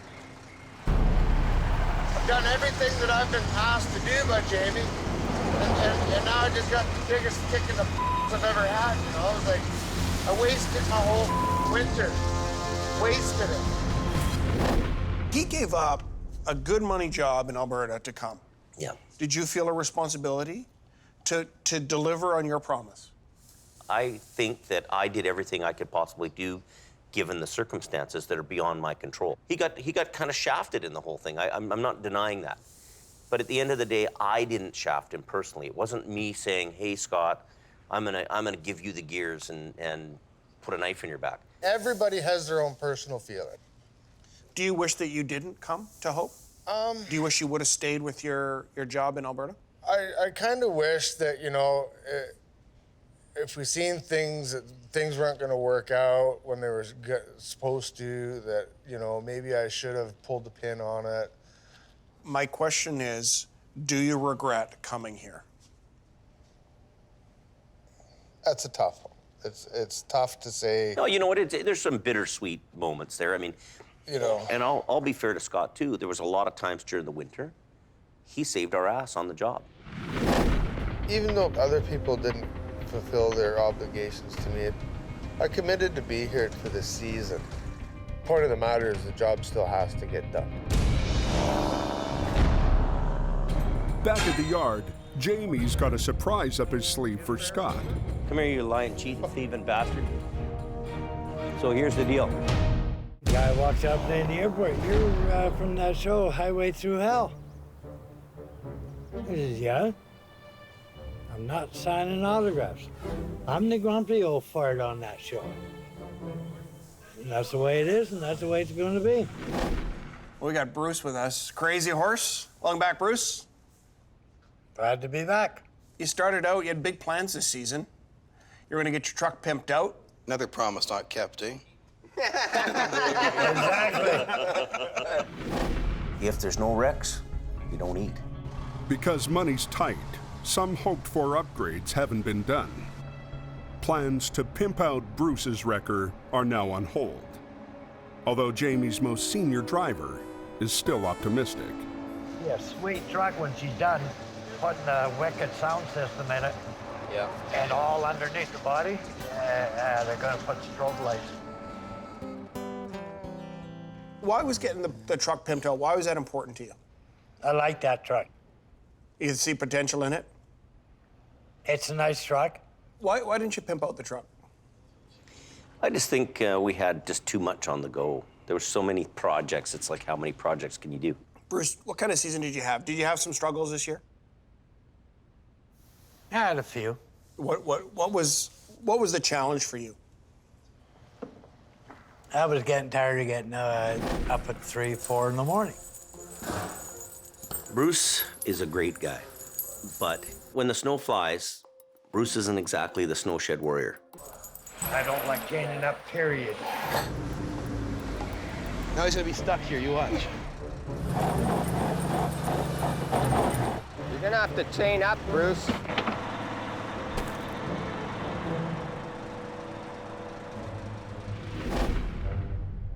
Putting on chains. What is it about chains? I mean, it's part of the job, man. They're chains. They're chains. I won't put them on if I do not have to.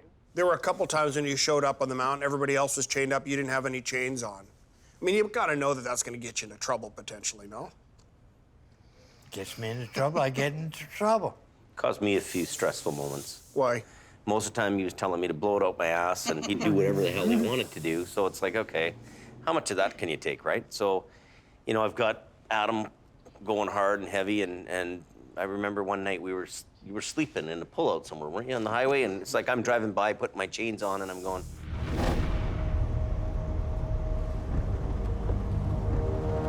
look at this. In your truck there, Bruce? I worry about Bruce all the time. Because he gets some truck stop or in a parking lot or pull out somewhere on the highway, you know, passed away. Bruce. You also got to give him some respect, though. The old dog's put his time in on the mountain. Yeah. He's 35 years in this business. You got to cut a guy some slack? I try to, I do. And then, you know, it gets to the point where, you know, is this a worthwhile business event? And you got to kind of, you know, one thing in this business is a small, tight little world, but at the end of the day, I still have the cash reality to deal with. Bruce needs to be driving this. This will be easier on his stock and lifting and all that kind of stuff. And it'd be easier for him to drive around than driving them big trucks, you know? But, you know, I guess it's a little bit crusty like Bruce. So, a crusty truck for a crusty guy. All he needs to do now is convince Bruce. Maybe the way to solve this problem is to put you more in a smaller truck, and then you work with Ken to do the car towing. So.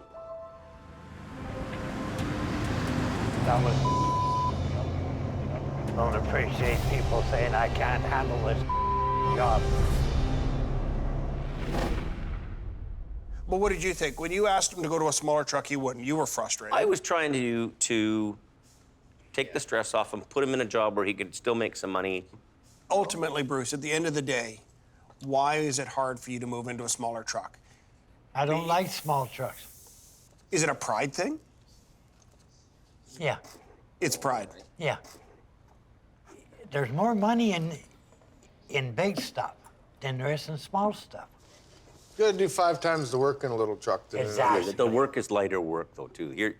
Here's the thing. I mean, you know, picking those heavy chains up. You're coming back from 10 years off the job. I'm pushing 48 years old.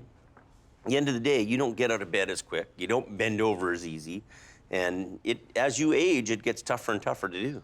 Did you feel a responsibility to move him into a smaller truck to lighten the load on him? Yes, and that was my way. I didn't really want Bruce to retire. That wasn't my goal. Hey, Bruce. The final straw for Bruce was a phone call from a customer saying that he did $15,000 damage that I've got to pay for. I got to go over some with you. They said that thing's $15,000 damage to that truck. Yeah. I don't know what's going on lately, though, but it's just like you're upside down, you know what I mean? Up in the... No, no, a minute. This is a hard thing for me to talk to you about, even, Bruce. I love you to death, Bruce, but I think you need to retire. I really do.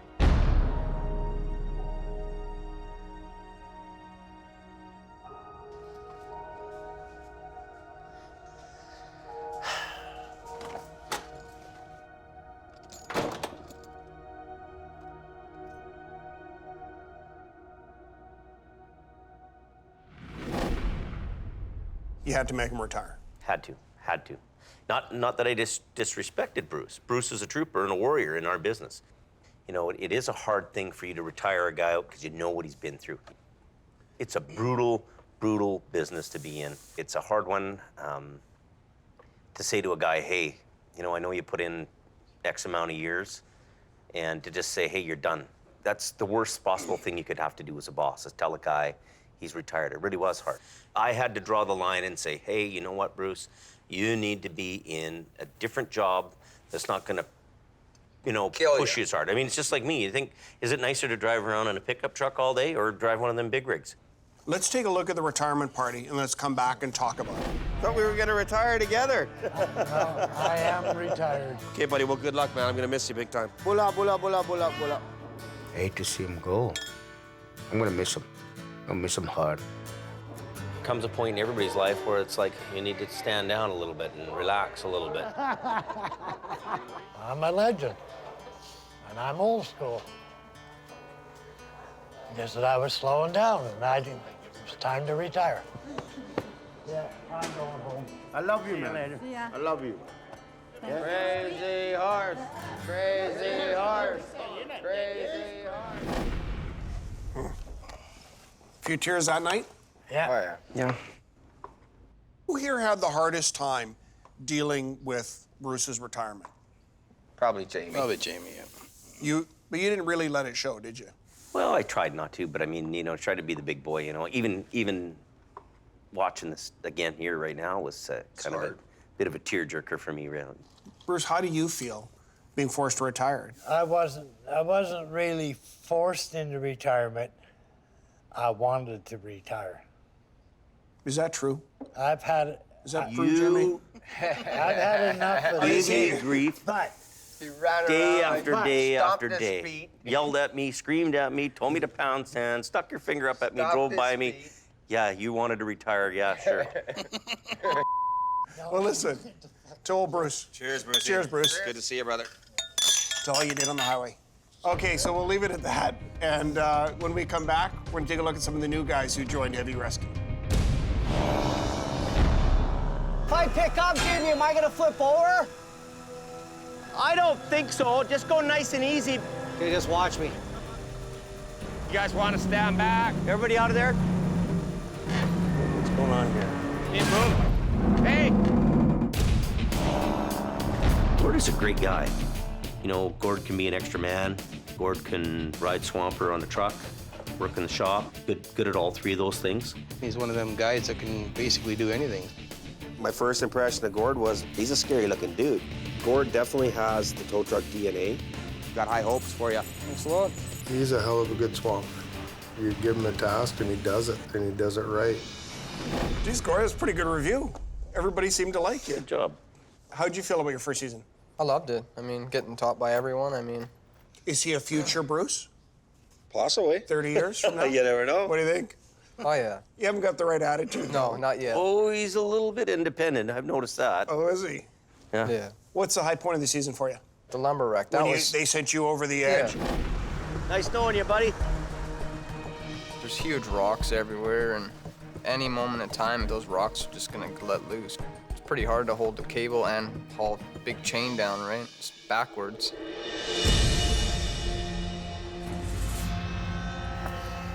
Is he okay? You all right? Hole right there. That just come apart. Stay back, Gourd. Okay, here it comes.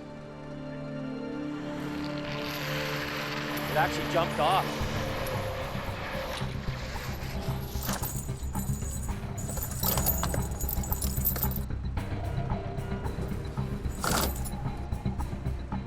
This is really, really, really, really dangerous. He just so much as juggles the lumber underneath him. It's like a domino effect. It'll just go. Be careful to not upset that thing. It's just sitting on its own, right? You move that trailer a little bit, it could take off on you, right? Go ahead, get the bolt. It feels good when the boss trusts you to go down the hill and do the job. That was the first time you'd ever swamped? By myself, yeah. Engine said, you know what? Here's your work and get it done, right? You looked at it and you went, what? Yeah, I was like, wow, this is gonna be huge. You're not a giant guy, though. You're like you're a little guy. You're probably the littlest guy in the crew, right? Yeah. He's got a big heart. Oh, yeah. Yeah, but a big heart, can that carry a snatch yeah. block and all that chain? Oh, yeah. Bet. Well, basically, my piercings hold me down to the ground, right? Oh, yeah, is that I what won't it is? fall over, so.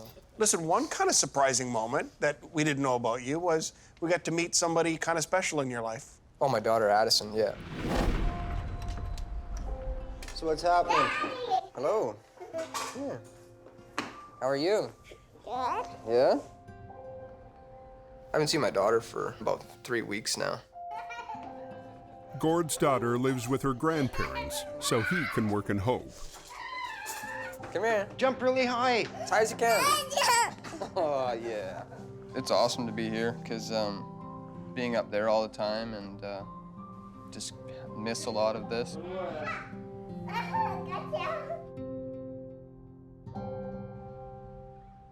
That was a pretty cool moment. Oh, yeah. She's great. So another new guy who started, Chris, you came from Ontario. How did you guys find each other? They were looking for somebody. I ran heavy tow truck, and We're taking and go.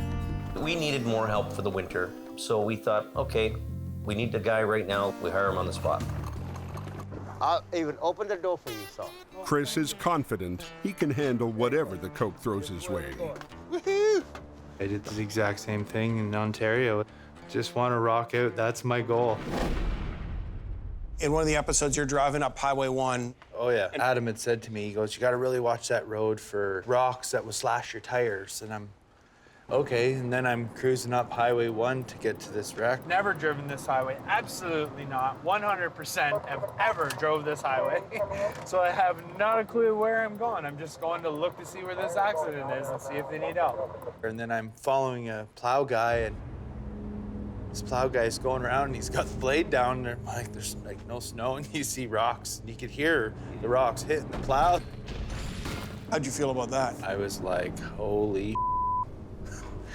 It's obviously very different than what you're used to in Ontario. It was like, you call a hill in Ontario, these aren't hills, these are mountains. You gotta get the lift up before you drive it. Lock that thing up, man. Lock it. You don't need this. Lock it. How are you supposed to lock it? I don't know. You're the tow truck guys, man. Oh my God. I've never towed a car in my whole entire life. I'm not gonna lie to you, I didn't even know how to hook it up. You said your first episode on the show that you had never towed a car before. Never. Some people in that episode wondered if you were for real. Defend yourself. Some of the things that they do here is way different the way we do it in Ontario. Jamie, some guys, some bosses might have thrown the guy under the bus. You stuck with them. Why? When a new guy comes in, I'm not so much about, hey, you're not top dog and you gotta go. I'm gonna bring him in and try to make sure that he can get better. That's what I want to do with a new guy. What was the low point for you? Was on the coke with that girl getting run over.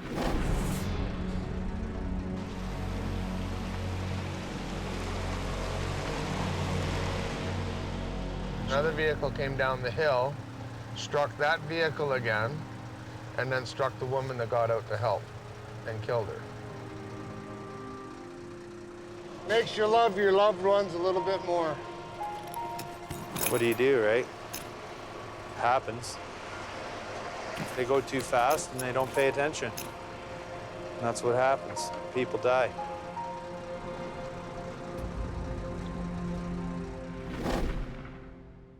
For you, that's probably the first time you've ever run into death at a wreck scene, right?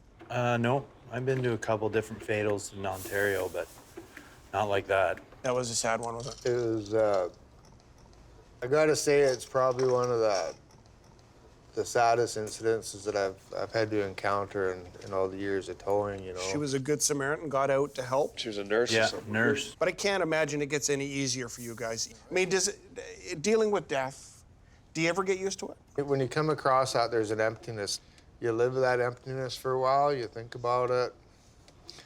5 years down the road, you'll think about it and feel that same little bit of emptiness about it. Knowing full well that every one of these accidents is preventable. You agree with that, Jim?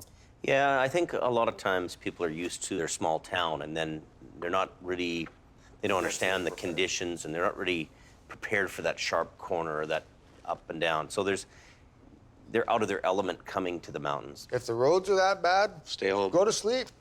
Stay home. Do you think the show's changed people's driving habits at all?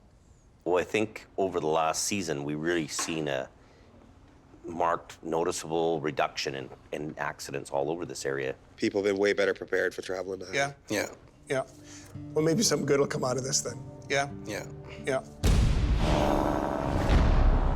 I hope a lot of the young people that watch the show are influenced in a positive way where they want to get involved in the industry. Thanks for Rylan.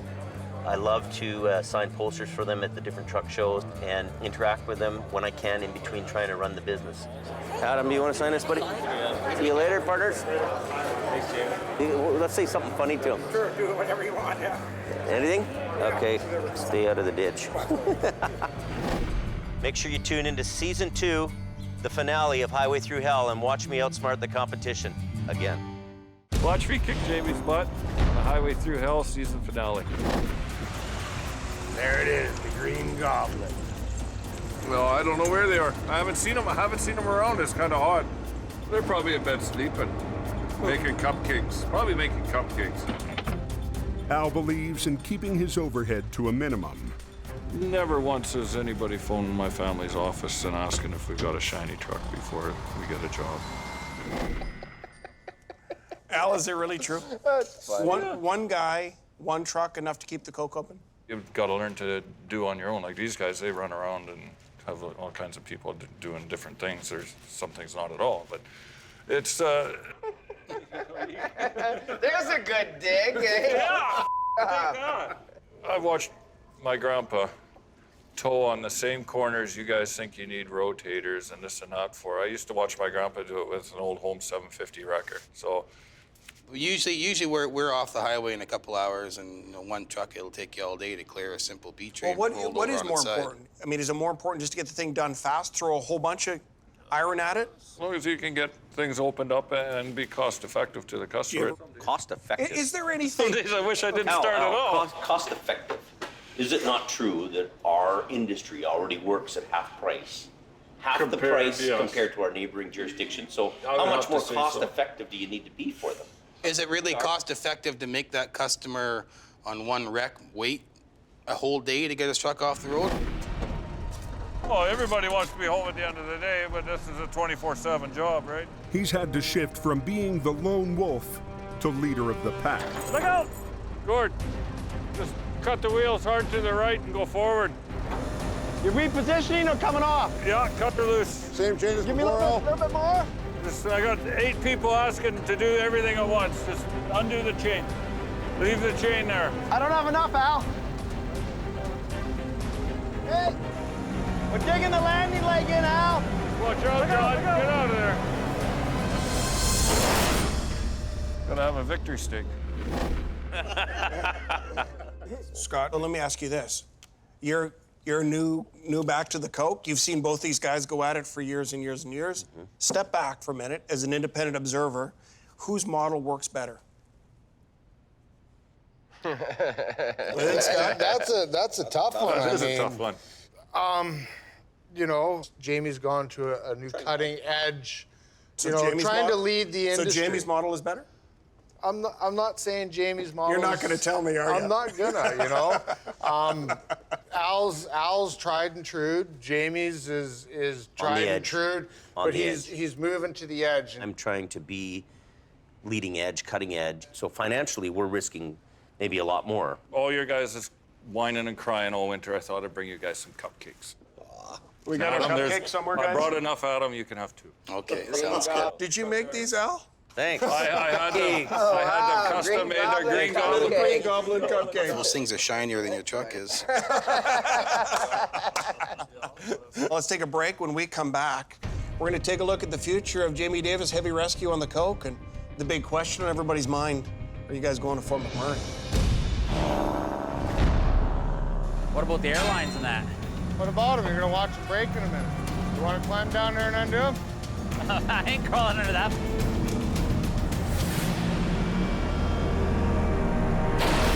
Whoa! Look at.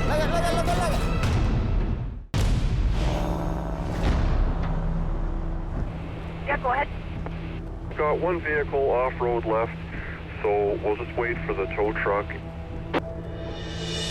Earlier this season, a local tow company that specializes in cars decided that they want a piece of the big rig action. In the interest of fairness, Highway Patrol has implemented an on-call rotation policy, and this call has already been dispatched to the other company. With Jamie off rotation, all police calls for the next 2 weeks will be offered to his competitor first. This idea of rotation, 2 weeks on, 2 weeks off, sharing it with your competition, how's that affecting you? How's that hurting you? Never, you know, competition's good in any form. Sure you need it is. competitors. It's taken years to build up our program in order to handle the types of accidents that are here, come up with the guys, the equipment, and put that package together into something, to make it into something that'll actually do a job. You start cutting the budget in half. As much as we're a private business, we're also an essential service to the highway. We're in a service that keeps the road open to the public. So at the end of the day, if we can't function financially, we can't do the job. So in this last episode that we just saw, you came up with this idea, which I think was cooked up here in the barn. Everything around me has beat me to the ground where I can't even really supply the service. It's not a lack of knowledge that's holding you back here. It's a lack of business, and you don't feel you can. Well, we can't survive. Really, we can't survive. So, why aren't you trying Fort Mac? What have you got to lose? Fort McMurray is a boom town, 900 miles away in the heart of oil country. We keep getting drawn to Fort McMurray. The oil fields are going crazy up there with work. So maybe we got to go to Alberta, and they'll appreciate a couple guys like us who come out there and do the job for them. One of the things you guys looked at doing was going to Alberta. And tell me the first time you heard about potentially going to Fort McMurray. What was your first sort of thought? I know there's a lot of work in Fort McMurray. I know Jamie's got the equipment, Jamie's got the expertise, and he's got the people. The cons for me is that I love being in Hope, and Alberta is a long way from me. I grew up 2 blocks from the ocean. I love the ocean, I love the mountains, I love the BC thing. And you've worked up there, right? I've worked in the area a little bit, What do you think of that place? Well, it's a very expensive place to be. The paperwork involved in being there, and the certifications, and the cold. It's not cheap up there, right? It's a very expensive proposition. And what do you think? The only thing I'm struggling with is my family, leaving my family behind. Yeah. And do I really want to uproot my family? I don't know. What do you do? Is it an easy sell for you?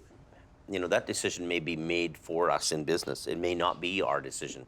I really don't want to go and play in somebody else's sandbox. Bottom line is, if you can't afford to pay the fuel bills or pay all the bills, you may be forced out. Or the other option is we have to degrade our equipment and levels and people in order to stay here and survive. Well, Jamie's got a big decision here for the Coke, for his company, for his family at home. To find out what happens, you're going to have to tune in to the season finale of Highway Through Hell. Next time on the Highway Through Hell. Nobody's going anywhere. A nasty spring storm Guy blocked the whole road. catches the Coke off guard. We were converting to summer. A mail truck hurtles toward an icy river. I'm worried about that trailer moving. And a broken promise forces Jamie to walk off the job. We're done. Okay, we're leaving. And face a reality that could drive him off the Coke. You're either going ahead or you're going backwards. A few months ago, the competitor brought in a big wrecker into town that cuts our business in half. So the reason I called you guys all in today is because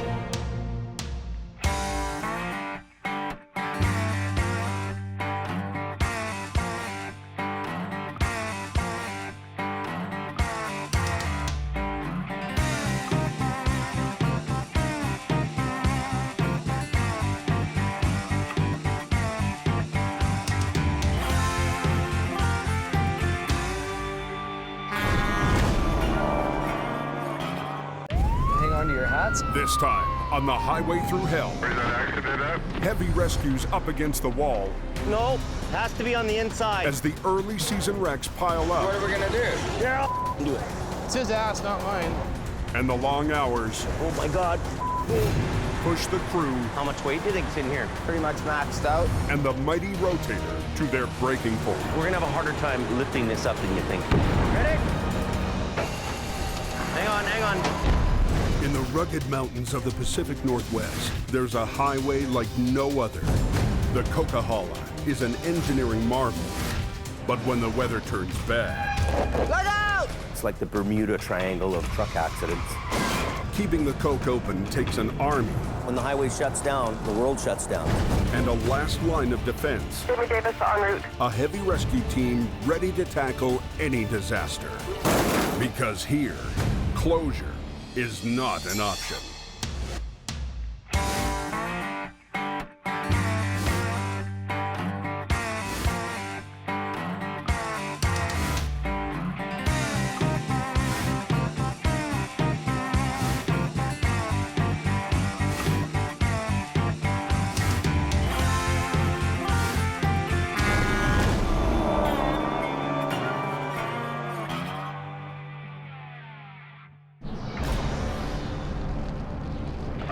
Looking out there tonight.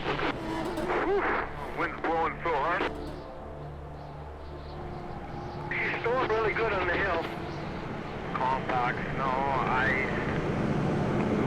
Yeah, it gets pretty nasty up there. When they get snowing up there, bad things happen. It's still early season on the Cove. We're just going to head up a little bit further up the road here. Despite the bad road conditions, some drivers can't resist putting the pedal to the metal. Look at this guy. He's going way too fast for the road conditions. That's how accidents happen. I give you a ticket for $167. Go ahead. Police have launched a crackdown on speeders. Here we have a vehicle. He was doing 95 kilometers an hour. 22's 1011 BC marker. These road conditions, you should not be driving that fast. There's an accident up there. And almost on cue, at 8 p.m., the mountain claims its first vehicle. Hang on to your hats. So right now we're just traveling to a single vehicle crash that's occurred about 3 kilometers south of the Snowshed. We got a snow layer on top, which is really treacherous. Right in Avalanche Alley. Half the highway is blocked by this freshly flipped SUV. His tire is missing. The occupants were unhurt and kicked their way out before help arrived. I believe they must have undid their seatbelts and again come out the front windshield. As we can see, it's popped open. Don't drive the Coquihalla. Just don't drive it when it's like this. We're in the middle of that friggin' snowstorm. Not very much fun. Down the mountain, word's out that the Coke is a mess. Truckers coming from the west face a tough choice. Looking a little rough tonight. They can gamble on the steep, slippery Coke, or take a back road. Well, it's decision-making time. There's only one way to go, man. There's number 3, that's it. So number 3's in pretty good shape. Well, I'm going Highway 3. Highway 3 is an older 2-lane that snakes through the mountains to the south. The 3 seems like a safe bet, at least this stretch. But an hour and a half east of Hope, Nasty little climb. There's a jackknife. traffic has just ground to a dead stop. Apparently they've ordered a tow truck or something. Jamie Davis's lead driver, Adam Gazzola, is on his way to reopen the road. Adam, you have a safe one. Yeah, you bet. Have a good day. Yeah, so what are we going to do with the highway closed? I guess you have no idea how long it's going to be closed, eh? On what time the tow truck gets their drivers, that's when it'll be open. Takes you an hour and 25 minutes just to get up here in good weather. The roads are pretty so I was going to take my time here and make sure we get there safe. Oh, I just lost a wiper, I tell you. The delay doesn't go unnoticed. How long ago did Jamie Davis go by? Not a soul in sight. For Adam, this is turning into one of those nights. Everything just kind of comes crashing down at once. Trucks breaking down, you're tired, and people screaming at you because you're taking too long. It's like, what else can go wrong, you know? With Jamie spending more time in the office, Adam has had to take on more wrecks. Well, there's not really anybody else here to do the work. So I just keep putting this business first in line. Over on the Coke, Ken Monkhouse is patrolling for cars in trouble. I did 5 tows on Friday. You can make a good living doing car towing. You just have to do it properly. Ken started working for Jamie last season when he traded big city towing for life in the mountains. It's not like you're going to work and you're making 20 bucks an hour. You're getting paid commission, so gamble didn't pay off. If this was a lottery ticket, we'd be throwing it in the garbage right now. Icy, icy, icy. After a rough start last winter, he's feeling confident that he finally has the Coke figured out. I'm hoping to do about 40 grand this winter. And I'm just gonna go out and do whatever it takes to win it. Back on Highway 3, Adam arrives at his wreck. You're back at it again, eh? To get into position, he needs to turn around on the narrow highway. Wrecker's backing down to him now. I'll be a couple minutes. And 50 of us stuck there because the roads were all closed. I think the Earth has done 2 revolutions since we've been sitting here. How about thanks for showing up, Dave? Adam, you having fun yet? The tow truck is up there. Adam gets his wrecker in position and wastes no time rigging up and starting the pull. Just sitting here waiting for this road open. Just keep her in low gear. Just help me out lots. I'll see if I can just drag you up, okay? Is this highway open yet?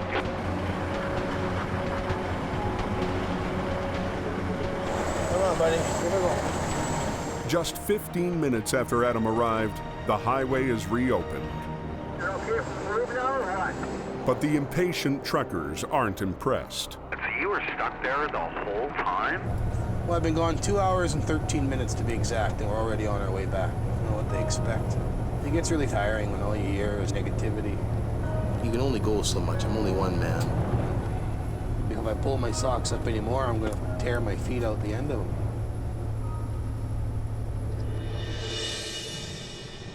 Back on the Coke, Ken responds to a call to rescue a 4x4 that's stuck in a snowbank. Yeah, no, he's got it. A rival tow company has beat him to it. But the young driver seems unsure what to do next. Hey, buddy! I'm a little outgunned here. Hey? I'm a little outgunned on this one. Yeah? Yeah, you want to pull him out the way you went in? Try and stay as close to it as you can. Yeah. And then we can go from there. I'll give you a hand, I don't mind. The 4x4 is jammed into the wet snow. A single winch line isn't enough. Yeah, let's put a snatch block in it because it's pretty heavy, eh? A snatch block is a pulley that doubles the pulling capacity of a line. That truck right there is probably, I would think, at least 5 tons. And it's in real good. And this snow ain't letting go. It's a tough pull. Put it back into too high. Okay, buddy, freewheel it. We'll get you to pull ahead a bit. Following Ken's lead, the young driver starts to get the hang of it. Nice. Yeah, I like keep doing that. Yep. Beautiful. There you go, young fella. He is the competition, but he's also a fellow tow truck driver. You have to look after other people in the industry because nobody else will. You got to teach the young guys. Ken's got a few more years on me in this, and he showed me up. I was glad to have him help out.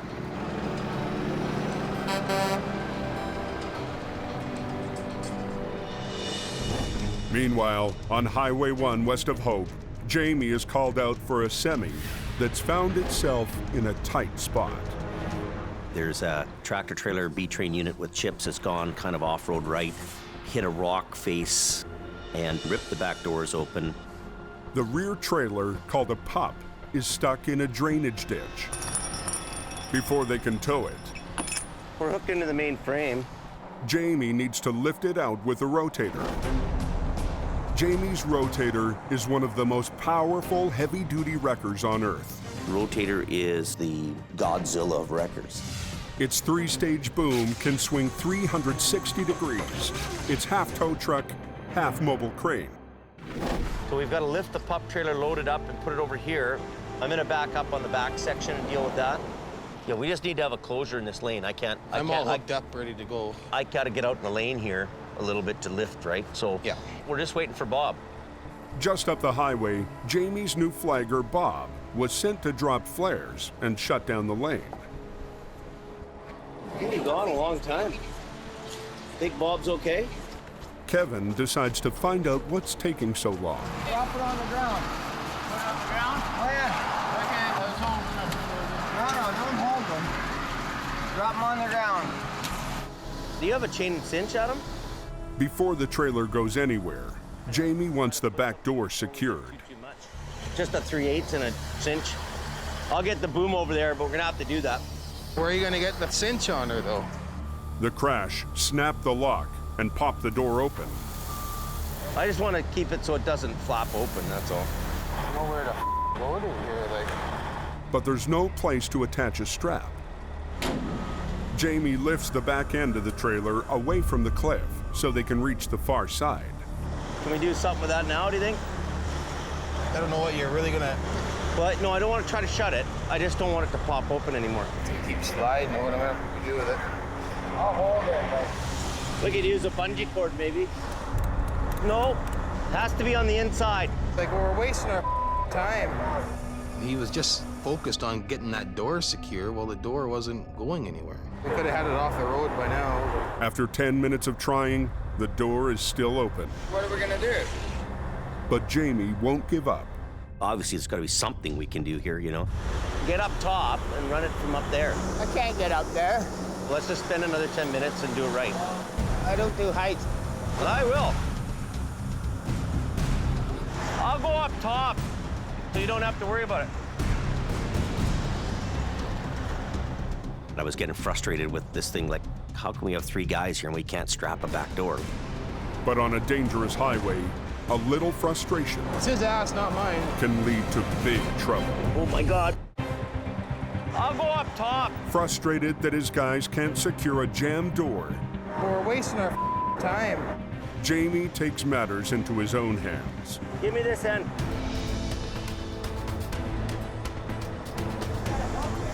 I'll hook it up here and give it to you. Trust me. I get it tied up to the top end so we can wrap across the door. Maybe go through that, down into the frame. Kevin's on the bottom end, and he's trying to get it hooked up, but he can't find a place. Now I'm even getting more frustrated. Yeah, I can do it.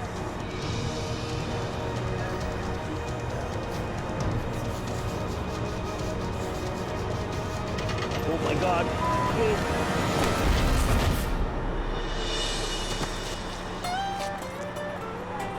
I probably shouldn't have jumped down that wire rope so quick, you know, but I was mad. Luckily, he didn't smash his head open or something like that. I need him every 2 weeks to sign my paycheck, so I don't need him to be in the hospital with a coma or something. Finally, Jamie gets the door secured. Are we just taking it to the exit? That's it. Adam tows the semi off the busy highway to a nearby pullout. The door holds, for the most part. But then Jamie discovers he's got a bigger problem than a few spilled wood chips. I'm checking the side of the trailer here, and it's broken up pretty good. The problem we have right now is that the lead trailer has a big gash down the side of it, and its main frame is broken. It's all cracked up in here, all the way along the frame. Big, huge rocks that have come off and into there. This is the front trailer's axle. It's broken here. If we take it down the road, we risk the trailer actually breaking in half because of the weight. That's not going anywhere until it's unloaded. At just after 3 a.m., they tow away the tractor, leaving the trailer full of wood chips for tomorrow.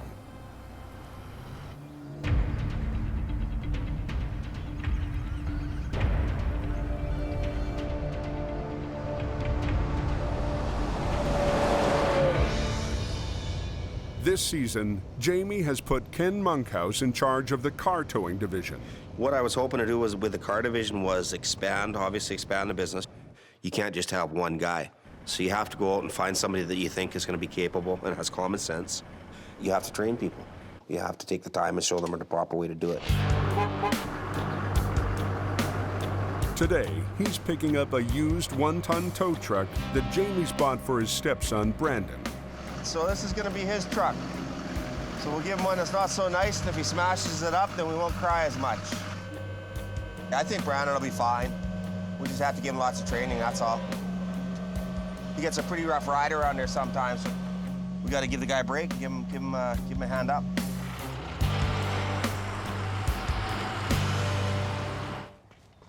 But 17-year-old Brandon has other priorities. I'm just trying to graduate right now. I have about 4 courses left to finish, and then I should be done. He's been homeschooling for the last year of high school, and he's almost done. School's important to me because it's, you know, it's gonna get me places in life. But the yard isn't the easiest place to study. Well, I go to my grandparents each day, either to study or, you know, finish up a couple assignments I have left. I have other things to focus on right now. Dealing with school might be a little hard to get as much work in as last winter. Overheating problem. I think it's that sensor. Getting really bad. Back at the yard, Jamie's bouncing between fixing trucks, paying bills, and doing paperwork. This is the worst job in this whole place, is this paperwork. As a company grows, my job is shifting. What's taken hold here is there's kind of this administrative job that I'm having to do. So I'm sitting at a desk, I'm on the phone all day, I'm writing paperwork all day long. If you want to bill me hourly for doing something, you should say to me, hey, James, I'm going to do these invoices for you. You're trying to deal with management issues and writing people memos and keeping accountability for everything and everybody. That's like a ton of bricks coming down on you every day. Just put them on Park 1. I'm working too much, I'm doing too much. I don't even know about what's going on the coke right now. I'm not even really paying attention to it.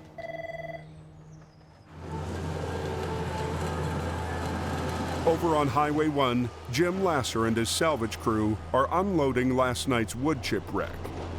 This trailer's ready to be moved, but it can't be moved with a tractor. It has to move with a tow truck. The far corner hit the rock face and it's bent down too far. Jamie has sent Adam to pick up the trailer. But when he arrives, nobody is quite sure what the plan is. You think it'll tow to Kamloops like it is? I didn't think it was going to go to Kamloops. Yeah, Jimmy said to me they want to take the cargo to Kamloops and dump it up there and bring it back and take it for repairs. Yeah, I don't know what the hell to say. Who's running the show today? I don't know. Pulling Jamie up. $48,000 basically out of our bank account. And when you have those kind of bills and those kind of costs, Jamie Davis Towing. Just wanting to confirm what the plan is on the pup trailer. I haven't heard anything. When you get called out, you should be able to go there and do the job and have everything that you need to do the job. It doesn't make us look very professional. For now, Adam decides to tow it back to the yard. You roll it ahead, we'll clean the chips off it. Okay, I'll pull it ahead here. But he's barely moving before there's another holdup.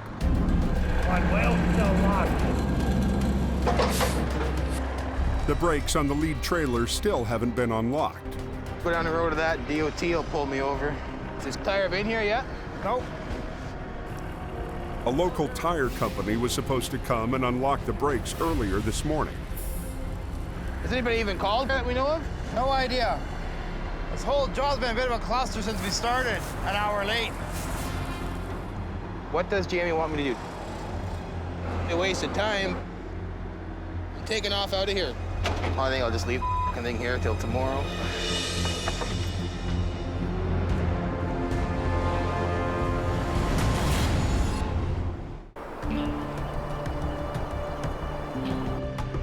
Get out of the way, puppy. At the yard, Jamie shifts his focus to yet another project, getting Brandon's new tow truck ready for the road. Let's get everything working on it, like the ratchets, and get some string lights in it. He gives the job to the new guy, Gourd Lundeen. Make sure it has gas cans on it. Oh, yeah. All the goodies that it's gonna need. This is Brandon's truck. This is his pride and joy. That's what they say, but I don't think he'll be driving it, though. I think it'd be good for him to learn on it, if he wants to learn. I've never had anything handed to me. I'd have to work for everything I wanted. I mean, I've been working since, what, 11 years old. Look what he has, look where his parents are, look where he lives, look what his parents do, right? But some people just don't want to do stuff like this, right? Well, I don't know how to tow or I mean, I'm willing to learn. I'll do whatever. If someone wants to teach me, I'll learn.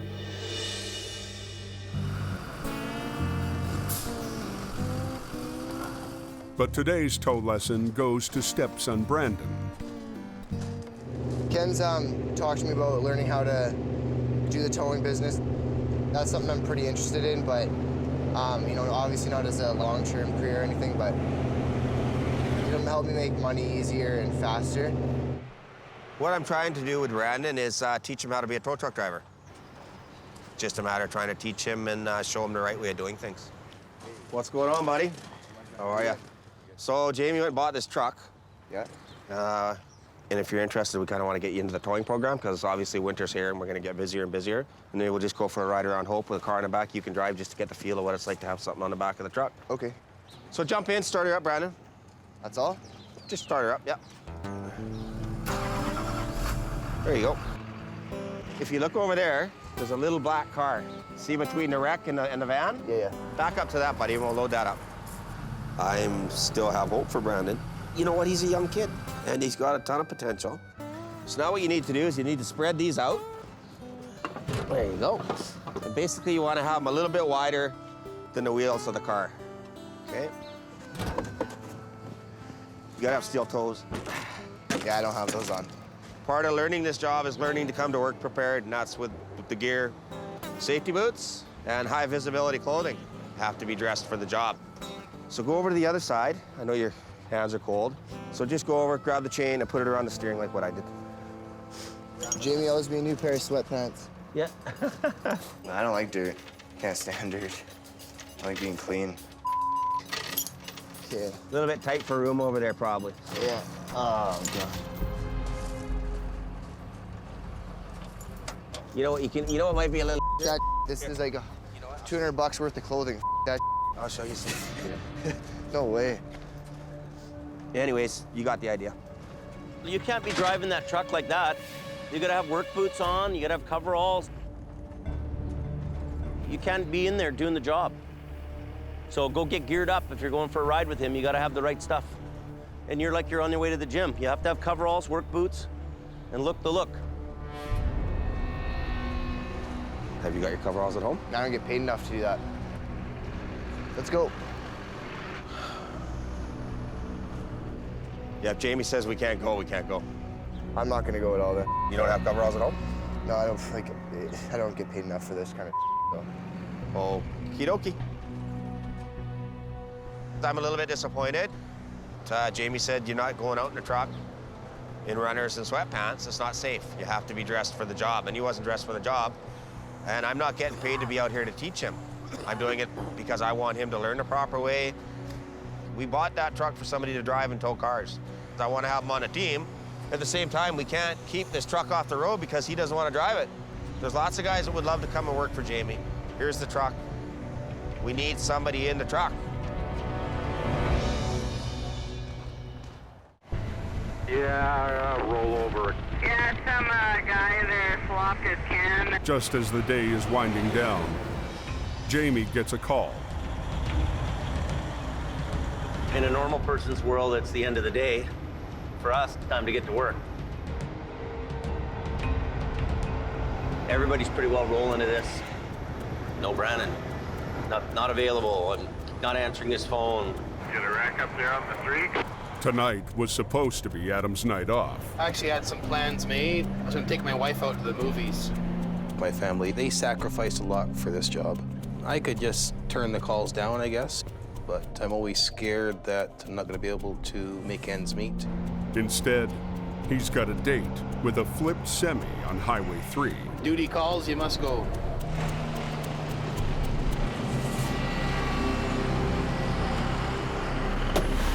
Truck's buggered. See if we can get it over. The semi was going too fast when it hit a sharp corner and flipped.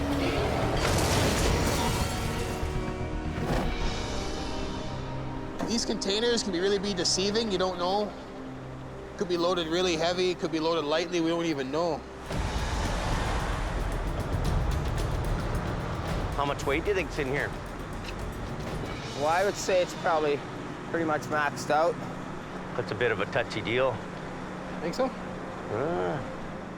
The flip trailer is called a C-can. It's made of two parts, a rolling chassis and a box.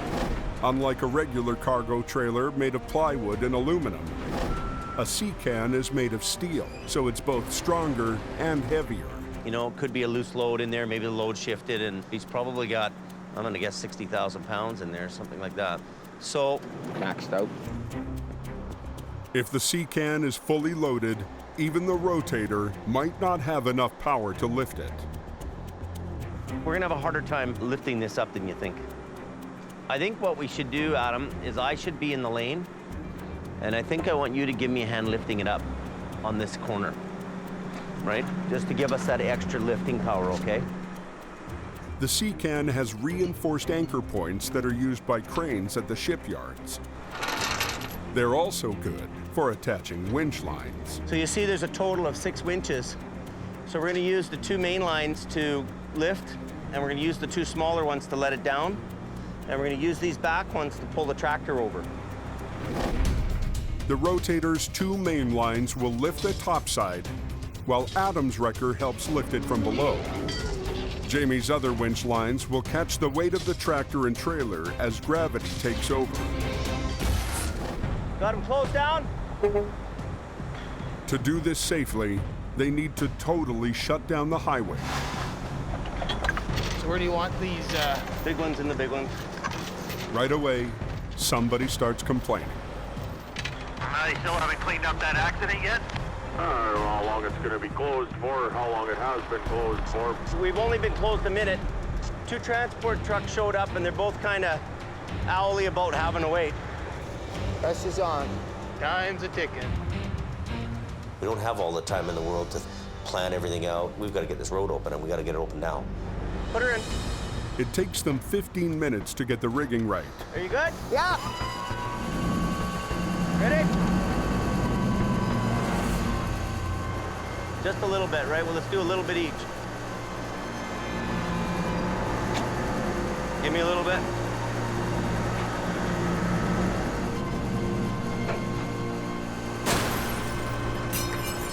Hang on. But less than halfway through the lift, Jamie spots a problem. The C-can is top-heavy. There's a real issue here. And Jamie is worried he's about to lose control of the load. We're pushing the envelope here. It's a big risk working with a load that has a high center of gravity. Once the roll starts, it can be nearly impossible to stop it. Once you've got that big weight up there in the air, there's no going back. Hang on. The highway's backed up, and anxious truck drivers are waiting for Jamie. We've got to get this road open, and we've got to get it open now. To lift the heaviest load he's faced so far this season. You guys got to get back. It's pushing his Rotator to its limits. Letting this thing down is the problem. We don't want this thing to come crashing down. It can do a lot of damage, right? He's worried that he'll lose control of the top-heavy C-can.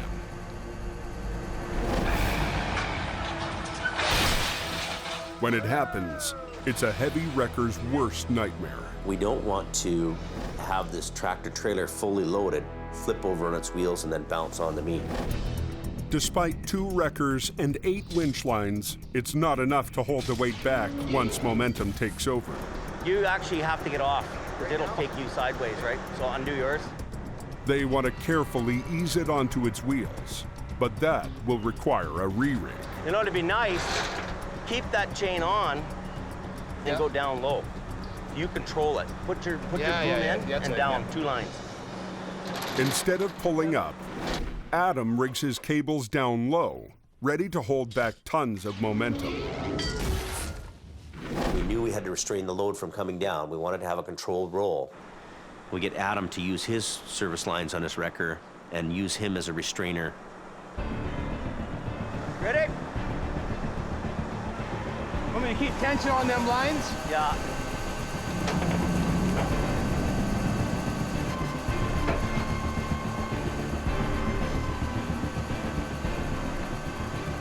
Adam, you should be on the other side. I won't be able to see you then. Yeah, I don't care. I'd rather you just not get hurt.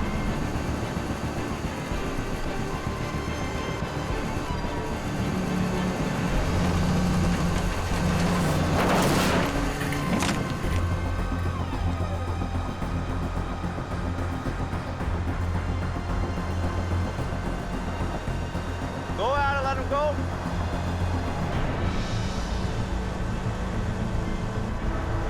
Let it go a bit. I'm loose.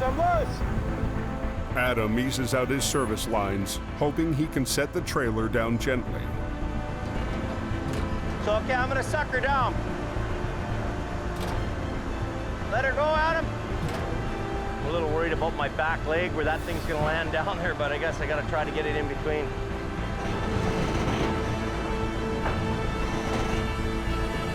Good, Adam. Pretty damn good. Whew. You okay? That was nerve-wracking, eh? The gamble pays off, but it has taken extra time that the long-haul truckers just don't have. Heavy wreckers are up there right now. They're not going to be closed down for a while. Now we've got to get it off the road as quick as we can because we've got traffic backed up. Can you get up top and unhook? The heavy rescue crew scrambles to get the web of winch lines unhooked. I can't get up there, Jamie. Yes, you can. I don't do heights, that's my problem. For the second time this week, Jamie has to play acrobat. Drop it. You're not gonna catch him.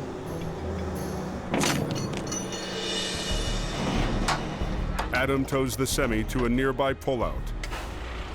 The brakes are dragging, but he can open the road. And traffic finally starts moving again. That actually went pretty well, eh? Yep, nice get home for beer o'clock. Traffic's back open, running. The whole tractor trailer's off the road. All they need to do now is tow away the wreck. Up, up. Okay, it's all yours here, big boy. Adam unhooks the damaged cab to tow it away. Outstanding. Jamie brings in his own tractor to haul the sea can to its destination. But they don't get very far. The container shipped it over. Look at that. It's rubbing right on there and it's smoking. And here too. I just put 8 brand new tires in this truck yesterday. More cost, more expense. I haven't even paid for those tires yet. Well, should have done a walk around. When the heavy sea can flipped, the trailer frame underneath twisted and is now bent. We thought we could get away with just getting it back to the mill because he wasn't far away from the mill. But now it's got to be unloaded here. Watch yourself. Any hope for getting home for beer o'clock is now gone. What we're gonna have to do is come back, lift the container off, put it on a low bed. Jamie must now spend the night planning for one of the most difficult and dangerous procedures in towing, a deadlift. That's a huge, huge lift. The exhausted crew heads home, knowing that as tough as tonight's recovery was, tomorrow's will be even worse. Well, I might take tomorrow off. I got to see what the weather will be like, and if there's no snow in the forecast, I'm going to take off and do something. Go see my movie, yeah, maybe. As usual, I probably won't. I'd rather make money, I guess.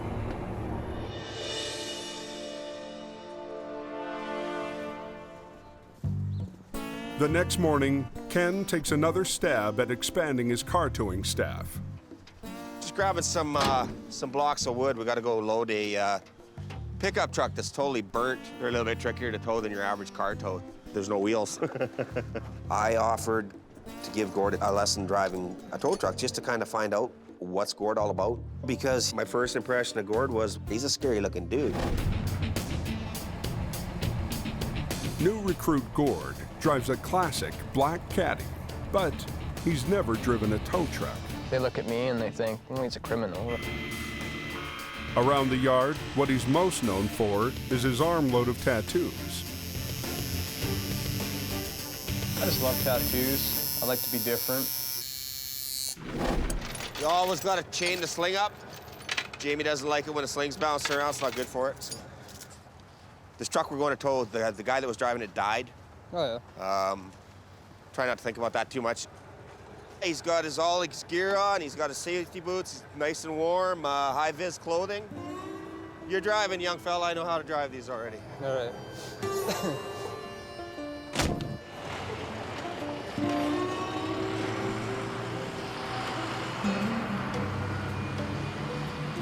Gord's a quiet guy. He doesn't emote much. He doesn't have a lot to say. Gord doesn't need to say anything because I'm teaching him. He's not teaching me. Stop. Go ahead about 1 foot. Right there. Normally, you start them out easy. I took Gord on a job where somebody had died in a vehicle. It had set on fire. It had no wheels, and it was at the police detachment. So no pressure there. This is called doing a chain lift. It saves your sling belts. If you got jagged metal or whatever, it's all sharp. It doesn't cut these belts. Okay. Lift it right up, though, because now we're going to have to block it up to get the dollies under it. About there? That'll work. They just lock in there or just sit in there?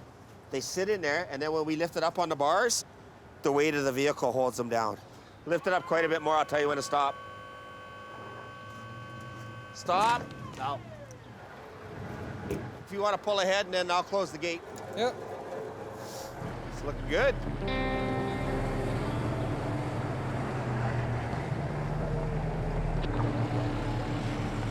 Go to the yard. When we got the vehicle here and we reversed the process, he remembered how to do everything. Yeah, no, you're doing good, Gord. I'm real impressed. I didn't have to do a thing basically other than just watch him unload the vehicle. So that tells me that the guy's got mechanical knowledge and common sense. Now you know how to tow burnt vehicles on dollies. I figured it out. He's an awesome teacher. You should be a driving school instructor for tow trucks, right? Good job, buddy. Thank you. You did good. I come to the conclusion that if Gord wants to be a full-time tow truck driver, I would gladly have him in the automotive division. Got high hopes for you. Thanks a lot.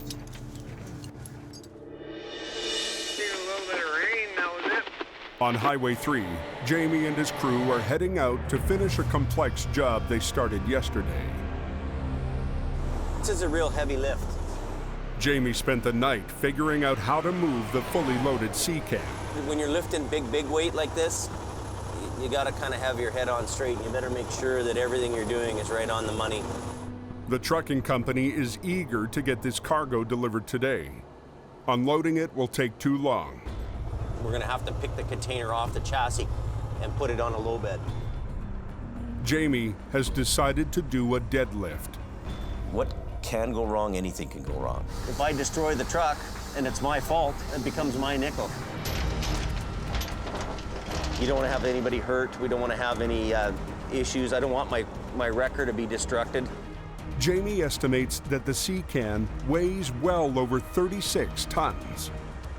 In a perfect world, with its crane arm completely retracted, the Rotator can lift twice that much. When you're lifting that kind of weight, you want that boom to be in as tight as it can be. You don't want it sticking way out. Okay. But because the C-can is so large, Jamie needs to extend the boom, and that cuts the lifting capacity of his Rotator. We're estimating we're going to be 6 to 10 feet out from the truck. He has to make sure he gets the math perfect. When you're going to do a really heavy lift like this, we got to make sure we're right within all the charts and the safe working load limits of everything. This crane has to be at 30 degrees in order to reach its maximum performance. There's an angle indicator up there. It's telling me I'm at 40 degrees right now. So we're going to get her back down to 30 degrees. If we were dealing with a little bit less weight, might not be so critical, but when we're doing a max lift like this, we got to make sure. If you have any weak link in this chain or any component that doesn't meet capacity, that's going to be the failure. And the failure is going to kill somebody. Every link matters. Even the chains. So we're talking about grade 100, and our working load limit is 26,000 pounds. So 26 and 26 is 52. It's not enough. That's 20,000 pounds short. What do we have for other chains on here? You got big ones up there.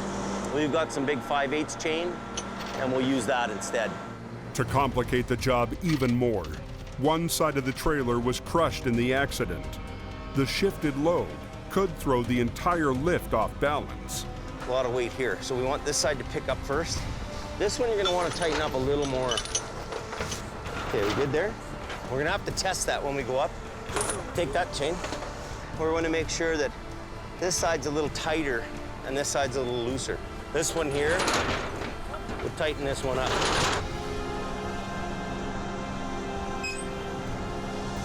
With every detail checked and rechecked, it comes down to rotator versus C-cam.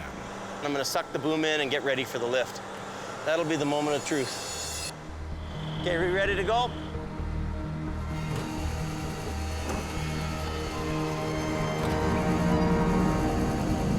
Careful. Lots of weight in this end. Uh-oh. It's pins and needles for me. Confident he's got his math right, Jamie goes for broke. And you're starting to sweat. He can't let go until the damaged chassis is hooked to a truck cab and then disconnected from the C-cab. Tell him to hold it. Every time you lift something really heavy, suspended in the air with people around, it can be dangerous. Come back. Can you get it from there? No, the pin's not lined up. Tell him to do it again. Pull out. Whoa, whoa, whoa, whoa, whoa, whoa, whoa, whoa. They're all up at Sunday Summit. They're in here. Jamie Davis and his heavy rescue crew are in the middle of their biggest lift ever. This isn't a kid's game here anymore. This is serious business. No, the pin's got to go in more. Jamie's under pressure to get a 73,000-pound C-can back on the road. We went too far. The rotator has the load suspended, so a new tractor can drag the twisted trailer frame free of the container. Tell him to hang tight. Hang on. But the crew is struggling to hook up. Okay. Whoa, whoa, whoa, whoa, whoa, whoa, whoa. Tell him to do it again. Back up a bit.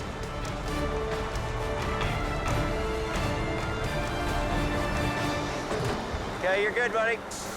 Do the landing gear. Up? Yeah. That's good enough, just to get it out of the rig. You want him to go? Okay. Now I got goosebumps when that weight's all hanging there like that. That's a lot of weight. I'm pretty impressed. If the rotator's boom fails now, it would total Jamie's truck and the container. Twisted that container is. With the trailer gone, the container hangs more than a yard above the ground. Are we ready? While they race to back the low bed into position. Coming back. Try to get it right on the money because I can't swing it. This is the scary part. Whoa, whoa! I tell you, when that thing's that high in the air and it's that much weight, I want that low bed under there and I want that thing down as fast as it can go down. Okay, I'm gonna come down. I'm stressed out. I'll be happy when this job's over. That sound of those cables stressing out like that. I don't like that sound. Too scary. We're good here. You think there? That's pretty good. Yeah! That's what Sammy would say, take it and go. And I was so impressed. I was like, wow, this is the biggest lift that this truck's gonna do. I bought the meanest machine in the world. It's finally had its calling. For all the frustrating jobs this season, Jamie finally gets to chalk up a full-out victory on the highway through hell. Next time on the highway through hell. Nightfall coming on. Coming down like crazy. We're supposed to be getting 60 centimeters of snow tonight. A car. A semi. Was dragged from almost a mile. A terrifying ride. A blizzard of wrecks. Sends heavy rescue dirty. to the brink. Just do what you can do, then stop. Sheer ice forces the rotator into danger. Oh my God.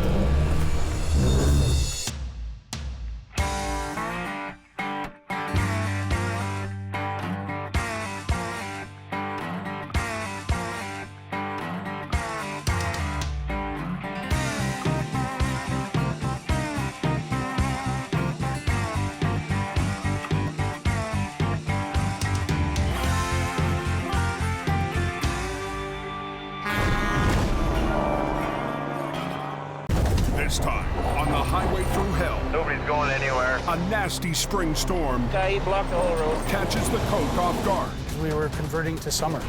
A mail truck hurtles toward an icy river. I'm worried about that trailer moving. Look at, look at, look at, look at, look at. And a broken promise forces Jamie to walk off the job. We're done.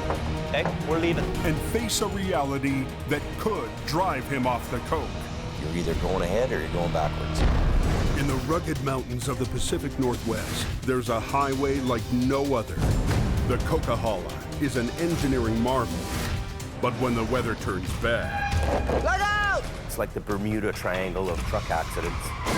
Keeping the coke open takes an army. When the highway shuts down, the world shuts down.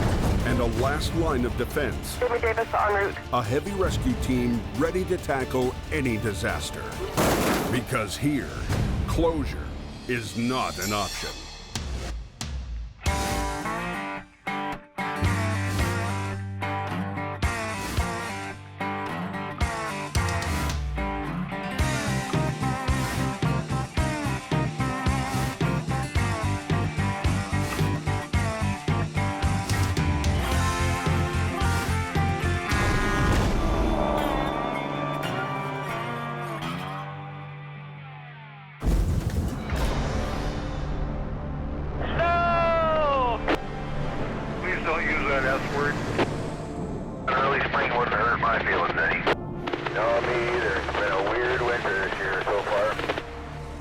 A freak April storm plunges the coke back into winter.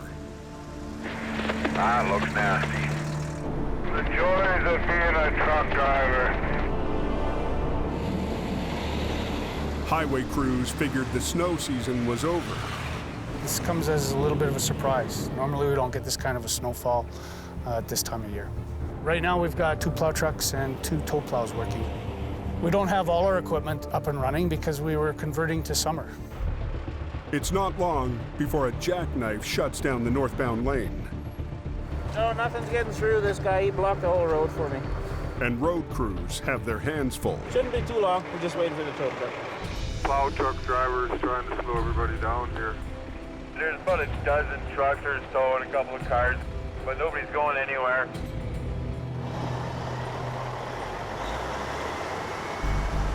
Up on the Smasher, Jamie's rival Al Quiring is busy clearing a spin out. Another night in paradise, eh? Gotta tow you guys. Everybody gets spoiled with that little bit of sunshine and then surprise, surprise. Okay, here we go.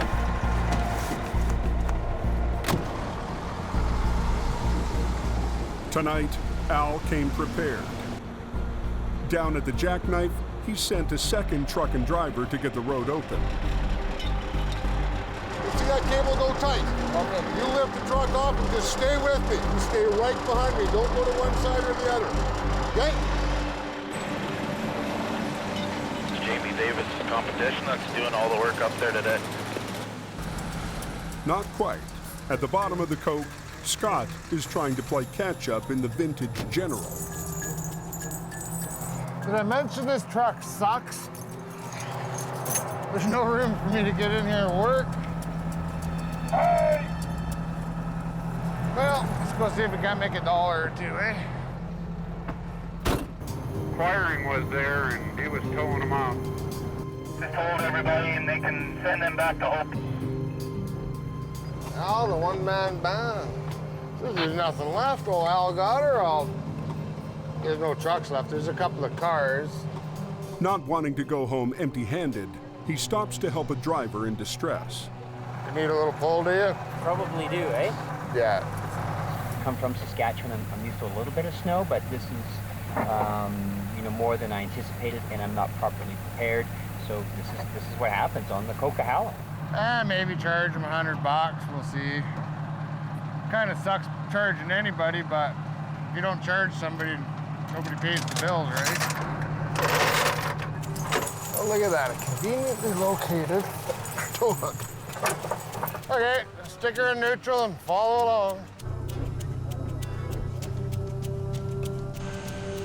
It may be overkill, but it gets the job done.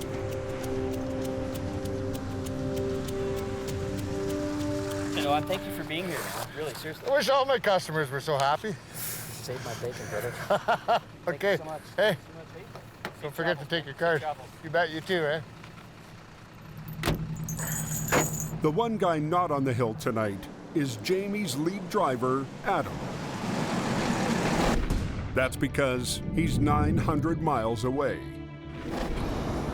2 days ago, he and Jamie drove north to scout out the oil boom town of Fort McMurray. Sammy's barreling down on us here. Yeah. Look at him go. Their mission, to save Jamie's company. Recently, a new police rotation policy forced Jamie to split work with a rival company. 2 weeks on, 2 weeks off. Well, I can see the writing on the wall. Now I'm faced with the reality of 50% of our business is gone. I'm not gonna wait around till the banker's phoning wanting to come and repo my truck. I gotta go put these trucks to work. There's money in the oil fields. Go to the oil fields. Go to Alberta. If you go to Fort Mac and try it, I don't think you'll ever look back. Why wouldn't you try it? What have you got to lose? This is interesting, really interesting to me, you know that? Look at that. That's a pickup truck rolled over. This is like the Wild Wild West here from what I can see. Highway 63 leading to Fort McMurray has one of the highest wreck rates in the country. I can't believe they leave cars in a ditch like this around here. I don't think it's too hard to get business around here. It just seems to be everywhere lying around. You know what? Boom, there it is. It's like the gates of heaven open up for me. It felt right. That town's got my name written all over it. No, this is an industrial mecca, this place. This is where we need to be.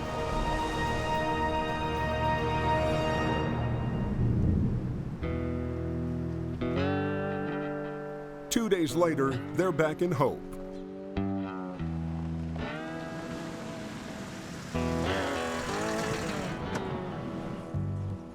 While Jamie was away, his wife Sherry was managing the office.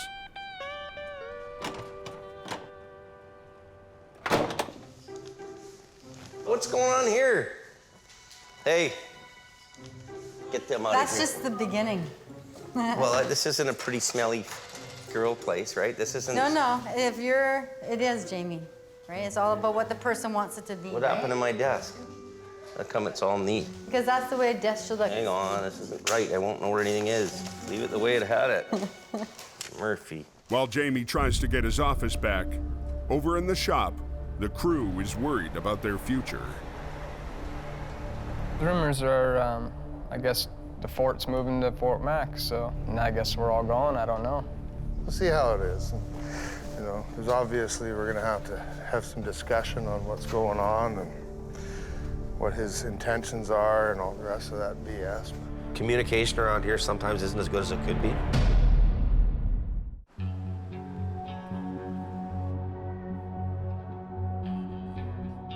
With rumors flying and business on the brink, Oh, good, he's back. Jamie summons his crew to a meeting. We've had a pretty rough couple of weeks to wrap our heads around losing half our work. So this last weekend, Adam and I went on a little road trip up to Fort McMurray. Lots of revenue, lots of work up there. We're pretty confident that Fort McMurray is going to bring us a lot of business. We're going to set up there. We're going to have a yard there. Adam's going to move up there probably first. Had a meeting with Kevin, and we've asked him to take the rescue out there as well. Ken's going to move in there secondary. Maybe Sammy, you might end up going to Alberta, coming back and forth to your family. So the new guys that just started working here stay in Hope and we go to Fort McMurray? That seems a little weird. You want your best guys to go to Fort Mac, your most experienced guys. This is happening. You guys should all know what's happening.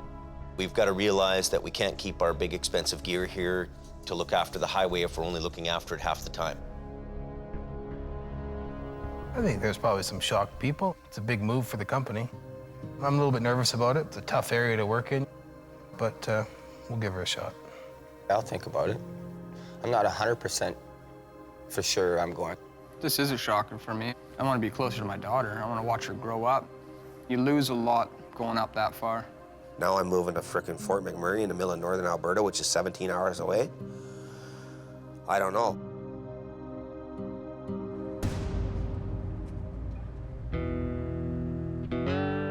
The next morning, a client calls Jamie for a recovery on a back road. To help sell Fort Mac, he's decided to give Ken a taste of heavy wrecking.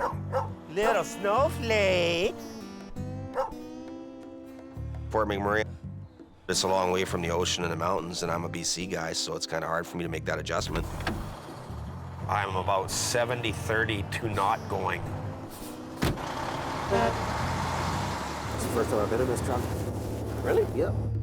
You know, Ken has been here for a couple of years now. He's proven that he's a steady Eddie, and so if he wants to work his way into the bigger wreckers and take on a little more of that role, then well, there's opportunity for him to make pretty good dough. Do you really think Adam and Kevin are serious about being there and living there? And Yeah, oh yeah. Really? It's really excitingly busy out there. And there's a pub you can walk down to, and there's a live band, and they sing Johnny Cash. Nice. There's just too much going on in my brain, right? The move, everything else. Well, we're all under a lot of stress. I know that, I get that. The wreck they're headed to is on a remote logging road. We're heading up into a place that's behind Boston Bar. It's an area called the Nahatlatch. An excavator has gone around a corner and leaning like this on a trailer, and we're gonna winch him back on the road. It's a pretty heavy piece of machinery. We're talking probably 50,000, 60,000 pounds. Anything involving heavy weights makes you nervous. To reach it, they need to cross a single-lane bridge built for logging trucks. Look at that down there. Yeah. Oh, This side's even better. I'm getting goosebumps going on. There's waterfall on this side.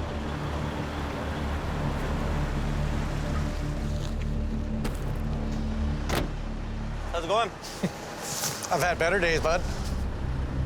The low bed went into a ditch, and now the excavator it was carrying is on the verge of slipping off. Well, those chains are holding that frickin' machine from sliding. That's what it is. The driver wrapped a chain around a tree to keep the excavator from falling off. Oh, God. Are you comfortable that that'll stay on there with that chain that's holding them on there? Wow. Or should we put more on? Or? Oh, I don't know. You want to look at it? Yeah. You can see what I tried to do, right? To hold it, which is good. What we'll do is I'll come back in here and we'll put a line off that tree a little bit, maybe around your, big bearing, your middle section, and we'll get the boom out and we'll try to lift the trailer back up on the road.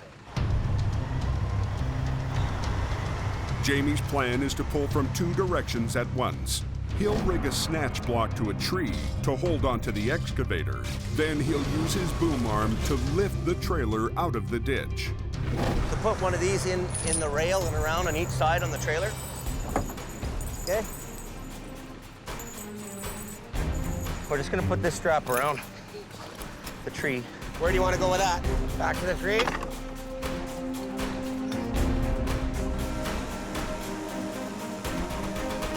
Do you want me inside there, that hole? I would like it if you could somehow. I can start it up. Like, I don't mind. Put the boom over there. Yeah, I can.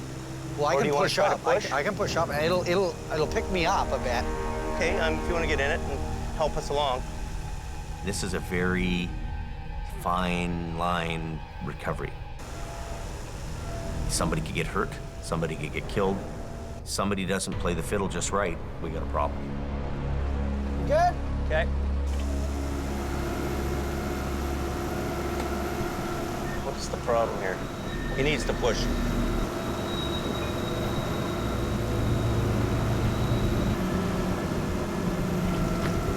Tell him to keep pushing.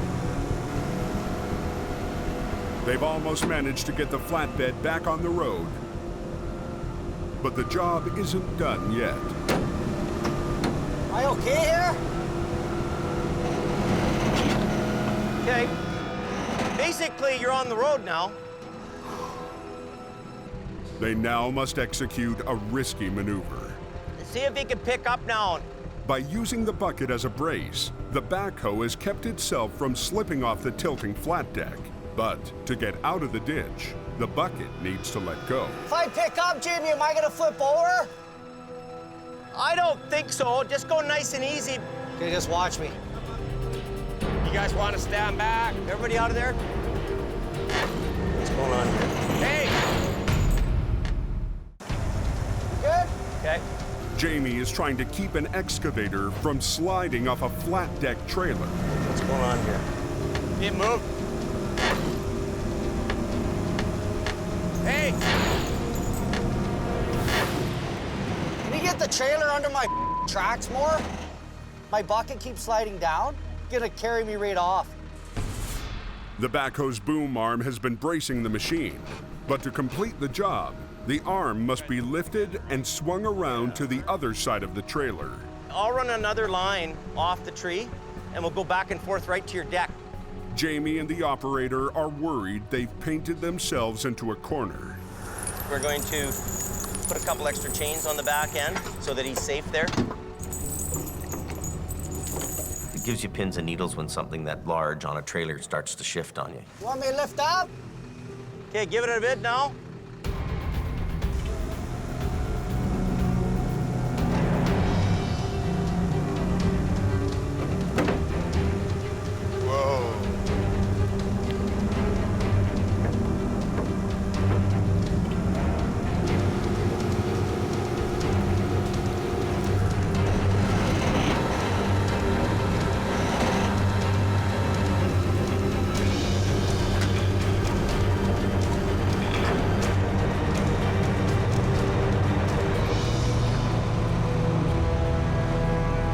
That's working out good. Now we get the weight on the other side.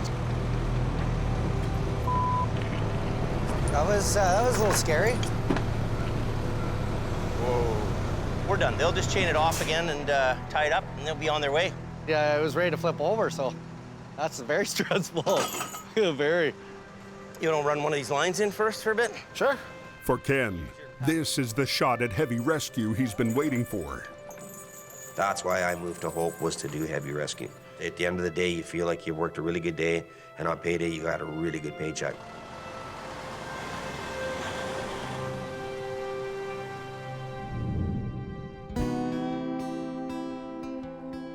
Back at the yard, Jamie's got another surprise up his sleeve, this time for Scott. Come here, you lying, cheating, thieving bastard. Last week, the Western Star heavy wrecker that Scott's been waiting for all season finally arrived. You guys knew it was coming too, didn't you? I knew it was coming. But with bills mounting and the season almost over, Jamie decided he couldn't afford to put it into service. Well, we're gonna go broken style anyway. So here's the deal. Now that we're moving to Fort Mac, I want that Western Star put together pronto. Yeah. So. Is it staying here? Gonna stay here for now. Thanks, buddy. You get her done. Been waiting for that truck for 5.5 months. I can imagine it's a bit polished. And then I'll have to go out and earn my stripes, maybe. Outstanding! I have my truck, and I'm happy about that. And what a truck it is. A 600 horsepower Caterpillar in it. It's got a 20,000-pound front axle. It's a 30-ton Century wrecker. Every bell and whistle on this thing, it's got everything. Well, not quite everything. Scott wants to add a finishing touch before he takes it on the road. Scott. Gourd. It's ready to pull this tank.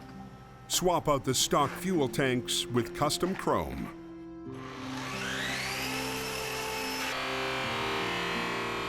There's a lot of pride in what you have. You drive down the road and you see the odd guy looking over at your truck, kind of giving you the nod that, hey, this is all right. You feel good about what you're doing. It's the bling of the truck. Yeah, look good. It'll be as nice as I care for it, and I'll care for it like it was my own. Beautiful.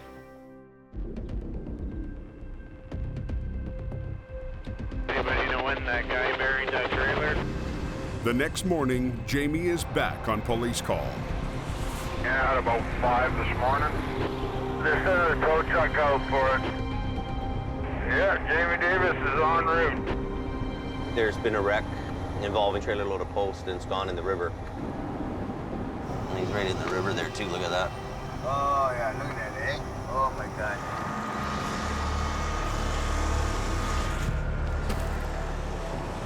Scott's already on scene in the old General. I think you learned one really big lesson, and that's not to be sleeping when you're supposed to be driving. A semi went off the road and almost landed in the river.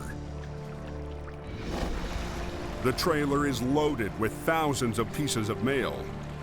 The problem is where it landed. It's threatening to slide into the water at any moment. Just hold it. Put a line on it and hold it. And the tractor is leaking fuel and fluids.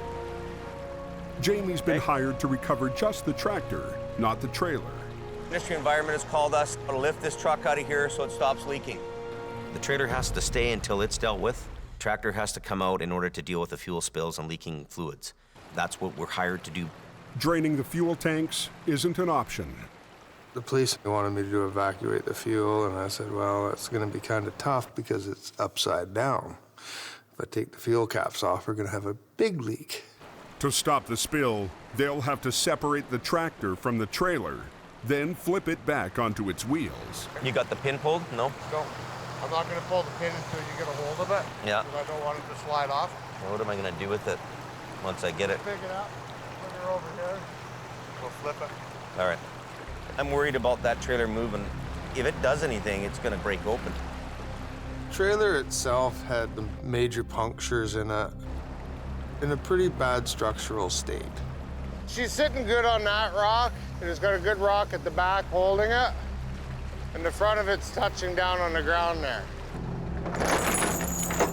Once I start muscling the tractor around, there's a good chance the trailer could go down more.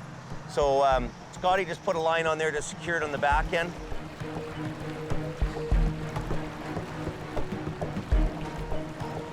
Why don't you guys work on the front end first and then the back one? Careful, that'll be slippery. Put it right around the front. So now the next thing's the fifth wheel. Before they can lift the cab, they need to release the kingpin that connects it to the trailer. Oh! Got it? No, I didn't.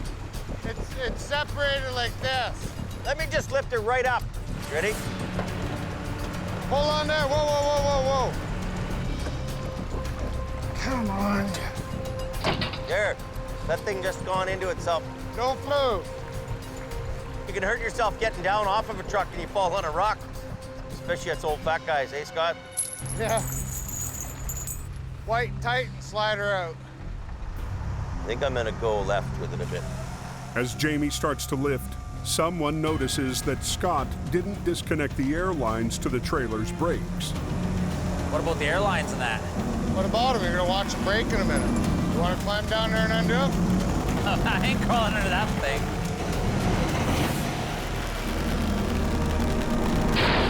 Whoa! Look at it, look at it, look at it, look at it, look at it. Hang on, buddy. Heavy rescue's got an upside-down cab in midair. Whoa! When the airlines break loose. Look at it, look at it, look at it, look at it, look at it. Watch yourself.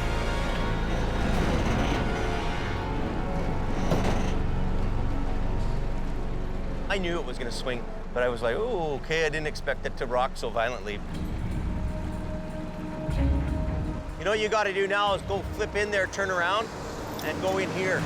You're gonna flip it? Yeah, we're gonna need a couple straps, buddy. They get it stabilized, but now they need to flip the cab in midair. Something we don't do every day is a mid-air inversion. We haven't even seen it in 2 years.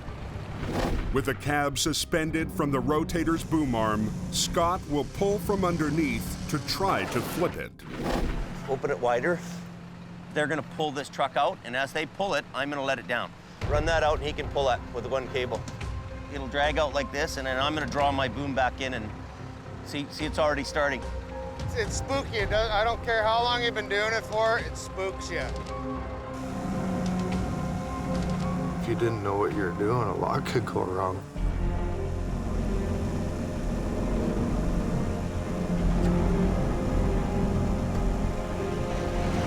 Old General's doing her job.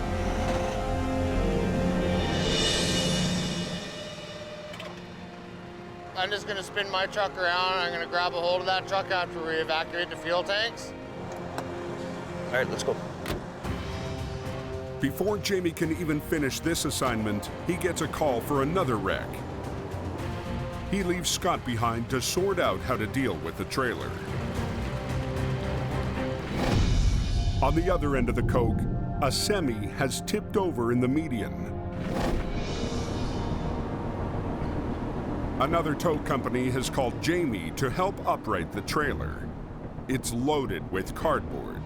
Tractor trailer flips over. The load shifts onto the wall that's on the ground. If you winch that truck up, the wall would stay on the ground.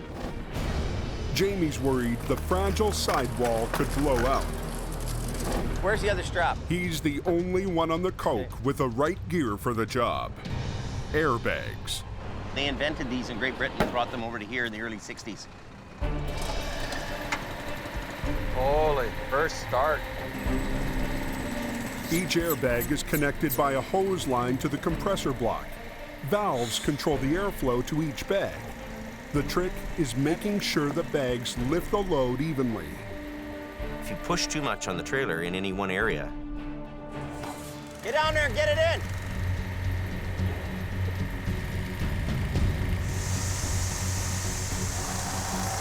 That is hard, eh? The angle of the ditch makes it hard to get the bags where they want them.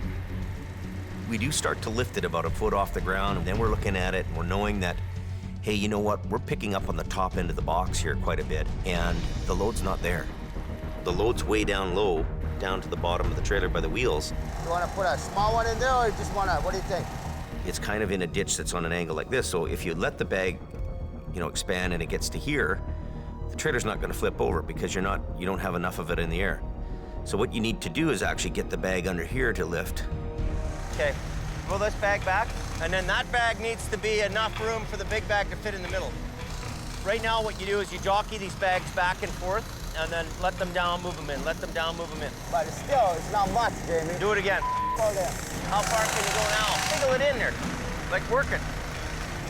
That's more like it. Put this one down a bit. So much weight in here, we'll be real lucky to get it up without breaking it.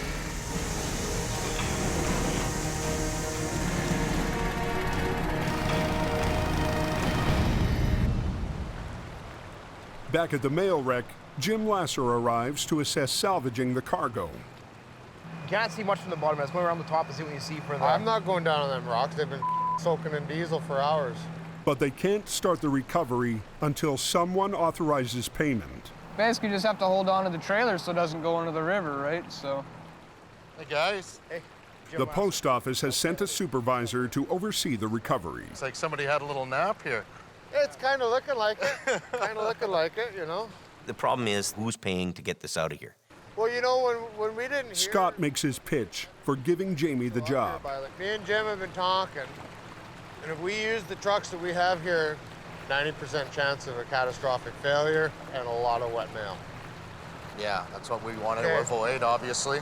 But we have a piece of equipment that will give us a 75 to 85% chance of success. Somebody's got to say that, yes, we want to be on the line for the bill. Okay. I don't see any other choice, right? Yeah. You there? He calls his boss. So obviously that's got to get done, and we'll just tell them to go ahead and do it. Okay, guys. He wants to know if that trailer's going to be pullable after. No. Okay, so it's done. Done. Okay, so go ahead and do what you got to do. So Canada Post is going to guarantee payment on the job? Yeah, I can look after that for you.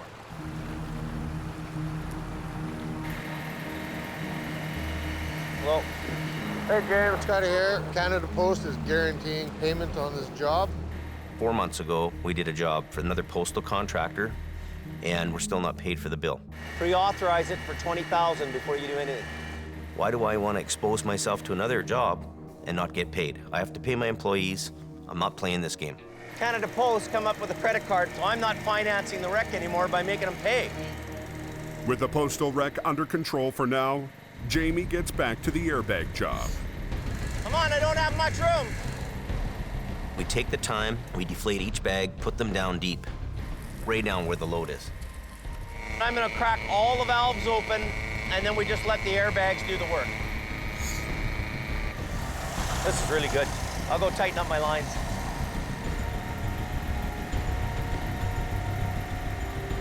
How are those bags looking, Ken? Straight as can be. Okay, good. We got them so low, they'll likely push this thing over without even a wrecker. I know. That's a beautiful thing. We're getting slack. Bags are doing their job.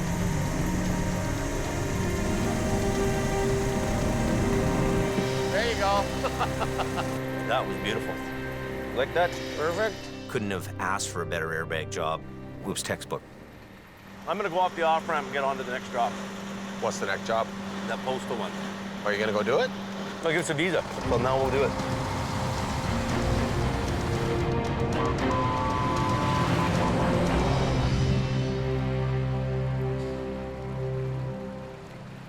Have these guys got payment ready? They're getting payment all set up right now. It's happening. Hello. But just as they're about to start, Jamie gets a call from the post office. You know, I'm here, I can do the job. If you don't want me to do the job, we'll gladly leave. And you can figure it out on your own. They're having second thoughts. When the rotator finally got there was no money. I've had enough of not getting paid and being jerked around, right? I'm not the bank.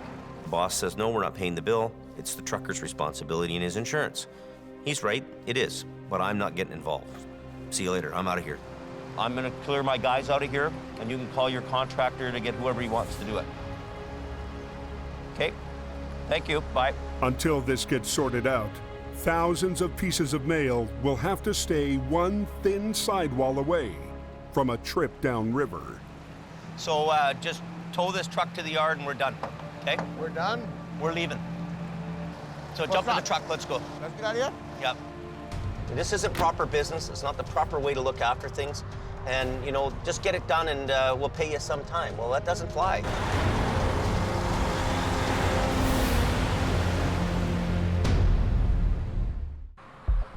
I went up the Coke to Kamloops and came back down this way, so the Coke wasn't that bad. Up on the Coke, Ken is still mulling over the move to Fort McMurray. Fort McMurray is a long way from Hope. I haven't even been in Hope 2 years yet, and for me to move to Hope was a life-changing event. It was a big deal. You might have to make a sacrifice to the great tow god here. Do something. Something's got to happen, so. And now Fort McMurray is 17 hours away, and it's a different province. So if things don't go well there, then I'm really screwed. Certainly one of these great events is gonna start frickin' paying off. After work, he meets up with Adam to get his take on the big move. When the highway's closed for 3 days at a time because of wrecks up there, and they can't get the highway open, there's definitely a demand for service up there. I feel nervous, you know, it's a big change for me. I'm leaving behind my wife and 2 kids. Worst comes worst, we can go drive taxi cab. Oh, yeah. Taxi cab drivers are making 70 grand a year up there. The more work I can do, the better off my family is. That's always my biggest thing, to make sure I can provide a good life for my family. Man, I can put a pink hat on and drive taxi all day. Well, you got a bunch of pink hats at home already. I think we've got the drinking skills to live in Alberta. Oh, I don't know about that, man. Back in the yard, the one guy who doesn't have to worry about the move to Fort Mac takes his new toy out for a spin. We're behind schedule in getting there. But it's finally happening, and we're gonna take her out, scratch a little paint on her maybe a little bit. I got my own truck, it's got my own tools in it, nobody else messes with it. I love it. We're gonna give everybody a little run for their money on the mountain there. And next season, you never know, I might even wind up being the king of the Cove. Who knows?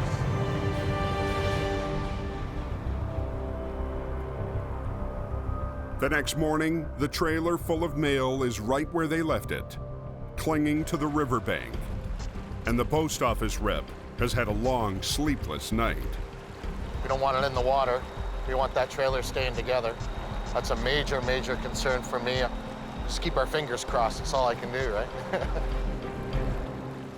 The trucking contractor has managed to find a big city towing company to work for a lower price, and willing to drive more than 2 hours to try their hand on the code.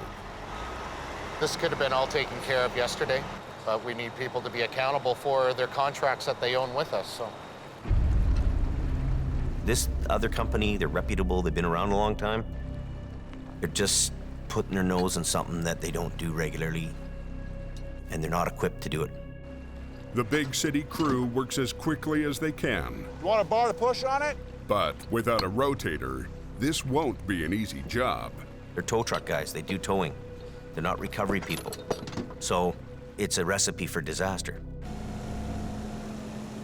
Scott and Jim observe from a distance. I just went back to look to see what was going on. I went to the other side of the river.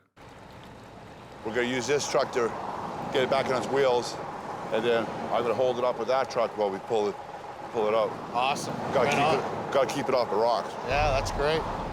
The plan is to flip the loaded trailer upright using a single wrecker. If he's gonna do it like that, he should have a low line off of his truck. Yeah, you need to go down low to his truck. Yeah. And then he should be running, the front should be on a high point hook to help stand it up.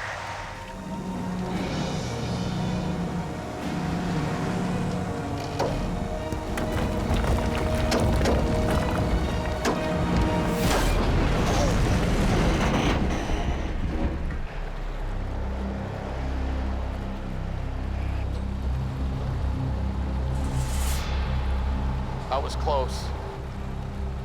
They had the big tow truck all hooked up, and it actually snapped one of the big steel cables.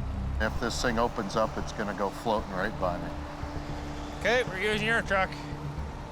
With the first wrecker's main winch line broken, they need to use a second truck. Ready?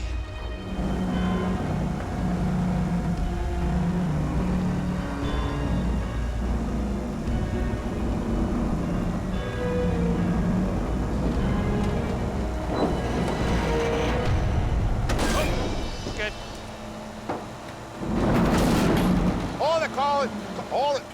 Something fell in the river. No, it didn't go in the river, it's on the bank. One letter, that was it. Hopefully they can just drag it right up now, and we'll have nothing else come out of there. Just worried about how big that hole is on the other side. It's gonna come into you. Yeah, I'll have to go into those holes. They've got it upright, but now they've got no place to put it. They put their trucks into a certain position to do the recovery. They didn't take into account of, oh, now what do we do? The second wrecker lets go so it can reposition. Just digging a hole.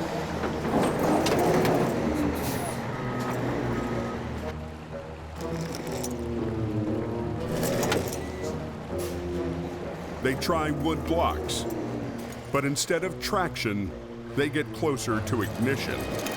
Start a fire. So they improvise.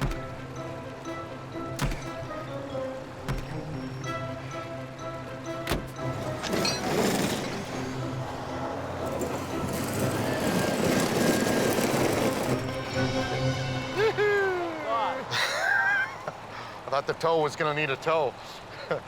Without a rotator to lift it, they re-rig to try to pull the trailer up the rocky bank. They don't have the gear, maybe not the experience even.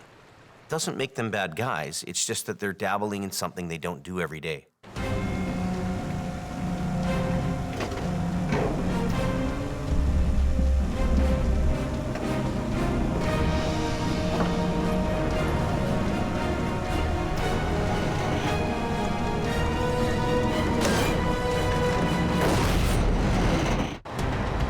A big city towing company has been brought in to keep a trailer loaded with mail from falling into the river. That's good there. They've got it upright. Now they're trying to pull it off a rocky bank without a rotator.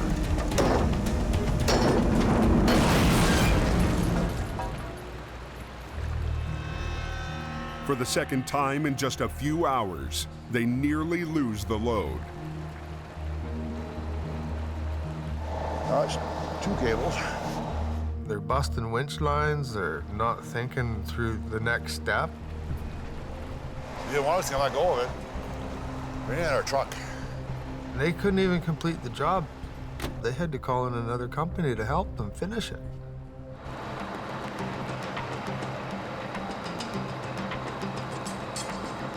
Two hours later, a third wrecker arrives on scene. Hello? Yeah, it's just upright, but one false move here and it's rolling back in. He had it on its wheels, then mine broke. So neither one of us can let go. The third wrecker uses its boom arm to lift the back end of the trailer. Say when, I can't see you. After 2 days, 8 hours, 3 wreckers, and 2 broken winch lines, the mail is finally out of danger.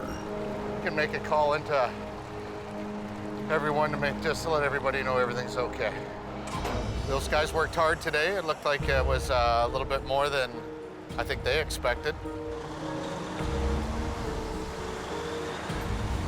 It's like anything, you get what you pay for.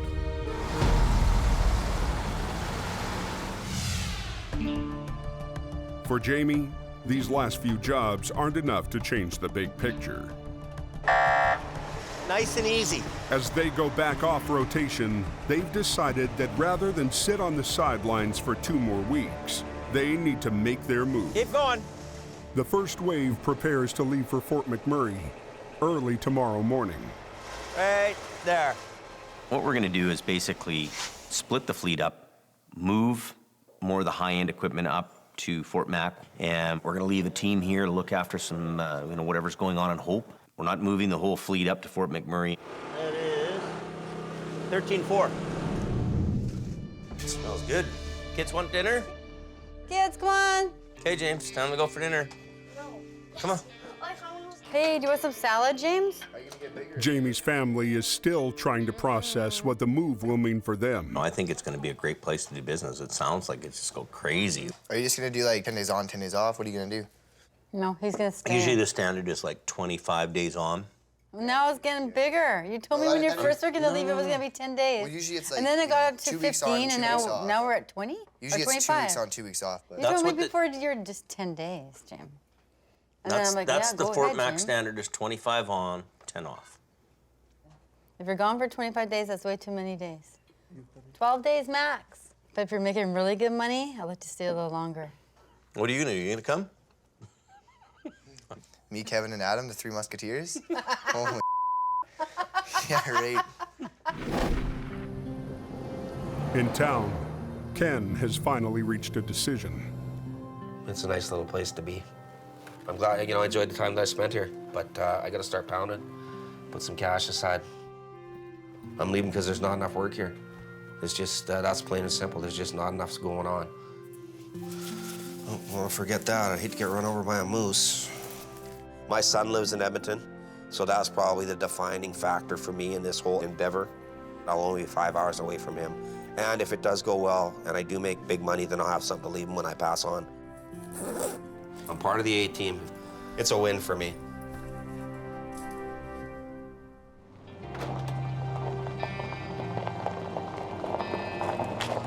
Just before dawn, the troops assemble in the yard. On the far side. Well, forever. All right. Okay, see ya. Call you during the day. I'm gonna make so much money in Alberta, they're gonna change the name of the town to Fort McMunkhouse. Miss you. Love you. I'll call you along the way if Jamie's driving. Don't kill me. Okay, love you. Give Kayla a kiss for me. Okay. Bye.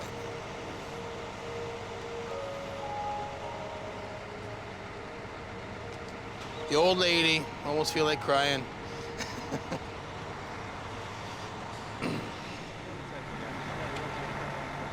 You have to have tenacity in the business, and you got to be able to be a survivor.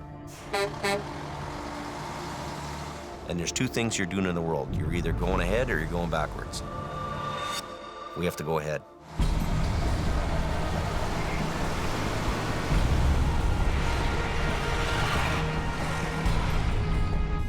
I got an accident here just on the other side of this corner, guys.